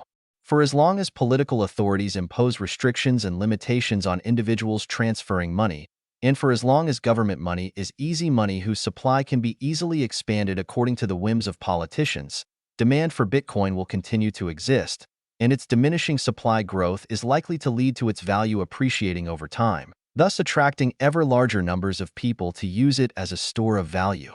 对比特币的需求源于世界各地个人进行绕过政治控制的交易，以及拥有抵御通胀的储值工具的需求。只要政治当局对个人转账施加限制，只要政府货币是易于扩张的货币，其供应量可以根据政客的意愿轻易增加，对比特币的需求就会持续存在。其供应量的增长放缓可能会导致其价值随时间增值，从而吸引更多人将其用作储值工具。Hypothetically, if the entire world's banking and monetary systems were replaced with those of the gold standard in the late 19th century, where individual freedom and hard money were paramount, the demand for Bitcoin would likely subside significantly. It might just be the case that such a move would cause a large enough reduction in demand for Bitcoin that brings its price significantly down, hurting current holders significantly, increasing the volatility of the currency, and setting it back many years. With the increased volatility and the availability of a reliable and relatively stable hard money international monetary standard, the incentive for using Bitcoin drops significantly. In a world in which governments' restrictions and inflationary tendencies are disciplined by the gold standard, it might just be the case that gold's first-mover advantage and relative purchasing power stability would constitute an insurmountable hurdle for Bitcoin to overcome, by depriving Bitcoin of the fast growth in users and thus preventing it from reaching a large enough size with any semblance of stability in price. 假设全球的银行和货币体系都退回到19世纪晚期的金本位置，那时个人自由和硬通货至关重要，那么对比特币的需求可能会大幅减少。这种转变可能会导致比特币需求的大幅下降，使其价格显著下跌，严重损害现有持有者，增加货币的波动性，并使比特币的发展倒退多年。随着波动性的增加和可靠而相对稳定的硬通货国际货币标准的可用性，使用比特币的动机将大大减弱。在一个政府的限制和通胀倾向受到金本位制约束的世界里，黄金的先发优势和相对稳定的购买力可能会成为比特币难以逾越的障碍，因为它无法快速增加用户数量，从而无法保持任何稳定的价格规模。In practice, however, The possibility of a global return to sound money and liberal government is extremely unlikely, as these concepts are largely alien to the vast majority of politicians and voters worldwide, who have been reared for generations to understand government control of money and morality as necessary for the functioning of any society. Further, even if such a political and monetary transformation were possible, Bitcoin's diminishing supply growth rate is likely to continue to make it an attractive speculative bet for many, which would in itself cause it to grow further and acquire a larger monetary role. In my assessment, a global monetary return to gold might be the most significant threat to Bitcoin, yet it is both unlikely to happen and unlikely to destroy Bitcoin completely. 然而实际上，全球回归稳健货币和自由政府的可能性极小，因为这些理念对世界各地大多数政治家和选民来说都是陌生的。他们几代人都认为政府对货币和道德的控制对于任何社会的运作是必要的。此外，即使这种政治和货币的转变可能实现，比特币不断减少的供应增长速度仍可能使其对许多人来说具有吸引力，成为一种投机性投资。这本身就将推动比特币进一步发展，使其在货币领域扮演更大的角色。在我看来，全球货币回归黄金可能是对比特币最大的威胁，但这种情况既不太可能发生，也不太可能彻底摧毁比特币。Another possibility for derailing Bitcoin would be through the invention of a new form of sound money that is superior to Bitcoin. Many seem to think that the other cryptocurrencies that mimic Bitcoin could achieve this, but it is my firm belief that none of the coins that copy Bitcoin's design can compete with Bitcoin on being sound money, for reasons discussed at length in the next section of the chapter. Primarily, Bitcoin is the only truly decentralized digital currency which has grown spontaneously as a finely balanced equilibrium between miners, coders, and users, none of whom can control it. It was only ever possible to develop one currency based on this design, because once it became obvious that it is workable, any attempt at copying it will have been a top-down and centrally controlled network which will never escape the control of its creators. 另一种可能阻碍比特币的方式是发明一种优于比特币的新形式的稳健货币。许多人认为模仿比特币的其他加密货币可以实现这一点，但我坚信没有一种复制比特币设计的代币能在作为稳健货币方面与比特币竞争。原因将在下一节中详细讨论，主要是比特币是唯一真正去中心化的数字货币，它在矿工、开发者和用户之间自发地形成了精细的平衡，没有人能控制它。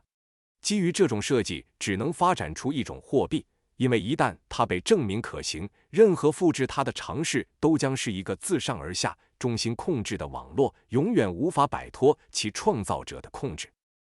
So when it comes to Bitcoin's structure and technology, it is highly unlikely that any coin that copies it could replace Bitcoin.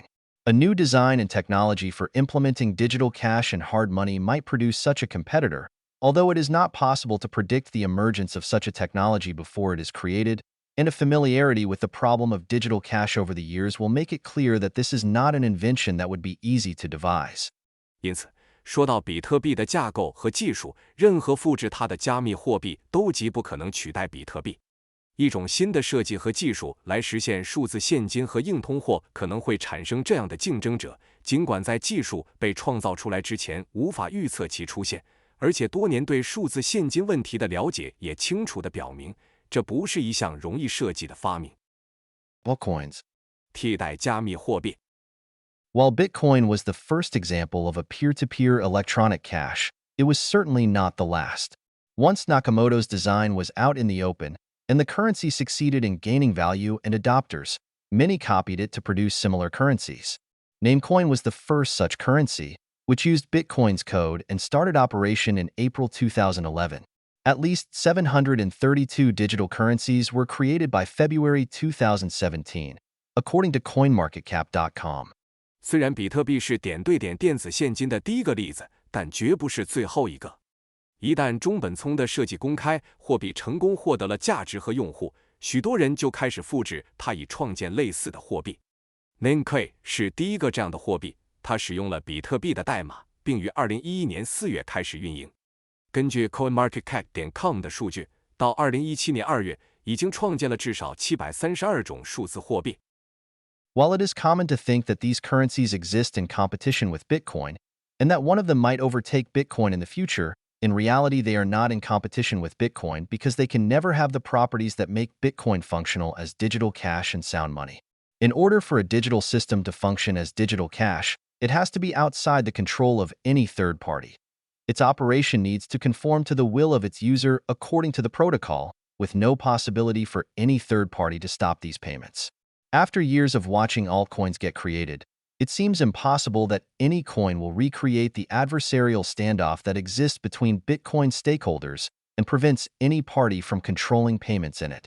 尽管人们普遍认为这些货币与比特币存在竞争，其中一种可能在未来超越比特币，但实际上它们并不与比特币竞争，因为它们永远无法拥有使比特币作为数字现金和稳健货币运作的属性。一个数字系统要作为数字现金运作，必须不受任何第三方控制，其运行必须按照协议符合用户的意愿，没有任何第三方能够阻止这些支付。多年观察替代加密货币的创建后，似乎不可能有任何一种货币能重现比特币利益相关者之间的对抗态势，这防止了任何一方控制其中的支付。Bitcoin was designed by a pseudonymous programmer whose real identity is still unknown. He posted the design to an obscure mailing list for computer programmers interested in cryptography, and after receiving feedback on it over a few months, he launched the network with the late programmer Hal Finney, who passed away in August 2014. After a few days of transacting with Finney and experimenting with the software, more members began to join the network to transact and mine.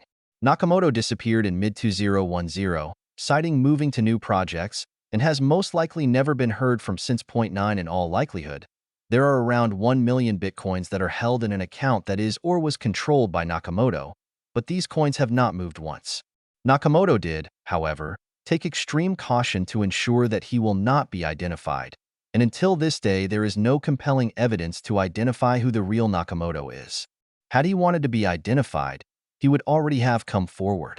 Had he left any evidence that could lead to the tracing of his identity, it would have likely already been used to do so. All of his writings and communications have been pored over obsessively by investigators and journalists to no avail. It is high time for everyone involved in Bitcoin to stop concerning themselves with the question of the identity of Nakamoto and accept that it does not matter to the operation of the technology, in the same way that the identity of the inventor of the wheel no longer matters. 比特币由一个匿名程序员设计，其真实身份至今未知。他将设计发布在一个对密码学感兴趣的电脑程序员的小众邮件列表上。经过几个月的反馈后，他与已故程序员哈尔·芬尼一起启动了网络。芬尼于2014年8月去世。在与芬尼交易和试验软件几天后，更多成员开始加入网络进行交易和挖矿。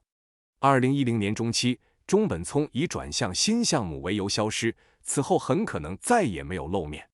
很可能有大约100万比特币掌握在中本聪控制或曾经控制的账户中，但这些币从未动过。中本聪确实采取了极端措施确保自己不会被识别，至今没有确凿证据能揭示他真实的身份。如果他想被识别，早就站出来了。如果他留下任何能追踪其身份的线索，很可能早就被用来这么做了。调查人员和记者痴迷地研究了他所有的文字和通讯，但一无所获。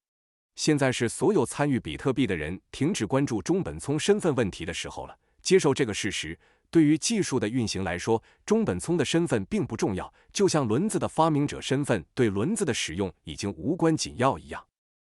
Because Nakamoto and Finney are no longer with us, Bitcoin has not had any central authority figure or leader who could dictate its direction or exercise influence over the course of its development. Even Gavin Andresen, who was in close contact with Nakamoto, and one of the most identifiable faces of Bitcoin, has failed repeatedly at exercising influence on the direction of Bitcoin's evolution. An email is often quoted in the press, claiming to be the last email ever sent by Nakamoto, which says, "I've moved on to other things." It's in good hands with Gavin and everyone. Tim Andresen has repeatedly tried to increase the size of Bitcoin's blocks, but all his proposals to do so have failed to gain traction with the operators of the nodes. 由于中本聪和芬尼已不在人世，比特币没有中央权威人物或领导者可以指导其方向或影响其发展。即使是与中本聪关系密切，也是比特币最知名面孔之一的加文·安德森，也多次未能影响比特币的进化方向。媒体常引用，据称是中本聪发送的最后一封邮件，内容是：我已经转向其他事情，比特币在加文和其他人手中很安全。安德森曾多次试图增加比特币的区块大小，但所有提议都未能获得节点运营商的支持。Bitcoin has continued to grow and thrive in all the metrics mentioned in Chapter 8, while the authority of any individual or party over it has diminished to insignificance. Bitcoin can be understood as a sovereign piece of code, because there is no authority outside of it that can control its behavior. Only Bitcoin's rules control Bitcoin, and the possibility of changing these rules in any substantive way has become extremely impractical as the status quo bias continues to shape the incentives of everyone involved in the project. 比特币在第8章提到的所有指标上持续增长和繁荣，而任何个人或团体对它的控制权已变得微不足道。比特币可以被视为主权代码，因为没有外部权威可以控制其行为。只有比特币的规则控制着比特币，随着现状偏见继续塑造项目中每个人的利益，实质性改变这些规则变得极其困难。It is the sovereignty of Bitcoin code, backed by proof of work, which makes it a genuinely effective solution to the double spending problem and a successful digital cash. And it is this trustlessness which other digital currencies cannot replicate. Facing any digital currency built after Bitcoin is a deep existential crisis, because Bitcoin is already in existence, with more security, processing power, and an established user base. Anybody looking to use digital cash will naturally prefer it over smaller and less secure alternatives. Because the replication of the code to generate a new coin is almost costless, and the imitation coins proliferate, no single coin is likely to develop any sort of significant growth or momentum unless there is an active team dedicated to nurturing it, growing it, coding it, and securing it. Being the first such invention, Bitcoin demonstrating its value as digital cash and hard money was enough to secure growing demand for it, allowing it to succeed when the only person behind it was an anonymous programmer who practically spent no money on promoting it. Being fundamentally knockoffs that are very easy to recreate, all altcoins do not have this luxury of real-world demand, and must actively build and increase this demand. 比特币的主权基于工作量证明，这使得它成为解决双重支付问题的真正有效方案，成为成功的数字现金。正是这种无需信任的特性，其他数字货币无法复制。面对比特币之后的任何数字货币都存在着深层的生存危机，因为比特币已经存在，拥有更高的安全性、处理能力和已建立的用户基础，任何想要使用数字现金的人自然会优先选择它，而不是较小且不那么安全的替代品。由于复制代码以生成新币几乎无需成本，模仿币泛滥，除非有一个专门的团队致力于培育、发展、编码和保护它，否则任何单一币种都很难实现显著的增长或势头。作为此类发明的第一个，比特币作为数字现金和硬通货的价值足以确保其需求增长，使得它在只有一个匿名程序员几乎未花费任何资金推广的情况下也能成功。而所有其他代币本质上都是易于复制的仿制品，它们没有比特币那种现实世界需求的奢侈，必须主动建立并增加这种需求。This is why virtually all altcoins have a team in charge.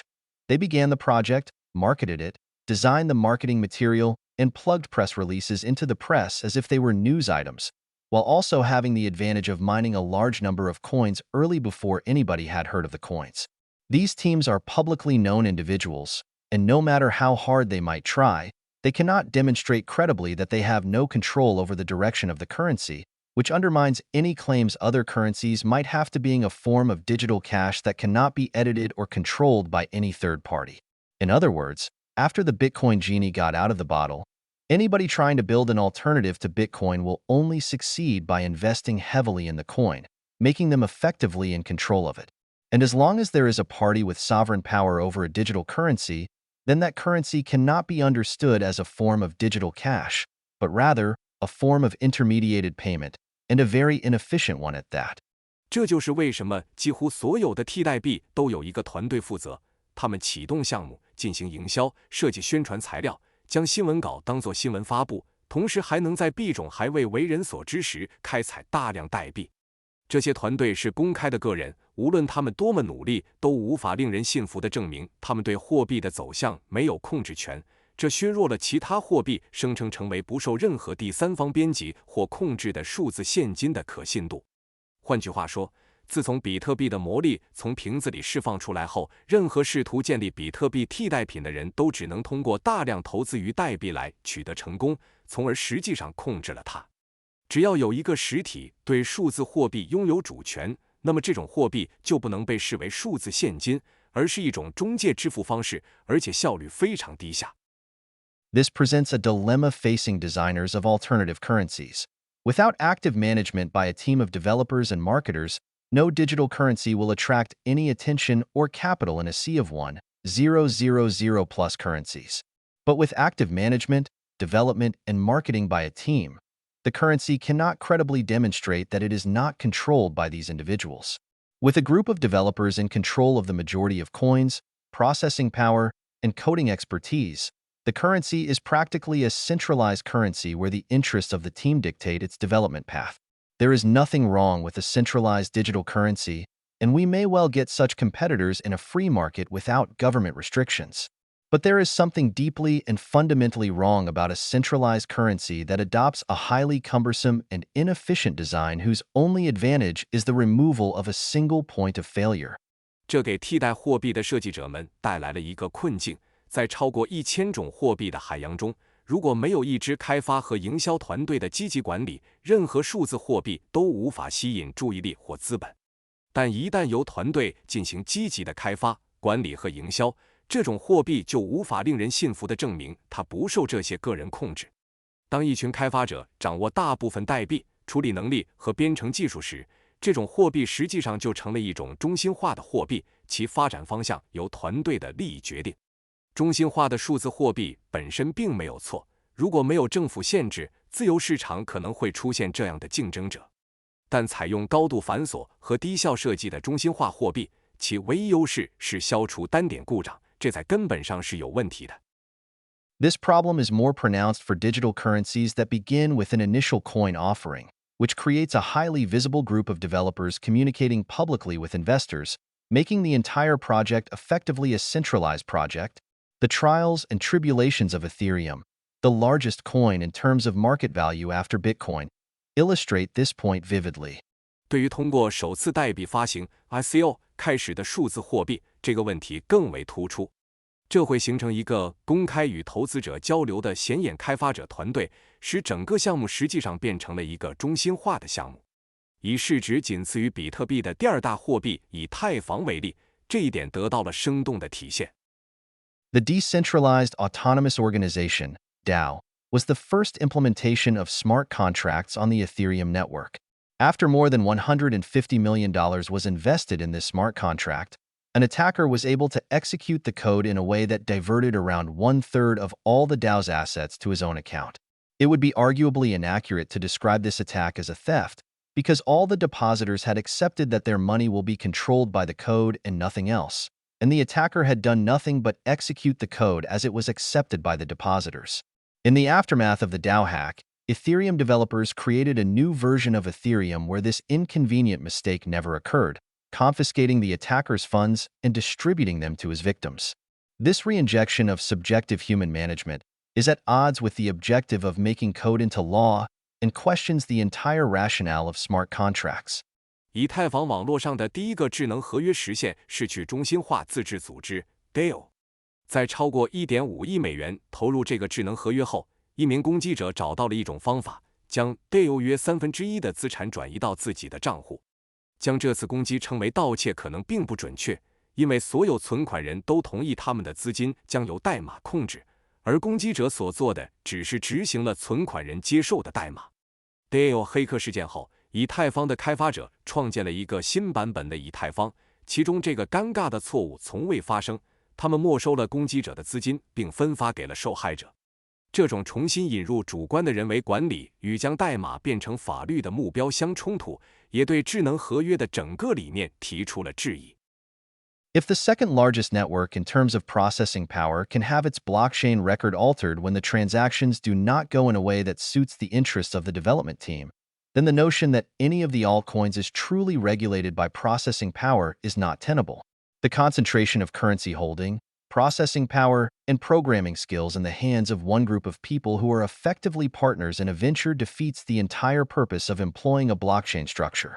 如果按处理能力排名第2的网络可以在交易不符合开发团队利益时改变其区块链记录，那么认为任何替代货币真正由处理能力控制的观点就站不住脚了。货币持有、处理能力和编程技能集中在一组实际上为共同事业伙伴的人手中，这就违背了使用区块链结构的初衷。Further, it is extremely difficult to foresee such privately issued currencies rise to the status of a global currency when they have a visible team behind them. Should the currencies appreciate significantly, a small team of creators will become extremely rich and endowed with the power to collect seigniorage, a role reserved for nation-states in the modern world. Central banks and national governments will not take kindly to this undermining of their authority. It would be relatively easy for central banks to get any of the teams behind this currency to destroy it, or alter its operation in a way that prevents it from competing with national currencies. No single altcoin has demonstrated anything near Bitcoin's impressive resilience to change, which is down to its truly decentralized nature and the strong incentives for everyone to abide by the status quo consensus rules. Bitcoin can only make this claim after growing in the wilds of the internet for 9 years without any authority controlling it, and very ably repelling some highly coordinated and well-funded campaigns to alter it. In comparison, altcoins have the unmistakable friendly culture of nice people working together on a team project. While this would be great for a new startup, it is anathema to a project that wants to demonstrate credible commitment to a fixed monetary policy. Should the teams behind any particular altcoin decide to change its monetary policy, it would be a relatively straightforward thing to achieve.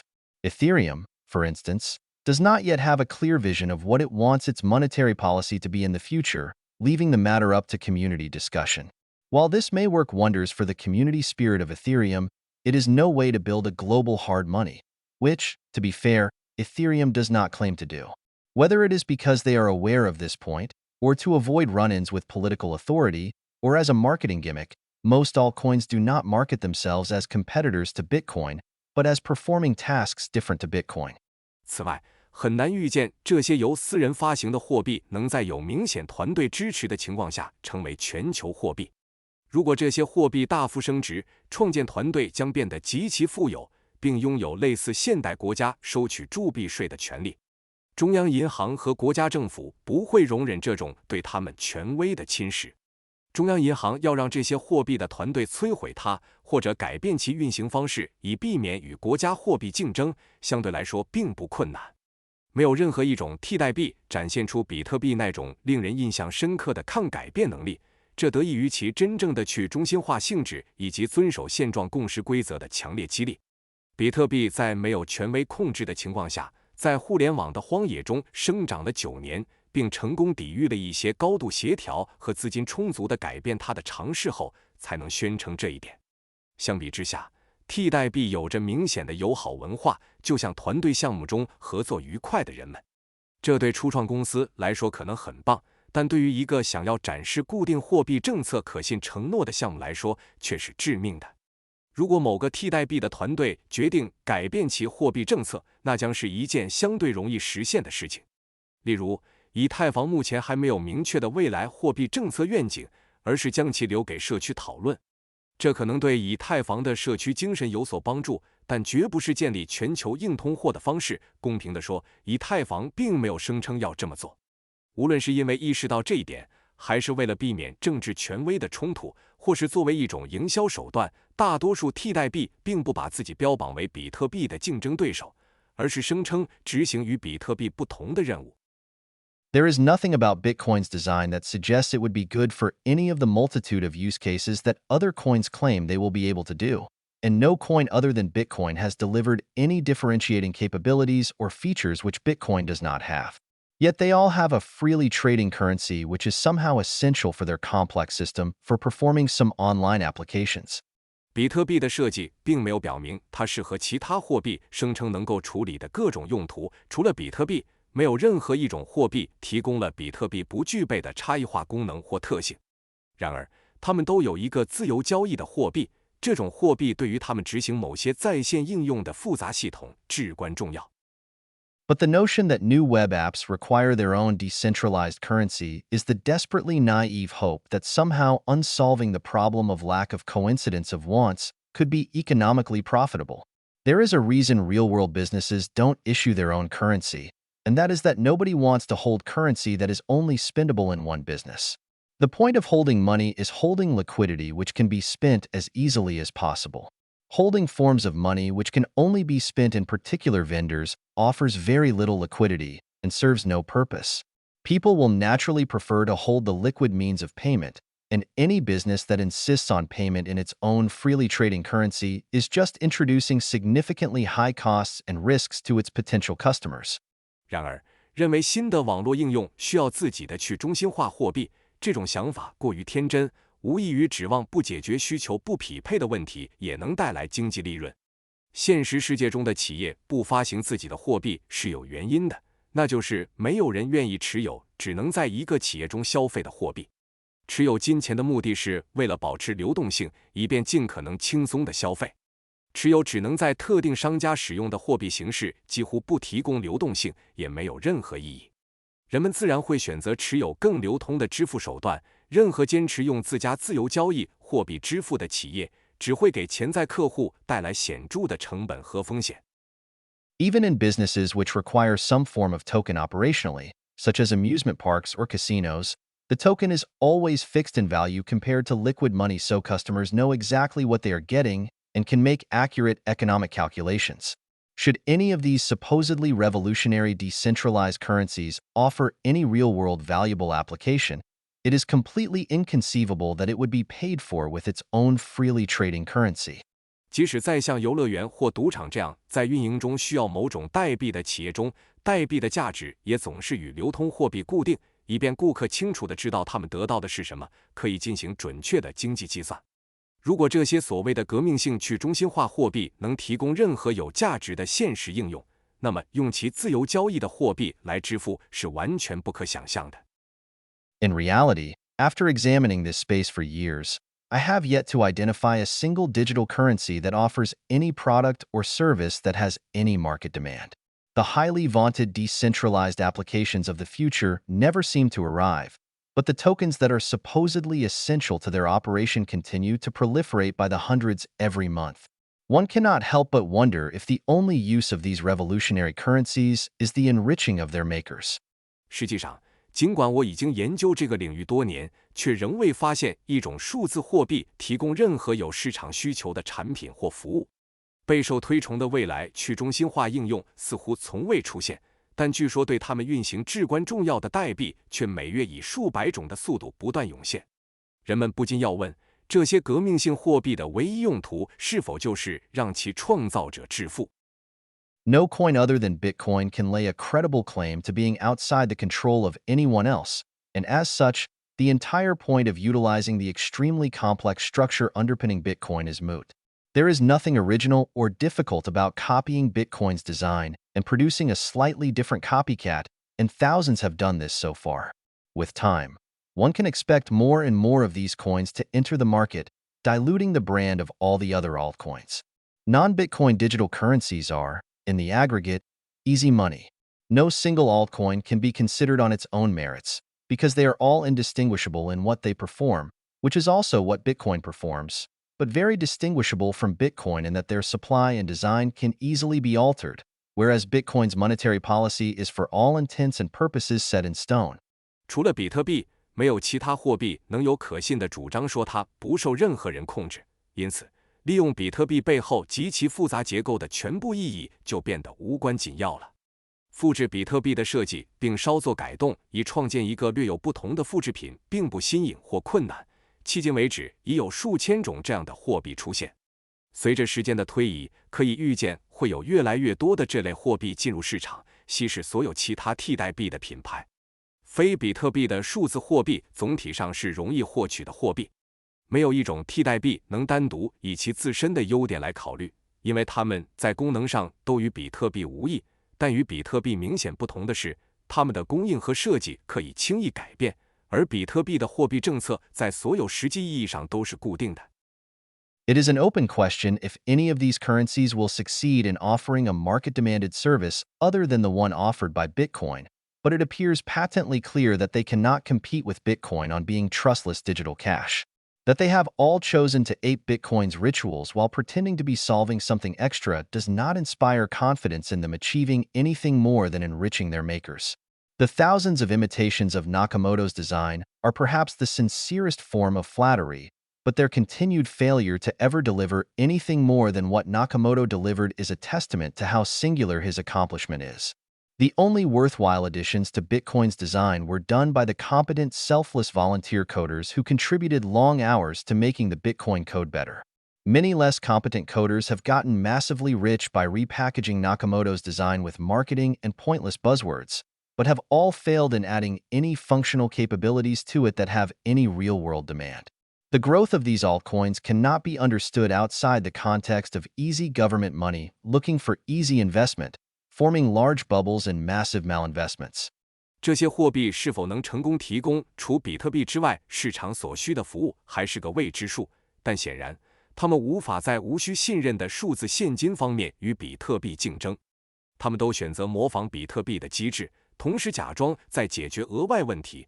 这并未让人对他们能实现超越创造者财富的增长抱有太大信心。成千上万的中本聪设计仿制品或许是最高级别的工伟，但他们始终未能提供超越中本聪的任何实质性成果，这证明了他的成就有多么独特。对比特币设计有价值的改进，都来自于那些无私贡献长时间来优化比特币代码的有能力的志愿者程序员。许多技术较弱的程序员通过包装中本聪的设计，加上营销和无意义的流行术语，变得极其富有，但他们未能添加任何具有实际需求的功能。这些替代币的增长，若脱离政府宽松货币寻找轻松投资渠道，以及由此形成的巨大投资泡沫背景，就无法理解。Blockchain Technology 11. 区块链技术11。As a result of Bitcoin's startling rise in value and the difficulty in understanding its operating procedure and technicalities, there has been a significant amount of confusion surrounding it. Perhaps the most persistent and high-profile confusion is the notion that a mechanism that is part of Bitcoin's operation, putting transactions into blocks which are chained together to form the ledger, can somehow be deployed to solve or improve economic or social problems or even revolutionize them, as is the wont of every newfangled overhyped toy invented these days. Bitcoin is not important, but the underlying blockchain technology is what holds promise, is a mantra that has been repeated ad nauseum between 2014 and 2017 by banking executives, journalists, and politicians who all share one thing in common: a lack of understanding of how Bitcoin actually works. See Figure 22. 由于比特币价值的惊人增长，以及其运作方式和技术细节的复杂性，围绕它产生了很多误解。其中最持久且高调的误解，可能是认为比特币操作的一部分将交易打包进区块，形成链式账本，可以用来解决或改善经济或社会问题，甚至像如今每个被过度炒作的新玩意儿一样革命化它们。比特币不重要，但底层的区块链技术才是有前景的。是2014年至2017年间，银行高管、记者和政客们反复提及的口号。他们共同的特点是对比特币实际运作方式的不了解。见图22。Figure 22 Blockchain Decision Chart. 图22区块链决策图。The fixation with blockchain technology is a great example of cargo cult science, an idea popularized by physicist Richard Feynman. The story goes that the U.S. military established airplane landing strips to aid in military operations on an island in the South Pacific Ocean during World War II. The airplanes would usually bring gifts to the local inhabitants of the island, who used to enjoy them immensely. After the war ended and the airplanes stopped landing on the strip, the locals tried their best to bring the airplanes and their cargo back. In their desperation, they would mimic the behavior of the long-gone military airport ground controllers, thinking that if they put a man in a hut with an antenna and light a fire, as the military ground controllers used to do, then the airplanes would come back and bring them the gifts. Clearly, such a strategy could not work, because the procedures of the ground controllers were not creating airplanes out of thin air. They were but one integral part of an elaborate technological process beginning with the manufacturing of the airplanes and their departure from their bases, which the South Pacific Islanders could not comprehend. 区块链技术的狂热追捧是一个 cargo code science、cargo code 科学的绝佳例子。这个概念由物理学家理查德·费曼普及开来。故事是这样的：二战期间，美军在南太平洋的一个岛屿上建立了飞机跑道，以支持军事行动。飞机通常会给岛上的居民带来礼物，他们非常喜欢。战后，当飞机不再降落在跑道上时，岛民们竭尽全力想让飞机和礼物回来。在绝望中，他们模仿早已消失的军事机场地勤人员的行为，以为如果他们在小屋里放一个拿着天线的人并点燃火堆，就像军事地勤人员曾经做的那样，飞机就会回来并带来礼物。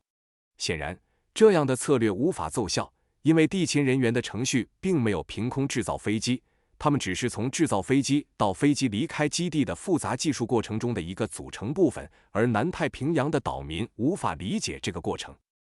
Like these islanders, the people touting blockchain technology as a process that could generate economic benefits on its own do not understand the larger process of which it is a part. Bitcoin's mechanism for establishing the authenticity and validity of the ledger is extremely complex and complicated, but it serves an explicit purpose: issuing a currency and moving value online without the need for a trusted third party. Blockchain technology, to the extent that such a thing exists, is not an efficient or cheap or fast way of transacting online. It is actually immensely inefficient and slow compared to centralized solutions. The only advantage that it offers is eliminating the need to trust in third-party intermediation. The only possible uses of this technology are in avenues where removing third-party intermediation is of such paramount value to end users that it justifies the increased cost and lost efficiency. And the only process for which it actually can succeed in eliminating third-party intermediation is the process of moving the native token of the network itself, as the code of the blockchain has no integrated control over anything taking place outside it. 就像那些岛民一样，吹捧区块链技术能自动生成经济效益的人，并不理解它所处的更大过程。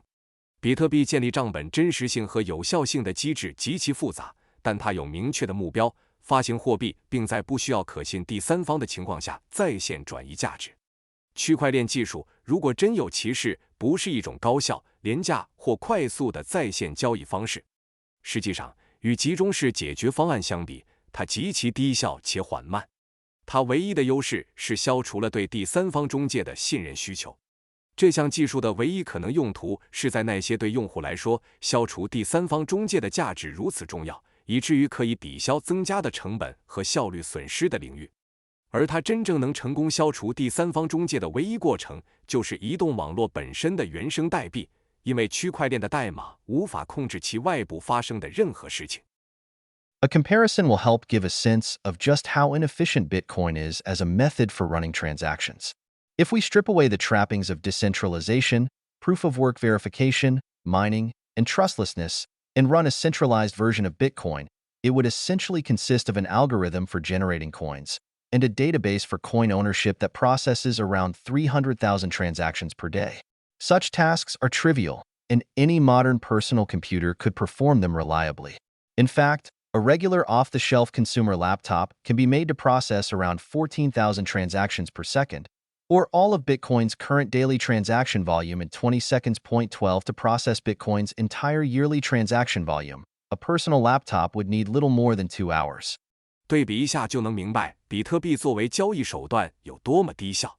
如果我们剥离去中心化、工作量证明验证、挖矿和无需信任的外衣，运行一个中心化的比特币系统，它基本上就是一个生成货币的算法和处理大约30万笔每日交易的拥有全数据库。这样的任务微不足道，任何现代个人电脑都能可靠地完成。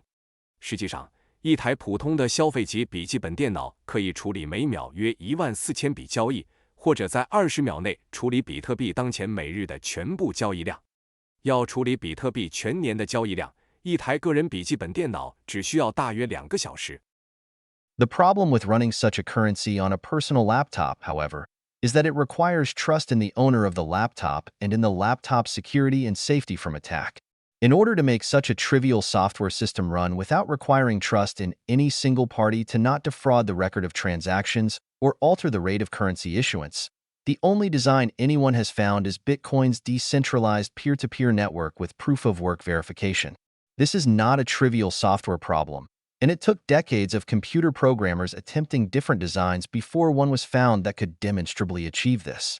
Whereas a good consumer laptop today has a hash rate around 10 megahashes per second, the Bitcoin network collectively processes around 20 exahashes per second, or the equivalent of 2 trillion laptops.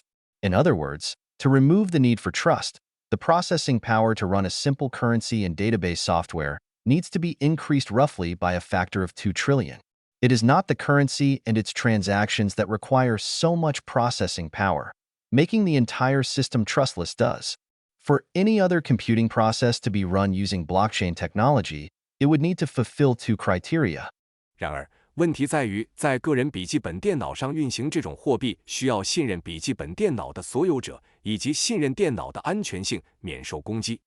为了运行这样一个简单的软件系统，而不必信任任何一方不会欺诈交易记录或改变货币发行速度，人们找到的唯一设计就是比特币的去中心化点对点网络和工作量证明验证。这不是一个简单的软件问题，计算机程序员尝试了数十年不同的设计，才找到了一个可以明显实现这一目标的方案。如今，一台好的消费级笔记本电脑的哈希率大约是每秒10兆哈希，而比特币网络集体处理的哈希率约为每秒2000亿哈希，相当于2万亿台笔记本电脑。换句话说，为了消除信任的需要，运行一个简单的货币和数据库软件所需的处理能力需要增加大约2万亿倍。不是货币和交易本身需要这么多的处理能力，而是使整个系统无需信任才需要。要使用区块链技术运行其他计算过程，需要满足2个条件。First, the gains from decentralization need to be compelling enough to justify the extra costs. For any process which will still require some form of trust in a third party to implement any small part of it, the extra costs of decentralization cannot be justified. For implementing contracts dealing with real-world businesses under legal jurisdictions, there will still be legal oversight relating to the real-world implementation of these contracts that can override the network consensus, making the extra cost of decentralization pointless. The same applies for decentralizing databases of financial institutions that will remain as trusted third parties in their own operations with one another or with their clients. 首先，去中心化的收益必须足够大，以证明额外成本的合理性。对于任何仍然需要某种程度上信任第三方来执行其部分功能的过程，去中心化的额外成本是无法证明其合理性的。在法律管辖下的现实世界业务中实施合同时，仍然会有法律监督来覆盖网络共识，使得去中心化的额外成本变得毫无意义。同样，对于金融机构的去中心化数据库，他们在彼此或与客户之间的操作中仍然是可信任的第三方，去中心化也是徒劳的。Second, the initial process itself needs to be simple enough to ensure the ability to run the distributed ledger on many nodes, without the blockchain becoming too heavy to be distributed. As the process continues to repeat over time, the size of the blockchain will grow and become more and more unmanageable for distributed nodes to hold a full copy of the blockchain, ensuring that only a few large computers can operate the blockchain and rendering decentralization obsolete. Note here the distinction between nodes that carry the ledger and dedicated miners who solve the proof of work, which is discussed in Chapter 8. Miners need to expend enormous processing power to commit transactions to the joint ledger, whereas nodes need very little power to keep a copy of the ledger with which to verify the accuracy of miners' transactions. This is why nodes can be run on personal computers, whereas individual miners have the processing power of hundreds of personal computers. Should the operation of the ledger itself become too complex, nodes will need to be large servers instead of personal computers, destroying the possibility of decentralization. 其次，初始过程必须足够简单，以确保在许多节点上运行分布式账本，同时不会使区块链过于庞大而难以分布。随着时间推移，过程不断重复，区块链的大小会增长，变得越来越难以让分布式节点存储完整的区块链副本。这将导致只有少数大型计算机能够运行区块链，从而使去中心化变得无效。这里需要注意的是，携带账本的节点和专门解决工作量证明的矿工之间的区别，这在第8章中会详细讨论。矿工需要消耗巨大的处理能力来将交易提交到联合账本，而节点只需要很少的电力来保存账本副本，以验证矿工交易的准确性。这就是为什么节点可以在个人计算机上运行，而个别矿工的处理能力相当于数百台个人计算机。如果账本本身的运行变得过于复杂，节点将需要大型服务器而不是个人计算机，这将破坏去中心化的可能性。The Bitcoin blockchain has placed a 1 megabyte limit on the size of each block, which has limited the pace at which the blockchain has grown. That limit allows simple computers to be able to maintain and run a node. Should the size of each block increase, or should the blockchain be used for more sophisticated processes such as those touted by blockchain enthusiasts, it would become too large to be run on individual computers. Centralizing the network over a few large nodes owned and operated by large institutions only defeats the entire point of decentralization.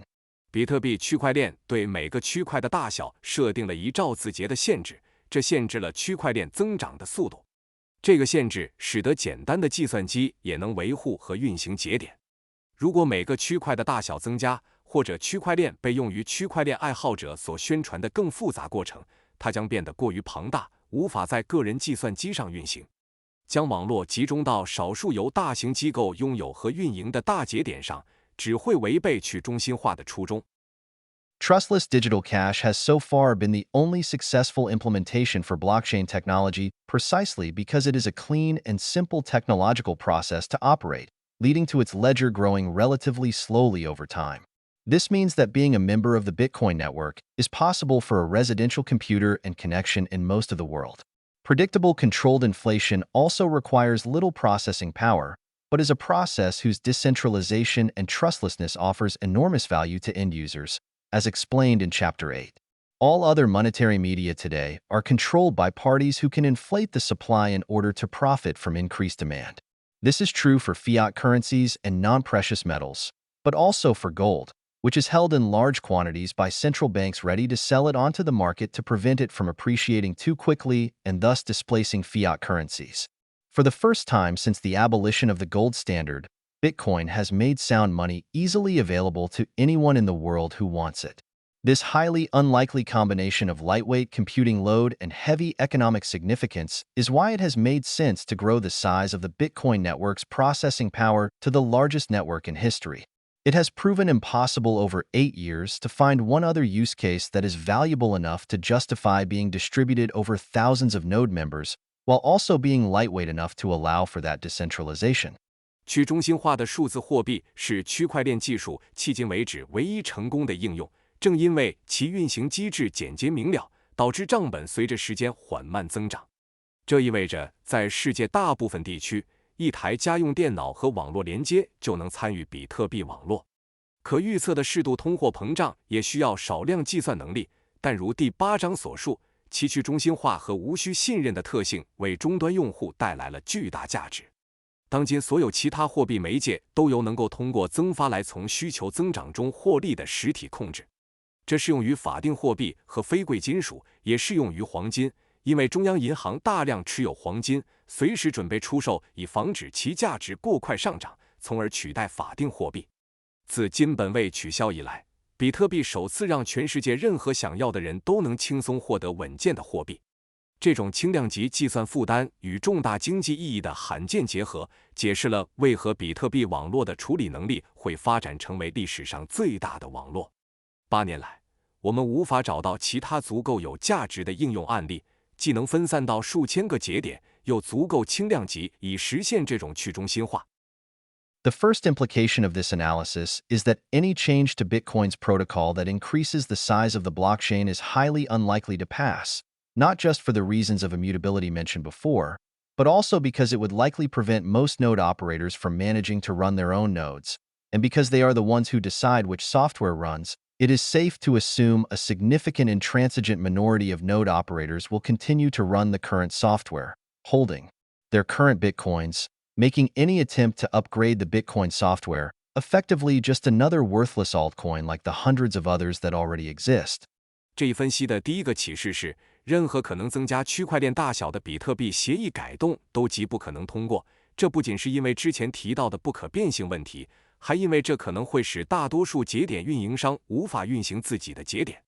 由于节点运营商决定运行哪种软件，可以合理假设会有相当数量的顽固少数派继续运行当前软件，持有他们的比特币。因此，尝试升级比特币软件实际上只会变成另一个无价值的替代币，就像已经存在的数百种替代币一样。The second implication is that all the blockchain technology applications being touted as revolutionizing banking or database technology are utterly doomed to fail in achieving anything more than fancy demos that will never transfer to the real world, because they will always be a highly inefficient way for the trusted third parties that operate them to conduct their business. It is outside the realm of possibility that a technology designed specifically to eliminate third-party intermediation could end up serving any useful purpose to the intermediaries it was created to replace. 第二个启示是，所有被吹捧为将颠覆银行业或数据库技术的区块链技术应用，注定会在实现任何实质性成果方面失败，除了制作一些永远不会转移到现实世界的花哨演示之外。因为他们始终是运营这些服务的可信第三方进行业务的低效方式，一种旨在消除第三方中介的技术，最终为他本应取代的中介提供有用服务，这几乎是不可能的。There are many easier and less cumbersome ways of recording transactions, but this is the only method that eliminates the need for a trusted third party. A transaction is committed to the blockchain because many verifiers compete to verify it for profit. Yet not one of them is relied upon or trusted for the transaction to go through. Rather, fraud is immediately detected and reversed by other network members who have strong incentives to ensure the integrity of the network. In other words, Bitcoin is a system built entirely on cumbersome and expensive verification, so it can eliminate the need for any trust or accountability between all parties. It is 100% verification and 0% trust. 有许多更简便不那么繁琐的方式来记录交易，但这是唯一一种无需可信第三方的方法。交易之所以被记录在区块链上，是因为许多验证者为了盈利而争相验证它。然而，没有一个验证者是被依赖或信任来确保交易成功的。相反，其他网络成员会立即发现并逆转欺诈行为，他们有强烈的动机来维护网络的完整性。换句话说，比特币是一个完全依赖于繁琐且昂贵的验证系统，以消除所有参与者之间的任何信任和责任，100%的验证，0%的信任。Contrary to a lot of the hype surrounding Bitcoin, eliminating the need for trust in third parties is not an unquestionably good thing to do in all avenues of business and life. Once one understands the mechanism of Bitcoin's operation, it is clear that there is a trade-off involved in moving to a system that does not rely on any trusted third parties. The advantages lie in individual sovereignty over the protocol, censorship resistance, and immutability of the money supply growth and technical parameters. The disadvantages lie in the need for much larger processing power expenditure to perform the same amount of work. There is no reason outside of naive futuristic hype to believe that this is a trade-off that is worthwhile for much. It may well be that the only place where this trade-off is worthwhile is the managing of a global homogeneous supranational sound money, for two important reasons. First, the excessive costs of operating the system can be recouped from slowly capturing parts of the global currency market, which runs at around $80 trillion in value. Second, the nature of sound money, as explained earlier, lies precisely in the fact that no human is able to control it, and hence, a predictable immutable algorithm is uniquely suited for this task. Having thought of this question for years, in no other avenue of business can I find a similar process that is at once so important as to be worth the extra costs for disintermediation, as well as being so transparently simple that removing all human discretion would be a massive advantage. 与比特币周围许多炒作相反，在所有商业和生活的领域中，消除对第三方的信任，并非无疑是一件好事。一旦理解了比特币的运作机制，就会明白转向一个不依赖任何可信第三方的系统涉及到权衡。优点在于对协议的个人主权、抵抗审查以及货币供应增长和技术参数的不可变性。缺点在于需要更大的处理能力来完成相同的工作。除了天真未来的炒作，没有理由相信这是一个值得付出的权衡。可能只有在全球同质化的超国家稳健货币管理中，这种权衡才是值得的。原因有2点：首先，通过逐步占领价值约80万亿美元的全球货币市场，可以收回运行系统的高昂成本；其次，正如前面所述，稳健货币的本质就在于没有人能控制它，因此，一个可预测且不可变的算法非常适合这个任务。多年来，我一直在思考这个问题，在其他任何商业领域，我都找不到一个同样重要到值得额外成本去消除中介，同时又简单透明到消除所有人类判断会是一个巨大优势的过程。An analogy with the automobile is instructive here. In 1885, when Carl Benz added an internal combustion engine to a carriage to produce the first autonomously powered vehicle, the express purpose of that move was to remove horses from carriages and free people from having to constantly deal with horse excrement. Benz was not trying to make horses faster. Burdening a horse with a heavy metal engine will not make it go faster. It will only slow it down while doing nothing to reduce the amount of excrement it produces. Similarly, as Chapter 8 explained, the colossal processing power needed to make the Bitcoin network operate eliminates the need for a trusted third party to process payments or determine the supply of money. If the third party remains, then all of that processing power is a pointless waste of electricity. 汽车行业的类比在这里很有启发性。1885年，卡尔·本茨在马车上加装了内燃机，制造出第一辆自主动力车辆，其初衷就是要把马从马车上解放出来，让人们不必总是处理马粪。本茨并不是想让马跑得更快，给马背上加上沉重的金属引擎，并不能让它跑得更快，只会让它跑得更慢，而且丝毫不能减少马粪的产生。同样，如第8章所述，比特币网络运行所需的巨大计算能力，消除了对处理支付或确定货币供应的可信第三方的需求。如果第三方仍然存在，那么所有这些计算能力都只是无谓的电力浪费。Only time will tell whether this model for Bitcoin will continue to grow in popularity and adoption. It is possible that Bitcoin will grow to displace many financial intermediaries. It is also possible that Bitcoin will stagnate or even fail and disappear. What cannot happen is Bitcoin's blockchain benefiting the intermediation it was specifically designed to replace.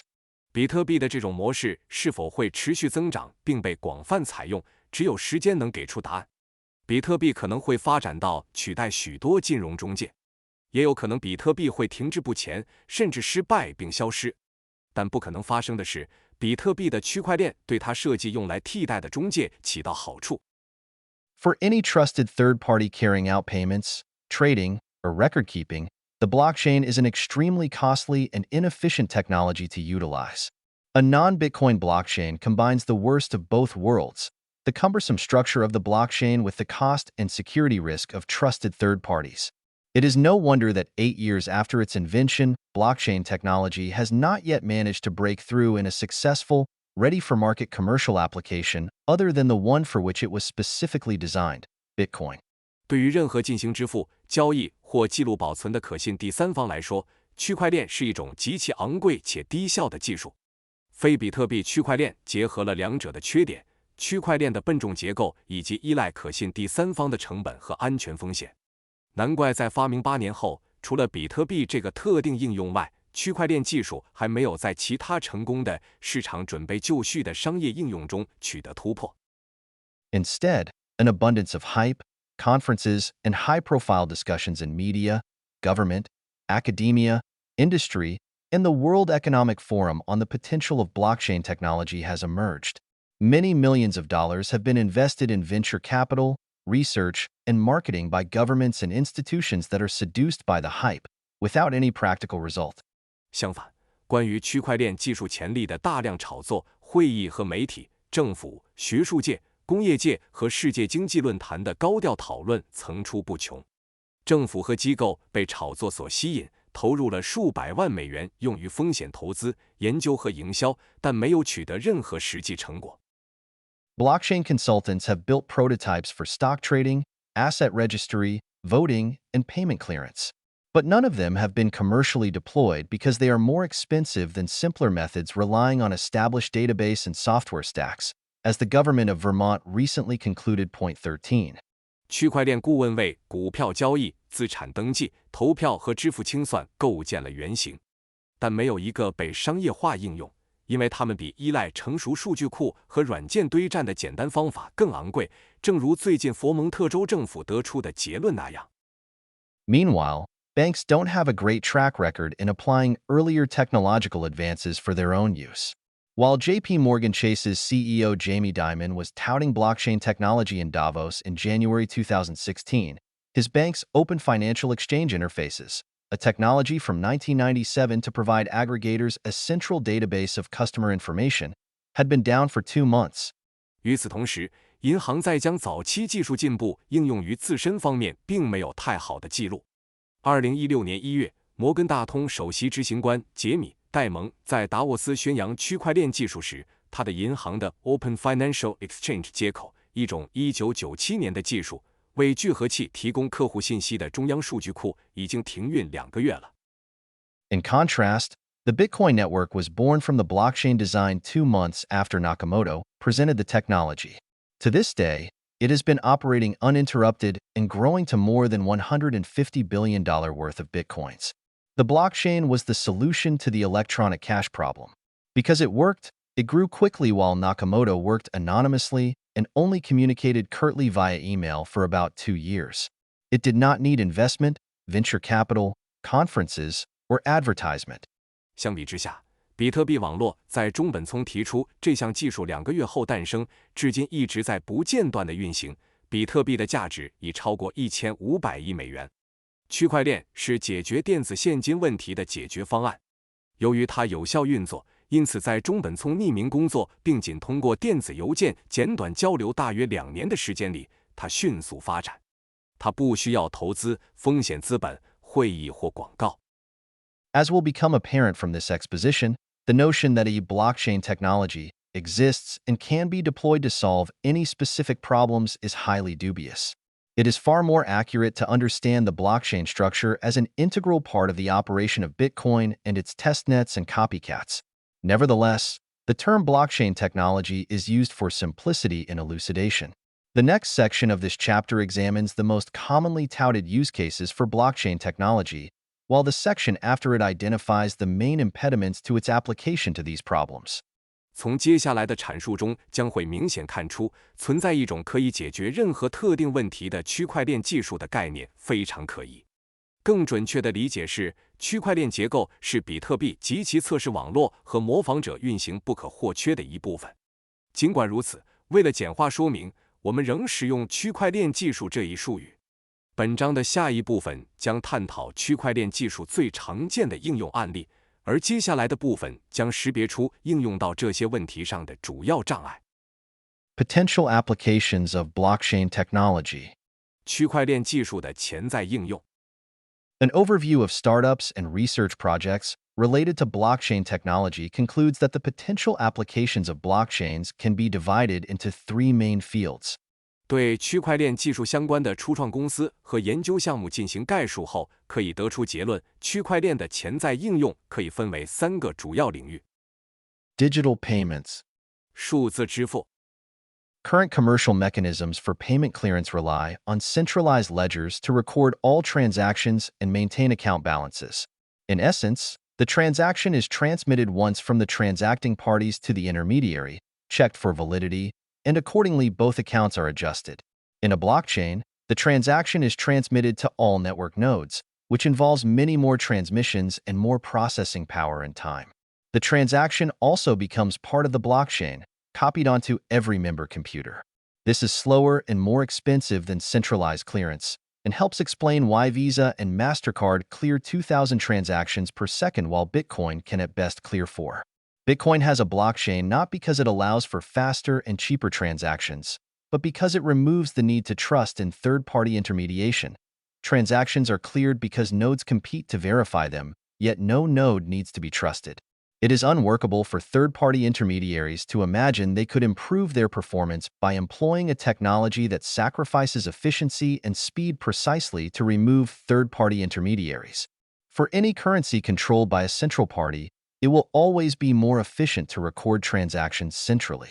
What can be clearly seen is that blockchain payment applications will have to be with the blockchain's own decentralized currency and not with centrally controlled currencies. 当前的商业支付清算机制依赖于集中式账本来记录所有交易并维护账户余额。基本上，交易由交易双方传输到中介，由中介检查其有效性，然后相应的调整两个账户。在区块链中，交易被传输到所有网络节点，这涉及更多的传输、更多的处理能力和时间。交易还成为区块链的一部分，复制到每个成员的计算机上。这比集中式清算更慢、更昂贵，这也是为什么 Visa 和 Mastercard 每秒可以处理2000笔交易，而比特币最多只能处理4笔的原因。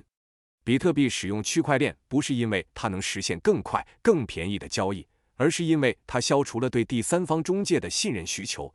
交易由节点竞争验证，但无需信任任何节点。第三方中介无法想象通过牺牲效率和速度来采用一种技术来提高性能，而这种技术的目的正是去除第三方中介。对于任何由中心化机构控制的货币，集中记录交易始终会更有效率。很明显，区块链支付应用必须使用去中心化的区块链货币，而不是中心化控制的货币。Contracts. 合约。 Currently, contracts are drafted by lawyers, judged by courts, and enforced by the police. Smart contract cryptographic systems such as Ethereum encode contracts into a blockchain to make them self-executing, with no possibility for appeal or reversal and beyond the reach of courts and police. Code is law is a motto used by smart contract programmers. The problem with this concept is that the language lawyers use to draft contracts is understood by far more people than the code language used by smart contract drafters. There are probably only a few hundred people worldwide with the technical expertise to fully understand the implications of a smart contract, and even they could miss glaring software bugs. Even as more people become proficient in the programming languages necessary to operate these contracts, the few people who are most proficient at it will, by definition, continue to have an advantage over the rest. Code competence will always offer a strategic advantage to the most proficient over everyone else. 目前，合约由律师起草，由法院裁决，由警察执行。以太坊等智能合约加密系统将合约编码到区块链中，使其自动执行，无法上诉或逆转，超出了法院和警察的管辖范围。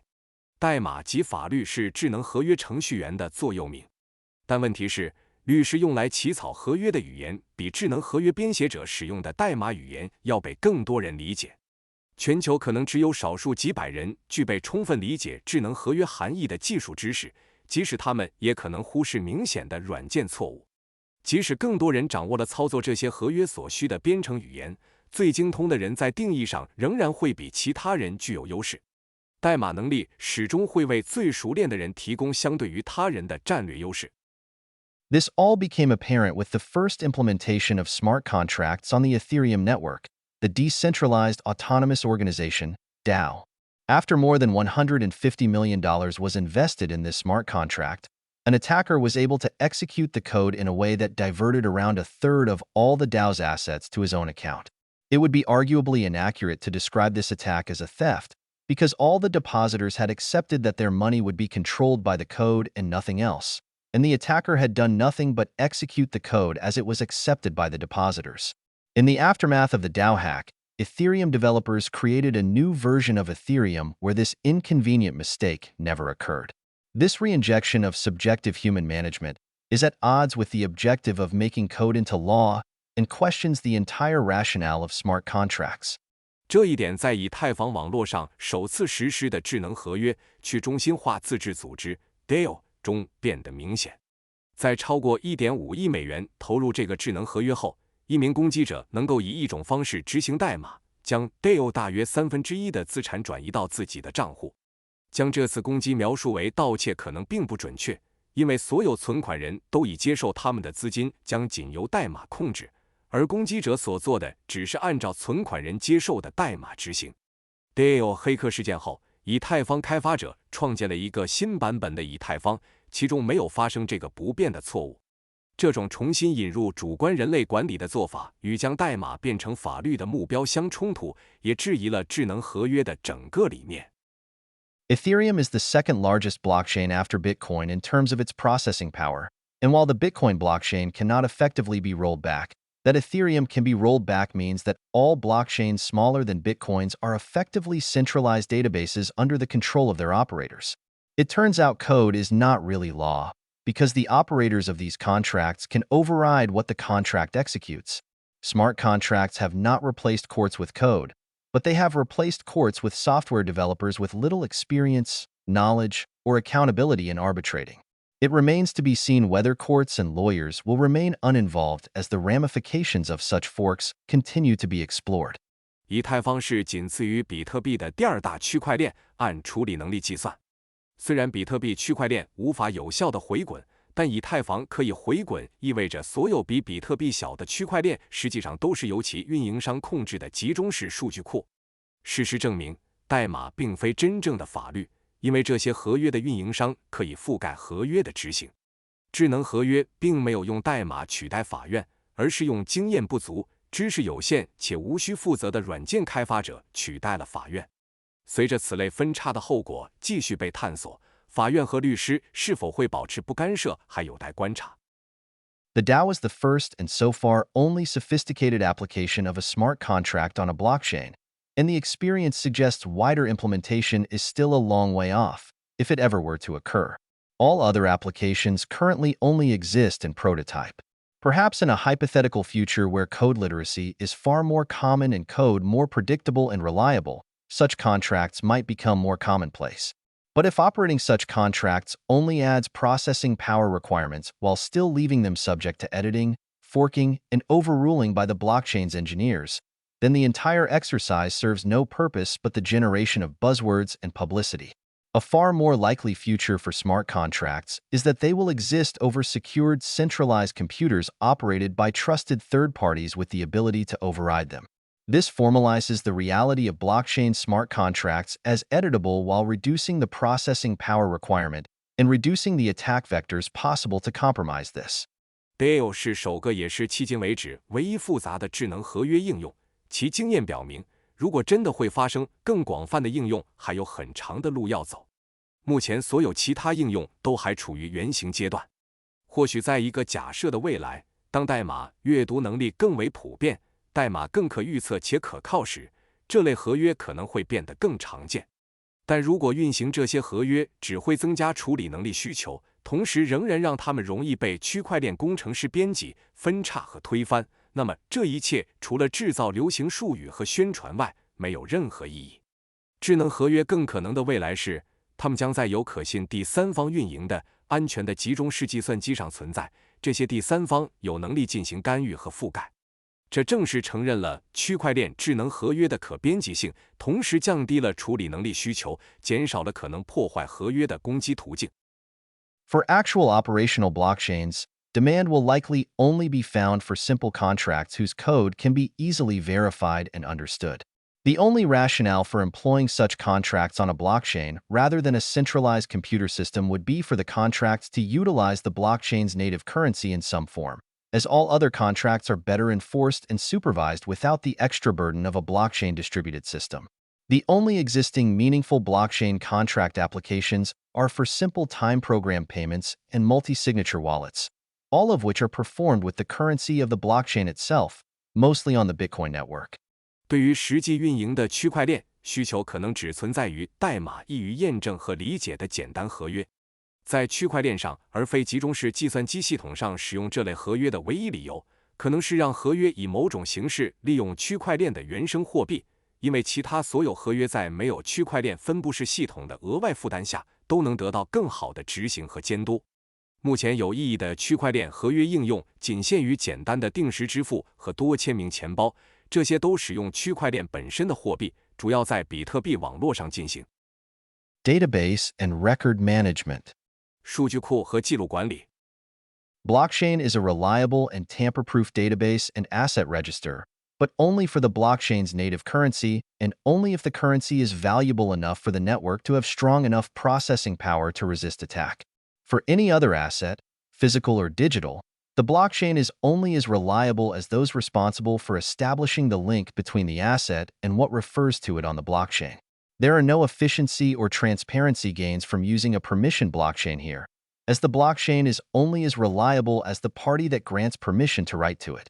Introducing blockchain to that party's record-keeping is only going to make it slower while adding no security or immutability, because there is no proof of work.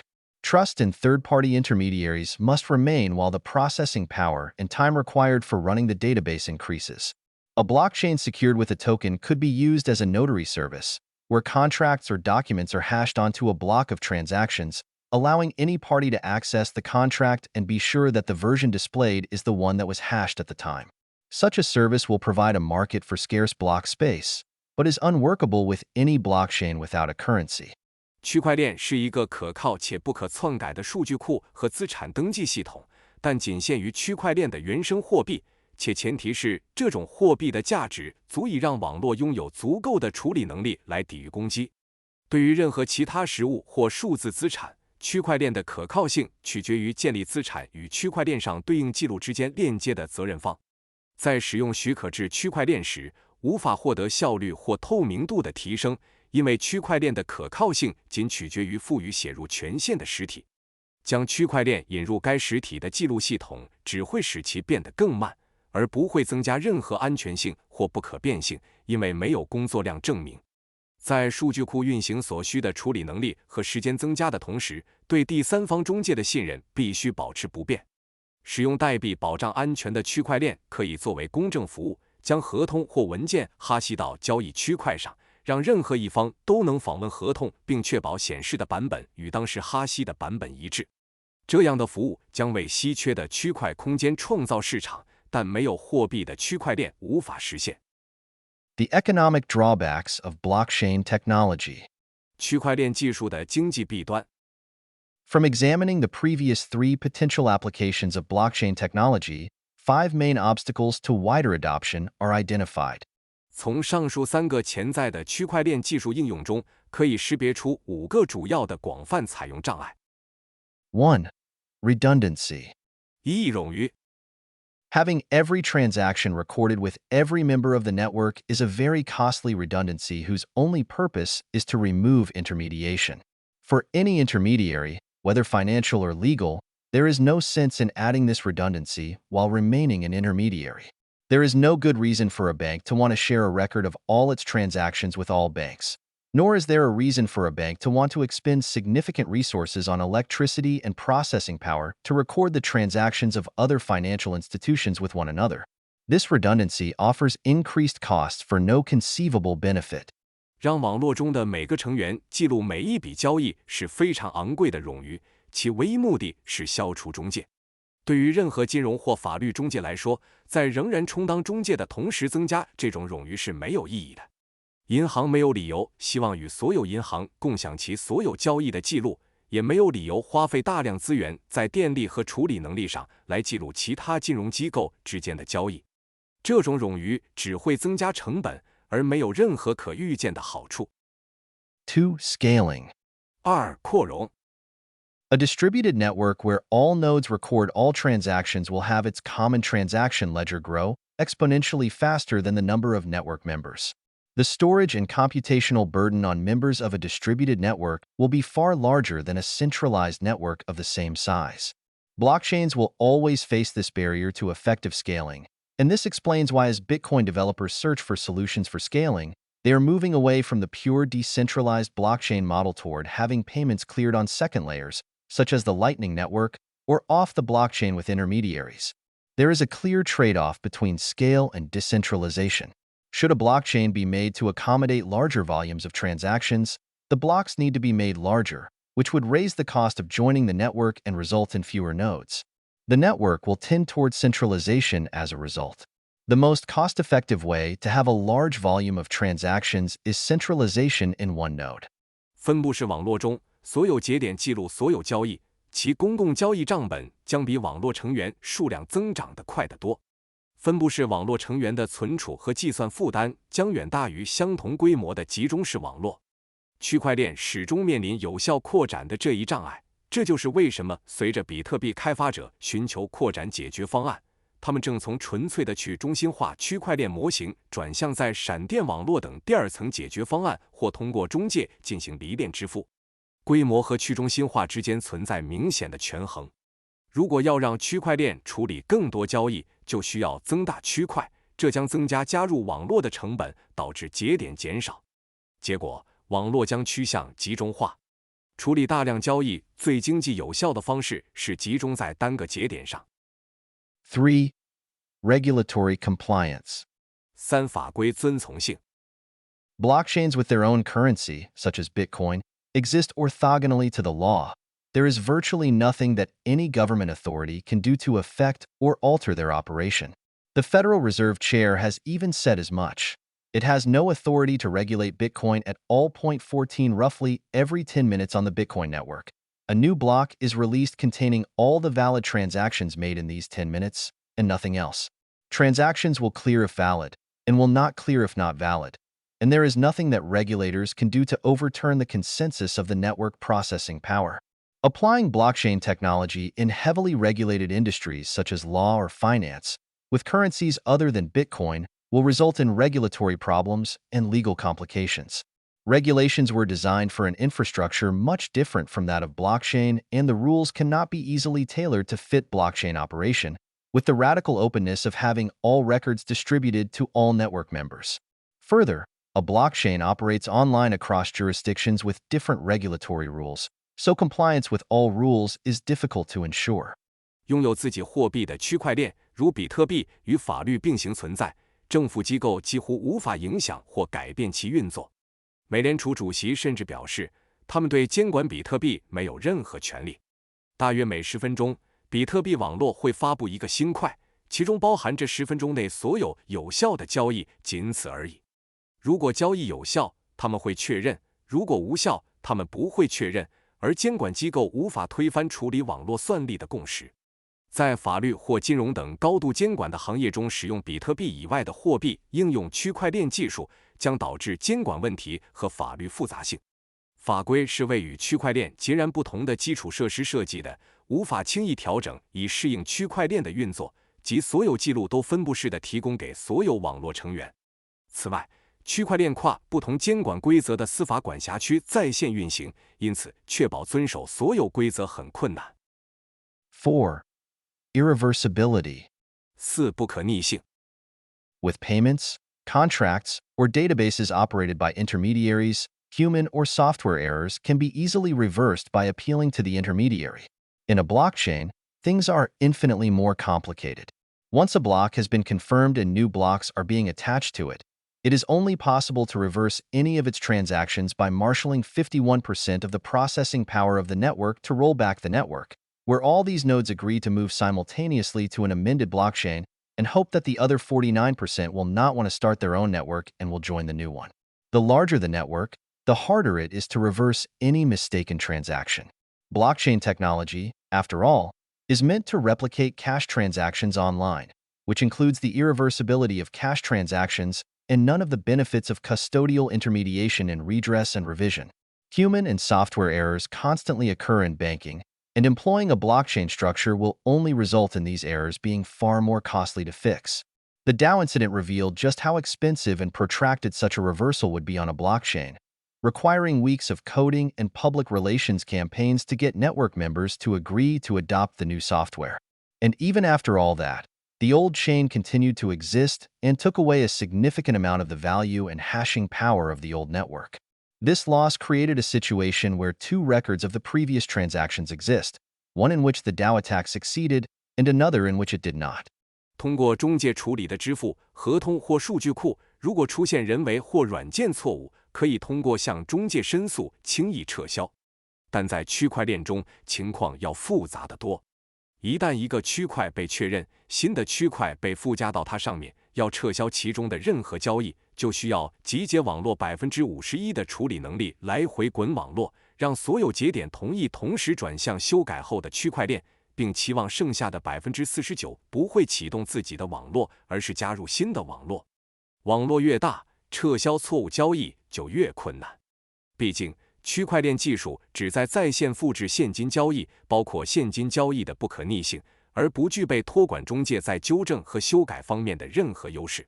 银行业务中，人类和软件错误时常发生，采用区块链结构只会使这些错误的修复成本更高。DAO 事件就揭示了在区块链上进行此类撤销的高昂代价和持久性，需要数周的编程和公关工作来说服网络成员接受新软件。即便如此，旧的链仍然存在，并带走了旧网络的大量价值和哈希算力。这一损失导致了两种交易记录并存的情况，一种记录中 DAO 攻击成功，另一种则没有。If the second largest network in terms of processing power can have its blockchain record altered when the transactions do not go in a way that suits the interests of the development team, then the notion that any other blockchain is truly regulated by processing power is not tenable. The concentration of currency holding, processing power, and programming skills in the hands of one group of people who are de facto colleagues in a private venture defeats the purpose of implementing this elaborate structure. 如果第二大处理能力的网络可以当交易不符合开发团队利益时改变其区块链记录，那么认为其他任何区块链真正由处理能力控制的观点就站不住脚了。货币持有、处理能力和编程技能集中在一组事实上为私人项目同事的人手中，这就违背了实施这种复杂结构的初衷。Such a reversal is extremely impractical and unlikely in Bitcoin, for the reasons discussed in Chapter 9. Mainly that every party in the Bitcoin network is only capable of joining the network by agreeing to existing consensus rules. The adversarial interests of different members of the ecosystem have always meant that the network only grew through attracting the voluntary contributions of people who are willing to accept the consensus rules. In Bitcoin, the consensus rules are constant and the users can choose to come and go. For every other blockchain project which was established by imitating Bitcoin's design, there was always a single group responsible for setting the rules of the system and thus having the ability to change them. Whereas Bitcoin grew around the set of established consensus rules through human action, all other projects grew by active human design and management. Bitcoin has earned its reputation as being immutable after years of resisting alteration. No other blockchain project can make such a claim. 比特币的这种逆转极其不切实际，也不太可能发生。原因在第9章中已有讨论，主要是因为比特币网络中的每个参与者只能通过同意现有的共识规则来加入网络。生态系统中不同成员的对抗性利益意味着网络只能通过吸引自愿接受共识规则的人的贡献来发展。在比特币中，共识规则是恒定的，用户可以选择进出。而所有模仿比特币设计建立的其他区块链项目，总有一个团体负责设定系统规则，因此有能力改变规则。比特币是围绕已建立的共识规则通过人类行为发展起来的，而所有其他项目则是通过积极的人为设计和管理来发展的。比特币经过多年的抵制修改，已经赢得了不可变的声誉。没有其他区块链项目可以提出这样的主张。A blockchain that is alterable is a functionally pointless exercise in engineering sophistry. It uses a complex and expensive method for clearance to remove intermediaries and establish immutability, but then grants an intermediary the ability to overturn that immutability. Current best practice in these fields contains reversibility and supervision by legal and regulatory authorities, but employs cheaper, faster, and more efficient methods. 可更改的区块链在工程上的巧妙设计实际上毫无意义。它使用复杂且昂贵的清算方法去除中介并建立不可变性，然后赋予中介推翻这种不可变性的能力。当前的最佳实践在这些领域中包含可逆性和法律监管机构的监督，但使用更便宜、更快、更有效的方法。5. Security. 5. 安全性。The security of a blockchain database is entirely reliant on the expenditure of processing power on verification of transactions and proof of work. Blockchain technology can best be understood as the conversion of electric power to verifiable undisputed records of ownership and transactions. For this system to be secure, the verifiers who expend the processing power have to be compensated in the currency of the payment system itself to align their incentive with the health and longevity of the network. Should payment for the processing power be made in any other currency, then the blockchain is essentially a private record maintained by whoever pays for the processing power. The security of the system rests on the security of the central party funding the miners. but it is compromised by operating on a shared ledger, which opens up many possibilities for security breaches to take place. An open decentralized system built on verification by processing power is more secure the more open the system and the larger the number of network members expending processing power on verification. A centralized system reliant on a single point of failure is less secure with a larger number of network members able to write to the blockchain, as each added network member is a potential security threat. 区块链数据库的安全性完全依赖于交易验证和工作量证明所消耗的计算力。区块链技术可以最好地理解为将电力转化为可验证的、无可争议的所有权和交易记录。为了保证系统的安全，消耗计算力的验证者必须以支付系统的货币得到补偿，以使他们的激励与网络的健康和持久性保持一致。如果支付计算力的费用使用其他货币，那么区块链本质上是一个由支付计算力费用的人维护的私有记录。系统的安全性取决于资助矿工的中心方的安全性，但在共享账本上运行会削弱安全性，因为这为安全漏洞提供了许多可能性。基于计算力验证的开放去中心化系统，系统越开放，参与验证的网络成员越多，安全性就越强。依赖单一故障点的集中系统，随着能够写入区块链的网络成员数量增加，安全性会降低，因为每个新增的网络成员都可能构成安全威胁。Blockchain technology as a mechanism for producing electronic cash. 区块链技术作为电子现金的生成机制。The only commercially successful application of blockchain technology so far is electronic cash, and in particular, Bitcoin. The most common potential applications touted for blockchain technology, payments, contracts, and asset registry, are only workable to the extent that they run using the decentralized currency of the blockchain. All blockchains without currencies have not moved from the prototype stage to commercial implementation because they cannot compete with current best practice in their markets. Bitcoin's design has been freely available online for 9 years, and developers can copy and improve on it to introduce commercial products, but no such products have appeared. 迄今为止，区块链技术唯一商业上成功的应用是电子现金，尤其是比特币。区块链技术最常见的潜在应用，支付、合同和资产登记，只有在利用区块链的去中心化货币时才可行。所有没有货币的区块链都未能从原型阶段发展到商业实施，因为它们无法与各自市场的现有最佳实践竞争。比特币的设计已经在网上公开了9年，开发者可以复制并改进它来推出商业产品，但至今没有出现这样的产品。The market test shows that the redundancies of transaction recording and proof of work can only be justified for the purpose of producing electronic cash and a payment network without third-party intermediation. Electronic cash ownership and transactions can be communicated in very small quantities of data. Other economic cases which need more data requirements, such as mass payments and contracts, become unworkably cumbersome in the blockchain model. For any applications which involve intermediaries, the blockchain will offer an uncompetitive solution. There cannot be wide adoption of blockchain technology in industries reliant on trust in intermediaries, because the mere presence of intermediaries makes all the costs associated with running a blockchain superfluous. Any application of blockchain technology will only make commercial sense if its operation is reliant on the use of electronic cash, and only if electronic cash's disintermediation provides economic benefits outweighing the use of regular currencies and payment channels.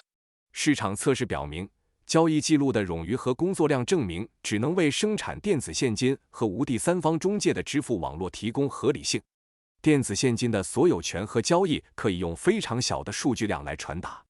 其他需要更多数据需求的经济案例，如大规模支付和合同，在区块链模型中变得过于繁琐而无法运作。对于涉及中介的任何应用，区块链将提供一个没有竞争力的解决方案。在依赖中介信任的行业中，区块链技术无法广泛采用，因为中介的存在使得运行区块链的所有成本变得多余。只有在依赖电子现金运行，且电子现金的去中介化带来的经济利益超过常规货币和支付渠道的使用时，区块链技术的运用才在商业上有意义。Good engineering begins with a clear problem and attempts to find the optimal solution for it. An optimal solution not only solves the problem, but by definition does not contain within it any irrelevant or superfluous excess. Bitcoin's creator was motivated by creating a peer-to-peer electronic cash, and he built a design for that end. There is no reason, except for ignorance of its mechanics, to expect that it would be suited for other functions. After 9 years and millions of users, it is safe to say his design has succeeded in producing digital cash and, unsurprisingly, nothing else. This electronic cash can have commercial and digital applications, but it is not meaningful to discuss blockchain technology as a technological innovation in its own right with applications in various fields. Blockchain is better understood as an integral cog in the machine that creates peer-to-peer electronic cash with predictable inflation. 好的工程始于明确的问题，并试图找到最优解决方案。最优解决方案不仅解决了问题，而且按定义不包含任何无关或多余的元素。比特币的创造者旨在创建一种点对点电子现金，为此他构建了设计。除了不了解其运作机制外，没有理由期望它适合其他功能。经过9年的发展和数百万用户，可以说它的设计成功地创造了数字现金，而且不出所料没有其他用途。这种电子现金可以有商业和数字应用，但讨论区块链技术本身作为一种在各个领域具有应用的技术创新是没有意义的。区块链最好被理解为创建具有可预测通货膨胀的点对点电子现金机器中的一个组成部分。注释 1. The question of whether Bitcoin wastes electricity is at its heart a misunderstanding of the fundamentally subjective nature of value. Electricity is generated worldwide in large quantities to satisfy the needs of consumers. The only judgment about whether this electricity has gone to waste or not lies with the consumer who pays for it. People who are willing to pay the cost of the operation of the Bitcoin network for their transactions are effectively financing this electricity consumption, which means the electricity is being produced to satisfy consumer needs and has not been wasted. Functionally speaking, POW is the only method humans have invented for creating digital hard money. If people find that worth paying for, the electricity has not been wasted. 一比特币是否浪费电能的问题，本质上是对价值主观性的误解。全球各地大量发电以满足消费者需求，判断这些电能是否被浪费，唯一标准在于为之付费的消费者。愿意为比特币网络运行成本付费的人，实际上是在资助这种电力消耗。这意味着这些电力是为了满足消费者需求而产生的，并未被浪费。从功能上看，工作量证明 POW 是人类发明的唯一创建数字硬通货的方法。如果人们认为这是值得的，那么电力就没有被浪费。2. Adam Ferguson, An Essay on the History of Civil Society. London, T. Cadell, 1782. 二亚当·福格森，《文明社会史论》，伦敦 T. Cadell 1782年。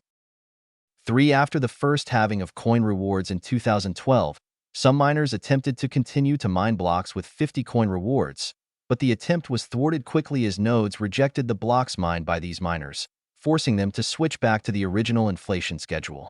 2012年第一次区块奖励减半后，一些矿工试图继续开采奖励为50枚币的区块，但这一尝试很快被挫败，因为节点拒绝了这些矿工挖出的区块，迫使他们回到原有的通胀时间表。For a Schelling point is a strategy which individuals will use in the absence of communication with others because the point appears natural, and because they expect others to also choose the strategy. Given that there is no formal way of even assessing how many Bitcoin nodes there are, the Schelling point for each node member is stick to the existing set of consensus rules and avoid defecting to a new set. 4. 一个舒尔零点 Schelling point 是在无法与他人沟通的情况下，个体会选择的策略，因为它看起来自然，且预期其他人也会选择这个策略。由于没有正式方法来评估比特币节点的数量，每个节点成员的舒尔零点就是遵循现有的共识规则，避免偏离到新的规则集合。5. Visa Incorporated at a glance. Available at https://usadvisa.com/dam/vcom/download/corporate/media/visafactsheet June 2015.pdf. 5. Visa Inc. 一览参见 https://usa.visa.com/vcm download corporate media visa fact sheet June 2015 PDF 6 Tony Concert, Inside Visa's Data Center, Network Computing. Available at http://www.networkcomputing.com/networking/inside Visa's Data Center/15992855558. 六托尼·科茨尔走进 Visa 的数据中心网络计算。参见 http://3w.networkcomputing.com/networking inside Visa's Data Center 1599285558。 Siebenstein, Mara Lemos. The Morning Risk Report, Terrorism Financing via Bitcoin May Be Exaggerated. Wall Street Journal, 2017.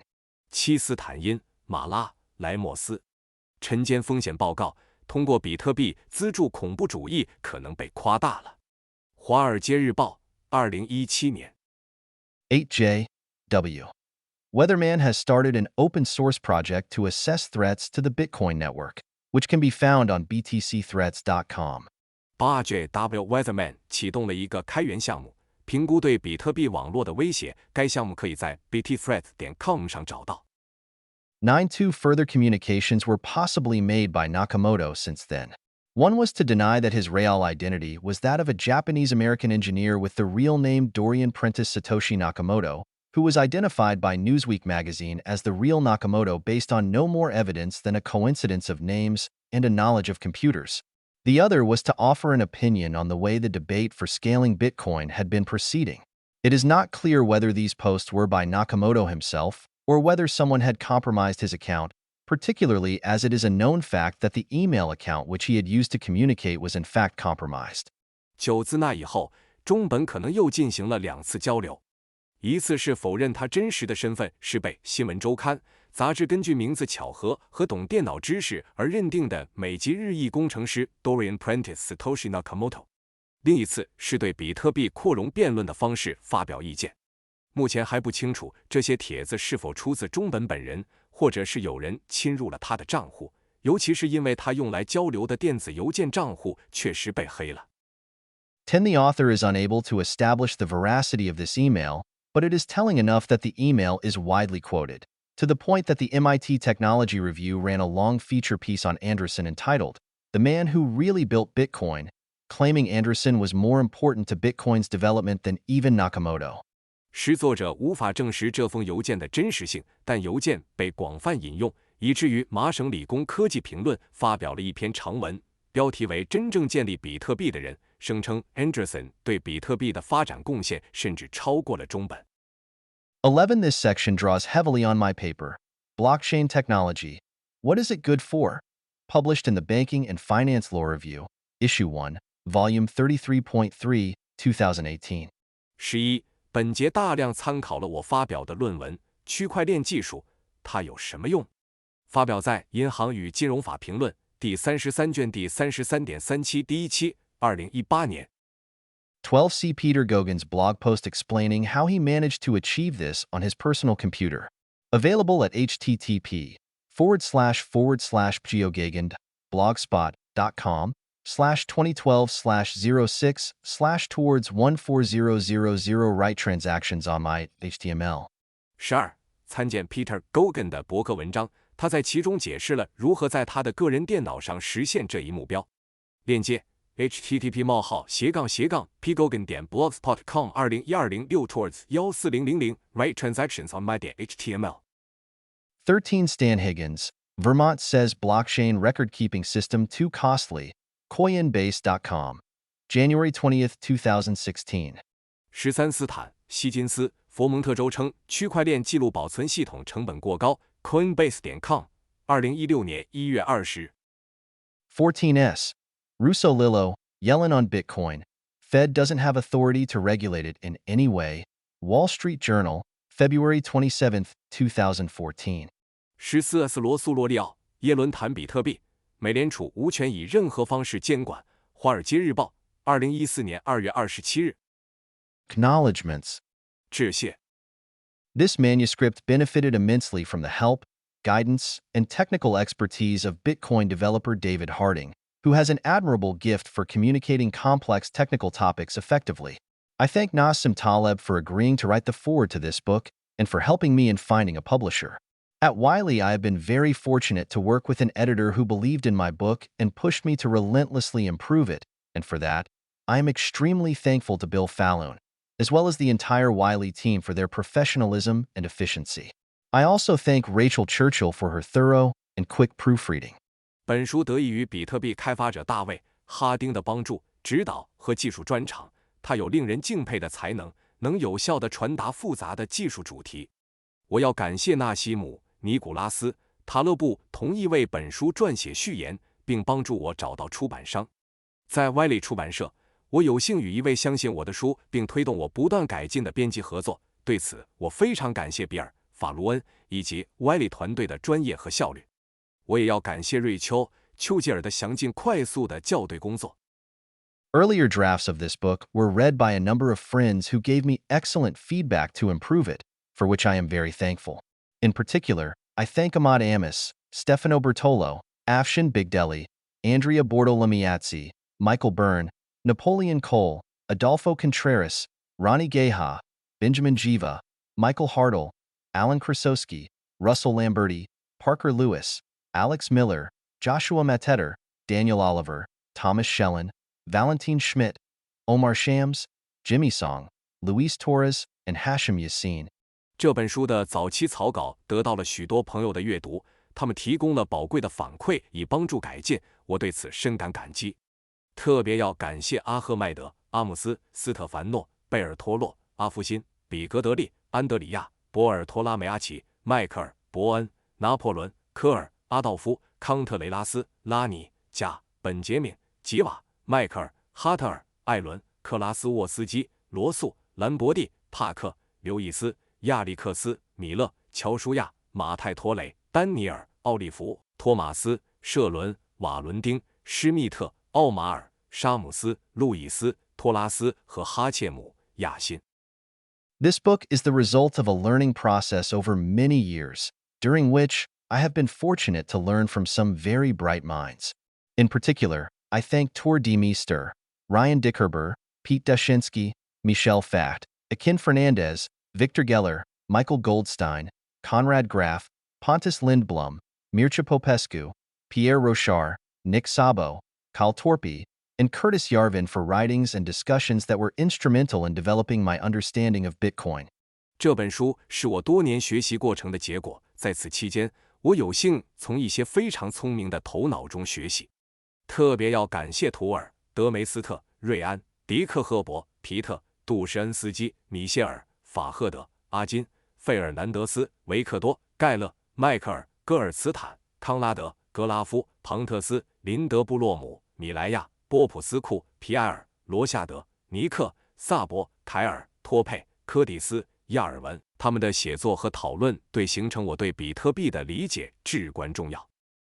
The research and editing for this book benefited from the work of my very able research assistants, Rebecca Daher, Gaida Haj Diab, Mafi Farah, Saddam Spiadi, and Ratchakayat, to whom I am very thankful.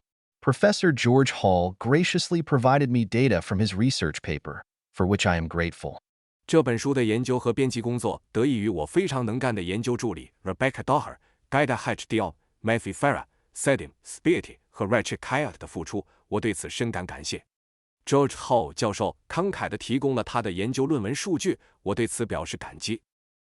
Finally, neither this book nor Bitcoin would be possible without the tireless work of the volunteer developers who have dedicated their time for the development and maintenance of the protocol. I am grateful for their selflessness and dedication to this project. 最后，没有那些无私奉献、致力于协议开发和维护的志愿者开发者，这本书和比特币都不可能实现。我对他们的奉献精神和对这个项目的执着表示感谢。